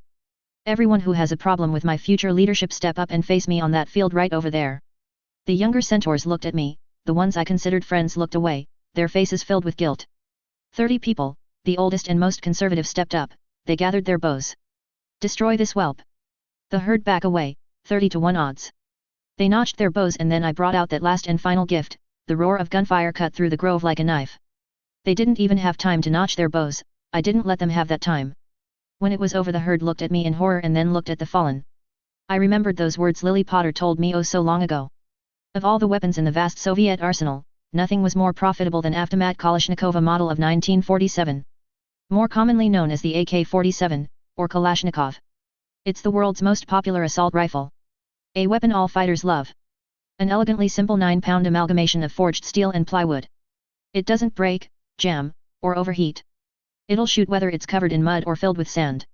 It's so easy, even a child can use it, and they do. The Soviets put the gun on a coin. Mozambique put it on their flag. It is the Russian people's greatest export. After that comes vodka, caviar, and suicidal novelists. I looked at them. The old ways are gone, those who followed them are dead, they are going to remain dead. I want you to know that this is not a democracy, I am in charge now. If you have a problem with that you can join the dead. They looked at the corpses and then looked at me, as one the herd went to their knees. Good. It is a new era, we will not increase our numbers with rape, we will instead invite other centaurs who are tired of the old ways to live with us. The old way of isolation left us ignorant, the old ways left us without allies, the old ways have impoverished us and left us with an ever-shrinking amount of land. The old ways may have served a point long ago but now they are stupid. I pointed at the corpses. And nature punishes the stupid with death, if you wish to leave then leave now do not return, if you wish to come with me and create a new era stay. What do you say? Forenza, Forenza, Forenza. They chanted my name, and I nodded. I was in charge of the herd now and they would be dragged into the modern world whether they liked it or not. Neville Longbottom. My entire body seemed to be in a cold sweat, Pisces black. Probably one of the scariest and most terrifying person in Hogwarts, and I was here to ask for something. My heart beat faster, we were alone in a locked room. Pisces looked relaxed, even bored. I raised my hand and watched as his hand lazily went to a canteen on his belt. You wanted to talk to me. I took a breath. I need a favor. Pisces nodded. This is about a recent event isn't it? I nodded, I took another breath. Yes, I think you know what this is about. I smiled at him, and he sighed. I'm not allowed to kill her for you. I blinked. Kinslaying is against the rules, seriously against the rules. What I can do is recognize your right to vendetta, provide you money to hire help, and declare her outcast from the Black family. I've already cut her access to former accounts and whatever money she had. I can also provide contacts with notable hit wizards and... I gritted my teeth. This is actually about getting my girlfriend to safety. Pisces blinked. So you're not on the revenge train? I shrugged. Not really, and anyways revenge just leaves you feeling hollow. Pisces leaned back.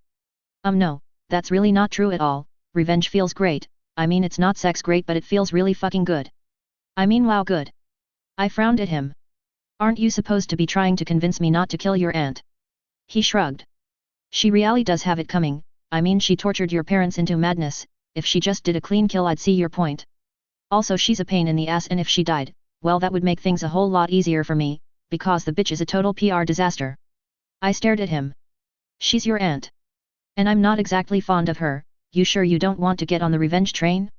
I mean this is a once-in-a-lifetime chance Neville. Come on get aboard, Chochu. I frowned. I just need help getting Roddy off the island or they will have her raped. Pisces sighed. That's fucked up. Okay, I have some land on mainland Shetlands, I will write it down that you are gathering a posse for revenge, give you a writ of vendetta, some money and put her down as someone you hired. I'm not interested in doing your dirty work. Pisces leaned back. And what would happen to Roddy if you didn't have a proper excuse? I froze. They would kill her. Yep, magical beasts don't have the protections that magical beings have, you need a cover story and I need to show that I'm not associated with Bella. I help you, you help me and we all come out of this ahead. I sighed. Very well, for Roddy. Paperwork was signed and it seemed like word got out the next day. I felt sick as the other Gryffindors congratulated me and wished me the best of luck. It was the most popularity I ever had, and it made me sick to my stomach. Agatha Barlow's. Where's my shoes? I sighed. Where you last put them Belen, where else? And if I knew where they were I wouldn't be asking you woman. I shook my head. Just get to the kitchen table Belen, we can look for your damned socks after that. His cane tapped the floor and stopped. I found my shoes, they're near the couch. Where you left them? No, I always leave my shoes near the door. I sighed and remembered something. I may have moved them when I was cleaning.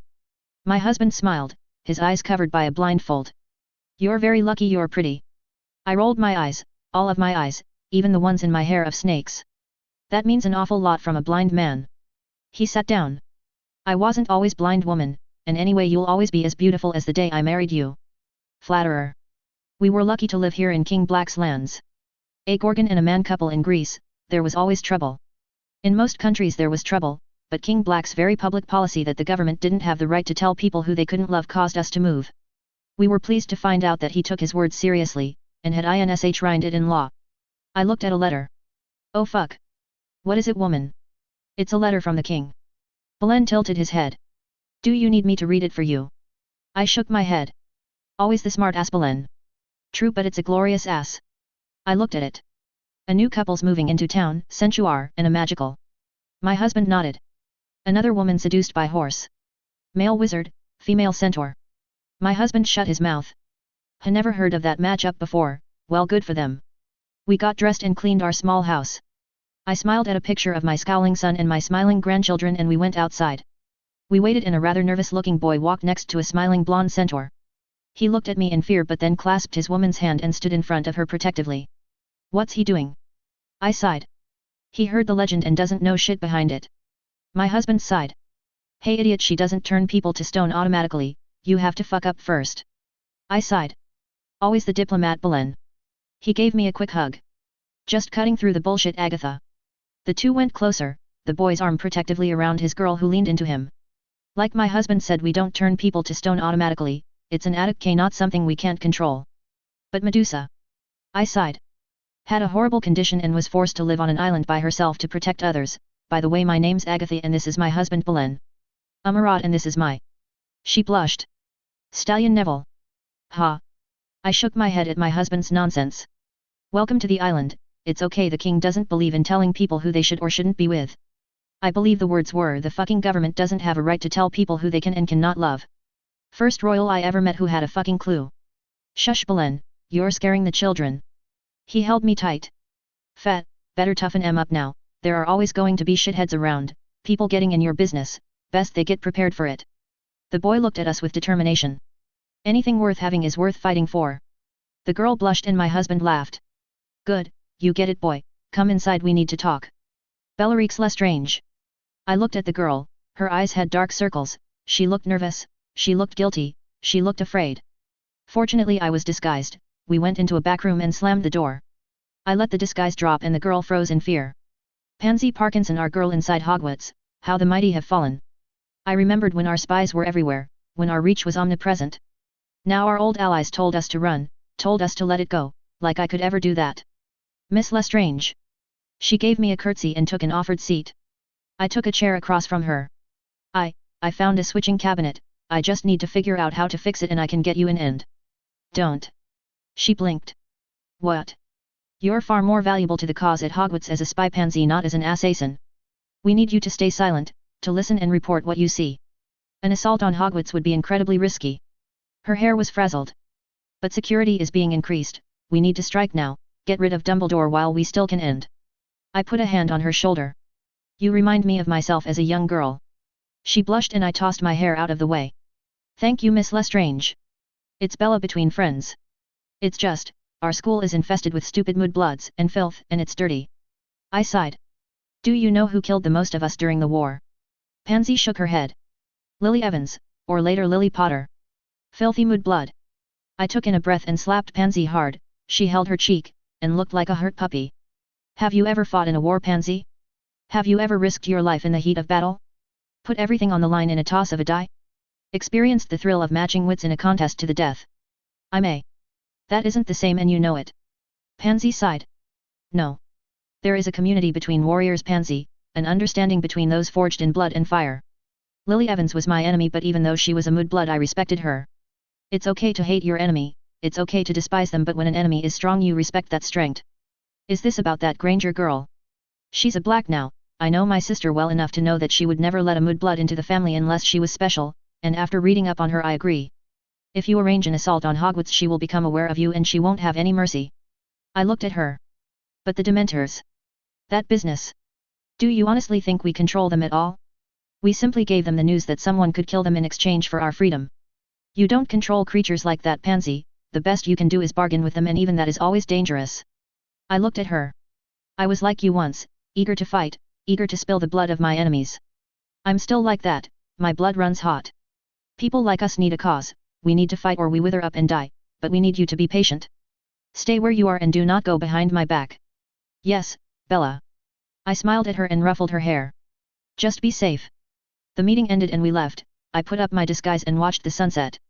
It was a lie, of course. Pansy wasn't anything like me. I read up on her actions. If the siege happened when I was in school I would have fought. Only 2 people in my life ever understood me. Nobody else understood why I was mean to everyone, why I desperately needed to fight, why I needed to dance with death every chance I got. Lily Evans understood that. She was nicer than me, was more restrained, but when she was fighting her eyes and my eyes were the same. We were women who were born to battle. Voldemort, Tom. He understood that. He let me fight, let me be myself. I loved him for that. I begged him to come with us but he remained behind. I missed him a lot, but in the end I need to fight, I need to curse, to ride the hate and poison of dark magic. I needed to destroy and kill. I can't live a peaceful world of family like Sissa can. That wild Viking part of my soul won't let me rest. I got up. Odin, grant me death in battle. I smiled as the sun died, leaving the sky a blood red. For a moment my restless soul was at peace. Kimiko Hojo. I smiled as Draco confidently leaned back. So I was hunting Dementors with my brother, right? He really was the coolest, hunting invincible monsters with his brother just like the heroes of my anime. Okay, granted he wasn't the main hero. Draco was more like the hero's rival, like Vegeta, Ryoga, or wow, there are lots of rivals out there. We cornered them in a cave and I always thought Vegeta was sexier than Goku. Don't get me wrong, I like Goku, he's a great guy, but Vegeta was this tragic prince type and that always hit me. And then Pi bursts out the water, the things tried to escape but I used my Patronus to hold them back and they just screamed in terror as we killed them. It was just awesome. I wondered if I could convince Draco to put on the Vegeta costume I made. I think I could get it made pretty quickly and he would look super hot in it. I could put on my Bulma costume and we could go out for a date. Or maybe my Sailor Moon costume. So yet I said, not so unkillable now, are you? It wasn't canon of course, but canon was overrated, and I just felt sexier in that costume, in costumes in general. It was hard for me to talk to people just dressed up as Kimiko, I just got nervous and said the wrong things. That's really awesome. Draco beamed and smiled and my heart melted just a little. Well, of course it was, because I'm awesome, best of the best here, Kimiko. He put his hand on my knee and I melted just a little bit, eager for touch. Yes, you are. You okay, Kimiko? My breathing was a little heavy. We were alone, maybe that hand would creep up a little closer up my leg, would I do something, would I stop him? Yet. I wouldn't slap him for it, I wasn't a Tsundere after all, even if Bulma was, and I kind of wanted that hand to go up higher. Did that make me a lewd woman? I'm just not used to being touched. The hand leapt away instantly, I felt a flash of anger. I didn't say to stop. Draco looked at me in confusion. But you said. I know what I said, but you know it's okay if it's you. Draco smirked at me and got out of his chair. Really? My heart beat faster, going doki doki as his breath hit against my ear. Yes. You want me to touch you? I felt myself turn red. Yes. Beg me. His voice was playful but I felt a little nervous. Please, please touch me. Fine. Draco gave me a hug and I cried as his arms went around me. Kimiko, are you? Please don't stop, please don't stop. A hug, I don't remember the last time I had been hugged, this was paradise. Okay. I smiled and enjoyed the feeling of being hugged. Pansy Park Ensign. Dumbledore needed to go. He was getting too close, to the truth, to me. Every now and then he would look at me, just look at me, and because of that other people are looking at me. But if Dumbledore was gone I'd be safe, and could do my job without any worries. Was it a bad thing to want to kill him? No, of course not. He was old, impossibly, horribly old, and I was young. I mean out with the old and with the new, right? The problem was the Death Eaters didn't want to finish the job. I mean I get it, he's scary but he's just one man, if I got enough people together and we ambushed him we could totally kill him, and then they would escape and the country would be ours, the world would be ours and Draco would be mine again. Really this whole thing is Draco's fault, if he would just ignore his mother's silly command we could just be together and have fun. Another thing I missed, fun, the word down the pipe was no messing with first ties or starting fights or messing with people, a spy had to be polite. It wasn't fair, I needed that outlet, I needed to show people their place. I needed to prove that I was stronger, that I was better. I missed the look of despair in people's eyes, I froze as the filthy mood-blood queen walked up to me. My hand was on my wand, did she know? One word and I would be able to end this, but I would only get one chance to use the killing curse, one, and if I missed the mood-blood whore would kill me. I remembered what she did second year, and she's only gotten more dangerous, more vicious since then. The problem is I would have to clear the taint from my wand. I would have to figure out a way to dispose of the body. Would Karen help? I mean technically they were rivals for attention, maybe I could get her on my side, kill the Granger girl and this would all be settled. But then I would have to kill Luna for her, and that would look suspicious and... Pansy. My blood went cold as I looked at her, she smiled at me. I'm really happy for you. I grimaced. Happy about what, Mrs. Black? Hermione put her hand on my shoulder. You haven't been, well, mean lately, haven't been doing any pranks or messing with anyone, and I just want you to know that I've noticed. Oh Merlin, I was fucked, I was so fucked. I'm proud of you, I know it's hard to change, hard to get better. Second year. She sighed. I needed a lot of help after second year, to come back from that, so I know what it's like to be angry all the time and how hard it is to not lash out. I smiled weakly at her. I just want Draco back. There, an excuse, please go away Moodblood, please, please, please. The Moodblood sighed. I know Draco would appreciate that, but you have to do this for yourself. I imagined all those filthy muggles dead, a world where we were free to do as we pleased without constraints, a world where others bowed to me. I am, but Draco is a part of it, I can't help that.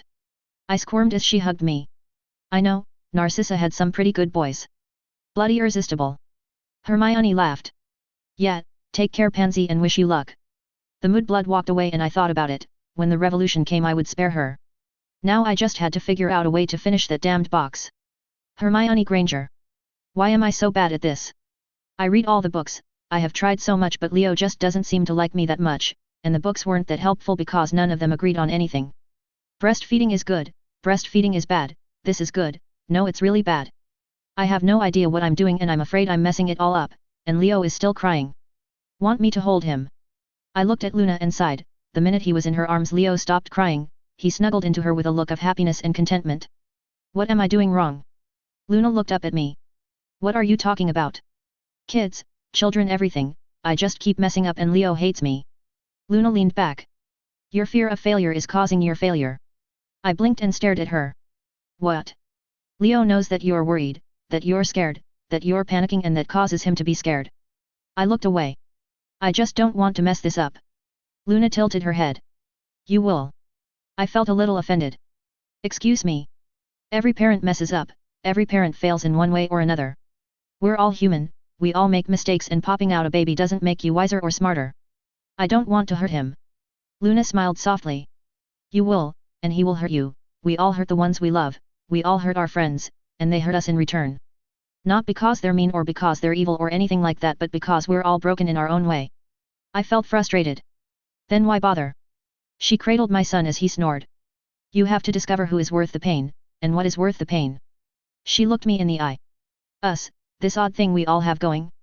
For me that's worth the pain, we annoy each other, we get on each other's nerves, but I think it's nice to have someone to support me. It's easier to do this with help. She gave me back my son and he stared crying. Breath in Hermione. I did so. Breath out, breath in, breath out. It was inane, it didn't make logical sense, I needed actual results, points and counterpoints. It worked and Leo fell asleep for the first time, he cuddled into me. I felt a sense of contentment, of happiness.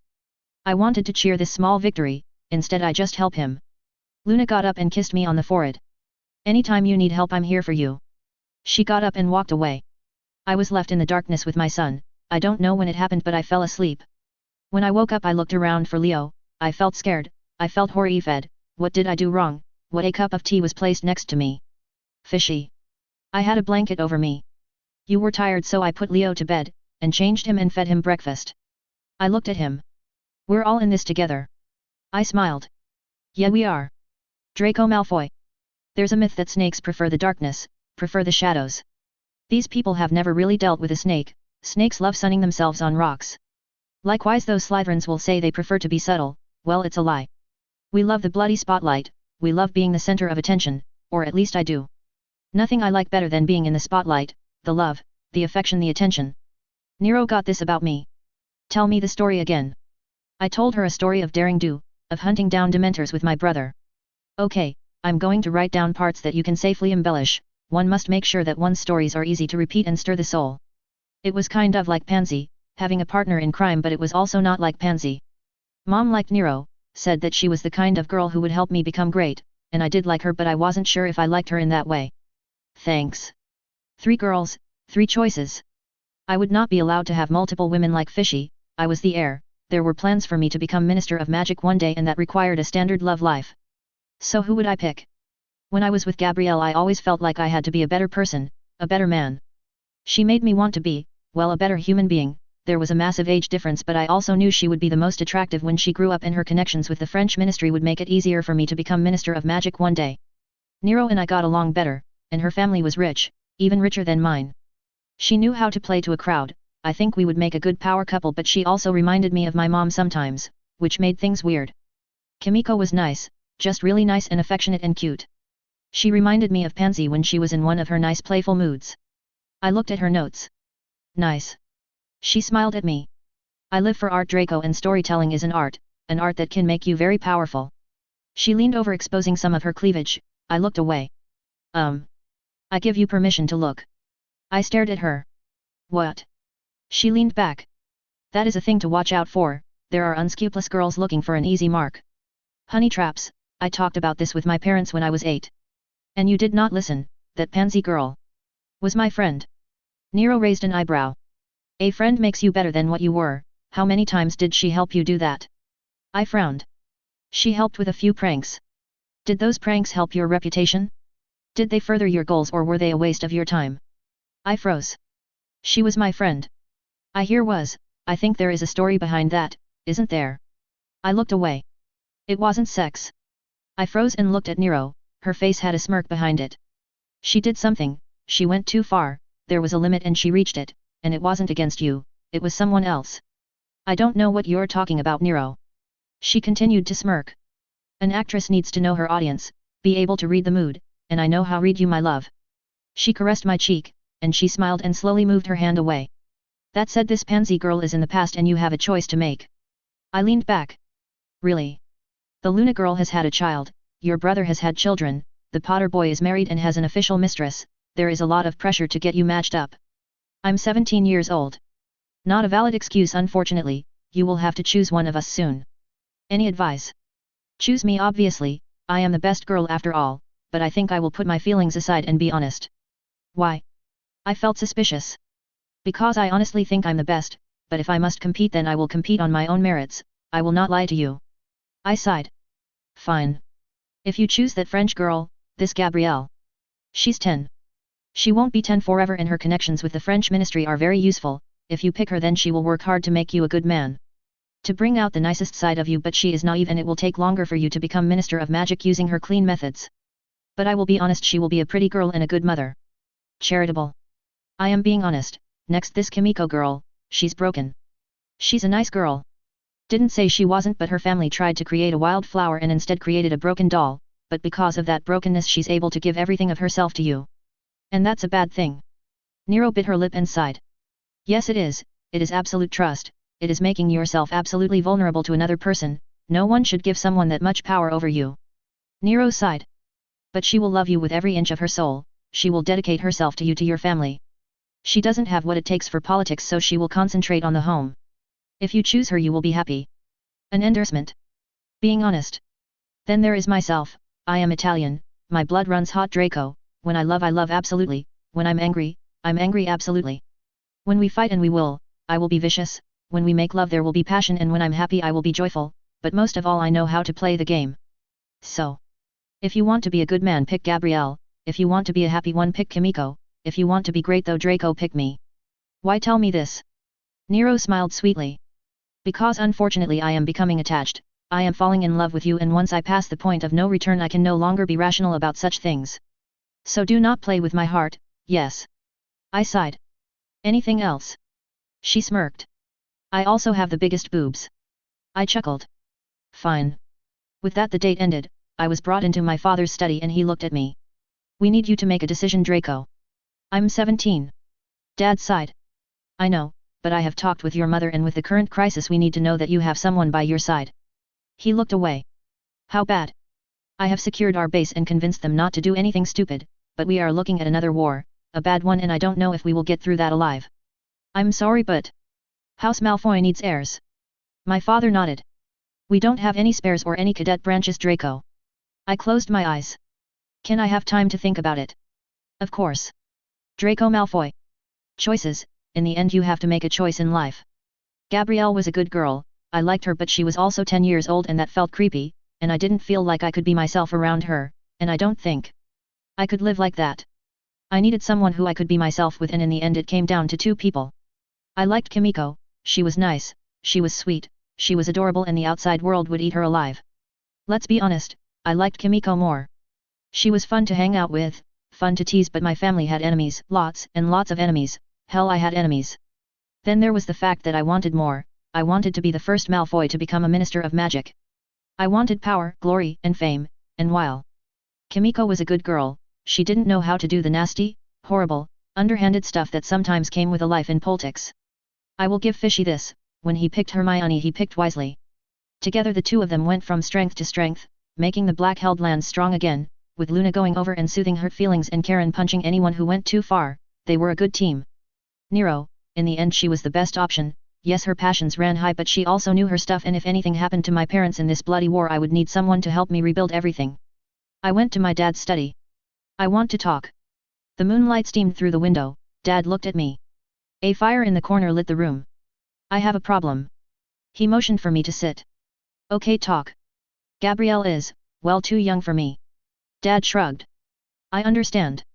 I really like Kimiko, but Nero is also great, and I was thinking, maybe I could marry Nero and have Kimiko as my girl on the side in an unofficial capacity. My father stared at me, and blinked. Draco. I looked up at him. That sounds like a bad idea, a really bad idea. First of all, our party runs on a family values campaign. But the others have mistresses, this is true, but the person in the lead traditionally keeps things conventional. In order to break large rules you have to keep the small ones. Your mother wouldn't approve, and honestly it's difficult making things work with one woman, much less two. Fishy has 3. My dad sighed.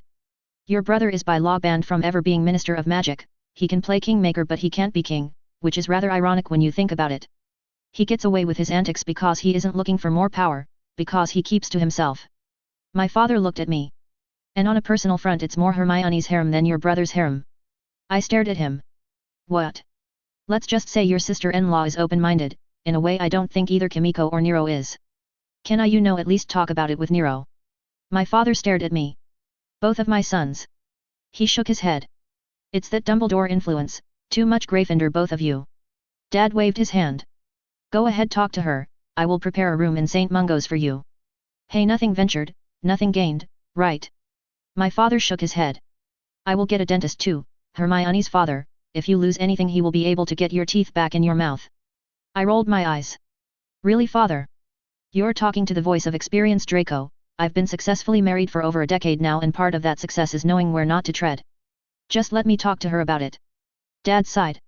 Fine, you always did have to learn everything the hard way, too much of your grandfather in you. I decided to take that as a compliment. Draco Malfoy. Nero looked at me in her red dress. She calmly took another sip of wine. So you want a mistress? Her voice was low, cold, and angry, unbelievably angry. If that's okay with you. Nero closed her eyes. I could hear her count in Italian, then she opened her eyes and slapped me hard. She looked at me in rage, her voice controlled. What made you think, even remotely think that this would be a good idea? Great, I needed to bullshit and bullshit fast. My bloodline cures squibs for the sake of the magical world. I need to, spread things around as it were, and I'd rather not do this behind your back. Fishy had directly warned me that if I was going to do this that I better be open and upfront with her. Nero took another breath. Roman women do not share. Maybe it was the slap, maybe it was my natural asshole speaking, but I rolled my eyes. Really? Okay, name one Italian politician that doesn't have a mistress, or didn't cheat on their spouse, name one. Nero froze and looked away. Point made. She took a breath. It is perhaps true that extraordinary men have many women in their life. Fine, who do you have in mind? Please tell me it isn't that horrid pansy girl. I looked away. Kimiko. Nero closed her eyes and took deep cleansing breaths, then opened her eyes once more. Her face was now controlled but still red. The Japanese girl, exotic, pretty enough, even-tempered, and she is from a good family. I very much doubt they would approve of turning their little princess into a Mistress Draco. Marry their girl off into family from another country is pushing it as it is, yes. Nero leaned back, exposing some of her cleavage.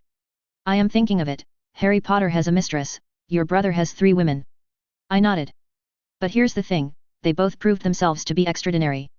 Your brother fought and defeated an invincible ghost, slew a giant squid, crowned himself king, avenged his people, slew a giant monster to save his future wife, won his homeland new territory and has killed unkillable monsters. She paused. Harry helped put a despot behind bars and was able to convince a Dark Lord to go into prison and stay there. He also helped win his country new lands, both of them proved they were extraordinary. I cure squibs. That isn't enough, if you want a mistress and for me to tolerate it then you must earn that privilege. I stared at her. Yamata no Orokai. I blinked. What? Yamata no Orokai, the 8-headed dragon of Japan, one of the most dangerous monsters of the Far East.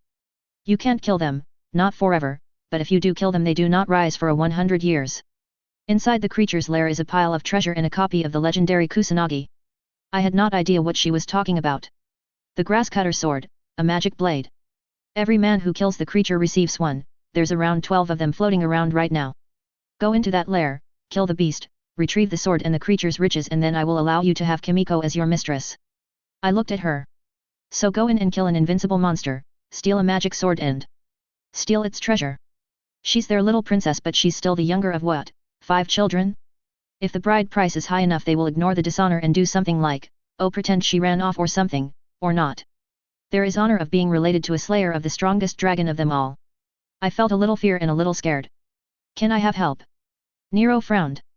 Fighting minions yes, help finding the creature's lair yes, but you must fight the dragon alone, and I will demand a magical contract stating as such, nothing to curse you I just want to know if you cheated. So all I had to do to get both girls was slay a legendary monster, Nero smirked. Or you could choose to be satisfied by one woman. I took a breath. I need to think about this. Nero shrugged. That is fine, this is a fair exchange yes? Either live a life worthy of art or be satisfied with one woman, either way it's a good story. Kara Star. I don't trust her. Pansy I mean. Hermione thinks she's changed, that she's turned over a new leaf, but honestly that's what precisely has me worried. People don't change, not that quickly. Change is something one struggles with, it doesn't happen all at once, there are relapses, losses of control. It takes time to turn actions into habit, and habit into change.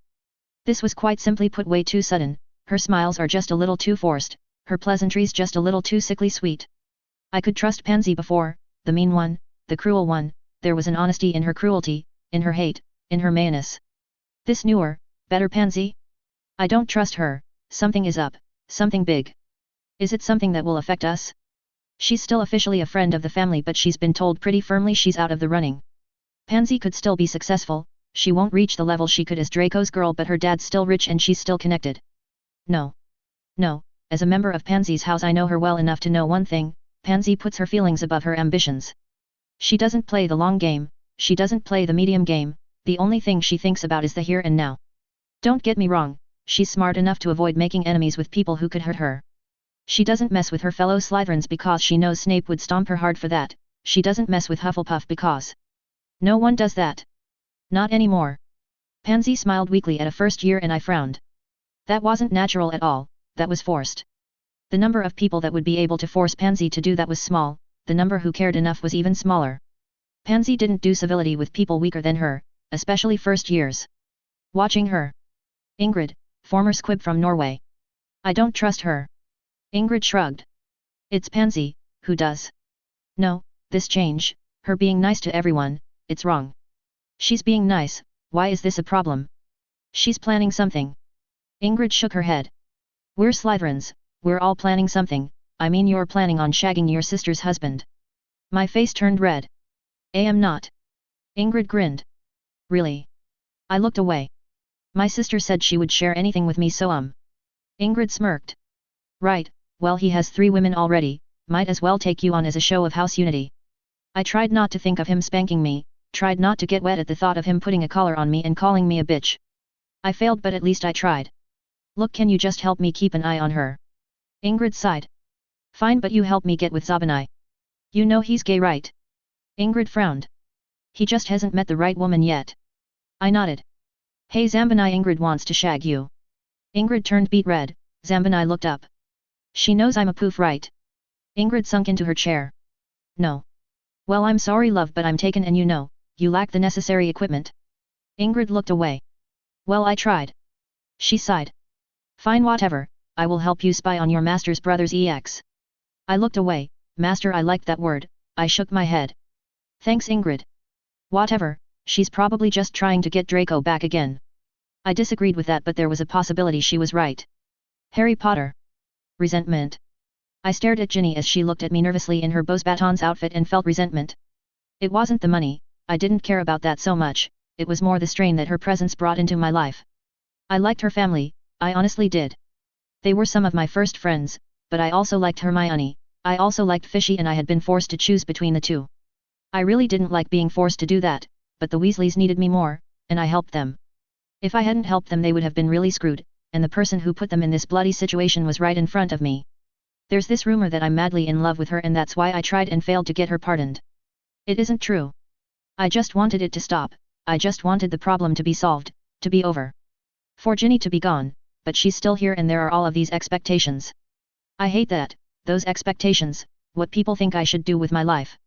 The person I should be, that I should spend the rest of my life going from adventure to adventure when honestly, I just want to have a couple of mates, a good woman and spend time with my son. This idea that my blood ran hot for revenge? Also not true, I didn't grow up with my parents and I only met them for a little while long after they died. They seemed like nice people but I didn't have the kind of investment someone like Neville had or Ron had. I knew what Tom did but I didn't really experience it much firsthand. I was kind of removed from it, to be honest. I hated the Dursleys more than him, hated Umbridge more than him. It meant I could forgive him but it also made my forgiveness honestly kind of worthless, which brought me back to Ginny, back to this sense of resentment. I'm married now, I have a child and she still has this expectation that we're a thing.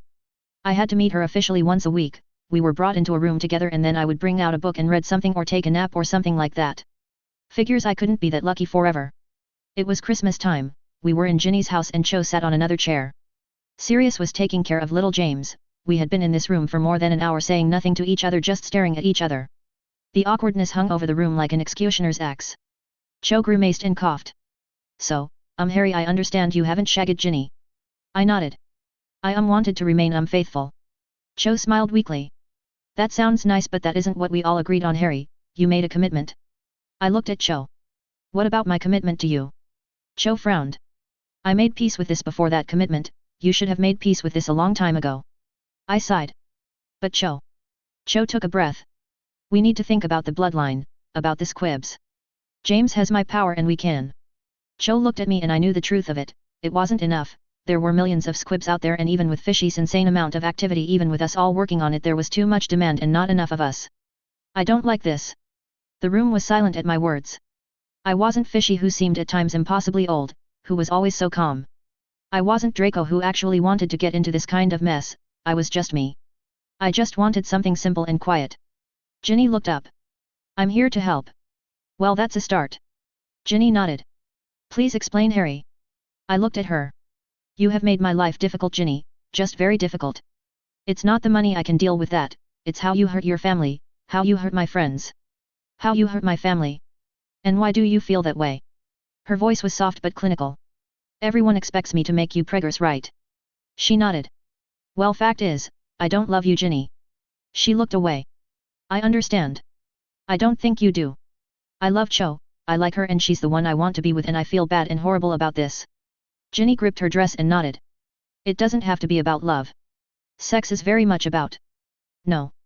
Ginny took a deep breath. Not always, I don't want to ruin this thing you have between yourself and Cho, what I want to do is help make that better.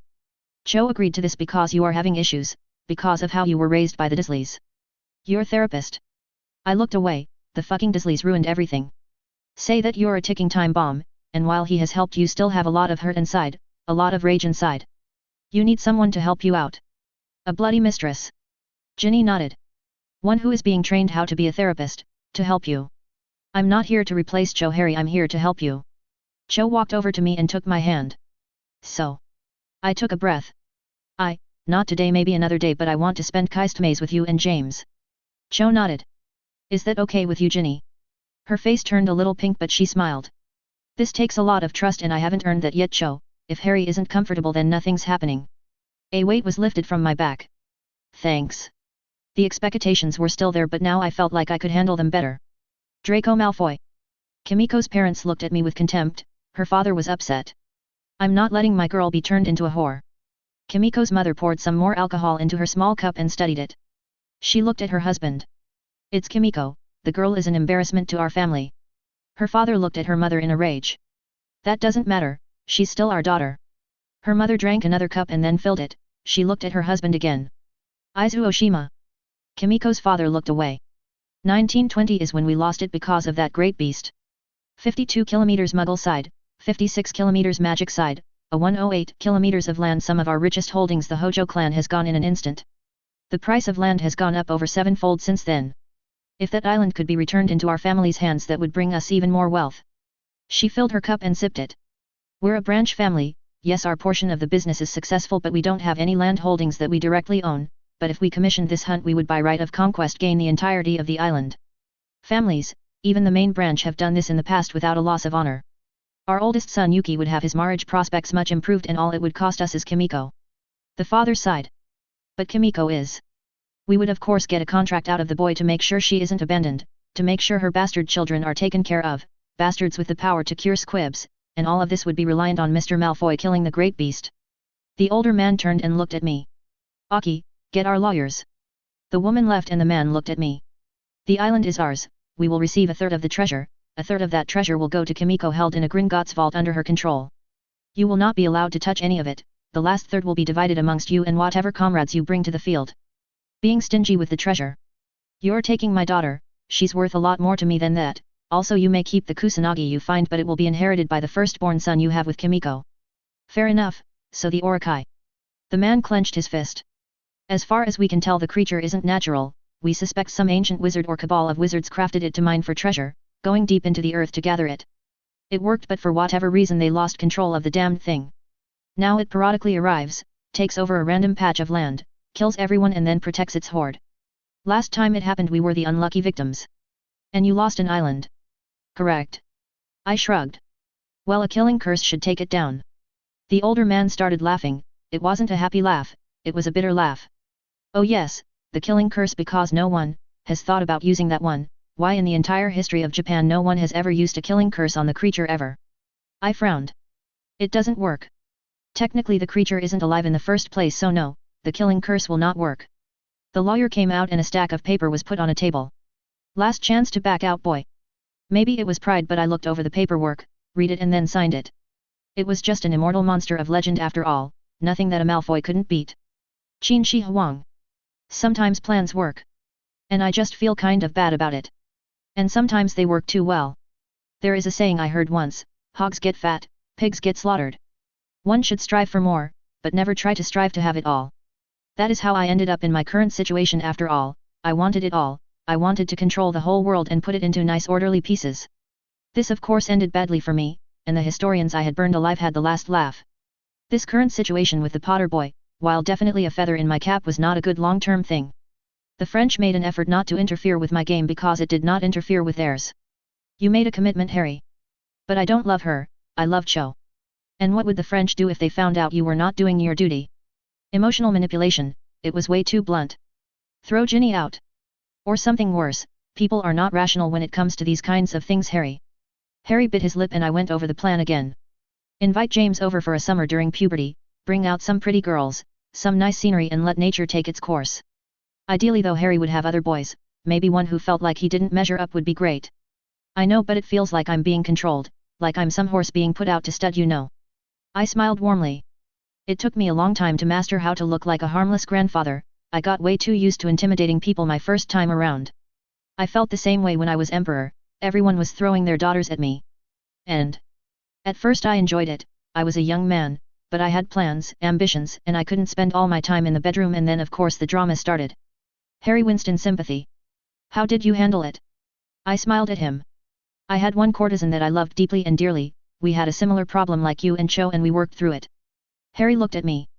How? Communication, I talked to her and she talked to me, and we learn to be blunt in such matters because direct communication is more effective even if it leads to more fights. Fights. I looked at him. All couples fight, even ones who love each other deeply. Did you always get along with Ron? Harry sighed. Sometimes he was a git. I smiled. Marriage is a lot like a friendship, only more intense. Has Cho made her peace with this? Harry nodded. There are worse fates than making love to a pretty red-headed girl. It still feels wrong. You don't have to have a lot of children with Ginny, I'm sure the French would be glad to just have one, if it bothers you just sleep with her enough for her to have one child. Then you can concentrate on your life with Cho. And just leave. He sounded guilty. You would be providing money for your bastard child's education of course, and housing, you don't have to provide land or anything else. Just enough to get him started, I'm sure Ginny has been informed about her situation. Harry sat down. I think I get it, thanks sir. I put my hand on his head and ruffled his hair. It's okay, all you can do is your best, and even if you do not love Ginny can you at least try being her friend? Harry sighed. I don't know. She's very lonely and very far away from home. Yet I guess so, I wish it wasn't so complicated. I know what you mean. I did, but I didn't agree with that sentiment. When things were complicated they were not boring and I have spent way too much of my life being bored. Luna Lovegood. Please. Hermione teased me. Where do you want that thick cock, you filthy whore? Inside, please inside. She kissed my neck. You know you might get preggers again, do you like that idea whore? I really wish Fishy would stop teasing me. Yes. Orgasm denial was what Hermione called it, another one of her games. Fishy cock dug into me a little more until I was on the edge again, and then stopped. It hurt but I needed him to finish it today. Beg for his cum you little slut. Hermione kissed my neck and fingered me a little, keeping me on edge.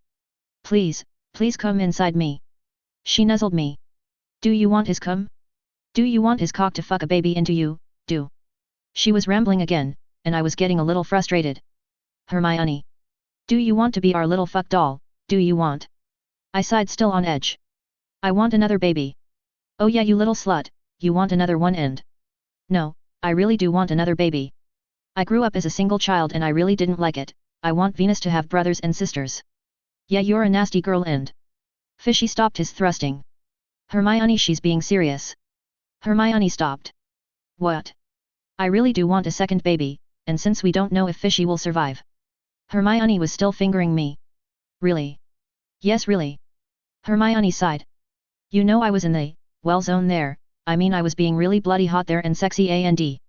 Fishy and I looked at each other. Okay you too I'm bloody trying okay. I looked at Fishy. Please. He put his hands on my waist and started thrusting. Are you sure? I was crying again. Yes. The three of us handled the aftermath differently. Hermione was on birth control, Karen had the attitude of if it happened, but me? I liked taking care of babies, I liked children, and I honestly did want another one. I arched my back as the orgasm screamed through my body, as Fishy's cock twicked and blew his warm load inside me. I panted as I collapsed, the warm afterglow of our sex. Fishy laid down next to me and we cuddled. So you're sure? I nodded and smiled, my body needed more. I got off of Hermione and reassled my way on top of Fishy. I moved my hips as Fishy and I kissed. Yes slut, ride that pony, you love that horsecock don't you? Hermione. She looked at me. Yet. Really do not need audience participation right now. Mind leaving for a bit? Hermione sighed. Fine. She walked off a little dejected and I kissed Fishy's neck.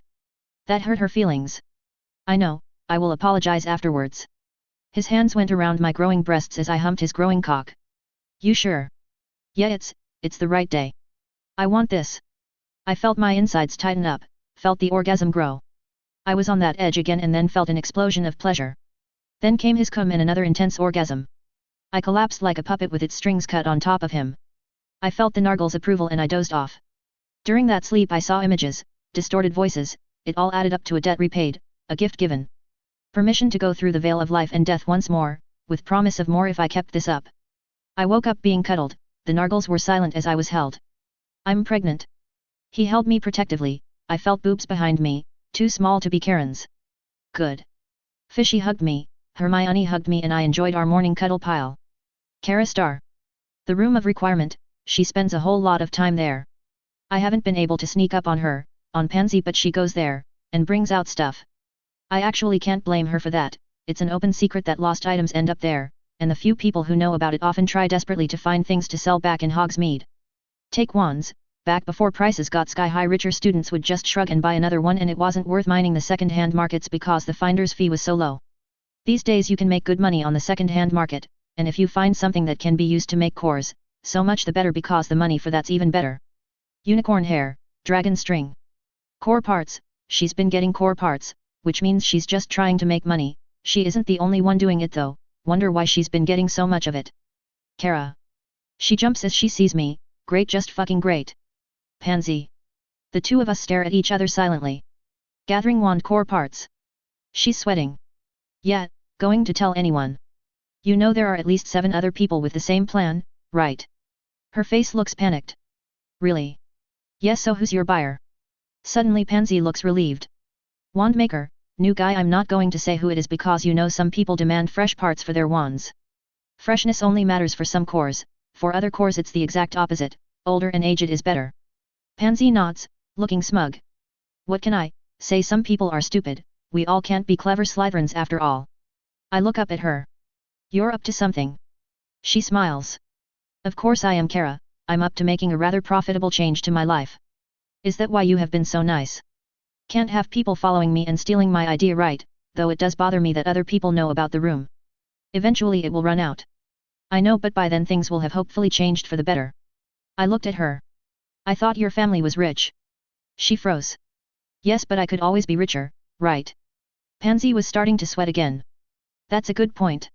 It was a very Slytherin point, I could believe it, except my gut told me she was bullshitting me. I don't trust you, Pansy. We're Slytherins, Kara, we don't trust anyone, it's the whole point of that snake symbol.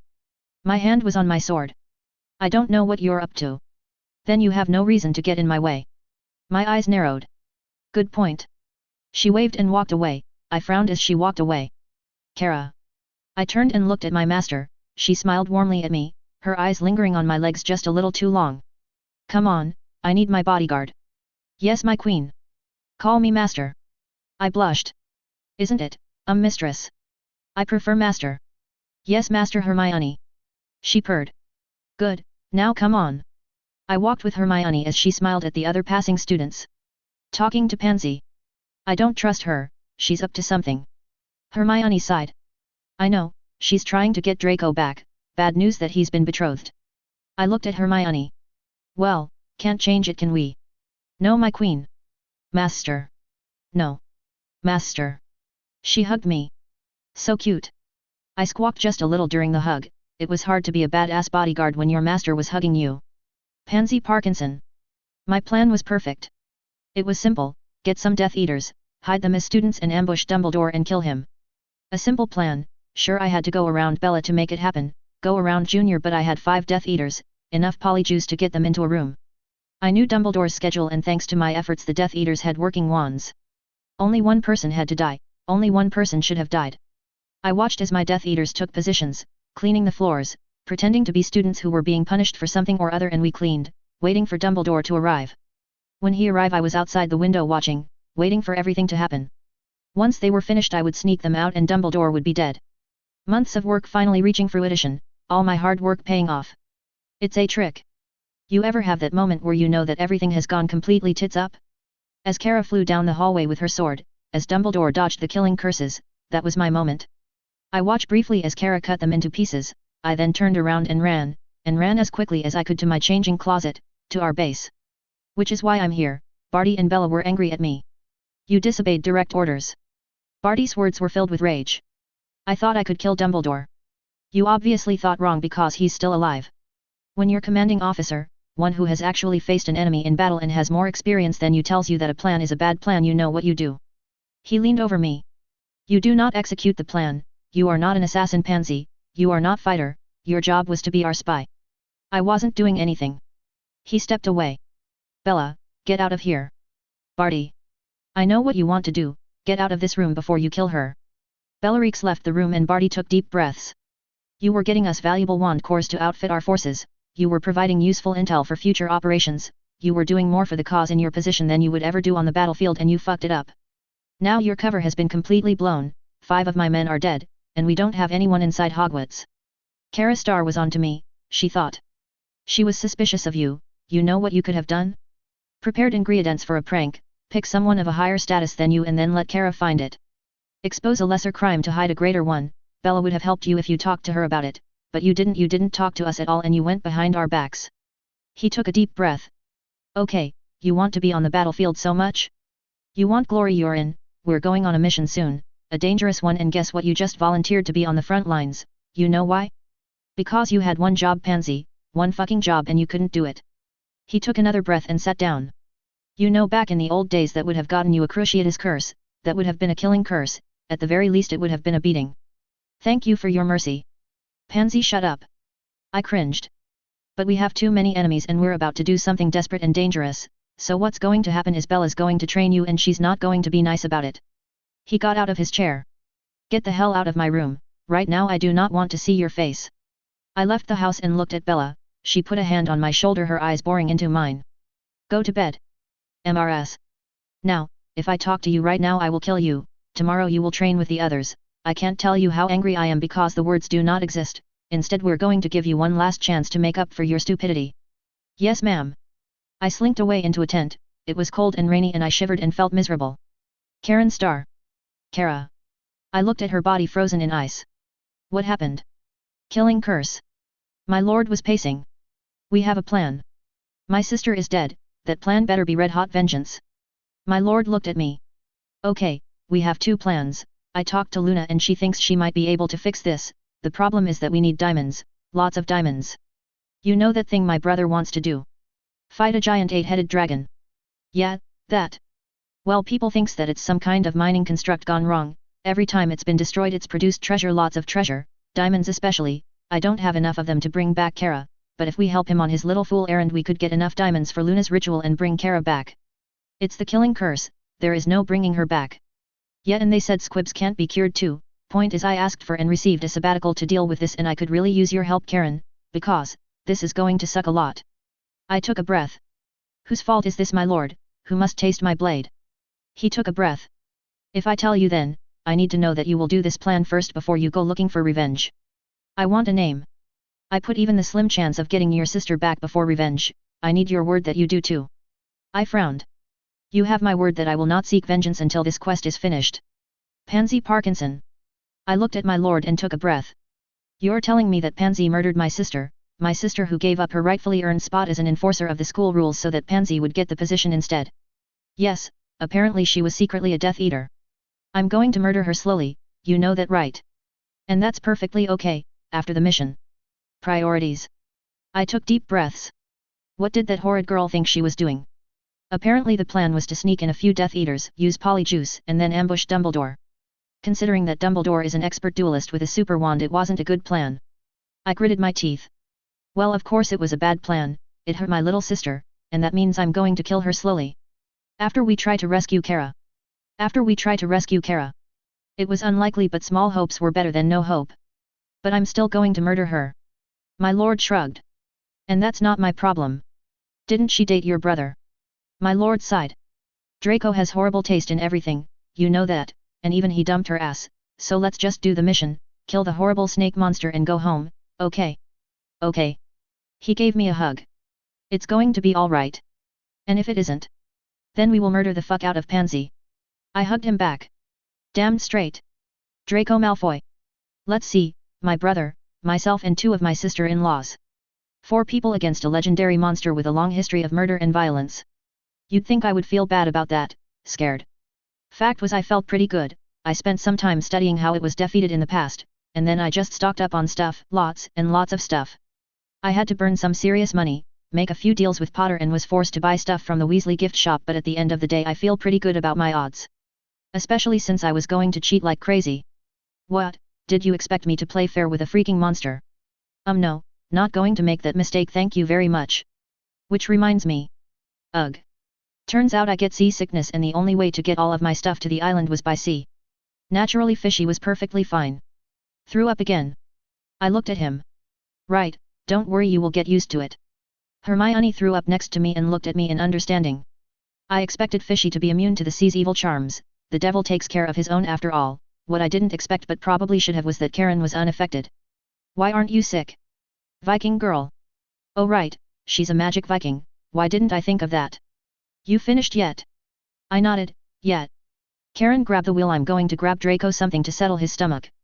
My brother vanished and then came back. 7 UP, and crackers. Muggle. I said the word with some degree of disgust. Yes, they were made in the Muggle world, it also works, what works is always superior to what doesn't. But it's Muggle stuff. You could do without, but you know how that will end up. I took the drink and felt the fizzy bubbles slowly help my stomach settle. Hermione gave me a smug look of triumph. I think it was a skill of hers. Was she born with the ability to be smug, or was it something learned? I'm going to attribute it to a born natural talent. So, didn't expect you. Kara is my bodyguard, if there is any chance to save her I'm going to take it. I nodded, I don't think I would do something like that for either Crabbe or Goyle. How's Greg doing? I shrugged. He broke up with his old boyfriend. I told him a Ravenclaw would be a bad idea, but he just had to go for it. Why was it a bad idea? My brother calls it dyslexia or something. Point is, he's shit at reading. It takes both me and Vince working together to help him pass his classes. A Claw just wasn't going to understand it. He should have dated a Puff. Why not Gryffindor? And get my bodyguard killed doing something stupid? Hell no, Greg needs someone gentle and understanding. A Puff would be able to give that to him. Hermione nodded. I would have thought that you would be more, well, judgmental. About the fact he's a poof? That's more a Muggle thing, or a Muggle-born thing, or a light-side thing. Far as we're concerned, as long as heirs happen it's okay. Really? Once Greg settles down, I think I will help pay for the reagents to make it happen. He needs at least 2 children and those reagents are not cheap. Then why do it? I stared at Hermione in confusion. He swore an oath of fealty to me, therefore his needs are important to me. I mean, yeah, I can be a selfish git, but I'm not a complete monster.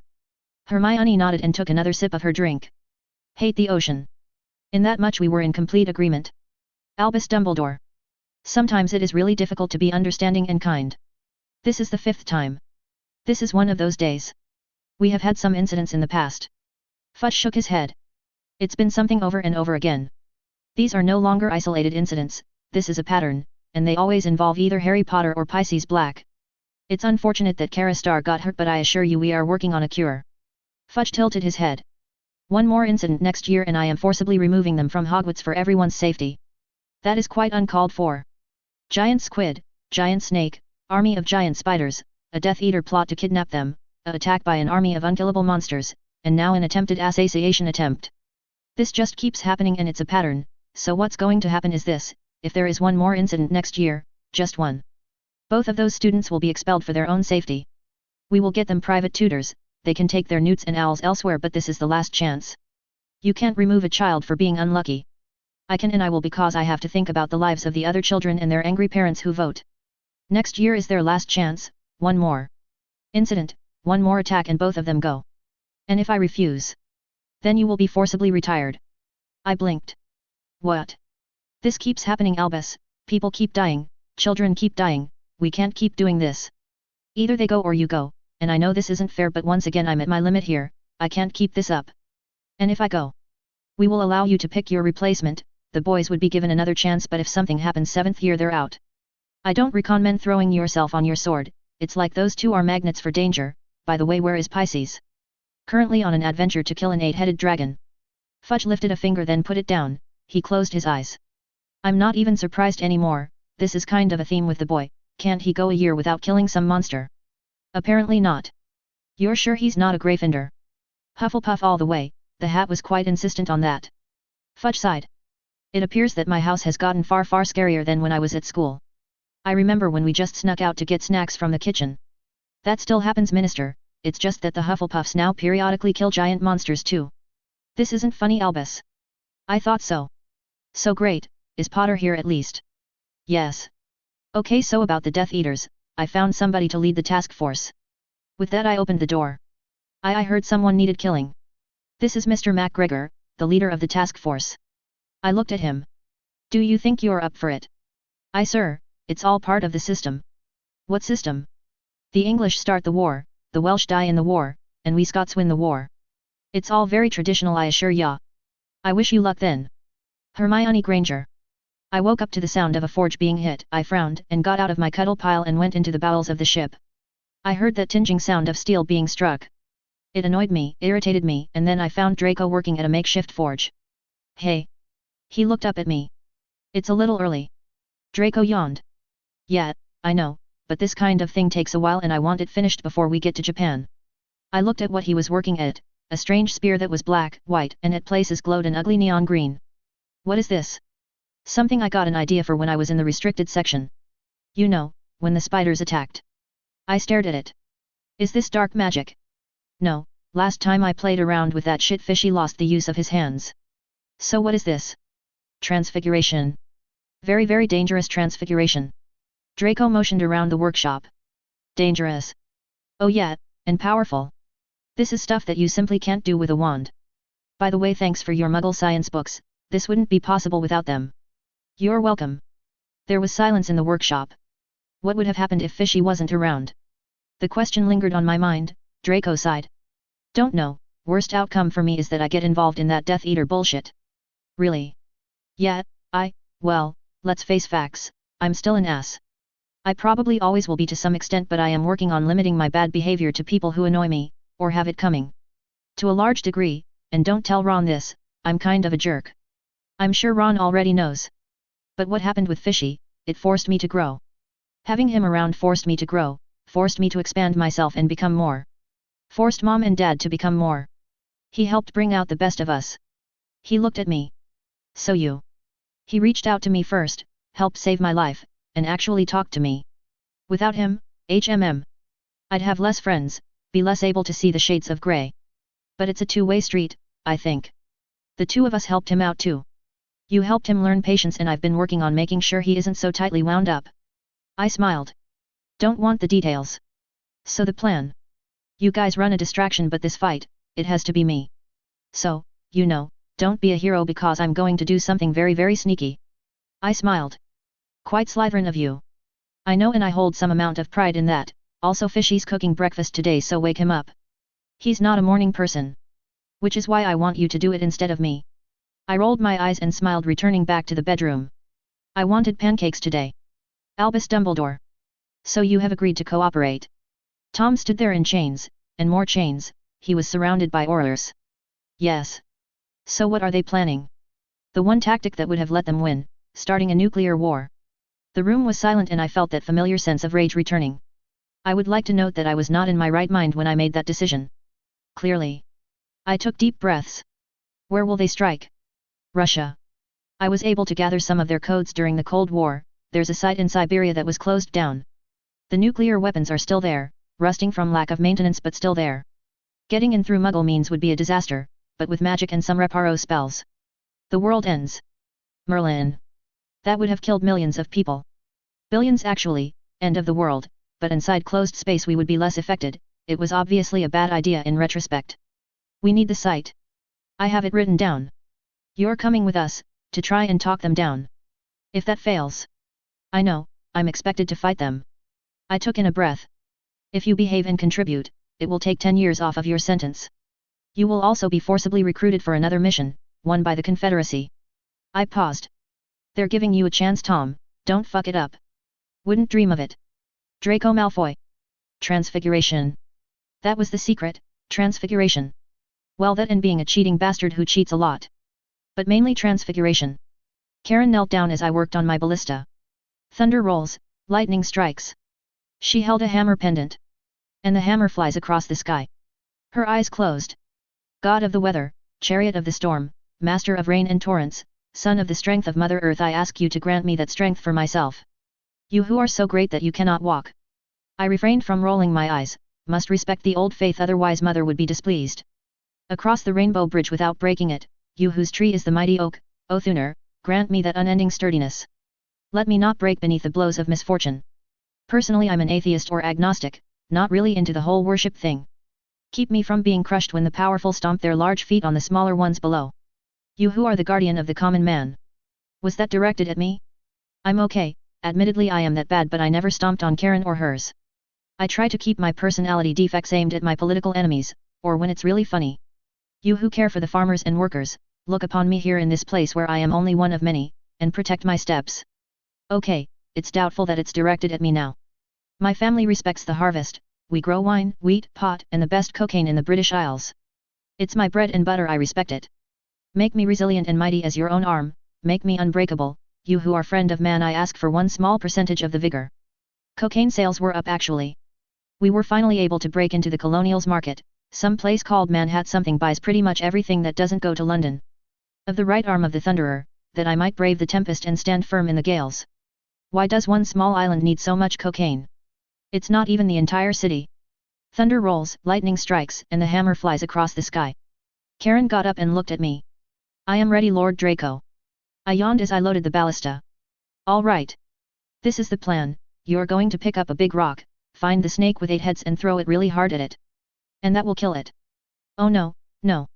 If it was that easy the Japanese would have already done it. No, it's just going to make it really mad so it will chase you. Be a deer and lure it here so I can shoot it. Karen frowned at me. And you don't want me to fight it? Not really. Why did she look disappointed? Fine. I looked over at my ballista as she flew off, my brother stood behind me. So you think she will be fine? It's Karen, do you honestly think that a dragon could kill her? I carefully sat at the controls as the ground rumbled and then I heard the scream. Karen flew over our heads and I heard the monster crash towards us, then I saw it, I pulled the trigger and the spear flew forward. I was silent until I saw it hit the creature and then, for a brief moment, the tiny piece of quartz in the spear turned into something the muggles call antimatter. And then I fell to the ground as the shockwave slammed into me. I got up on the distorted mess that was my ballista and smiled. You think it's dead? My brother was encased in an ice shell. I frowned as I heard the roar and looked at the massively wounded creature. No, but it's dying, we should probably run until it bleeds out. It moved quickly in our direction, the two of us ran like mad as it chased after us. Kimiko Hojo. I waited in my room, looking outside the window. I sighed and turned back to the TV. I put in a tape and watched Sailor Moon. Kawaii. The anime was in some ways a lot more tame than Takuchi Naoko's manga. But the episode when Karen finally meets Sailor Pluto was always my favorite. A lonely woman being saved by a messenger who would never stop his quest to save her. I cried as the episode ended and then looked outside. I hoped and prayed for my own hero to save me and then I saw people in the distance. I opened the windows and cast a spell. We almost died, Draco. I smiled. Hey, the snake died after 1 hit. It took 5 fucking minutes for that thing to bleed out, 5 minutes of the two of us running for our goddamned lives. We got the diamonds you needed and I got this cool sword and we won. That doesn't, God, this is what it's like being on the other side of this conversation, isn't it? Pure karma fishy. I squealed and tried to open the locked door and sighed. I got dressed instead and waited like a dutiful Japanese princess as my heart went doki doki. I waited and then the door opened. My mother looked at me coldly, her breath smelled like sake. The boy came back. The door was opened and I was brought down. Draco smiled at me and gave me a thumbs up and my heart beat like a drum. His brother's monocle glinted in the light, both of them looked ragged and tired. Say nothing, your father has put out a call to the authorities. I went to my knees and waited as Draco regaled my father with tales of his brave hunt. The door opened and my father excused himself. I waited, my breath held, my father then came to me. I expect you to do your duty. Hi. To your family and to Japan. Hi. The price has been paid, you belong to Draco Malfoy now. He stared at me. Your mother says that we should make a clean break, that you should be banned from ever visiting us again. I looked at him. Your mother can be a difficult woman, and I have decided that such a thing is too harsh. Even if you are a mistress, you are still my daughter, and your children will be our grandchildren. You may visit us again. He paused. Visit, not stay, your duty is to your new man. Yes, father. You will leave now, your things will be sent to you later on. He nodded. I waited for a hug, goodbye, for him to say that he loved me. It never came.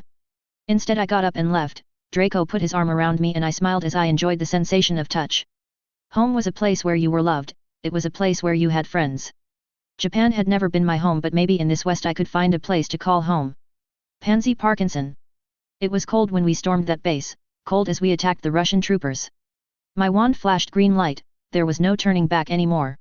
I felt powerful then, the killing curse gave me a rush I had never felt before and we were on the eve of victory. Soon all of the muggles would be dead, soon the world would be purged, and then reality took all of those dreams and took a massive shit on them. We have reports of someone coming in from the cold. Send a group to deal with it. I volunteered along with several others, we attacked A&D. It was brutal. I recognized the man, his bald head, his lack of nose. Don't do this, do not throw your lives away. Of course we attacked, there were like 40 of us and one of him, with those kinds of numbers we were sure to win. We were, of course, wrong. Shields, dodging movement, slicing charms. None of us made it, none of the others survived. Eventually I was alone, just me and the man, he pressed his wand against my throat. You're young. His voice was tired, as if he had lived for uncounted centuries. Every part of his being spoke of a great weariness. I'm not afraid to die for my cause. He looked at me. We are not that different, you and I. I used to feel the same way you do, used to be the same person you are. I went down a very dark path and I ended up destroying everything I loved and every aspect of myself that I respected. His eyes bored into mine. I can't undo what I did, I can't undo the crimes I committed, I have committed sins that are unforgivable, but you're still young. You don't have to walk my path, you can be better than me. I am strong in magic. Power. His voice was so tired. Power doesn't make you better, it doesn't make you happier. I spent so much of my life questing for power and it just left me empty inside. There is an international task force coming, you could still run away, still have a life. You could rebuild. Don't throw everything away like I did. I felt scared, terrified, and then I ran, into the Russian wastes. In time I made a port-2. In time I came, well, not home but here, I thought I could rebuild. I was wrong. Hello. I woke up strapped to a chair. You tried to kill my little sister. I was never so scared. I didn't mean it. We went through hell getting the reagents to save her. She pressed her sword against my throat. How did you find me? We found some things you owned and Hermione helped, they all agreed that I could handle this alone. Her smile was vicious as she turned over my hand roughly. A dark mark. Karen purred. Dead or alive? Please, don't kill me. Why not? I had nothing to give her. Your sister isn't dead, right? That means you can't kill me. Karen rolled her eyes. By my people's laws the title of outlaw is bestowed upon those who commit the crime of rape, murder, kidnapping, highway robbery, malevolent sorcery and neo. I stared at her. A ritual curse that often involves an accusation of extreme sexual depravity, the ritual has thankfully been lost to time. Of that list you are guilty of using the unforgivable, a malevolent sorcery, against my blood kin. That she is not dead is a testament to my master's dedication. She loomed over me. You are, by the laws of my people, an outlaw. You are, by the laws of the magical world, an outlaw. You have no rights and I seek vengeance.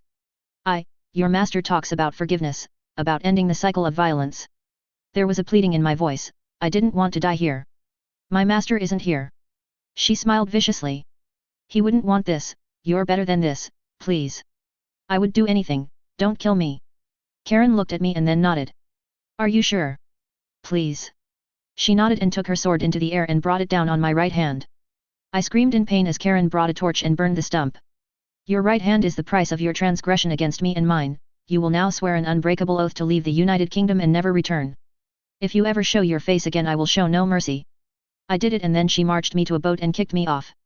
I don't know how long I spent in the waters, the boat thankfully had some food and some water in it. If Karen had found the wand hidden in my sock I would have died. I landed in some place called Canada and made my way into the Muggle cities. I found out there was a global hunt for any Death Eater who was a part of the attack. I couldn't show my face in magical society, not with my dark mark. So I got a hook for my right hand and got a job as a waitress. The people here are mean, and rude. I spend my days surrounded by Muggles and I hate them all, I hate them all so much. This is my life now. I regret not dying that day in that chair, it would have been a kinder fate than this. Tom Riddle. Please stop. They were relentless, these former followers. Nobody listened to me, no one was willing to walk away, no one was willing to surrender. The monster I had been, the monster I created, came back to haunt me. The killing curse was used and it didn't work, not anymore. It was the over-reliance on it that undid them. I tried to use disarming and stunning spells but the fate of the world was at stake and it was my fault. You failed. The whole base was locked down in anti-apparition charms, the Confederate task force struck. I kicked open the doors, fighting my way to the center, hoping against all that I could stop this or prevent it. With the last of the blast doors I was confronted by him. Hello Bart. Lord Voldemort. It's Tom these days. Why did you give up? Why stop us when we are so close to victory? Because I was crazy. Because this is crazy. You could have walked away, I gave myself up so you could be free, so you could have a second chance. And we used it. This will give us the world, we won't have to hide anymore, we won't have to live in fear anymore. We can win now. The price is too high. Freedom? Not living in fear? How many centuries have we been forced to live in the darkness? What kind of people can live like that? It's cruel. I brought out my wand and he brought out his. I'm sorry it came to this. So am I. Bart fought well. He got me more than a few times but I had more experience, I had more defenses, and when I slit his throat he fell down and bled out. Around me I heard the sound of spells, of combat and death and dying, but I looked at the boy, no the man I corrupted, and I knelt down to him. I'm sorry. He couldn't hear me, not anymore. This is all of my fault. If I didn't go into that darkness you would have been so much more.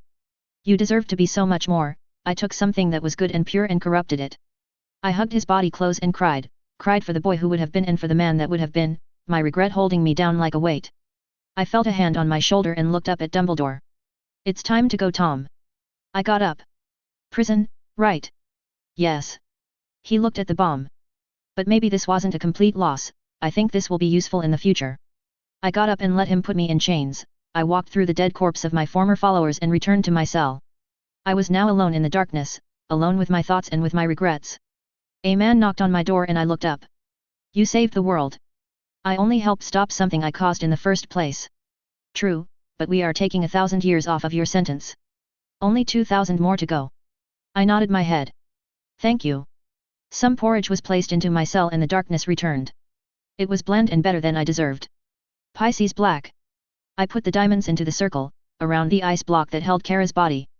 Luna chanted something in a language I didn't think really existed in this world, but hey, if it worked it worked. The diamonds broke and vanished and Kara's eyes opened.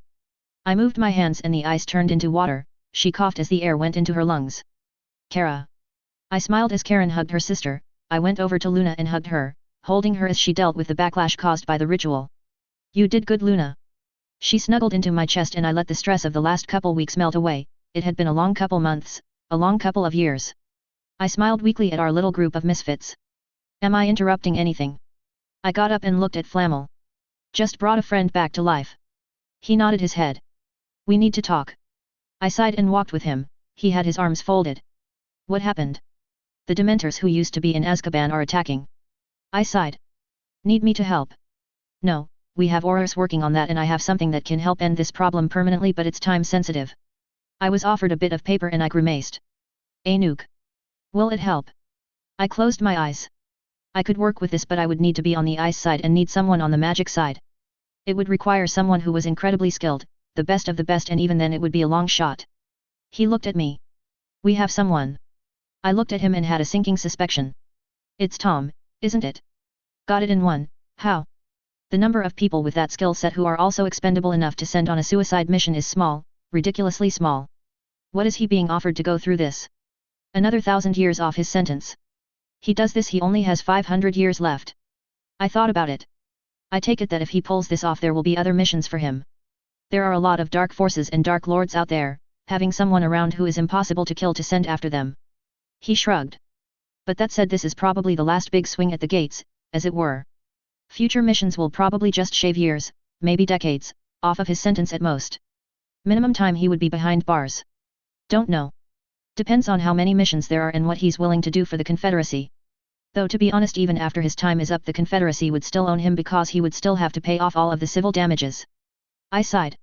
How much time do I have? A couple weeks, use them well. With that he left. I went back to the girls who stared at me.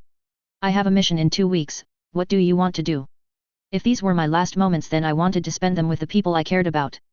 Draco Malfoy. My betrothed looked at my future mistress. So you are this Kimiko I have heard about? Yes. Hi, I mean yes, I don't speak Italian. She nodded and walked around her, studying her. Your tits are smaller than mine but still decent enough. Legs. She raised Kimiko's dress and I watched her become beet red. Legs are nice, the butt's actually rather decent. Kimiko yelped as she was spanked. I didn't expect that, a nice jiggle there. Face is cute. She let down the dress. You are an acceptable mistress, though we simply must do something with your bust, get it up to a decent handful at least. I can't help that. Potions are a thing, darling. She looked at Kimiko. Draco, you get one mistress, understood. I thought it over. So no more missions of daring do. I thought about it and no. I am quite possessive of the things I consider to be mine, and you are mine. She looked pensively at Kimiko. I do not like this situation, so, from now on, you are mine. Kimiko coughed. What? You will be my plaything as well as Draco's and expected to help me raise our children. I want children of your own. Nero tilted her head. How does that benefit our family? My family had a proud tradition of producing samurai before Japan modernized. Nero nodded. Bodyguards, then? Half-brothers and sisters born to protect their siblings. Very well, for every child of mine you shall be allowed to bear a child. I blinked. Don't I get a say in this? Honey, you wanted a mistress. I am now negotiating a peace so we do not murder you. I thought about it. I understand. She waved me off and I walked outside. I smiled, okay, some of that mission had been touch and go. Like running from the snake as it tried to murder me. But Fishy did a good job of creating ice barriers behind us to slow it down until we were able to get some brooms and hide in the air until it died from blood loss, which took hours. And I got a nice mirror, a cool magical amulet, and a kick-ass sword. I say I did pretty bloody alright for myself. The door opened and I looked at Nero. 7. I blinked. What? 7 children. It's a good number, a lucky one, you will give each of us 7 children. I imagined the Weasleys' brood. That's expensive, isn't it? We have more than enough money, and nannies and tutors will help. Now we simply must plan the wedding. A feeling of dread filled me. Yes, honey. I suddenly understood my father just a little bit more. Harry Potter. You know, I'm actually kind of relieved that someone understands what it's like to be, well, me. Fishy stared at me. That didn't come out well, did it? That your first response to I am being sent on a suicide mission with a former Dark Lord was, well, at least it's someone else this time. I grimaced. I didn't mean to sound like a twat, but yet. We looked over at the seashore. When did life get so complicated? Life was always complicated, Harry, you're just noticing it now. He glared at the water. Okay, that's probably true, but times were simpler. You're going to tell me that there wasn't a time when things were simple? Read up on the Holy Roman Empire and then get back to me. I sighed. Well, at least I don't live under the stairs in a goddamned cupboard anymore. True. He sighed. I thought I had more time, but life just seems to get in the way. Going to Porky Inn. Dementors would notice it, only magic I can use is the stuff that stealths your magic. Anything else and I'm pretty much fucked, Voldemort. Tom. Fishy turned his head. You do realize he murdered your parents? Yes, and I'm still angry about that, but he's at least accepting responsibility for his actions. Not everyone is willing to do that. He took a breath. You're willing to forgive the Dark fucking Lord but not the Toad. Fuck Umbridge. Tom, at least late-stage Tom, was evil in that crazy comic book way, he was an honest evil. Umbridge was a self-righteous bint on top of all of her other garbage and. Fishy had a point. I guess it's because I experienced Umbridge's fuckery firsthand but not, well, Tom's fuckery. I picked up a rock and threw it into the ocean. Worried about not making it back, Fishy. Every day. I grimaced. I'm sorry, man, I'd go with you, but you know. Responsibilities, yet. No judgments, Harry. Anyone coming with you? Karen. Hermione is staying home, Luna's staying home, and Kara is still dealing with the not dead thing. I'd rather not involve more people in this thing, both because the chances of pulling it off are low and because more people make success less likely, not more. Well, it sounds romantic, the two of you wandering around the snow. Fishy glared at me. 4 out of 10. That was at least a 5 and you know it. I tossed another rock. How's Ron doing? Your brother saw him waiting tables again. Fishy grimaced. How bad was it? Draco was polite and left a pretty large tip, actually. The two of them have talked, Draco doesn't fuck with Ron when he's working or doing school stuff. They still rag on each other, still fuck with each other, but there are rules, I guess. I tried to think about it. I guess it's like they agreed to be sitcom enemies, they fuck with each other and they're not friends, but there are limits. I thought about the past years and all that we've been through. Maybe that's the best we can hope for as a species, to be civil enemies. Maybe that's as close to peace as we can get. Beats dying. I couldn't help but agree with that. Percy Clearwater. I looked at the paperwork. So this is your last will and testament? Yes. A stipend will be left for you so you can continue your work as Major Domo, in case something happens to our financial situation. How long will it last? I accounted for inflation, but I give it 30 to 50 years, which is long enough to ride out any major financial fuck-up. My mouth was dry as Fishy threw the line into the ocean. You think you could die from this? It's very much a possibility and, if it happens, my people need someone reliable to keep a steady hand where they can. He paused. Or at least try to prevent anything from going completely pear-shaped. You're worried? Terrified, really? There are still a lot of old grudges, there is still a lot of anger and rage, and even with my father and Dumbledore working on cooling things down, there's still enough trouble that a Dark Lord could start another war. He paused. From either side of the political fence. Things are getting better though. Yeah, the new land helps. Part of the reason why we were so much at each other's throats is that the amount of land we had to go around was shrinking while the population was growing and the economy as a whole was getting worse. New land means more people can spread out and keeping the most vicious enemies separated helps. Won't that lead to separatism? He shrugged. Maybe, but that's a problem for the future. Right now the problem is preventing another conflict that risks destroying us all, and more land helps keep things low-key on that front. It's why the Yanks are relatively chiller about each other than we are. Their stance on Muggles, however, caused by an active witch hunter group that poses as a religious organization, machine gun-wielding fanatics are not exactly the best ambassadors of peace. He smiled as he pulled his line and then sighed as a beer can came up. Pollution. At least I caught something. Is that why you put a tire on the mantle? I caught that tire fair and square, Percy. I have every reason to mount it above a fireplace. That thing fought hard. I rolled my eyes and smiled. I will be here. If anything happens I will look after you and yours just like you looked after me and mine. He nodded at me. Thanks. So some pumpkin juice? No. He shuddered. What? It's not that bad. Please do not turn my island into a house of lies. Pumpkin juice is a perfectly acceptable drink. If you think that, then you have been deprived of decent drinks your entire life and you have my sympathy. I got up as he did and we walked to the keep. I will get you. I blinked as two boys ran past us, one armed with a ball. That's Individge, a version of dodgeball. Suck it hard. My lord smiled. It's better to watch than to play. I couldn't agree more. Kara Star. I remember sitting in a room, alone but surrounded by cats. One of them yawned. A blonde woman in a business suit came up and looked at me. Kara Star. Yes. She opened up a booklet and nodded. It looks like you're actually a valid candidate for Valhalla. I smiled. Awesome. Or you would be if you were dead. You're technically in a state of suspended animation. I slumped. Oh. I looked around. Why are there so many cats?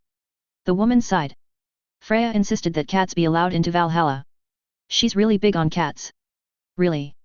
Yeah, total crazy cat lady, even uses them to pull her chariot, though I have no idea how the hell she does that. Point is, any human or cat that believes in the faith and dies in battle goes to Valhalla, and you would be surprised how many cats die in battle. A scarred cat yawned and took the empty seat next to me. The blonde woman patted his head. So this place? A transitional place where we judge the dead. My name's AIA and I will be your Valkyrie for the day. She looked at me. Are you comfortable? I squirmed in my chair. Not really. It's the chair. I sighed. It's not very comfortable. We're kind of on a budget, so most of our furniture is from IKEA. In my opinion it's a massive downgrade from what we had, but you know, budget cuts. I nodded my head. So who makes it? IKEA? If you're talking about who actually assembles the furniture. Well, during the conflict known as the Second World War we got a lot of people we really didn't want. She sighed. Rather unpleasant people with serious attitude problems. I mean, technically we had to take them, but we did not really want them, so we kind of had no idea what to do with them. I nodded in sympathy. But then the budget cuts came and we had to get furniture from IKEA, and well, now their afterlife is an eternity of assembling IKEA furniture.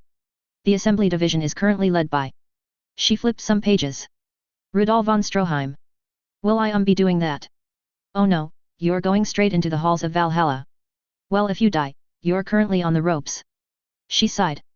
You know what, stay here, I'm going to have a talk, okay? A door opened and she walked away. The cat next to me put its head on my lap and I decided to scratch behind its ears. The fuzzy beast closed his eyes and purred. The door opened. Okay, I guess good news, bad news. Bad news is that you're being revived, so no Valhalla. Oh. But I did talk to Loki. Isn't he chained up, and? Loki's prison sentence is currently over. So Ragnarok has already happened. Multiple times, but we're not due for another one anytime soon. So I talked to Loki and he says he likes the cut of your jib, and I was able to get some paperwork through and you're pre-approved for Valhalla membership. I pumped my fist. Sweet. I know, but do me a favor and don't join the Nazis, okay? Otherwise eternity of assembling IKEA furniture, and of course if you convert to another religion the offer is null and void. With that done the room vanished and I opened my eyes. I felt cold, so cold, and then my sister's arms were around me and then I saw Lord Pisces and I felt myself get hot. Welcome back. Valhalla could wait, I was with family now. Karen Star. Nothing magical. I frowned at my sword. But my lord. I know it sucks, but the operation requires stealth, any magic on the Muggle side might give up the game. I sighed and brought out a knife. This good enough? Any enchantments? No. Then it's good. It won't work on Dementors, but it's probably a good idea to have a knife on us anyways. I smiled and put the knife into a box. So my sister wants your seed. My master coughed and looked at me. What? My sister wants to bear your children. He stared at me. We have already talked to Hermione and she has agreed to allow her into the harem. My master closed his eyes. I do not need this right now, Karen. On the contrary, it's generally agreed that you need to get laid. He coughed. I have the three of you. My sex life is taken care of. No, not like that. It is your duty to breed more cures for the magical world. The fact that we can only have one child a year is a choke point, so the obvious solution is to bring in more women. I paused. Plus my sister's birthday is coming up and it would be a really nice thing to do. Isn't she rather young?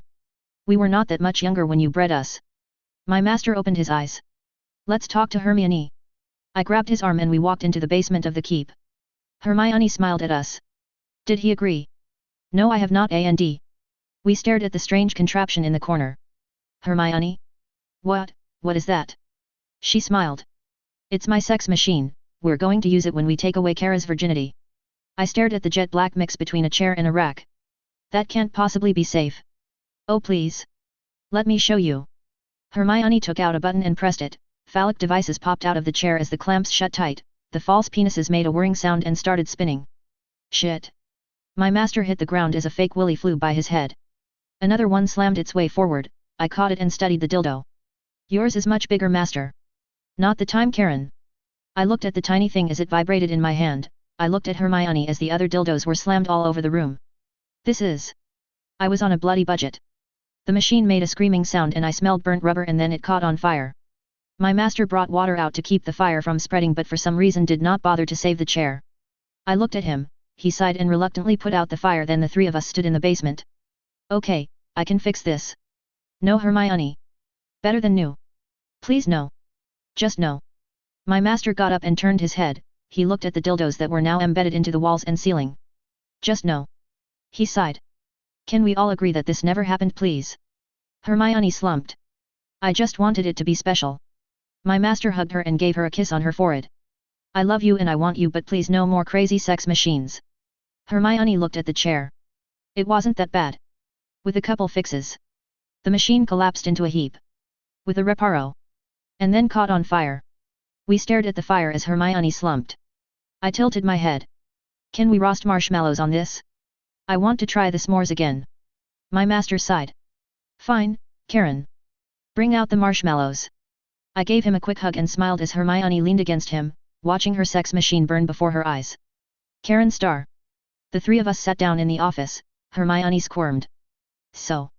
No sex machines. My master's voice was firm, Luna sighed. Is that why those things are in the wall? We turned our heads and looked at her. It was a loud noise, I was going to investigate. I still hadn't figured out how to get them out of the ceiling. Master's cock is much bigger. I was on a budget, Karen. Then you should have gone for one high-quality cock instead of lots of inferior ones. Luna gave a look at Hermione, who blushed. Okay, be that as it may, I want to expand the harem. With my little sister. I have agreed. Luna raised an eyebrow and thought about it. I like her, she's sweet. I would like to note that I am going on a suicide mission and, as much fun as this sounds like, that kind of takes precedence. Luna nodded. Good point. You should definitely get all of us pregnant before you leave. My master stared at her. If you die, it's better to have more children to carry on, and I want something to remember you by. My master sighed. And that leaves all of you without any support, and I rolled my eyes. Our people owe their lives to you, their magic to you, they will look after your children. It is our way. I paused. Though they might spoil them a bit, such things are always a problem for the children of heroes. I'm hardly a hero. I couldn't help myself, I laughed. My master looked at me. You brought us justice against our oppressors, you protected our faith, you gained us new lands through the strength of arms, you restored our magic and our self-respect, you have given the working people a homeland. You will be remembered in story and song by our skalds for generations. I'm not the most morally upstanding. We're magical Vikings. My master raised a finger then lowered it. Why do I keep forgetting that fact? I shrugged and he sighed. All right, I think the whole Kara thing should be tabled until this whole disaster is taken care of. As for the rest of you. Orgy. Hermione put up her hand, no one else did. None of you have any sense of fun. We loved her but, at some times, she could be tiresome. Pisces black. I went into the bedroom and felt vaguely nervous. Luna. I had one last week before I would be shipped out, she hugged me. I want another one. I saw a potion on the table. So Something Hermione discovered, it speeds up pregnancy to only 3 months instead of 9, increases the chance and. Is that even remotely safe? She shrugged. The Nargles approved of it. I'm going to have a long talk with Hermione. I sat on the bed, feeling a sense of apprehension. Luna's arms wrapped around me as she hugged me. We have already done this once. She kissed me on the neck. Yeah, but what if I? Luna turned my head and I stared into her eyes. If you don't come back I will regret not doing this, and if you do I will still regret not doing it. She pressed her lips against mine and snapped her fingers. Music. I was told that the artist Peter Gabriel was one of the best romantic artists of his generation. I wanted to set the mood. I stared at the boombox. I'm pretty sure Shock the Monkey wasn't on his list of best romantic music. Luna. I turned back and blinked, her shirt was off as was her bra. She smiled at me as the moonlight covered her breasts. And suddenly the music doesn't matter. Luna giggled and kissed me again, smiling as she placed my hands on her tits. She laughed as I gave them a squeeze and got on top of me. I couldn't help but feel a sense of ease as she peppered my neck with kisses. I let myself enjoy the sensation as my hands helped pull off her panties. Luna slammed her nude body against me and I entered inside. Hermione liked to talk during sex, liked to make a show of it. Karen was surprisingly submissive during the act, letting me take the lead. Luna though was bold, she rode my cock in silence and then smiled and wrestled and turned until I was on top of her. Missionary. She smirked. I also like hand-holding. I couldn't help but laugh as I pumped in and out of her. We kissed as she panted, then her eyes rolled back and she spasmed. I kept pumping until I lost control and then we collapsed.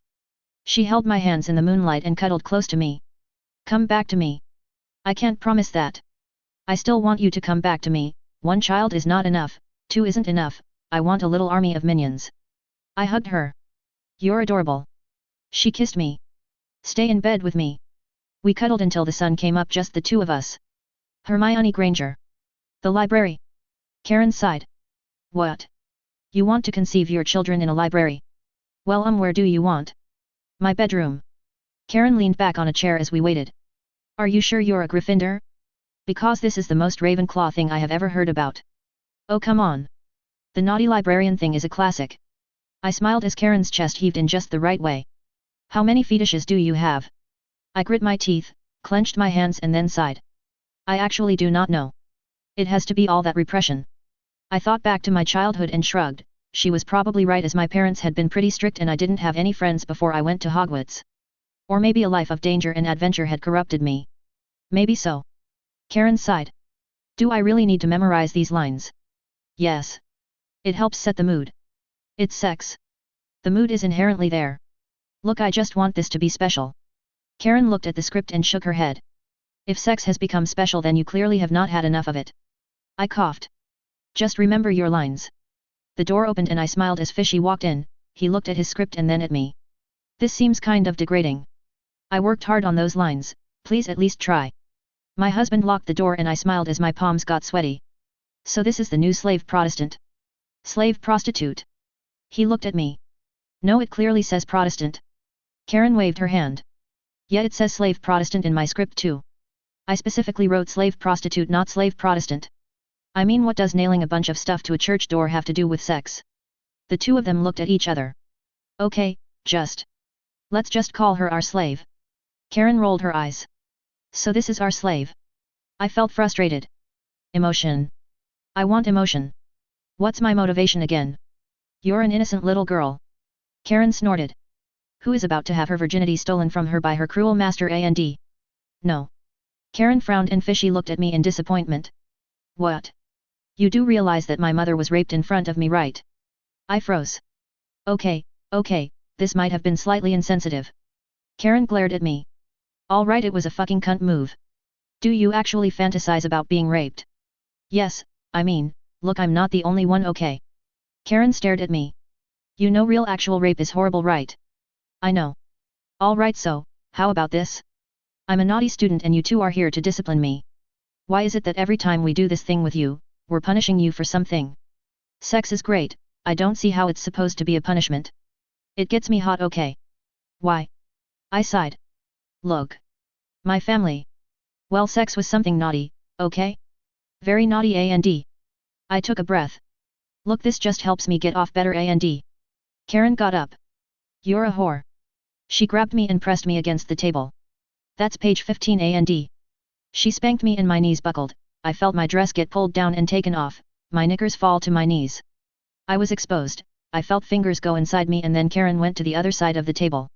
Lick. I licked her clit as I reached climax, my hands were bound as I orgasmed hard, then a cock entered inside me. I grunted and moaned as I tasted Karen and my pussy was fucked hard and then I collapsed as an orgasm racked my body. As I panted I looked at the two of them. You forgot your lines. Karen star. I packed everything I could inside as I put on the heavy metallic bracers. We need to hide our magic. If even a little bit gets through. We are done for, yes. I had heard it all before.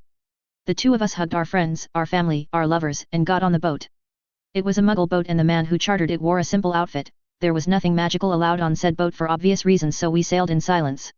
My lord read his textbooks and other books, as for myself I tried to read the books that Hermione sent me. The ones that were not dreadfully boring were obscenely lewd, which was fine except the men were all the same and the stories were all the same. Some boring uptight woman is taken out of her normal humdrum life by a millionaire, pirate, cowboy, police officer, or Scotsman and then has a torrid romance.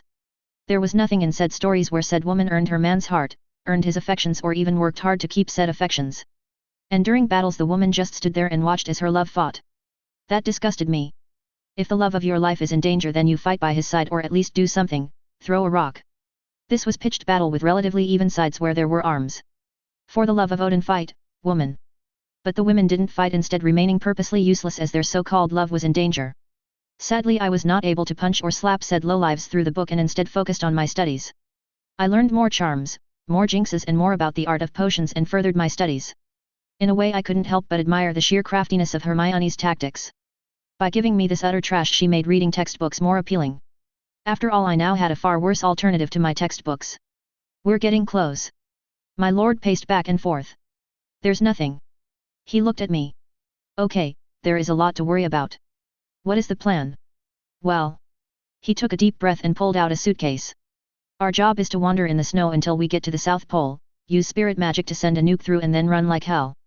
Oh and if no one is there at the contact point this will have done nothing. I blinked. We might want to start running. With that we jumped into the snow and started moving. Running. Yes, the Atlantis Foundation is currently performing a huge number of teleports on the other side of the continent, which might distract the army of Dementors who number in the millions for a couple hours but after that. Well we might be fucked. I thought about it and picked him up. What? We both know I'm stronger and faster than you. My master looked at me, his face filled with indignation. Draco must never find out. I make no promises. And with that the running started. Karen star. Hate this. We walked through the snow as my master checked his map and compass. Are we there yet? No Karen we are not. We continued walking forward. Are we there yet? No Karen we aren't. How long is this going to take? Walking on foot? About 70 days. We're not going the entire way on foot though. He stopped before a large hill and hit it. The snow fell off, revealing some kind of metal crate with a door which he struggled to open. I rolled my eyes and pushed him aside, we got into the metal crate and shut the door. I smiled at the respite from the cold. So this. He pulled a large blanket off of something, revealing some kind of muggle device. Is a snowmobile, we go the rest of the way on this. I grabbed the blanket and covered myself with it. Karen you don't know where that thing has been. Don't care. Warm. It might have oil on it. Warm. He shook his head and started pouring a liquid into the muggle thing. And that's gas, the thing needs to be refueled or fueled. He sighed and pulled out some paper and a pen. What are you doing? Math, Karen. I sat next to him as he did his thing. There is theoretically enough gas to get us to the South Pole, and back. I put the blanket over him. Really? Yes, I don't trust it to actually last that long but it's better than nothing. I snuggled close to him. Good. There's food in here too and I licked his neck. Not the time Karen. We're in a place that is warm, we're surrounded by danger with no guarantee of survival. This is the perfect time for sex. And what if you get pregnant? Oh you don't have to worry about that. My master sighed in relief. I'm already pregnant. He stared at me. What? Remember those potions Hermione made? I took them before we did that thing so I'm definitely carrying your child. And you didn't think to maybe tell me about this? You didn't ask. He took deep cleansing breaths. So I have someone with me who is having an Achelorad pregnancy while we're in the ass end of nowhere on a mission to kill an unstoppable monster. Gives you an incentive to get it over with, doesn't it? He stared at me. So you want to Not in the mood Karen. Cuddle then. He sighed. Fine. I snuggled up to him and slept next to him, his look of worry and panic faded as we napped together. When our rest ended he cooked food for me. I didn't complain about the lousy bread and cheese, instead grateful it was there. He pushed more food onto me. You're eating for two.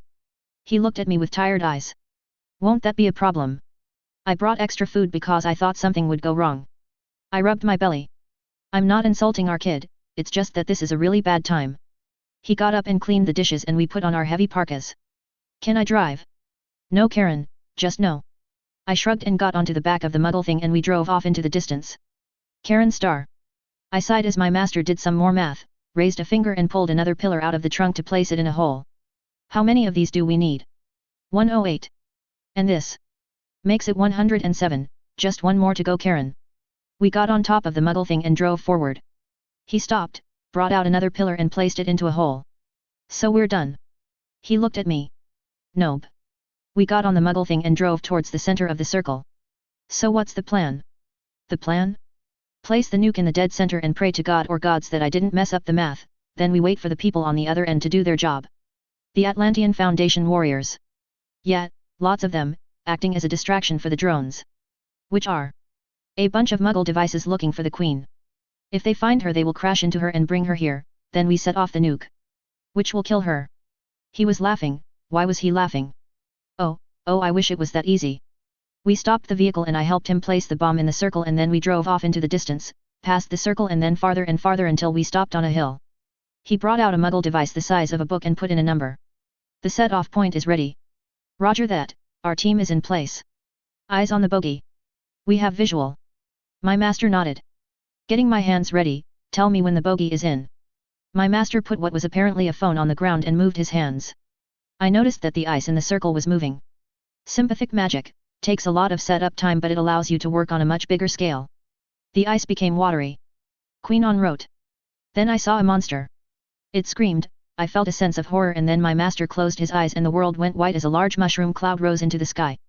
I then saw massive amounts of white liquid rise and become gold-colored while the monster threw object after object in every direction. My master though held firm, cutting her to ribbons with the golden liquid. I heard a smashing sound but I ignored it, my eyes on the battle in the distance. Finally I heard a scream that sent shivers into my bones. I watched as the Queen Dementor died and I felt a wave of power hit my very core. I fell to my knees though my master remained upright, still moving his hands, still destroying the corpse. Only once he was done did he stop. He looked at me then, in silence. You okay? Yes master. I was breathless, I felt a sense of awe towards him. He closed his eyes and held his breath a moment. Is the snowmobile destroyed? I grimaced and looked at the wreckage. Yes master. He nodded his head and clenched his hands. Shit. Yes master, I believe that is appropriate. I paused. Want me to fly you home? My master looked at me and sighed. Bridal carry. Yes. He sighed. Sure, I value my life more than my dignity anyways. I got him in my arms and flew to the long-awaited shore. My master's face was slightly peeved. Are you going to tell Draco about this? Of course. Never going to live it down then. He slumped in my arms and I felt a sense of warmth inside me. It was a good day. Pisces Black.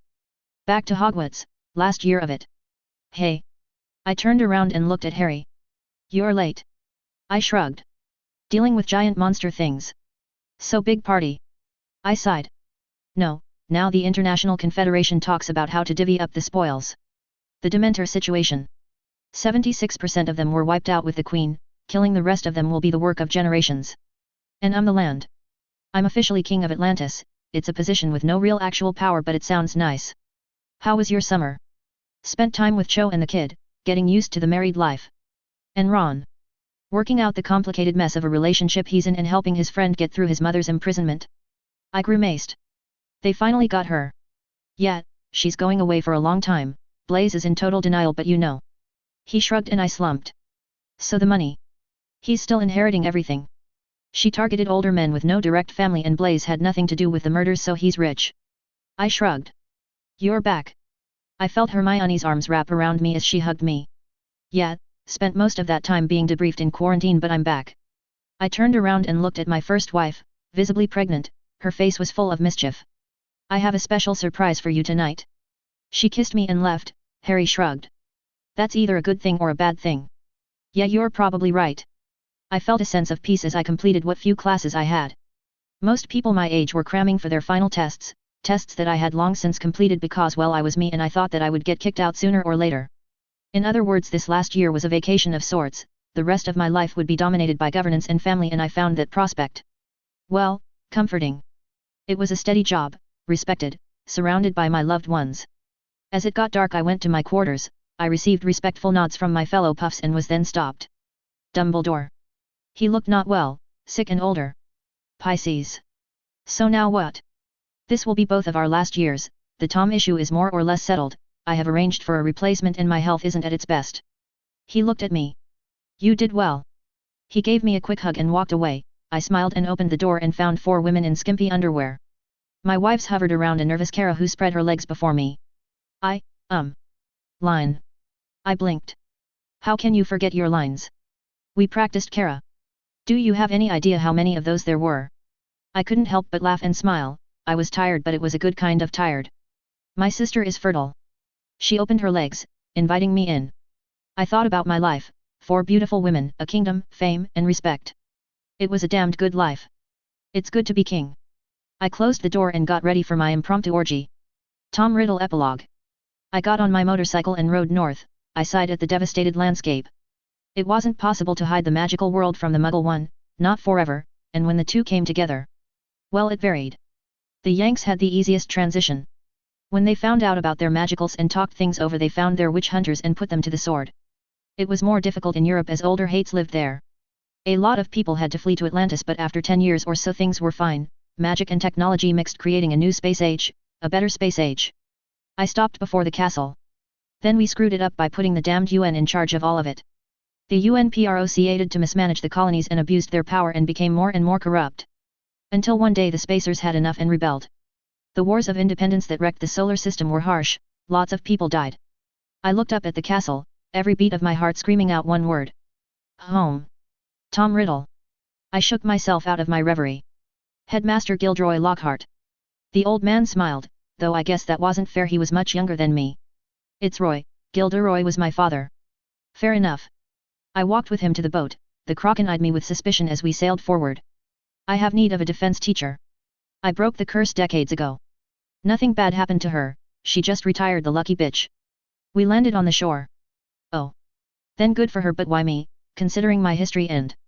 You spent years making up for your past fuckery, Tom, and anyways it will be good for these young punks to learn why you shouldn't fuck with dark magic.